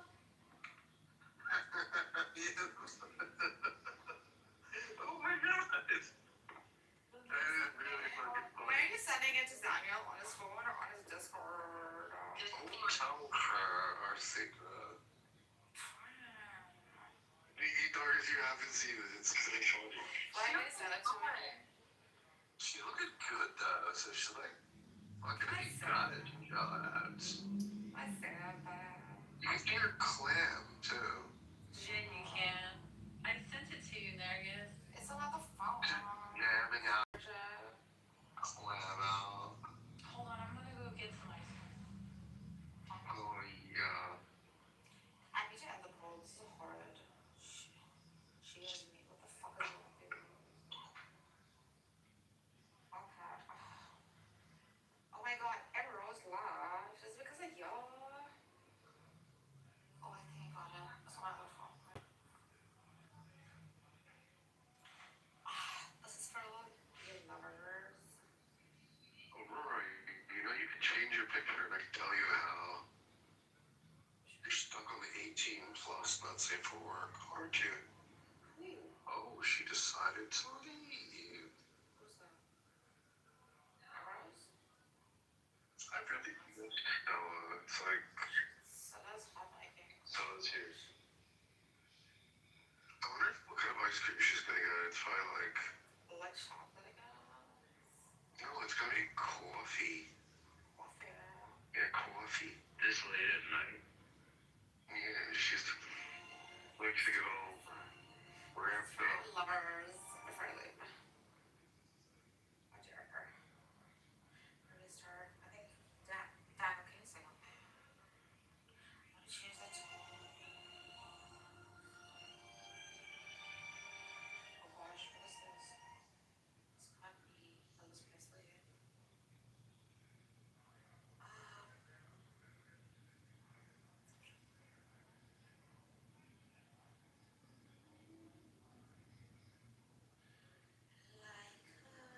What love song do you want me to play? Hurry up before I leave. Sarah, what do you want to say? Jason. I mean, Narcissus, you're gonna go have a good time, you know. You should be. Girl, come on, girl. Come on, It's bro. Nargis, Jason. Not Nargis. Did you say Nargis. Yeah. It's Nargis. Yeah. Okay, what does this name mean? Like, what does this name mean? It's a flower. Particularly the narcissus flower. Oh, very interesting. Nargis refers to the narcissus. It's a flower. But in which language? It's strange, like how common a name it is. I can know. And one would think like there's a story behind it. But then again, the flower looks really, really nice. So. You know that on Doftaring too good, she was judging us galore, right? Cool. How much? Rosa. And Roya? There's Rose. Oh, I didn't. Was she? I just know she was. How do you know? With me today, you missed a lot of drama. This is to all the mothers in the world.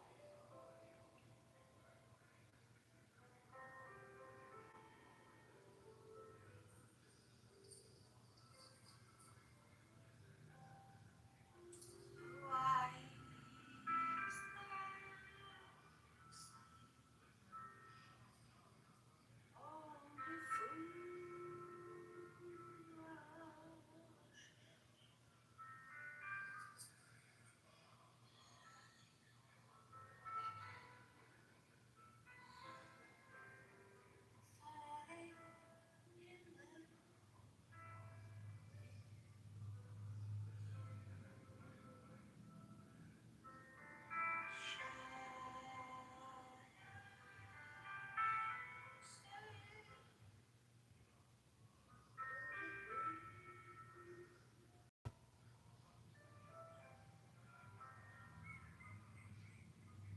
Finally, I can speak.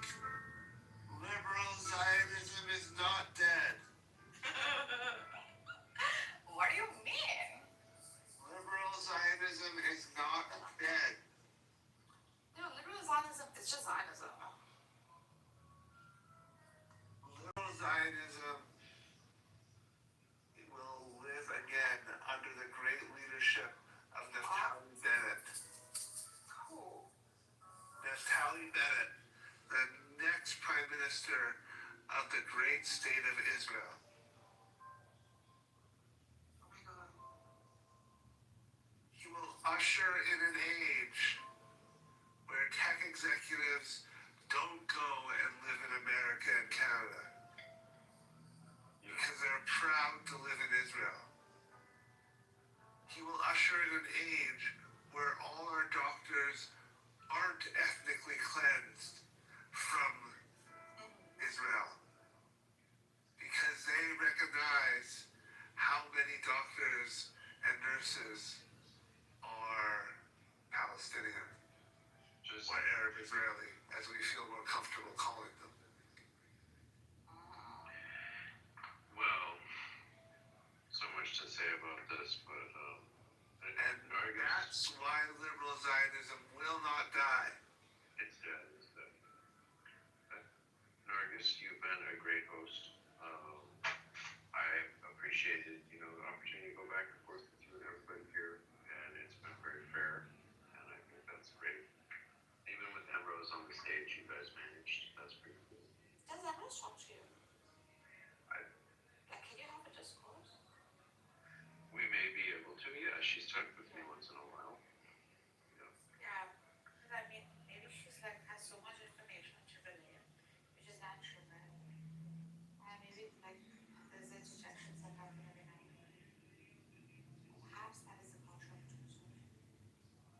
it's a Jewish thing, talking over people and talking in the midst of what they're saying.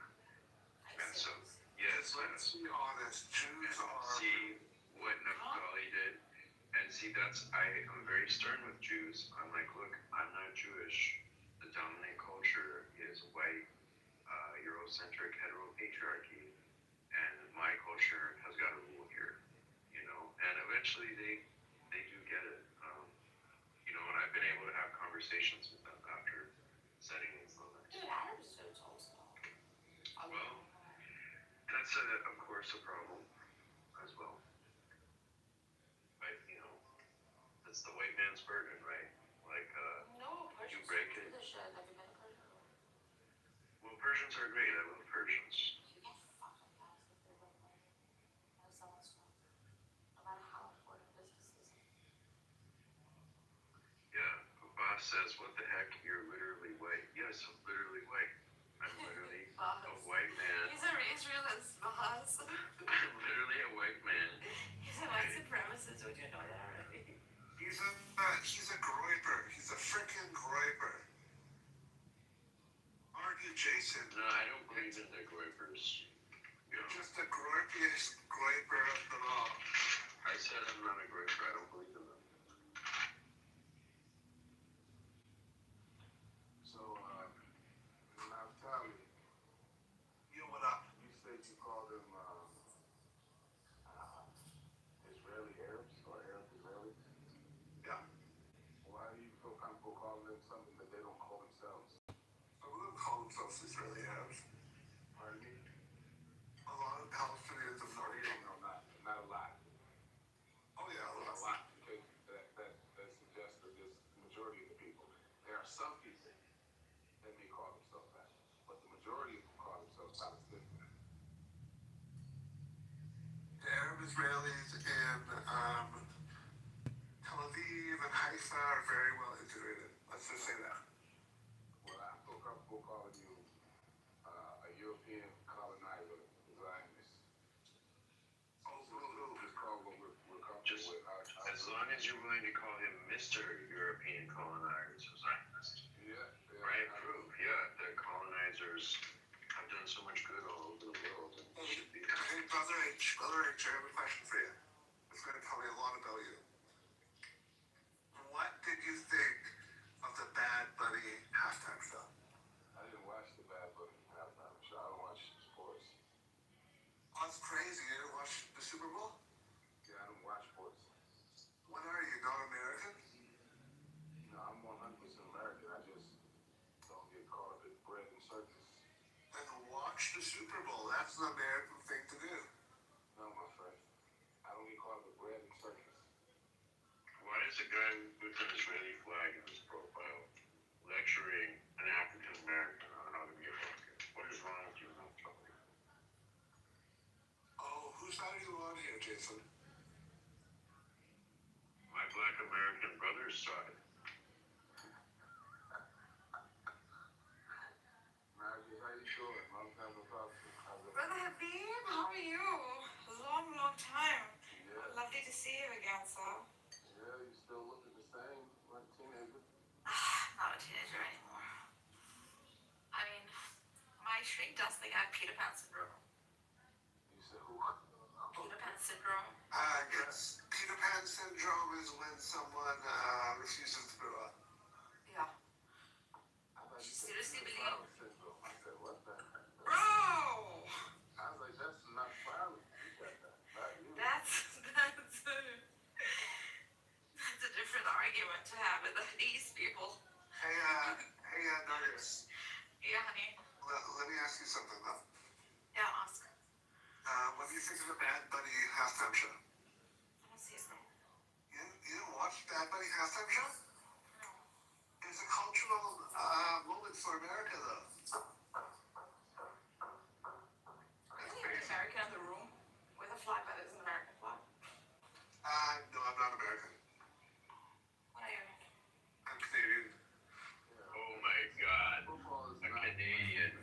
Get out of here, Canadian. I mean, yeah, look.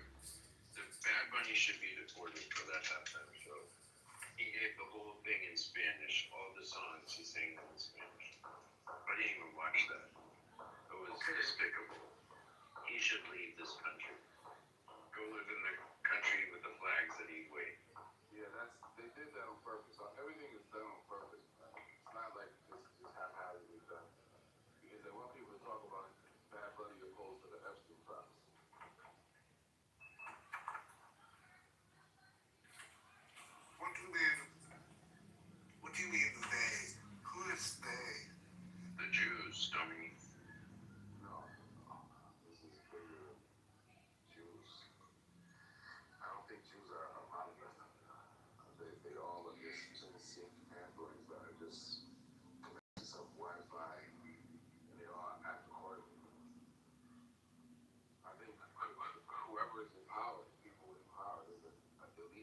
billionaire class that are ruling and governing over America. They're the ones who are going to dictate what happens or what doesn't happen. I think they are a kind of monolith, if not. What do you mean? In what sense? In the sense that in New York City, you have Hasidic Jews that are protesting against Israel. That's correct. So as in my city, so as in Los Angeles, right next to me. Right. So if they were all monolith, they wouldn't be protesting against Israel. And that's it. But it's not a large number though. Although the ones that organize the protests in my city, here in South California, who are Jews themselves, believe it or not, the rainbow Jew community. Listen, they're the Jews that are like, we gotta turn on our own people to be accepted by our communities. That's not true, actually. I like humanitarianism. And I know this particular feeling to want to preserve identity and to survive and stuff like that. But it's bizarre in the sense that when you're watching a weaker group being oppressed, I mean, how do you turn away? How does anyone turn away? It's Same with true. Iran, right? Why are people ignoring the Uyghurs? I agree. Yeah. If one is humanitarian or what? Including the protesters in Iran that is my country. Oh, you're Persian, yeah. Yeah. Yeah, I mean, I like what's happened in Iran is messed up. They killed Messed up. they killed so many protesters so fast. Yeah. And it's not new. They often do it in smaller batches but concentrated amounts. And they're so slow to act. So tell me, would have you wanted America to strike Iran if it? No. The revolution? No. No bloodshed. No. We've had enough for the past for the 9 years that we had the war, followed by a freaking these little batches of freaking killings. We can't afford that kind of bloodshed anymore. No one in the world should be subject to it. No child should see it. No mother should cry. These things should not happen. This is not the world we were given. At least the ones we could create from. Well, how do we, and I guess where we defer, Nargis, is when we talk about how do we create that world. And we create that world through the exercise of force in an organized way. Through military organization, domination, and victory. That's the only way the world has gotten better. And so you should support those who are able to deliver that victory, deliver that order. You're working from a premise that has been assumed to have worked. You're working from a presumption that this is the only way and there's no other way. Jason? The last one I'm not doing. I'm not saying there's no other way. I'm saying it's a way that has worked, and other things that we tried don't work. And we should, it's only responsible to use something that we know will work.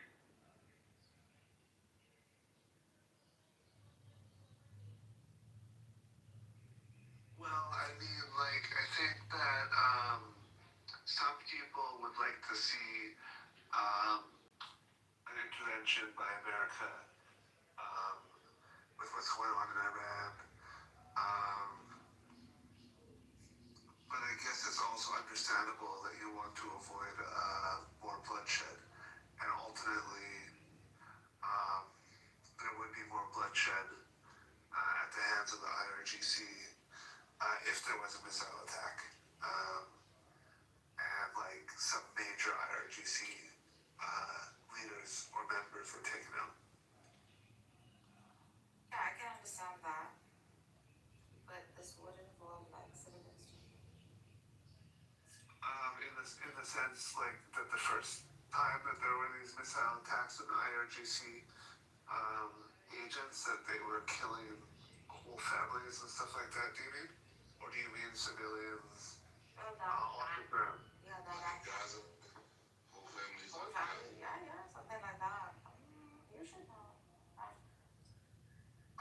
No, I mean like there were times that they were going after, I guess, a Hamas. Yeah, they would kill a Hamas operative and his family who had decided to stay rather than flee when the warning came. Can I do a You're in the Matrix, bro. can you hear me? No, I can't hear you. Hey, Big Zed. Can I do a poem? Absolutely, yes. Yeah. You're in the Matrix, though. Yeah, is he not? Yeah, he is in the Matrix.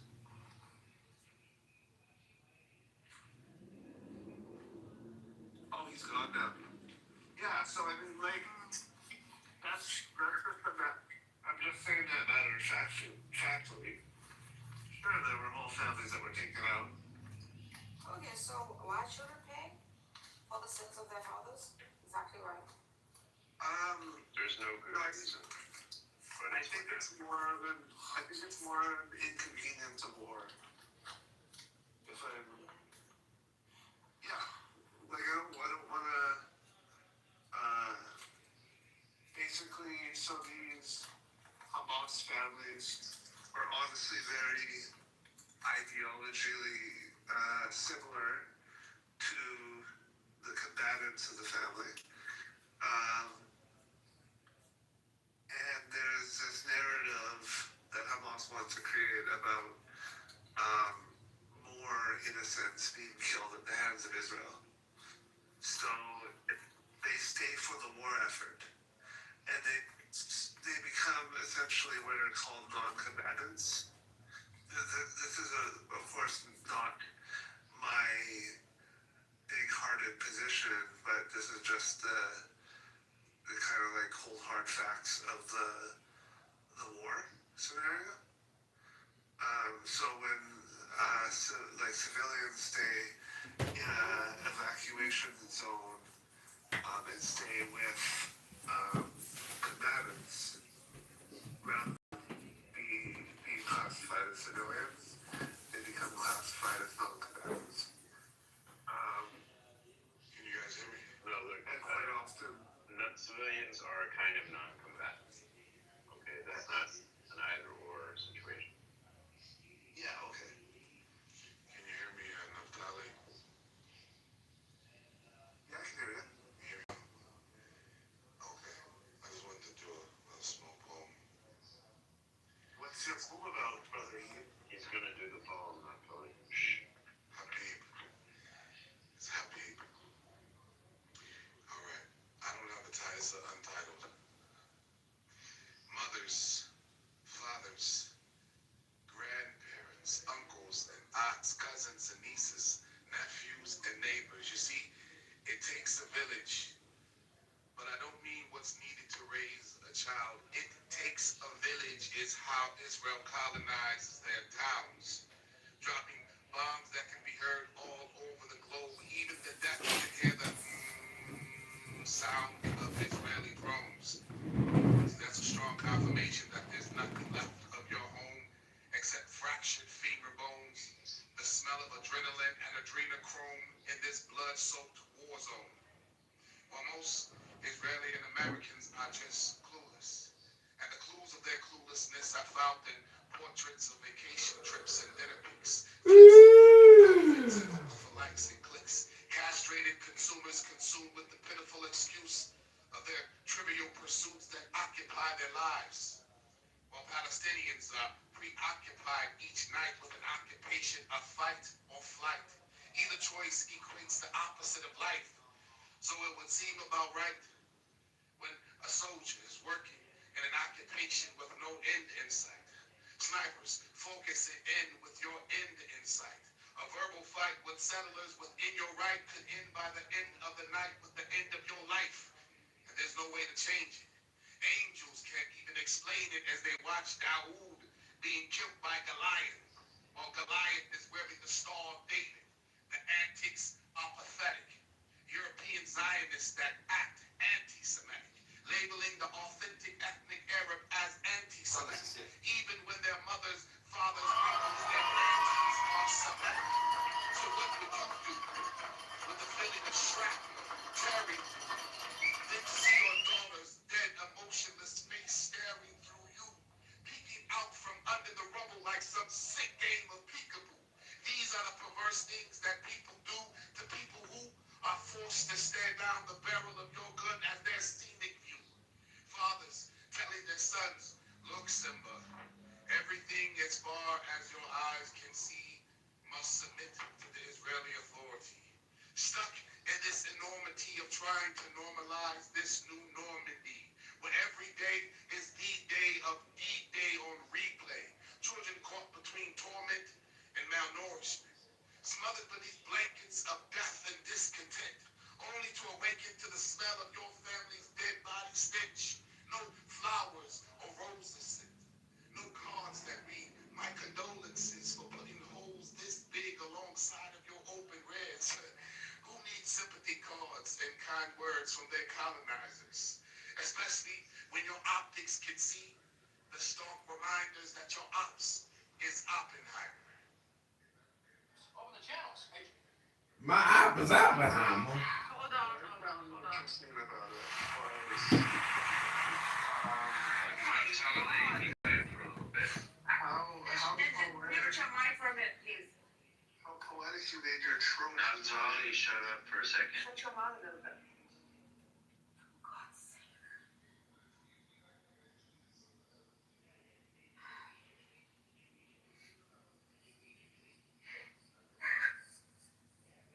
Yeah.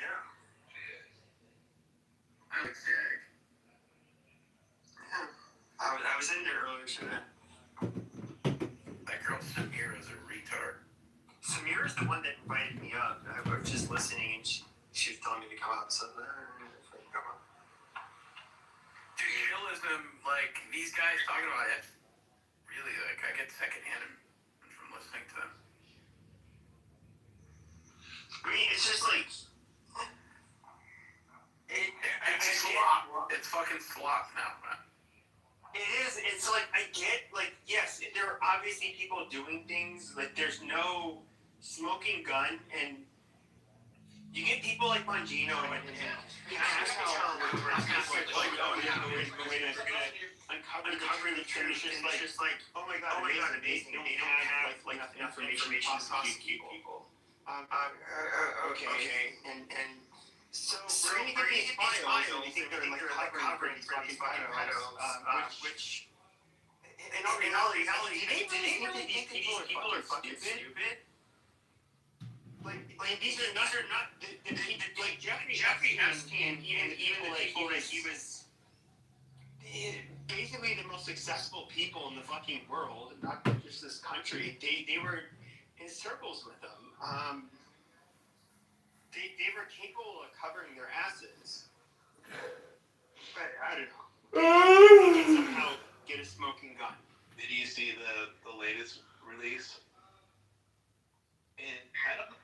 I thought these names were already there, like a lot of them, but the last 2 hours they released more names. Wait, they're still releasing shit? Yeah, you didn't catch it? Pam Bondi. So the deadline didn't really mean anything? Pam Bondi's on the list. Just about everybody's on the list. I don't know if you guys saw that. Yeah, so the Obamas, the Clintons, the Trumps, everybody, and this is where it becomes fucking retardation, is because anybody who is anybody bumped almost with fucking Jeffrey Epstein. All it took is like one interaction and you're on the list, basically. I mean, you think about it, because like for everybody to be on the list, all it took is one email, one phone call, one little meeting with him. You're gonna be put on the list if you're associated with Epstein, right? That's kind of what you're getting at, Pepe, right? I mean, because anybody who's somebody, like they have at least been to events with him, and You scared the shit right out of me. and of course they did deals with him, and I don't know. It does seem to be. I don't know. I almost think it's like a mistake they even release this fucking shit, because you get all of these retards that want to believe in their Goyslop arguments, and it's just like, oh my god, they're pedophiles, oh, they're believers of Baal, they're gonna... And it's just like, okay, you faggots you don't deserve to have information disseminated to you, because you're too fucking stupid. I mean, I agree. It's like meat for the stupid people, right? Like, let's just like fire hose them a bunch of stuff that they can just like drool and be idiots over. You know what I mean? It doesn't take much to sucker people into believing anything, you know? Yeah, I agree. It goes on both sides. I'm not saying like even like the Republicans are dummies for, you know. I think Pam Bonnie's a dummy for even bringing any of this shit up. She was the one that pushed all this. Trump didn't even want to do this, really, you know? So, I mean, it goes both ways, I think.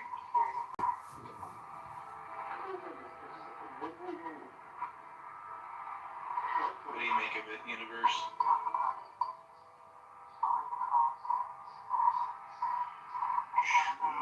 Wouldn't that be awesome if we like talk to the universe and the universe talk back? I mean, Donald Trump is the best Goyslop artist. I mean, I think he did tell, you know, the American, he did tell him, like, how to respond, and like, oh, look at the Dow. He's a self-aggrandizing piece of shit. Like, I don't know how else to put it to you guys. Like, I know a lot of you guys love Trump, that's fine. He's way better than the alternative, but he's a goddamn bombastic buffoon. Like, most people would not have respect for him. I don't think anybody in America, you know, generations ago would ever have respect for him, because he doesn't deserve it. Oh, you guys look like sperm cells. Shut the hell up, you ADHD boys.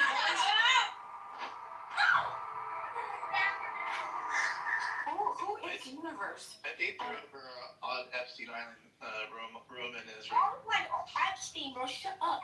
Is your dad Epstein? Are you rich? Look at this one. 12 years old? Like, literally, how old are you? Like, what's up? Jeez, they left. Female, what do you think? I want to know who Universe is and why they did a photo of Buttercup and the PTR. What's the point? Ribbon Shalom, the smartest man on Clubhouse supports Donald Trump. Hello?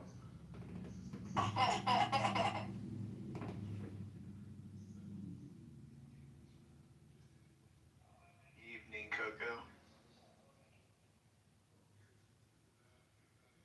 Coco, what's on the website? What's that? You all should have heard Coco on Southwest. Like, she handled him so diplomatically. It was impressive. Thank you. Wait, who did you? Yes. And she was so much nicer than I was. I was being so rude. And because I just didn't have the patience. I'm hormonal. And I just didn't. I couldn't do it last night. And Coco was like, why are you being rude? Stop, be a nice person. You're being so mean. I'm like, shut the fuck up, bitch. I'm sorry. Well, he was being an idiot, though, that guy. No, and he's like, The only reason, I was telling Beaver, the only reason I have grace on him is because he's old. And, like, that's one of my values. Like, can't be fucking mean to old people. I don't have no problem attacking somebody in their 40s or in their 30s or in my age group. No problem. But when you're on your way out of here, no, I gotta, even if you're a stupid fucking piece of shit, I'm still gonna give you grace. But I think that's what he was here for. I think he wanted the abuse. You know, he backchatted me and he's like, call me. And he like gave me his cell phone number and I'm like, this is after I verbally like, You called Native Americans savages. And I was like, oh shit, Coco's gonna blow. But she didn't. She handled it gracefully. Wait, I missed who it was. She did, very gracefully. Who's Wesley. Who? His name's Wesley. He comes around. He's old. He's kind of like Uncle Steve's retarded little brother. He's got that slow. Like Yeah. Ew. Coco. And I feel bad about it, Coco. I really do. Like that kind of voice, you know. That was actually pretty good. And the Comanches, Hello? I just want to bring up a quick fact that BMA has actually engaged in criminal behavior by driving around somebody who abducted her to do drug deliveries, and then she got exhausted. She's like, I gotta go to sleep, and the piece of shit who abducted her was like, okay, bye, and that was the end of it. Like, that's the whole story. You're one of like a few people on this app that I absolutely like. I adore you and I hate you so much. At the same time. I love you and I hate you and I love you, and you're so much fun and you're also so annoying, and there's so much there's just a lot of conflict, you know, because I never know what words are gonna come out when I'm talking to you, because I just love you and hate you. I was gonna say this, but not to be annoying. Well, if you've ever been in love before, you know. Oh, you were a kid? I'm just making fun of you because on so many levels that speaks to your problem, where you literally helped somebody engage. I mean, it's just such a crazy story. Maybe you could share it with people here because it's really that fucked up. Towards white people, and he said, wow, this white lady she doesn't think I'm a demon, she doesn't think I'm the problem, she's given me, and he loves white people, and he grew up, and he owns a small business, he has a small mom and pop shop, and he does wonderful things in the community now. You see? Oh, there's a happy ending to the kidnapping and the drug dealing. Cool. But the fact of the matter is, the smartest man on Clubhouse obviously supports Donald Trump. If you have Trump derangement syndrome, and I don't know if you saw this, but Trump derangement syndrome has actually been added to the DSM-16. I really don't. The DSM-16? What the fuck? It's real. It's actually been out there for a while, I think. Unless they took it off, I don't know. I think it's an actual diagnosed disease. I'm kidding. I'm going to look it up right now. There's also moral injury that was just recently added, like last year. And it's like this, it came from Israeli soldiers murdering so many Palestinian children and Palestinians. No, I'm dead serious, Matt. Look, Wait, point of order, moderator. When an Israeli soldier dies at the hands of a Palestinian terrorist, is that Israeli soldier a martyr? Hello? Well, obviously they're, I don't know, but. Good afternoon. I don't know. Well, you don't know because you don't know anything. You're an idiot. What's the name of the disease, Eva? Hold on, let me go get it. Let me go find it for you. Evening, BT. Welcome. Grand evening. How are you spending your Valentine's evening? How's your man? No, I'm just kidding. We already did all that stuff, so I am finna talk to y'all for a little bit. So, I was gonna ask you, the title, he made it for me, because I'm the smartest man on the app. So, yeah, I agree with the title. Yeah. You're the last smart. We have a separate category for black people, so you might look at the third. Shit. Beaver. We have the black category. I gotta get You need to head that one. I need the DEI award, Well, we have hood black, and then we have academia suburb black. I'm a mix of both. So, Well, you might qualify. yeah, like, I'm both of those. We have schizophrenia for Kitover. He's that category. Oh my gosh, he's got some other stuff going on the other side of the airport. He's here right now. I'm just giving you a heads up. Oh man. Where is the Schizophrenia, man, that is an ad hominem. I've never been described as being schizophrenic now. But did you make this room title for me? Hello? Jimmy Pockets? Going out of pocket, damn, talking about schizophrenia. That bitch has got an opinion for every fucking goddamn thing on the motherfucking planet. Oh, okay. You're making one. Talking about hyperverbalization. Bitch, learn how to meditate, read a book, and go to the gym, you goddamn schizophrenic. Welcome to the stage, Al. How are you? I'm trying to understand this title. Of course you are. It's confusing to a man of your low IQ. Do you have an equally low EQ to match your low IQ? Yeah, that's correct. Yeah. So can we, Free Palestine. Yeah. Free Palestine. Free Palestine. Yeah, wake it up for the Palestinians in the tents. Free Palestine. Fuck Trump. The question of the day is, do you think Donald Trump is a pedophile? Girl, what do you want? Why do you want to fuck Trump? I said fuck Trump. You want to fuck the orange man? Definitely not, my nigga. Yo, why Jive in here? Yo, y'all see my profile picture? Yo, that nigga John was showing his butt and the bitches is clown on me, right? Yeah, I didn't do that, Joe. Pizza isn't that bad. Yo, look at my PTR. Look at this nigga butt. Look at my PTR. PTR change. This nigga. That nigga living with the rat too, boy. That nigga just white. No. Yo, this nigga gay. Oh, Wait, I don't know. Where am I supposed to be? Yeah, where am I? This is so bad. I want to see too. This nigga moved on the phone with a boy. He's so gay. That nigga gay. Oh my God. I'm reporting you. This is disgusting. I don't want to look at no booty crack. If I want to look at the African channel, I can just look at a monkey eating a monkey. Monkey.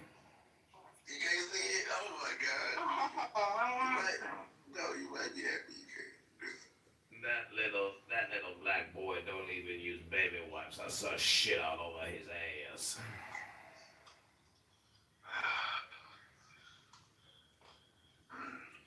The point is the Epstein drop just goy slop, or is this what Alex Jones has been talking about? Because I'm beginning to think it is a global syndicate of devil-worshipping pedophiles. John, are you a guy who's playing the guy who's playing the guy? I just messaged this to you, but I'm deleting it from my phone. So. Hello?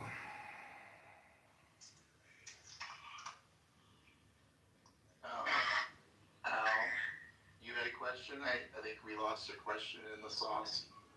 You want to know who the smartest man is on Clubhouse? No, because I know it's nobody in this room. If it is, it's definitely me. But I'm still curious. Who is this in reference to, and why do you support Trump? What's the situation? If man on Clubhouse or in the world supported Trump, doesn't that go kind of far? I mean, that's pretty good, right? That's pretty good support, or no? And we invited the person too, by the way. Yeah. Oh, not really. I think the proposition of intelligence is irrelevant to me unless there's some sort of measurement of accomplishments that I respect. Even if you was to make a determinative claim about your IQ, let's just say, not even yours, but anybody's, I still would need to see a list of accomplishments that I respect before I would. Man, you just steel man and strong man and blah blah. It ain't about that. Can you say one goddamn smart sentence? Promise you can. Hello?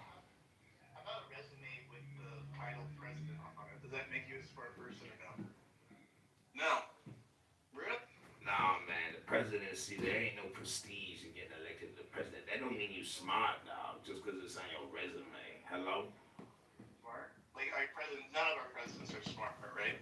Well, I didn't say that. You said you're asking me whether or not it's conclusive that if a person is elected president, they're smart. It's not. Can you say one smart sentence? So you wouldn't want that on your resume. President of the United States. I mean, for a lot of us, maybe us Neanderthals that growing up as kids, like we were always told to be president, you know? So I don't know, maybe that mantra is now like lost, I suppose. Like, No. You're. This is okay. You gotta follow the tracking, right? So here's what I'm saying. If you want to be president, that's fine. I'm saying it's not conclusive because a person is president that they're smart. So if everybody wants to aspire to be president, that's fine. But I guess I would, even if what you just said, let's just follow the logic train of your thoughts. Is this hypothetical? Everybody wanted to be president. Does that mean everybody is smart, or only the ones that become? Hello? It's not. well, yeah, I mean, well, that's the thing. Like, not everybody can become president. We can agree on that, right? No, dog. Everybody can try to become the president if they want to. It's in the Constitution. We know the rules to become president. Hello? Schizophrenic, someone else. Nah, dog. Ain't been no schizophrenic, man. I'm talking about the smartest man on Groundhouse Boss Donald Trump. I'm saying it's obviously been narrowed down to someone who's just the capabilities of being president, right? And it has to take some level of, I don't know, IQ. We can agree on that, no? I would agree that they can have like a 75, sure. I mean, I wonder what the average is. Beaver, do you know? You don't happen to have offhand, like... I think it's like 90 to, 100. I mean, I always for president in general. Like, for president?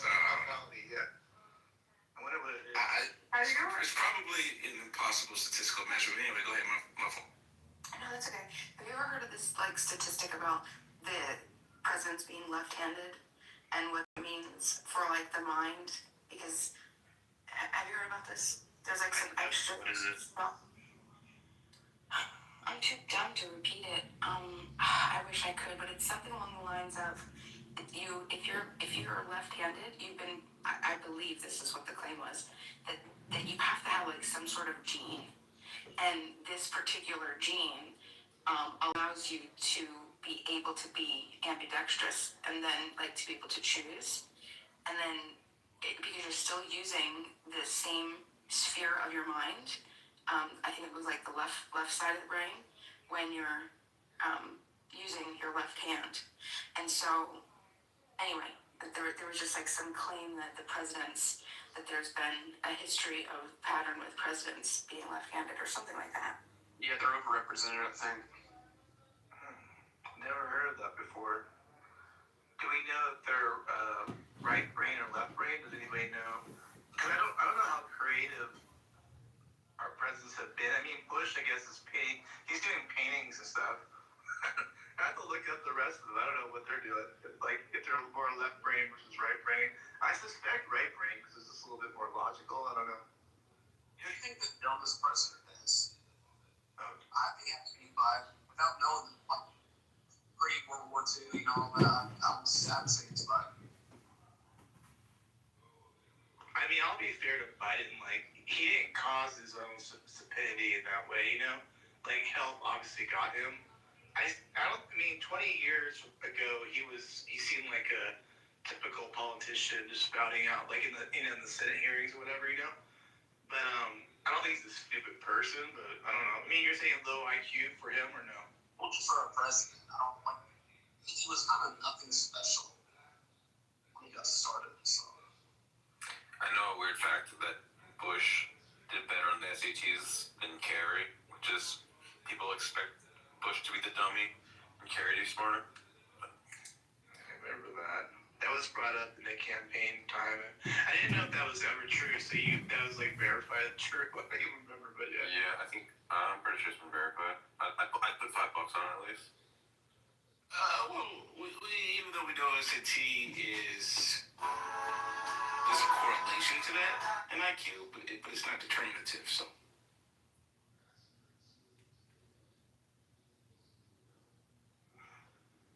I mean, I guess that begs the question: what measurement would you use for our presidents for being smart?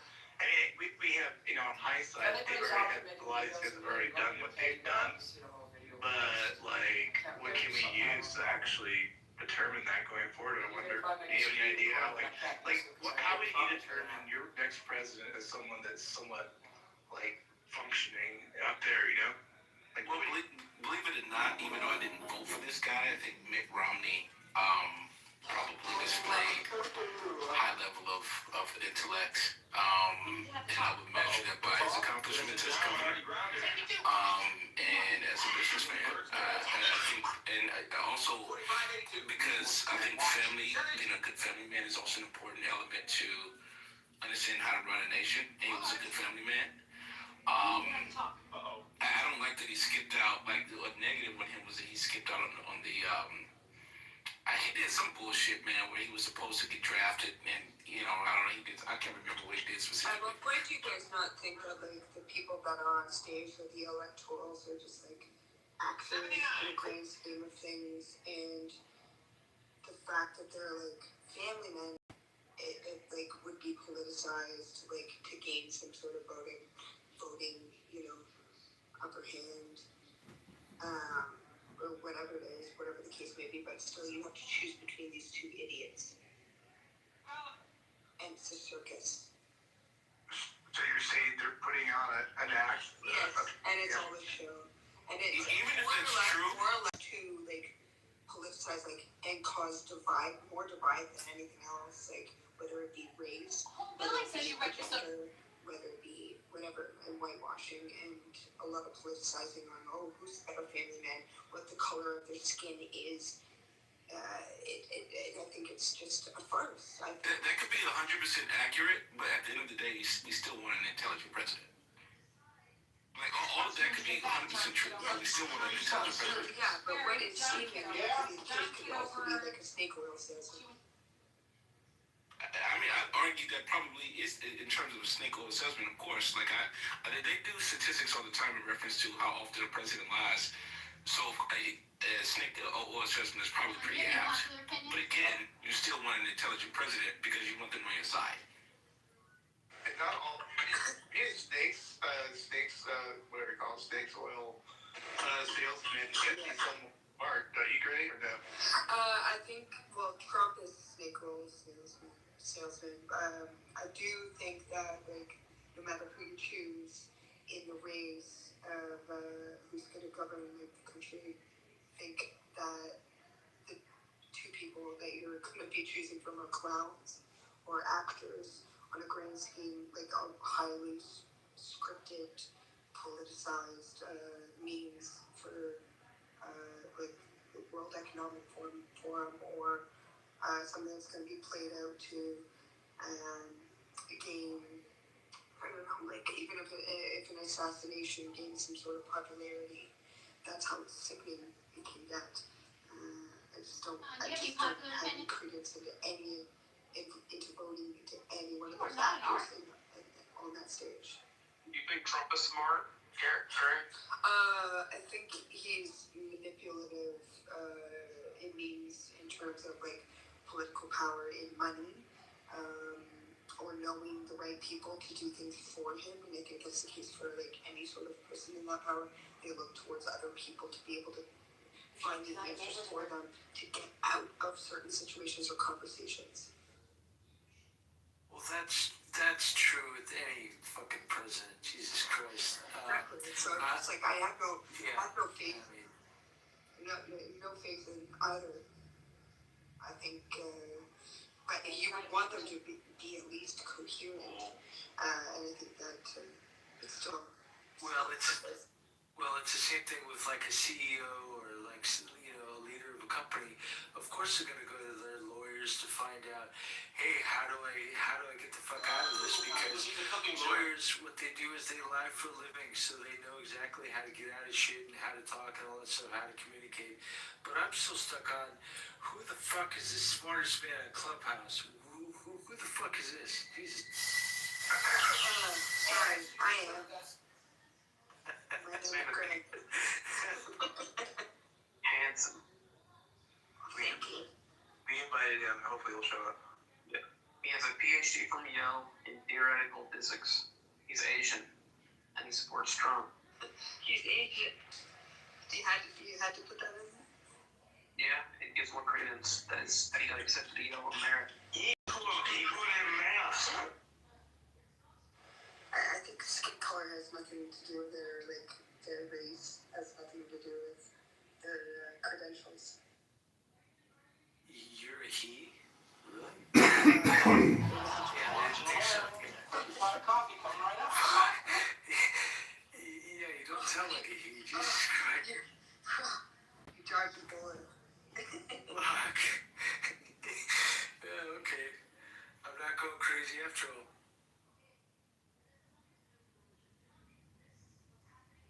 But does the smartest man on Clubhouse really support anybody?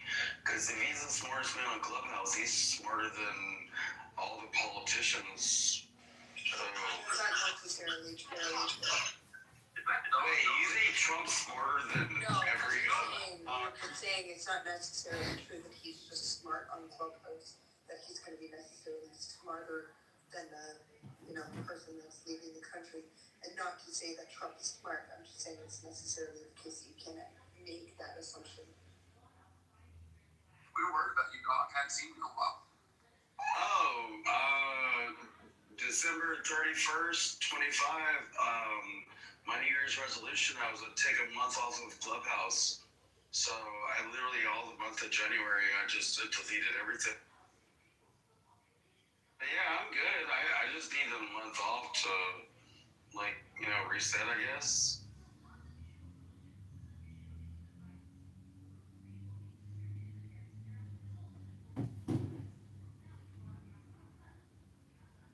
But it's cool. I mean, what's up, Matt? What's up, Pepe? What's up, Beaver, Coco, Bima? Hey, Al. Pro. I know Father. How's everybody doing? I ain't seen y'all in a long half a minute. Good to hear from you, Doc. Glad you're doing well. Have you been following any of the politics or any of the Epstein stuff, or where are you at? Oh, dude, I've been all over all of it. Yeah. I mean, because when you get off of Clubhouse, you do a lot more reading of your news feeds. Hey, Doc, good to see you. Yeah, I was just reading one of the posts on Facebook, and what one of the comments was like they trust TMZ, Harvey Levin, but because he's in the Epstein files, she doesn't believe him anymore. It's just total fucking crazy shit, dude. Wait, who doesn't believe who again? I missed that.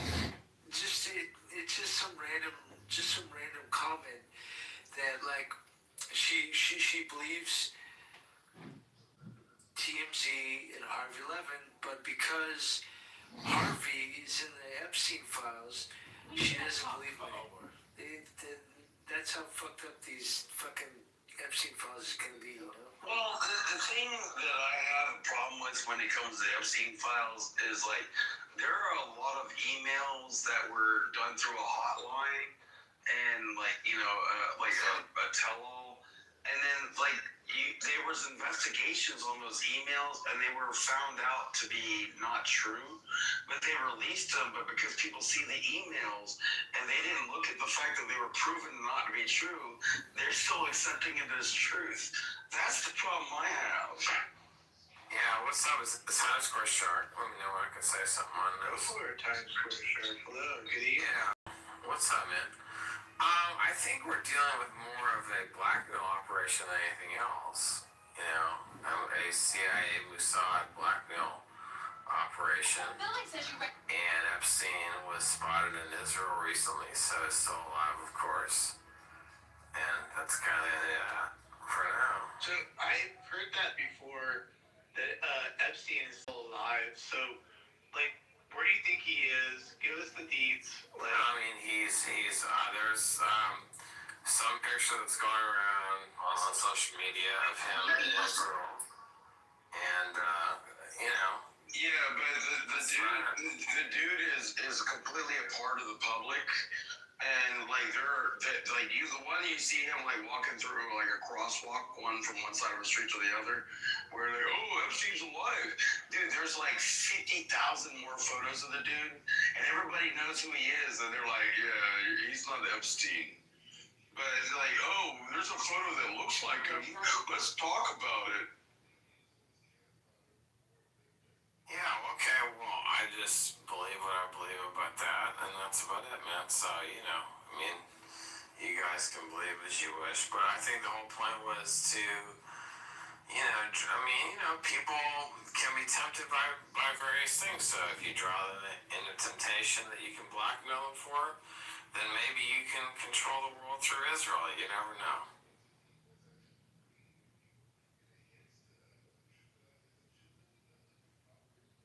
So would that be the smartest man in the room?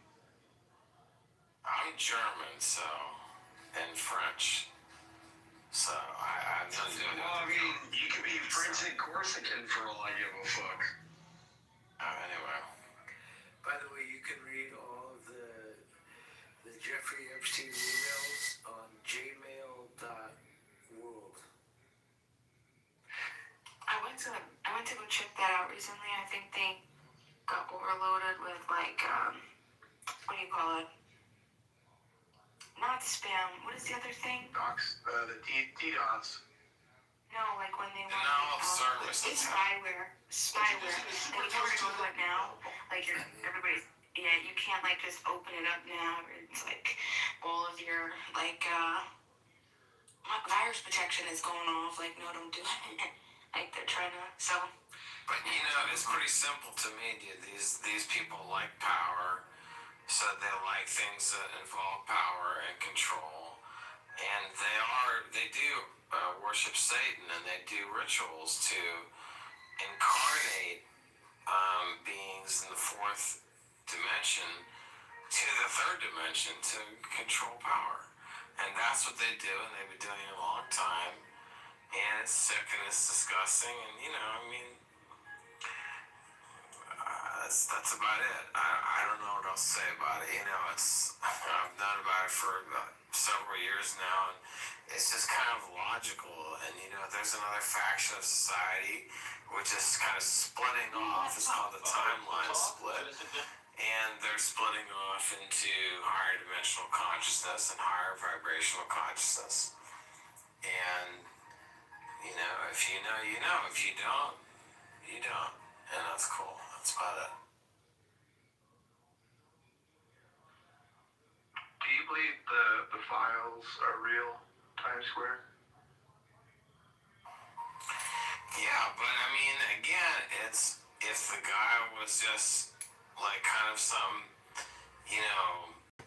like operative to draw people into sin and expose them and dox them, then he did the best of the best.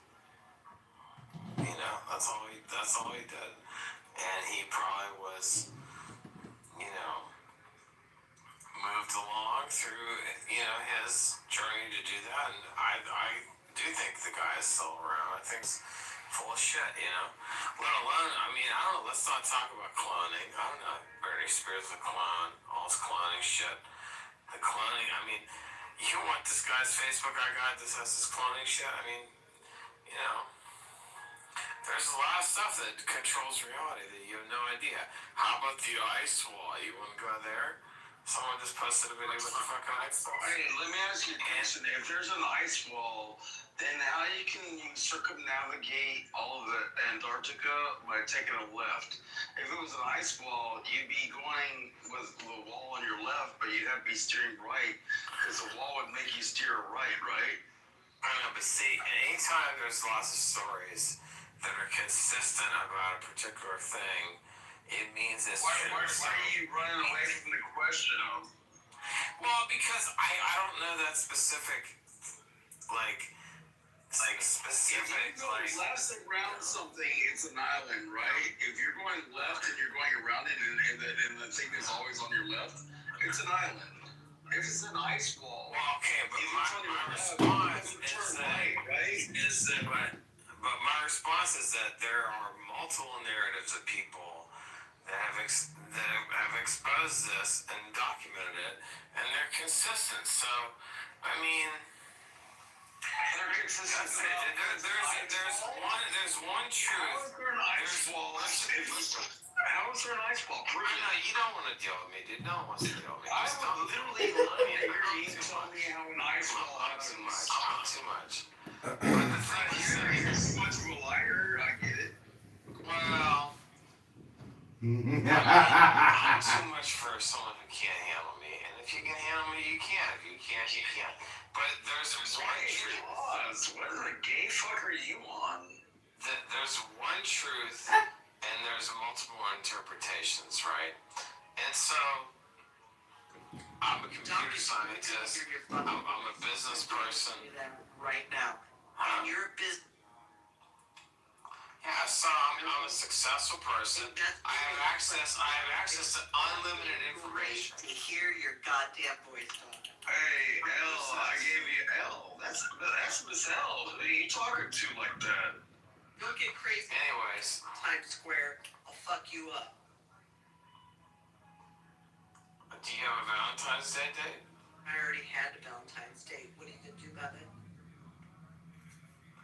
I mean, I have an ex-wife, and I have a fiance, and I have a girlfriend. We all have that. Tell me. I have a lot of women all around me, so. L, I'm gonna tell you right now. Tomorrow, I'm gonna go down to Dollar General, and I'm gonna say, hey, which of the candy's like half off? That's exactly that lady right. Anyway, so do you believe there's an ice wall? No? I don't. Okay. What is the ice wall? Fuck off. It's an idea from a motherfucker that doesn't understand physics or fucking mathematics. Alright. Okay, so then you can believe whatever you want, and I'll believe what I want. There was one in Minnesota at one point. Remember the ice wall kid?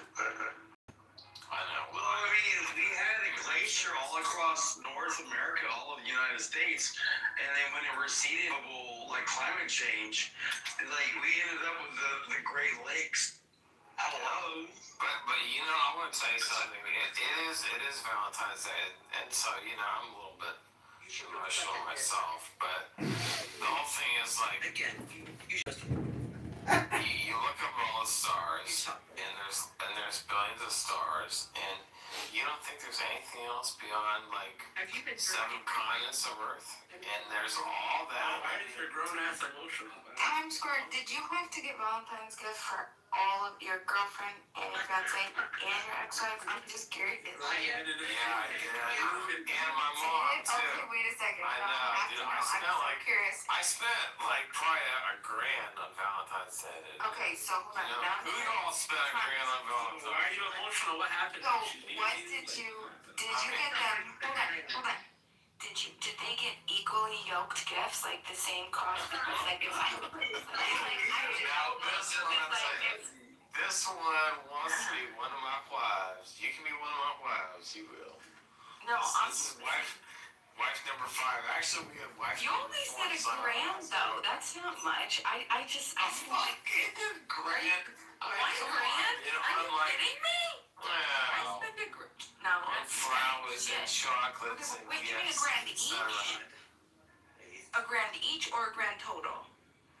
You know the sad thing is, I guarantee you that if I wanted to show you I love you, and I really meant it, it wouldn't cost me a dime. You guys That's what I'm saying. Doc and I, listen, all Doc needs to do is handcraft me some metal ring or some wood bowl, and Girl, I will crochet you a beanie cap in your favorite colors. I like the I said that, dude, I'm gonna tell you right now. We're watching TV, I'm crocheting.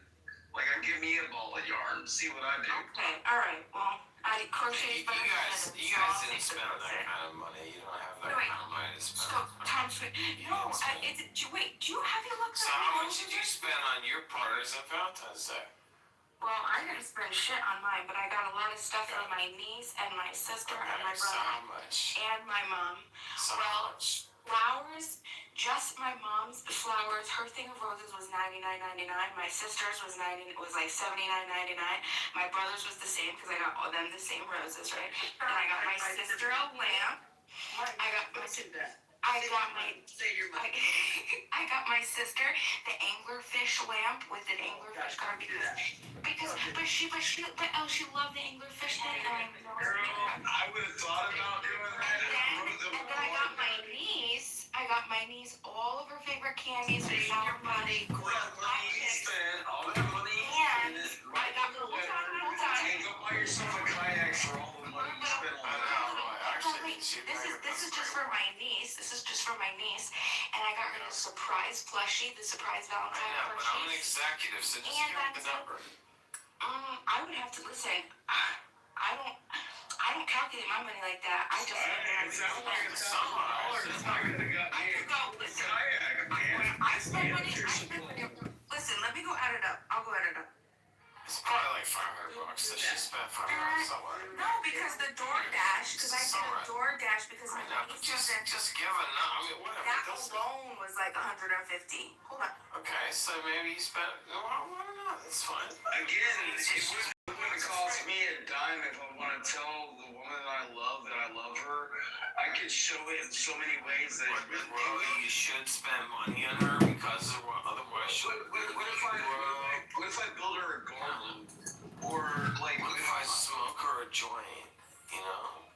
Well, I mean, what if I put, weed in the garden? Yeah, I love that for us. Pause. You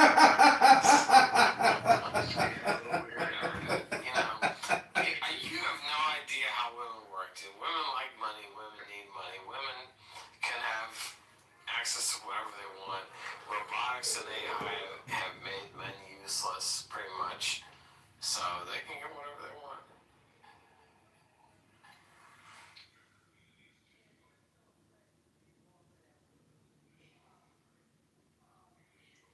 Ladies, do you have anything to add to that?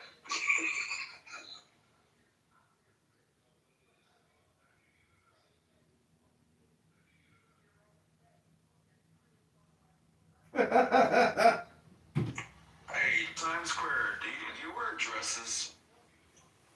I gotta know. No, I mean. I'm saying, but I mean. So the thing is that if you want to know, the truth of me is that I'm a technology person. I have Frank Sinatra's birthday, so I have the gift of gab a bit. And I just, the thing with Sagittarius, we're half man, half centaur, right? And we're half horsey. And there's a lot of women like that horsey ride. And we are charismatic people. And we're in the spotlight. And you can't take us out of the spotlight even if you want to. And that's cool. You don't need to. And so women understand that, and women, this is how I sound, this is how my picture is, how I look. And in reality, it's 100 times worse. But that's okay, man. It's like, Okay, you were right. Fine. It's all good, man. It's like I'm like a young Mark Cuban or a young Mr. Wonderful or something. So what? That's fine. I mean, But can you answer the question? A rising tide's gonna lift all boats, man. Listen, we're all curious. Times Square. So tell us what you got your ex-wife, your fiance, and your girlfriend, and how much did they cost each? Come on. Oh my God. Wow. Because the ex-wife, she had to have gotten the least bit. Right? Because if I'm your fiance and you're spending it's like how much, how much money do I mean, this is kind of. If I'm the girlfriend and you spend more on your fiance than me, then there's a problem. So I mean, there's a problem for everybody. So I'm just curious how you manage that. I'm thinking the girlfriend got the most. The fiance got the middle amount, and then the ex-wife got the least amount. I mean, the thing is, like, the question has to be, how much did I spend, like, traveling the world with my ex-wife, that's gonna be the biggest amount, definitely. Don't It's probably, what? it's probably gonna be towards your 10 million number, and I probably spent 5 million traveling with my fiance, and my girlfriend, I don't know, maybe Time. a couple hundred thousand, I don't know. So, Listen, why are you gonna look up these people at asses? Go fuck yourself right now. Go to that's a very jealous person. I'm gonna tell you right now. I'm gonna tell you right now. What is going on? Girl, I'm gonna tell you right now, that if I wanted to like court you and you were really my girl, I would go change the transmission on somebody's car so they would trade me for a small pony horse, like ones that are only like most. And I would get that and I would build a little like stable and like fence it in with some wire and like and I would give it to you for your and you know what? It didn't cost me a freaking thing. That's Russ. But people think that like monetary value is what matters. Like, but if I gave you a baby horse, that you'd be like, oh my god, it's so cute. You know what I'm saying? Elle is always 100%, man. Whatever she says, whatever she does, she's always 100%, man. Well, people who have money don't talk about what they're spending. Like, what the fuck is this going? What are you talking about? Exactly. But They're fucking. hold on. But do you see the hierarchy out? Like because he had to, if that's true, he had to really manage that. He's not true. He's right. fucking shit. Oh my god. Bullshit. I could smell this shit a mile away. That was the bullshit. That was. Like who's the smartest man on Clubhouse? Well, girl, I got my own lift in my own shop, so I could definitely do the transmission, no problem. Thank you. Like, hey, can y'all tell me who the smartest man on Clubhouse is? Nobody. Fucking no. Not you. Bitch. I mean, as the self-entitled smartest man on Clubhouse, I don't support Trump. Oh, that's like the tallest midget. Shut the fuck up, Kamala. The smallest midget. Oh my god. $10 to whoever can name one good thing Trump is doing. I can actually do that. Okay, wait, can we go one at a time? I really want to hear what everybody has to say. Listen, I'm not a Trumpster, but I actually do think there's one good thing that I'm actually proud of. No, wait, no, listen. No, there's two things that I really like that he did, and it really just it's stuck in my heart, The first thing is that he says that he gets rid of, at least, he made a promise to himself to get rid of 100 pieces of legislation for every one piece of legislation that he passes, and he says that he's been sticking to that, and even more so. It's usually averaging more than 100. So that to me, like, I love that. That just, you got my attention. And the other thing is, all the money that we spend on, he decided to take for babies born from a certain time. I wish this was true, because, like, if I'm going to spend billions of dollars for ICE shit, okay, this I would much more beat. Okay, this I'll just tell you.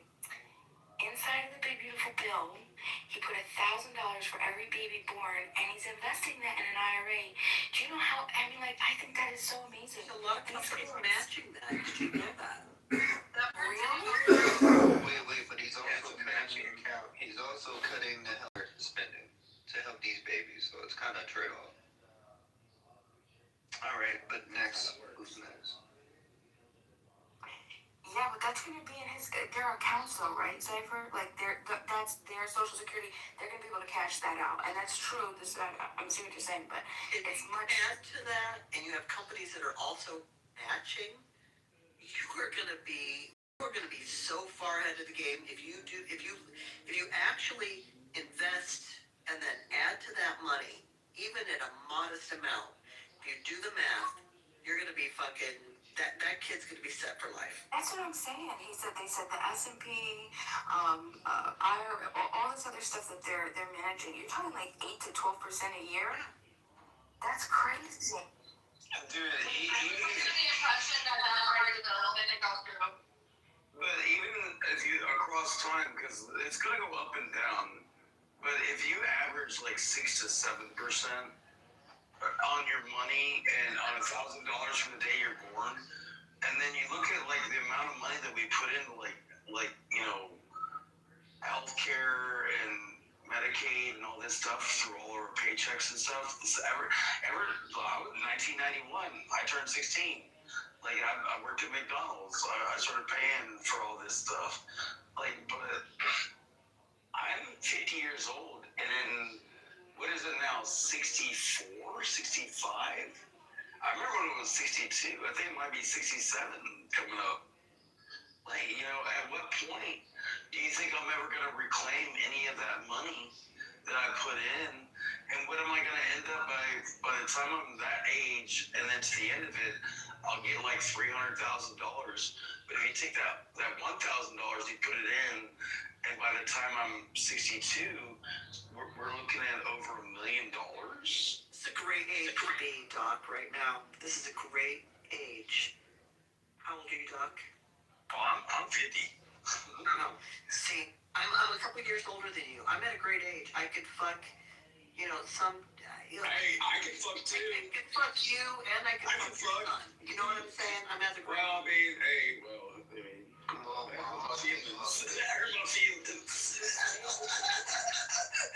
Coco, I just wanted to make sure because I didn't want to. Sometimes I have a poor memory, but I did check. It is the one that passed. It is into law. So it did become law on July 5th of 2025. So it did pass. Okay, does anybody else have a good thing or no? Thank you. Sounds like we can kind of understand it. Well, I mean, she said my thing was good. Well, I'm waiting for everybody else's answers. I don't support, Jeff, you know I don't support, but you can't name things that you support about Trump? I'm trying to get it. Can someone show me? Okay, well, do you remember the... saying that you don't approve of the border being shut off? There's essentially no border crossings. Like, what are we talking about? Border being shut off. Yes or not? No. You'd like just people coming across. You believe a country without borders is not a country? That situation is nuanced, right? A lot of people are coming across. So I just want to be clear. We're not okay. We want people just willy-nilly coming across. Well, yeah, because a lot of people are escaping. Because what? Wait, what? L. What? A lot of...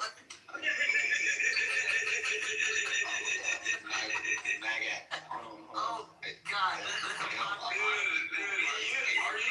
Are you an anarchist? Why we need... I want to know if he's an anarchist. Hey, not too much on anarchy. Because that's what an anarchist sounds like. You're supposed to win my heart.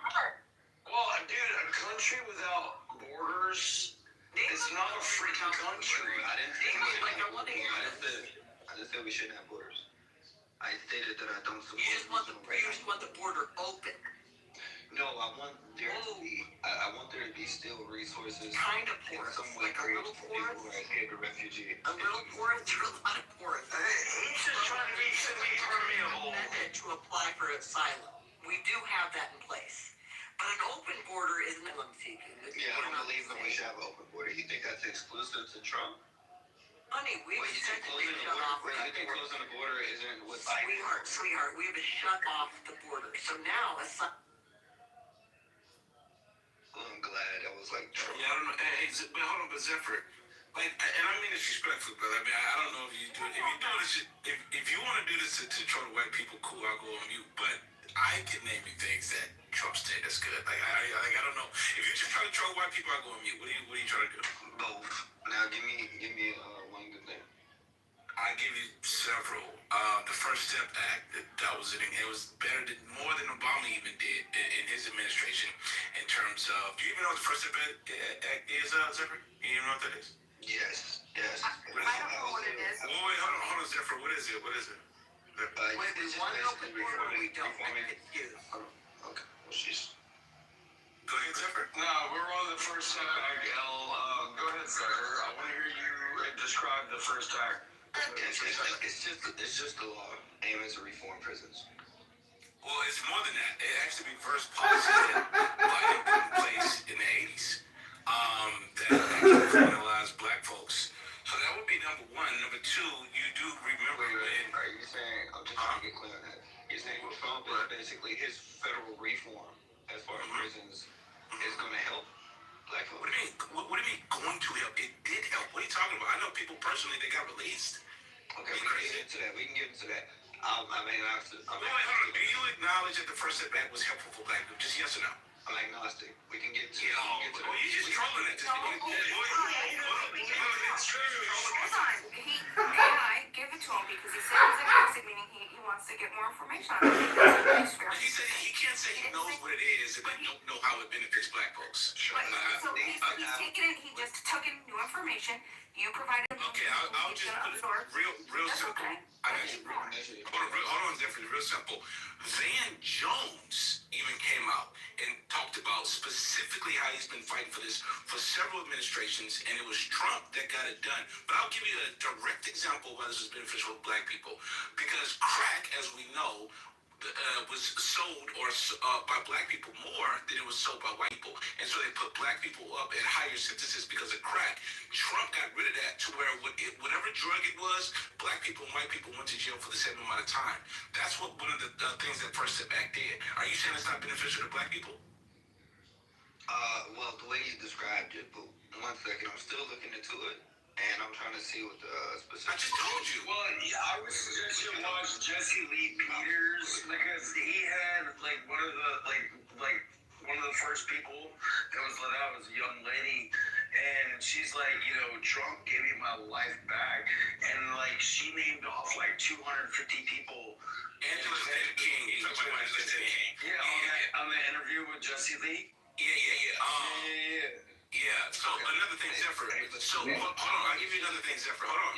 Real quick, I'm just trying to get clarity. This isn't something he put us during his current term, though. So I'm not about his current term.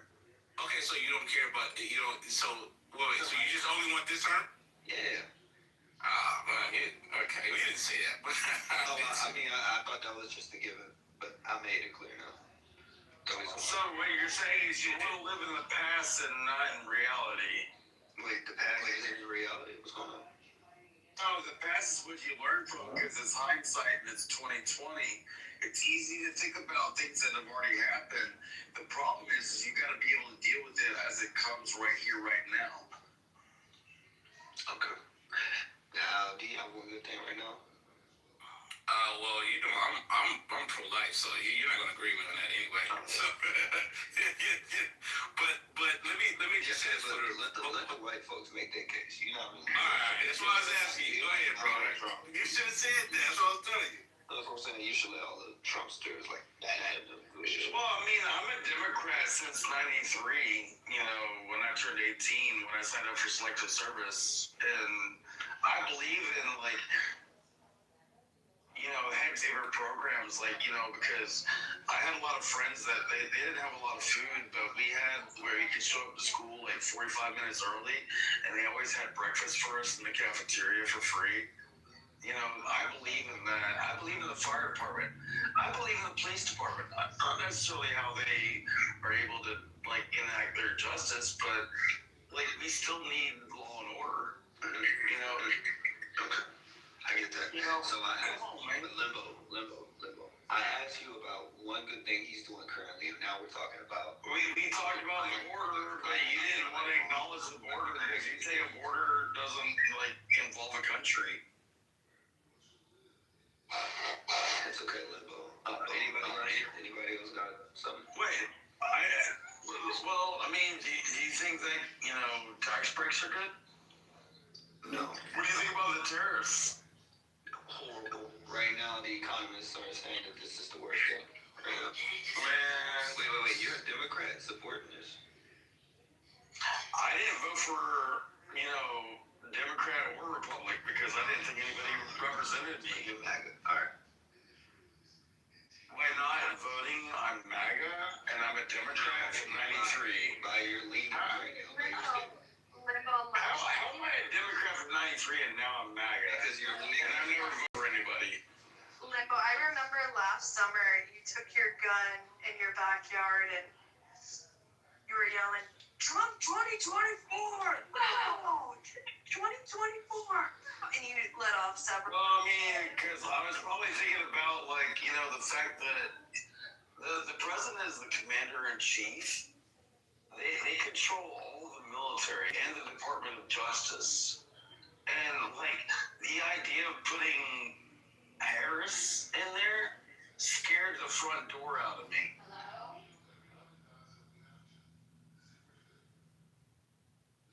So, are we satisfying Cypher's request or no? Yeah, like so far it's still on the table. Nobody has actually. So now one of the things, I mean, what hypothetically, what would do it for you? Like, I mean, what are you looking for? I'm asking for one good thing that society is benefiting. When I say society, I'm talking about the whole of the human. I mean, the American You experience. didn't like mine? I gave you 2. I like Bemas. That's, I mean, don't you? He's getting rid of over 100 pieces of legislation. That means he's getting rid of 100 crimes for every one pass, for every one piece of legislation that he passes. I'm sorry. Health organization leaving that fucking bullshit. There's so many. El, you are such a spicy firecracker. I love you. I'm always spicy. I'm always 100%. But Zephyr, can I get my $10? I had cash out. Hey, Zephyr, you can buy me 5 Hot Wheels and I'll take it as $10. I have a really good collection one. If you look at my picture.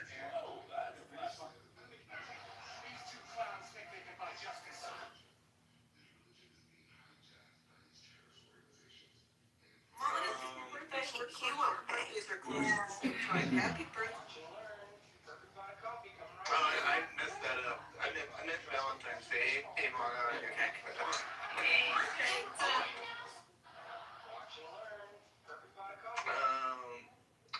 So I guess Cypher, you're on a mission. By the way, Cypher, were you like? I mean, I'm just trying to figure out. So do you vote Democrat all the time or no? Yes, the vote will lose no matter who. Yep. Okay. See, that's the kind of politics I have a problem with. Like I voted for Michael Dukakis. How about you? Like he was a tank commander in the army, but he was a Democrat, and like he went against Clinton, lost. Okay. Well, I was too young. Where y'all at in this? I was too young for that. I mean, I grew up through Reagan and George Bush Sr. and Clinton playing saxophone on Saturday Night Live. Like, what are we expecting from these politicians that has not already been shown over and over again? Like, and they're all lies. It's all lies. Wait, Limbo, so you went from voting for Democrats to third party to now saying you pro-Trump? The last person I voted for was Obama when I was in Iraq in 2008. I sent in an absentee ballot from Iraq and I voted for President Obama. You voted for Obama? Yeah, he voted for Obama. Well, I mean, dude, I was in Iraq and I thought George W. Bush, put me in a place where I shouldn't have been. So yeah, I wanted to change. So, Cypher, where do you think Kamala would be right now? Like, what would be her great achievement, do you think, right now? Since you think that everybody, that there needs to be some great achievement by Kamala. Maybe not, I don't know. Where do you think? I think we would have more of an economic reform. I think that we would see workers having more power. So, you would increase worker environments, conditions that people are complaining about. You would actually get the layoffs. There are hundreds of thousands of people dealing with certain crises right now. What do you think prevents layoffs? People being happy with their job? No. So there's a few things, right? Right. Creating better condition from the top, and door and the management. So it's just a few things as far as like our economy, but also we would create. Wait. You just glossed over a whole lot, right? Okay. What do you think preserves or causes corporations to cut jobs? It's not worker happiness, I can tell you that. But go ahead. Well, that's what I'm saying. It's not just one thing; it's a few things. But also, we would probably be talking about federal jobs right now. Far different than what you just said. Anything you. Okay, no worries. It seems like you kind of designed. Hey, Zephyr, let me ask you a question. If you were a worker in my pencil factory, do you think you deserve part of my money from the pencil factory because you're a worker? You want part of my profits? Or do you think that like you're just happy to have a job? I'm not a socialist. I'm not a socialist. Yeah, just to kind of get that. Yes, you are. Okay. Well, I'm just not a socialist. You've owned businesses before, right? Do you go hunting? Are you like one of those type of wives? Because you just yell out shit. Honey, I will. Hell kisses me. Dude, I hunt better than she does, and she fishes better than I do. I will actually. No, she's not gonna give it to you, right? Actually harvest your buck, and I will field dress your buck for you. Yes, yeah.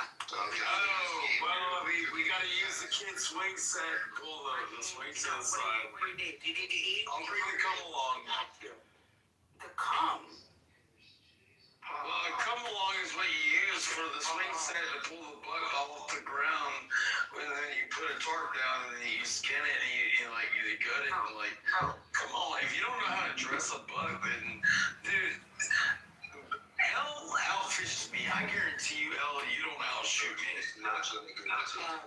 I've been shooting since I could. So. Game on contest. But I don't shoot anymore. Also, you need me to get it with a bow, because I can shoot it that way. Oh, and see, now she's cheating. She's better at archery. Is Pepe awake? I want to hear what his favorite thing Trump has done. I think he might be. It's past his bedtime. We will catch him at 3 a.m. What do you guys think of Canada? Wait, Canada? It's our neighbor. Who said that? 51st state, 100%. Yeah, Greenland. Let's go. 51st state. Yeah. What's your guys' take on South Park? Right. I mean, they're gonna probably be, one of our states soon. I don't know. Why do you ask? Well, Canada sucks without the United States. How about Wait, why do you think Canada would be part of the United States at some point? Because there's a bridge that Trump doesn't want to end up happening unless he gets his deal. What's that bridge that's not going to be completed? It's called the Trump Bridge. It's going to be okay.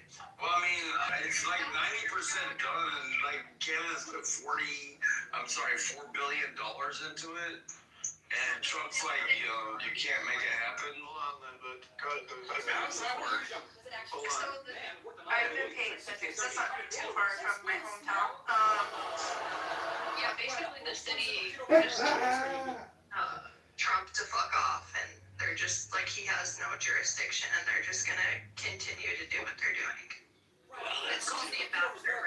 What was that called? And you know what? I'm on Canada on that agreement.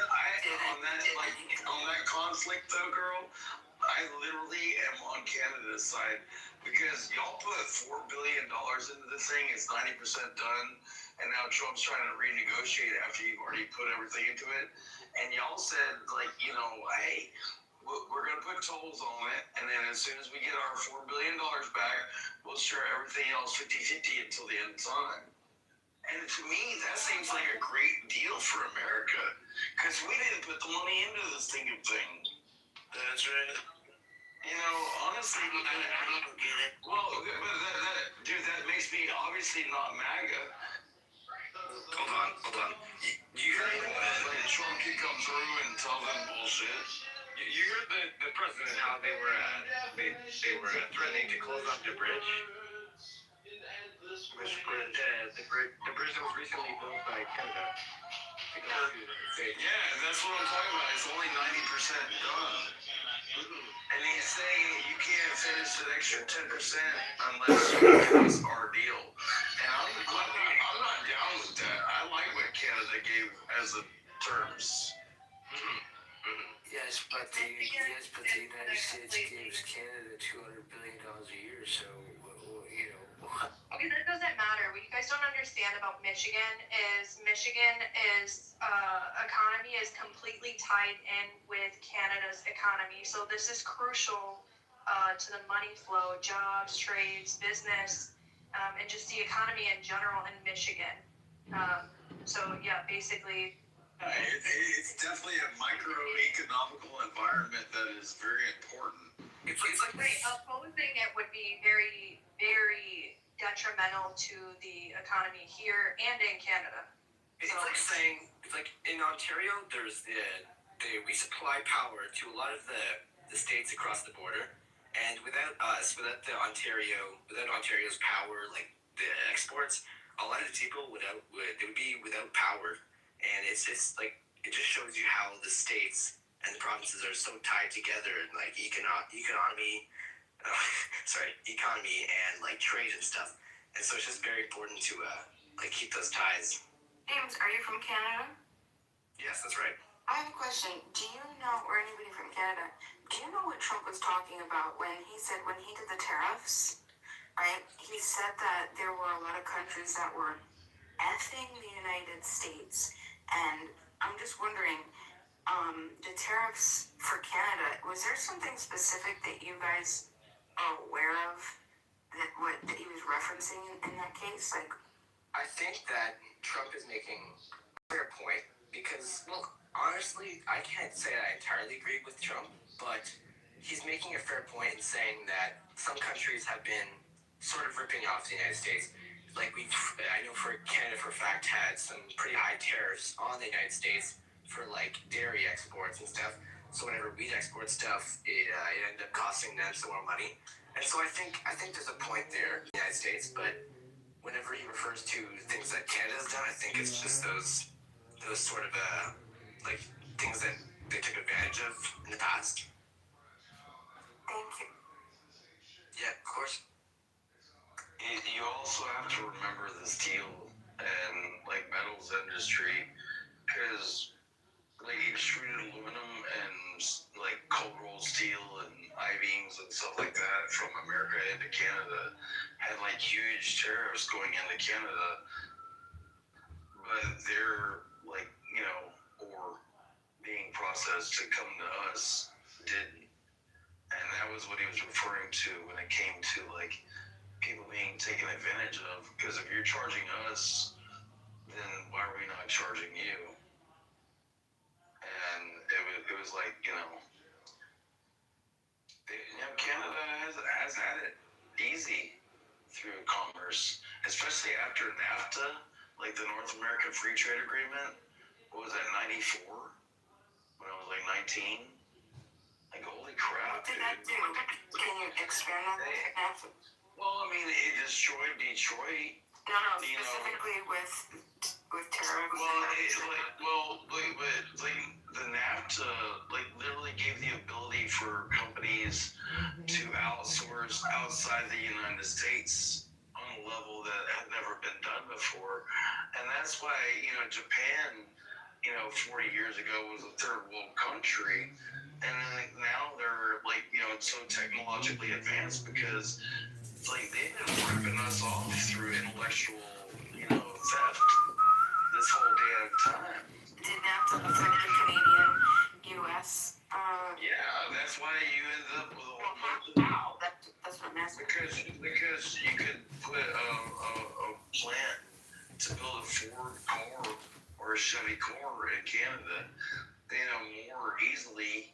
And when, Canadian dollars are cheaper than American dollars, when I can get, 2 employees in Canada for the same price I'm getting 1 employee in Detroit, they outsourced it all. Well, I don't know how bad is Canada hurting the U.S. Well, Well, it's the same way that China, hurts the U.S. because you have like a communist country that is using, essentially slave labor. I mean, like, I don't advocate for slavery. That's definitely not what I would ever do. Right? Well, it depends on how you look at it, doesn't it? But if there are people that are freely, because our cultures and our economies and financial our monies, what the fuck is it called? Our what is it called? It's our money. What is it? Currency. Currencies are, there's different exchange rates and whatever.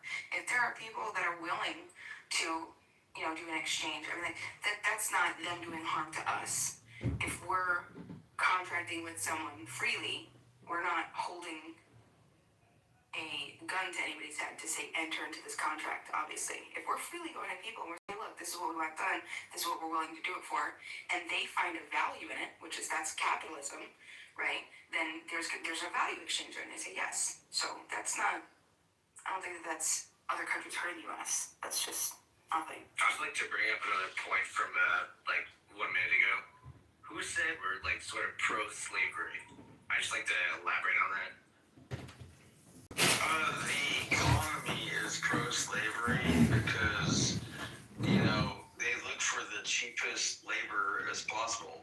If you really cared about, the fact that you have a device in your hand, like a phone, or you're on your computer, or you're on a tablet, or whatever, it has cobalt in it. Cobalt, 98% of it comes from the Democratic Republic of the Congo. They're like, oh, we're not gonna do, artesian mining, which means sending kids into mines and digging up mud, but they still do it. They make little girls that are 11 years old get the mined out cobalt and then roll it into clay rolls that are gray, like clay, Silly Buddy or something. And dude, and then they end up they're soaking in radiation, and they're making themselves sterile. So what's the worst thing? They're literally hurting these kids by making them do this. Yeah, no, I understand. Some countries that the children are put into very bad working conditions. I'm sure you've all heard of sweatshops in China and whatnot. It's sad. It's sad that we have to do this to get certain things. Some people might not be aware of what's going on, and so it's important to speak about it and try to understand the full scope of the situation and stuff. But I also think that it's not something that should be advocated for in general. It's important to acknowledge it, but not to advocate, if you know what I'm saying. Well, I mean, all you gotta do is go down to Mexico and you can see, people make, anywhere, we talk about the United States making $20 an hour. Well, down in Mexico, they make $20, $30 a day. So, and then not only that, but then you have the major textile companies contracting their workers, and their workers might make 5-10 cents a piece when they make your Mickey Mouse and all those shirts and all that stuff. All that shit it's sweatshop, total sweat. Not only that, but your best bet for to get cheap laborers to go on Upwork.com, and you'll see tons of shit. I mean, you can get a virtual assistant for $4 or $5 an hour. So it just it's absolutely crazy.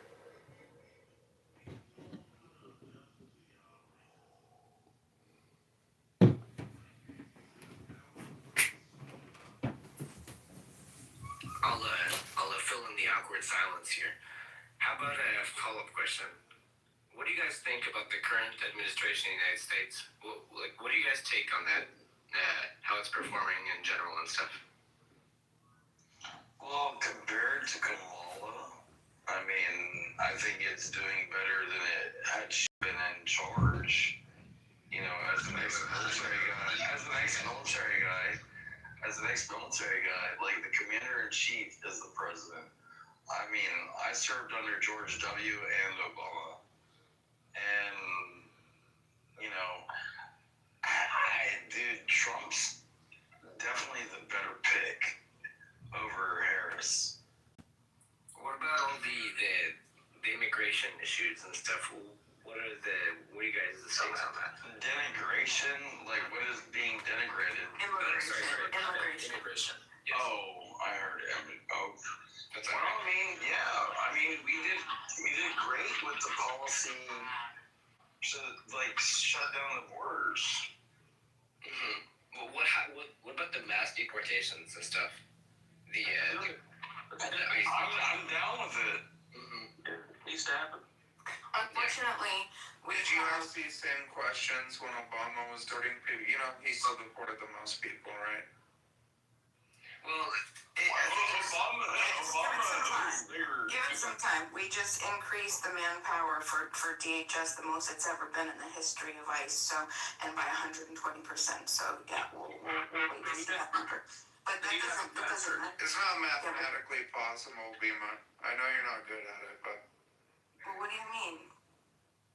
In order to saying what we would have to be deporting thousands of illegal immigrants every day. Calm down. Okay, I don't think you understood what I said. What did you hear me say? Anybody does, to tell you the truth. Tell us more. Well, tell me what you heard me say. Tell us. You just responded. Okay, so you didn't hear, you're going to admit that you didn't hear what I said. So you're responding to stuff, you're just saying stuff. Okay, and you're being rude, which is interesting. Okay, well, just so we're clear.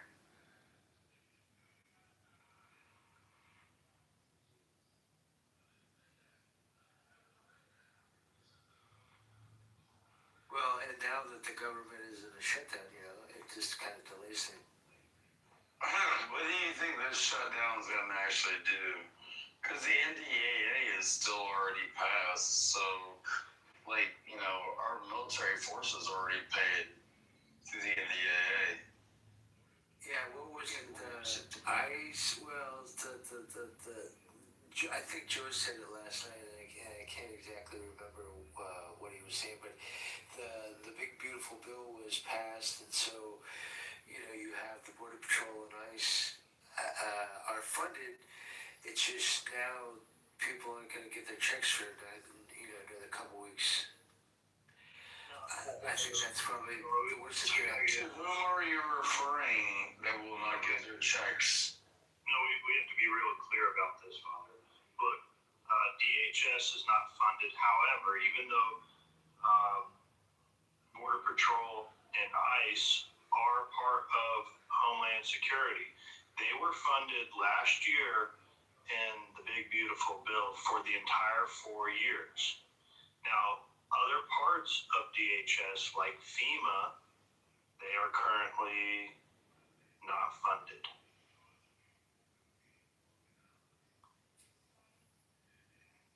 But I mean, if we all face the reality of it, Republicans aren't going to win the midterms. This whole baby daycare bust in and get rid of all the Somalis, it's over. It's over. As soon as they can't agree on shit now, and they have all three branches of government, as soon as they lose in these midterms, what is Trump going to do? He can't pass shit. He can write an executive order, which will be undone in 2 years. I mean, I don't see why people are sweating. Where the fuck were y'all when Obama was getting people out of here? I think the play, everyone's got to have a strong stomach for this, but the play will be putting ICE agents at vote polls come the midterms. Because I don't see California actually enforcing the coming law, the Save Act that they're going to put through. But I do see Trump using that as a reason why to put ICE agents at polling station. That's going to be true. All right, I have a few questions for you guys here to keep the conversation interesting. So, do you guys think that ICE raids are actually improving the public safety, or is it just like creating fear and stuff in communities? 100%. No, it's helping. 100% improving. It's total improvement. Definitely. I think what creates fear and improvement. killers. I think that it creates more fear in some communities and actually can make the environment dangerous in some communities. Since you're the one to counter-argue that, do you want to elaborate maybe some more? Well, in those communities where ICE is on the street, those are Democrat communities. So, you can thank your local Democrat for that. It's not Democrat. No, it isn't. But the idea of what it is like, it's communities that need to be policed. That they're claiming, racism or xenophobia or whatever. Like, why are you? You don't even let me finish. You don't even let me finish my fucking sentence, bro. You go ahead and tell me. No. So all I'm saying is that if the sanctuary states are not agreeing or not letting ICE into the jails, or to be to let them take the people when they get out of jail to the deportation, then Let me ask you a question. What happens when ICE goes into Dearborn, Michigan? ICE has already went into Dearborn, Michigan. We're there all They're building, right now they're working on trying to build a facility all over the state. One about an hour away from me, one in the Dearborn area, I think it's Southfield, and then another one, I think it's West Branch Township. And am I correct on that? Is it West Branch? I'm gonna tell you right now. I was downtown in Dearborn. Sure. And I got attacked by people I used to know. I used to know them in Iraq, and I got attacked by them. That shit's starting to fly. yeah, but that's what's happening. That's the problem with this shit, is that everything has changed. It's just everything has changed in the last 4 years, 8 years, geez, even 6 years, shit. And that's where we're at. This fucking country is so fucking divided now. People are doing some crazy ass shit that they would never even think of doing fucking 10 years ago. It's fucking stupid. It's really fucking stupid. When they go into Dearborn, Michigan, they deport a ton of illegals. I love it.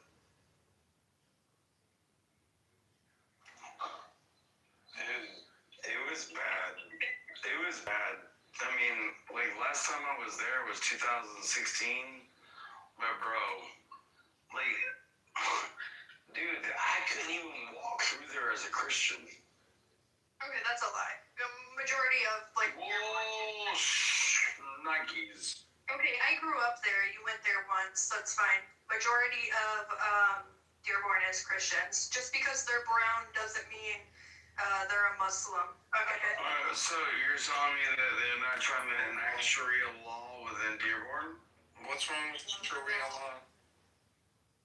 It violates the Constitution of the United States. What's wrong with Sharia law? What kind of I think you know what, we could afford to have a little bit of Sharia law in Congress, so when they steal money, they get their hand chopped off. Dude, I would love to go back to the Red Square when I was in Iraq and Baghdad, and I would love to cut your fucking head off too. Don't get crazy, my friend, okay? Spreading violence is not a good idea. Well, he wants to talk about Sharia law. That was literally what the Red Square was about. Okay, don't get Hey, you got your imams telling people to off with their heads, like Queen fucking whatever her name from UK. That is right. Don't get crazy. Well, it's the same thing going on in fucking Iran right now. Well, I think the uproar about Dearborn is that the mayor of Dearborn told a white American that he wasn't welcome in their city any longer.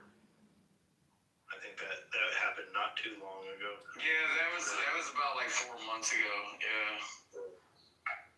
Doc, was that you? Was that you he's talking about? Yeah, I mean, yeah, because I'm a Christian. You're not welcome.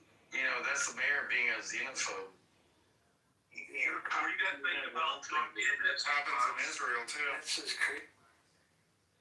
Maybe you were in Israel and Well, what happened is that they changed one of the street names to the leader of Hamas, and it was the street was called Washington after George Washington, and they changed it to the leader of Hamas. So the local residents had an issue with that, and so they came and they wanted their voice heard, and yeah, the mayor just said, well, you know, I'll give you some advice when you go down that street. Just close your eyes. And I cannot wait for the day that you move out of here. Like, it was absolutely awful. You guys can look it up. It's not, you can see it. And I like his response. What's the name of this? Wallahi Avenue? And honestly, I can't even remember it, to be honest with you. But yeah. Yeah, but it's pretty awful. You know, My Arabic is a shway. I don't remember either. he said that he said you guys have no idea how much Hamas has done for this community. And I was like, what?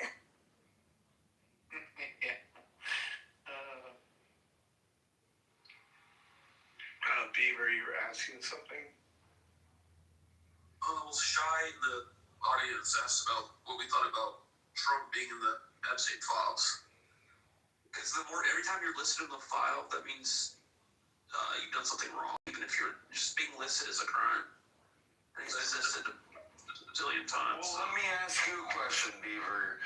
Like, there was a hotline and an email, like, set up for, like, you know, people that put in anything, right? And, like, you know, email and like, make a claim. And then every time that there was a claim, obviously the FBI was involved and they would chase down everything with the NSA and whatnot.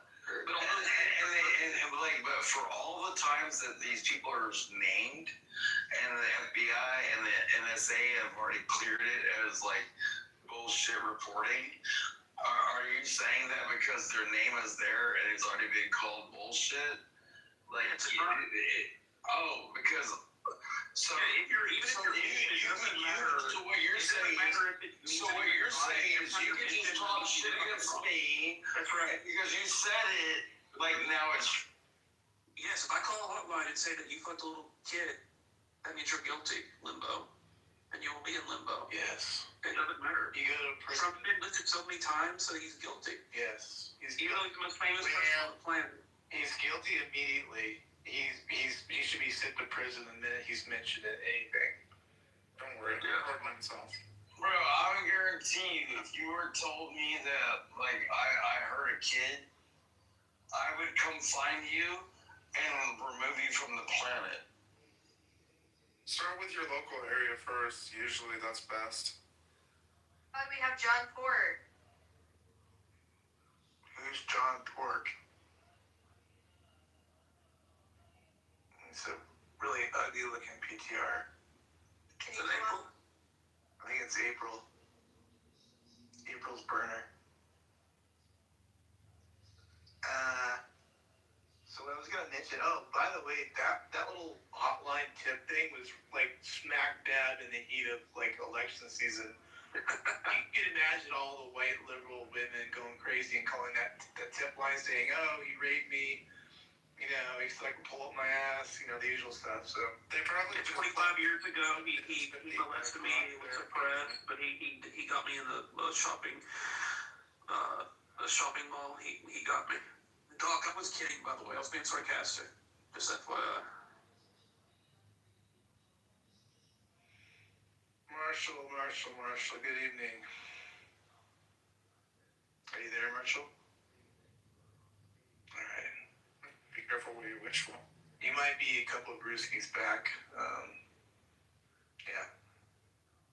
I want to know if Marshall regrets his vote for Trump. Do you guys think that Trump can actually go for 2028 despite the Constitution saying otherwise? No, he cannot. There's no way he can become president. How would you violate the 27th Amendment?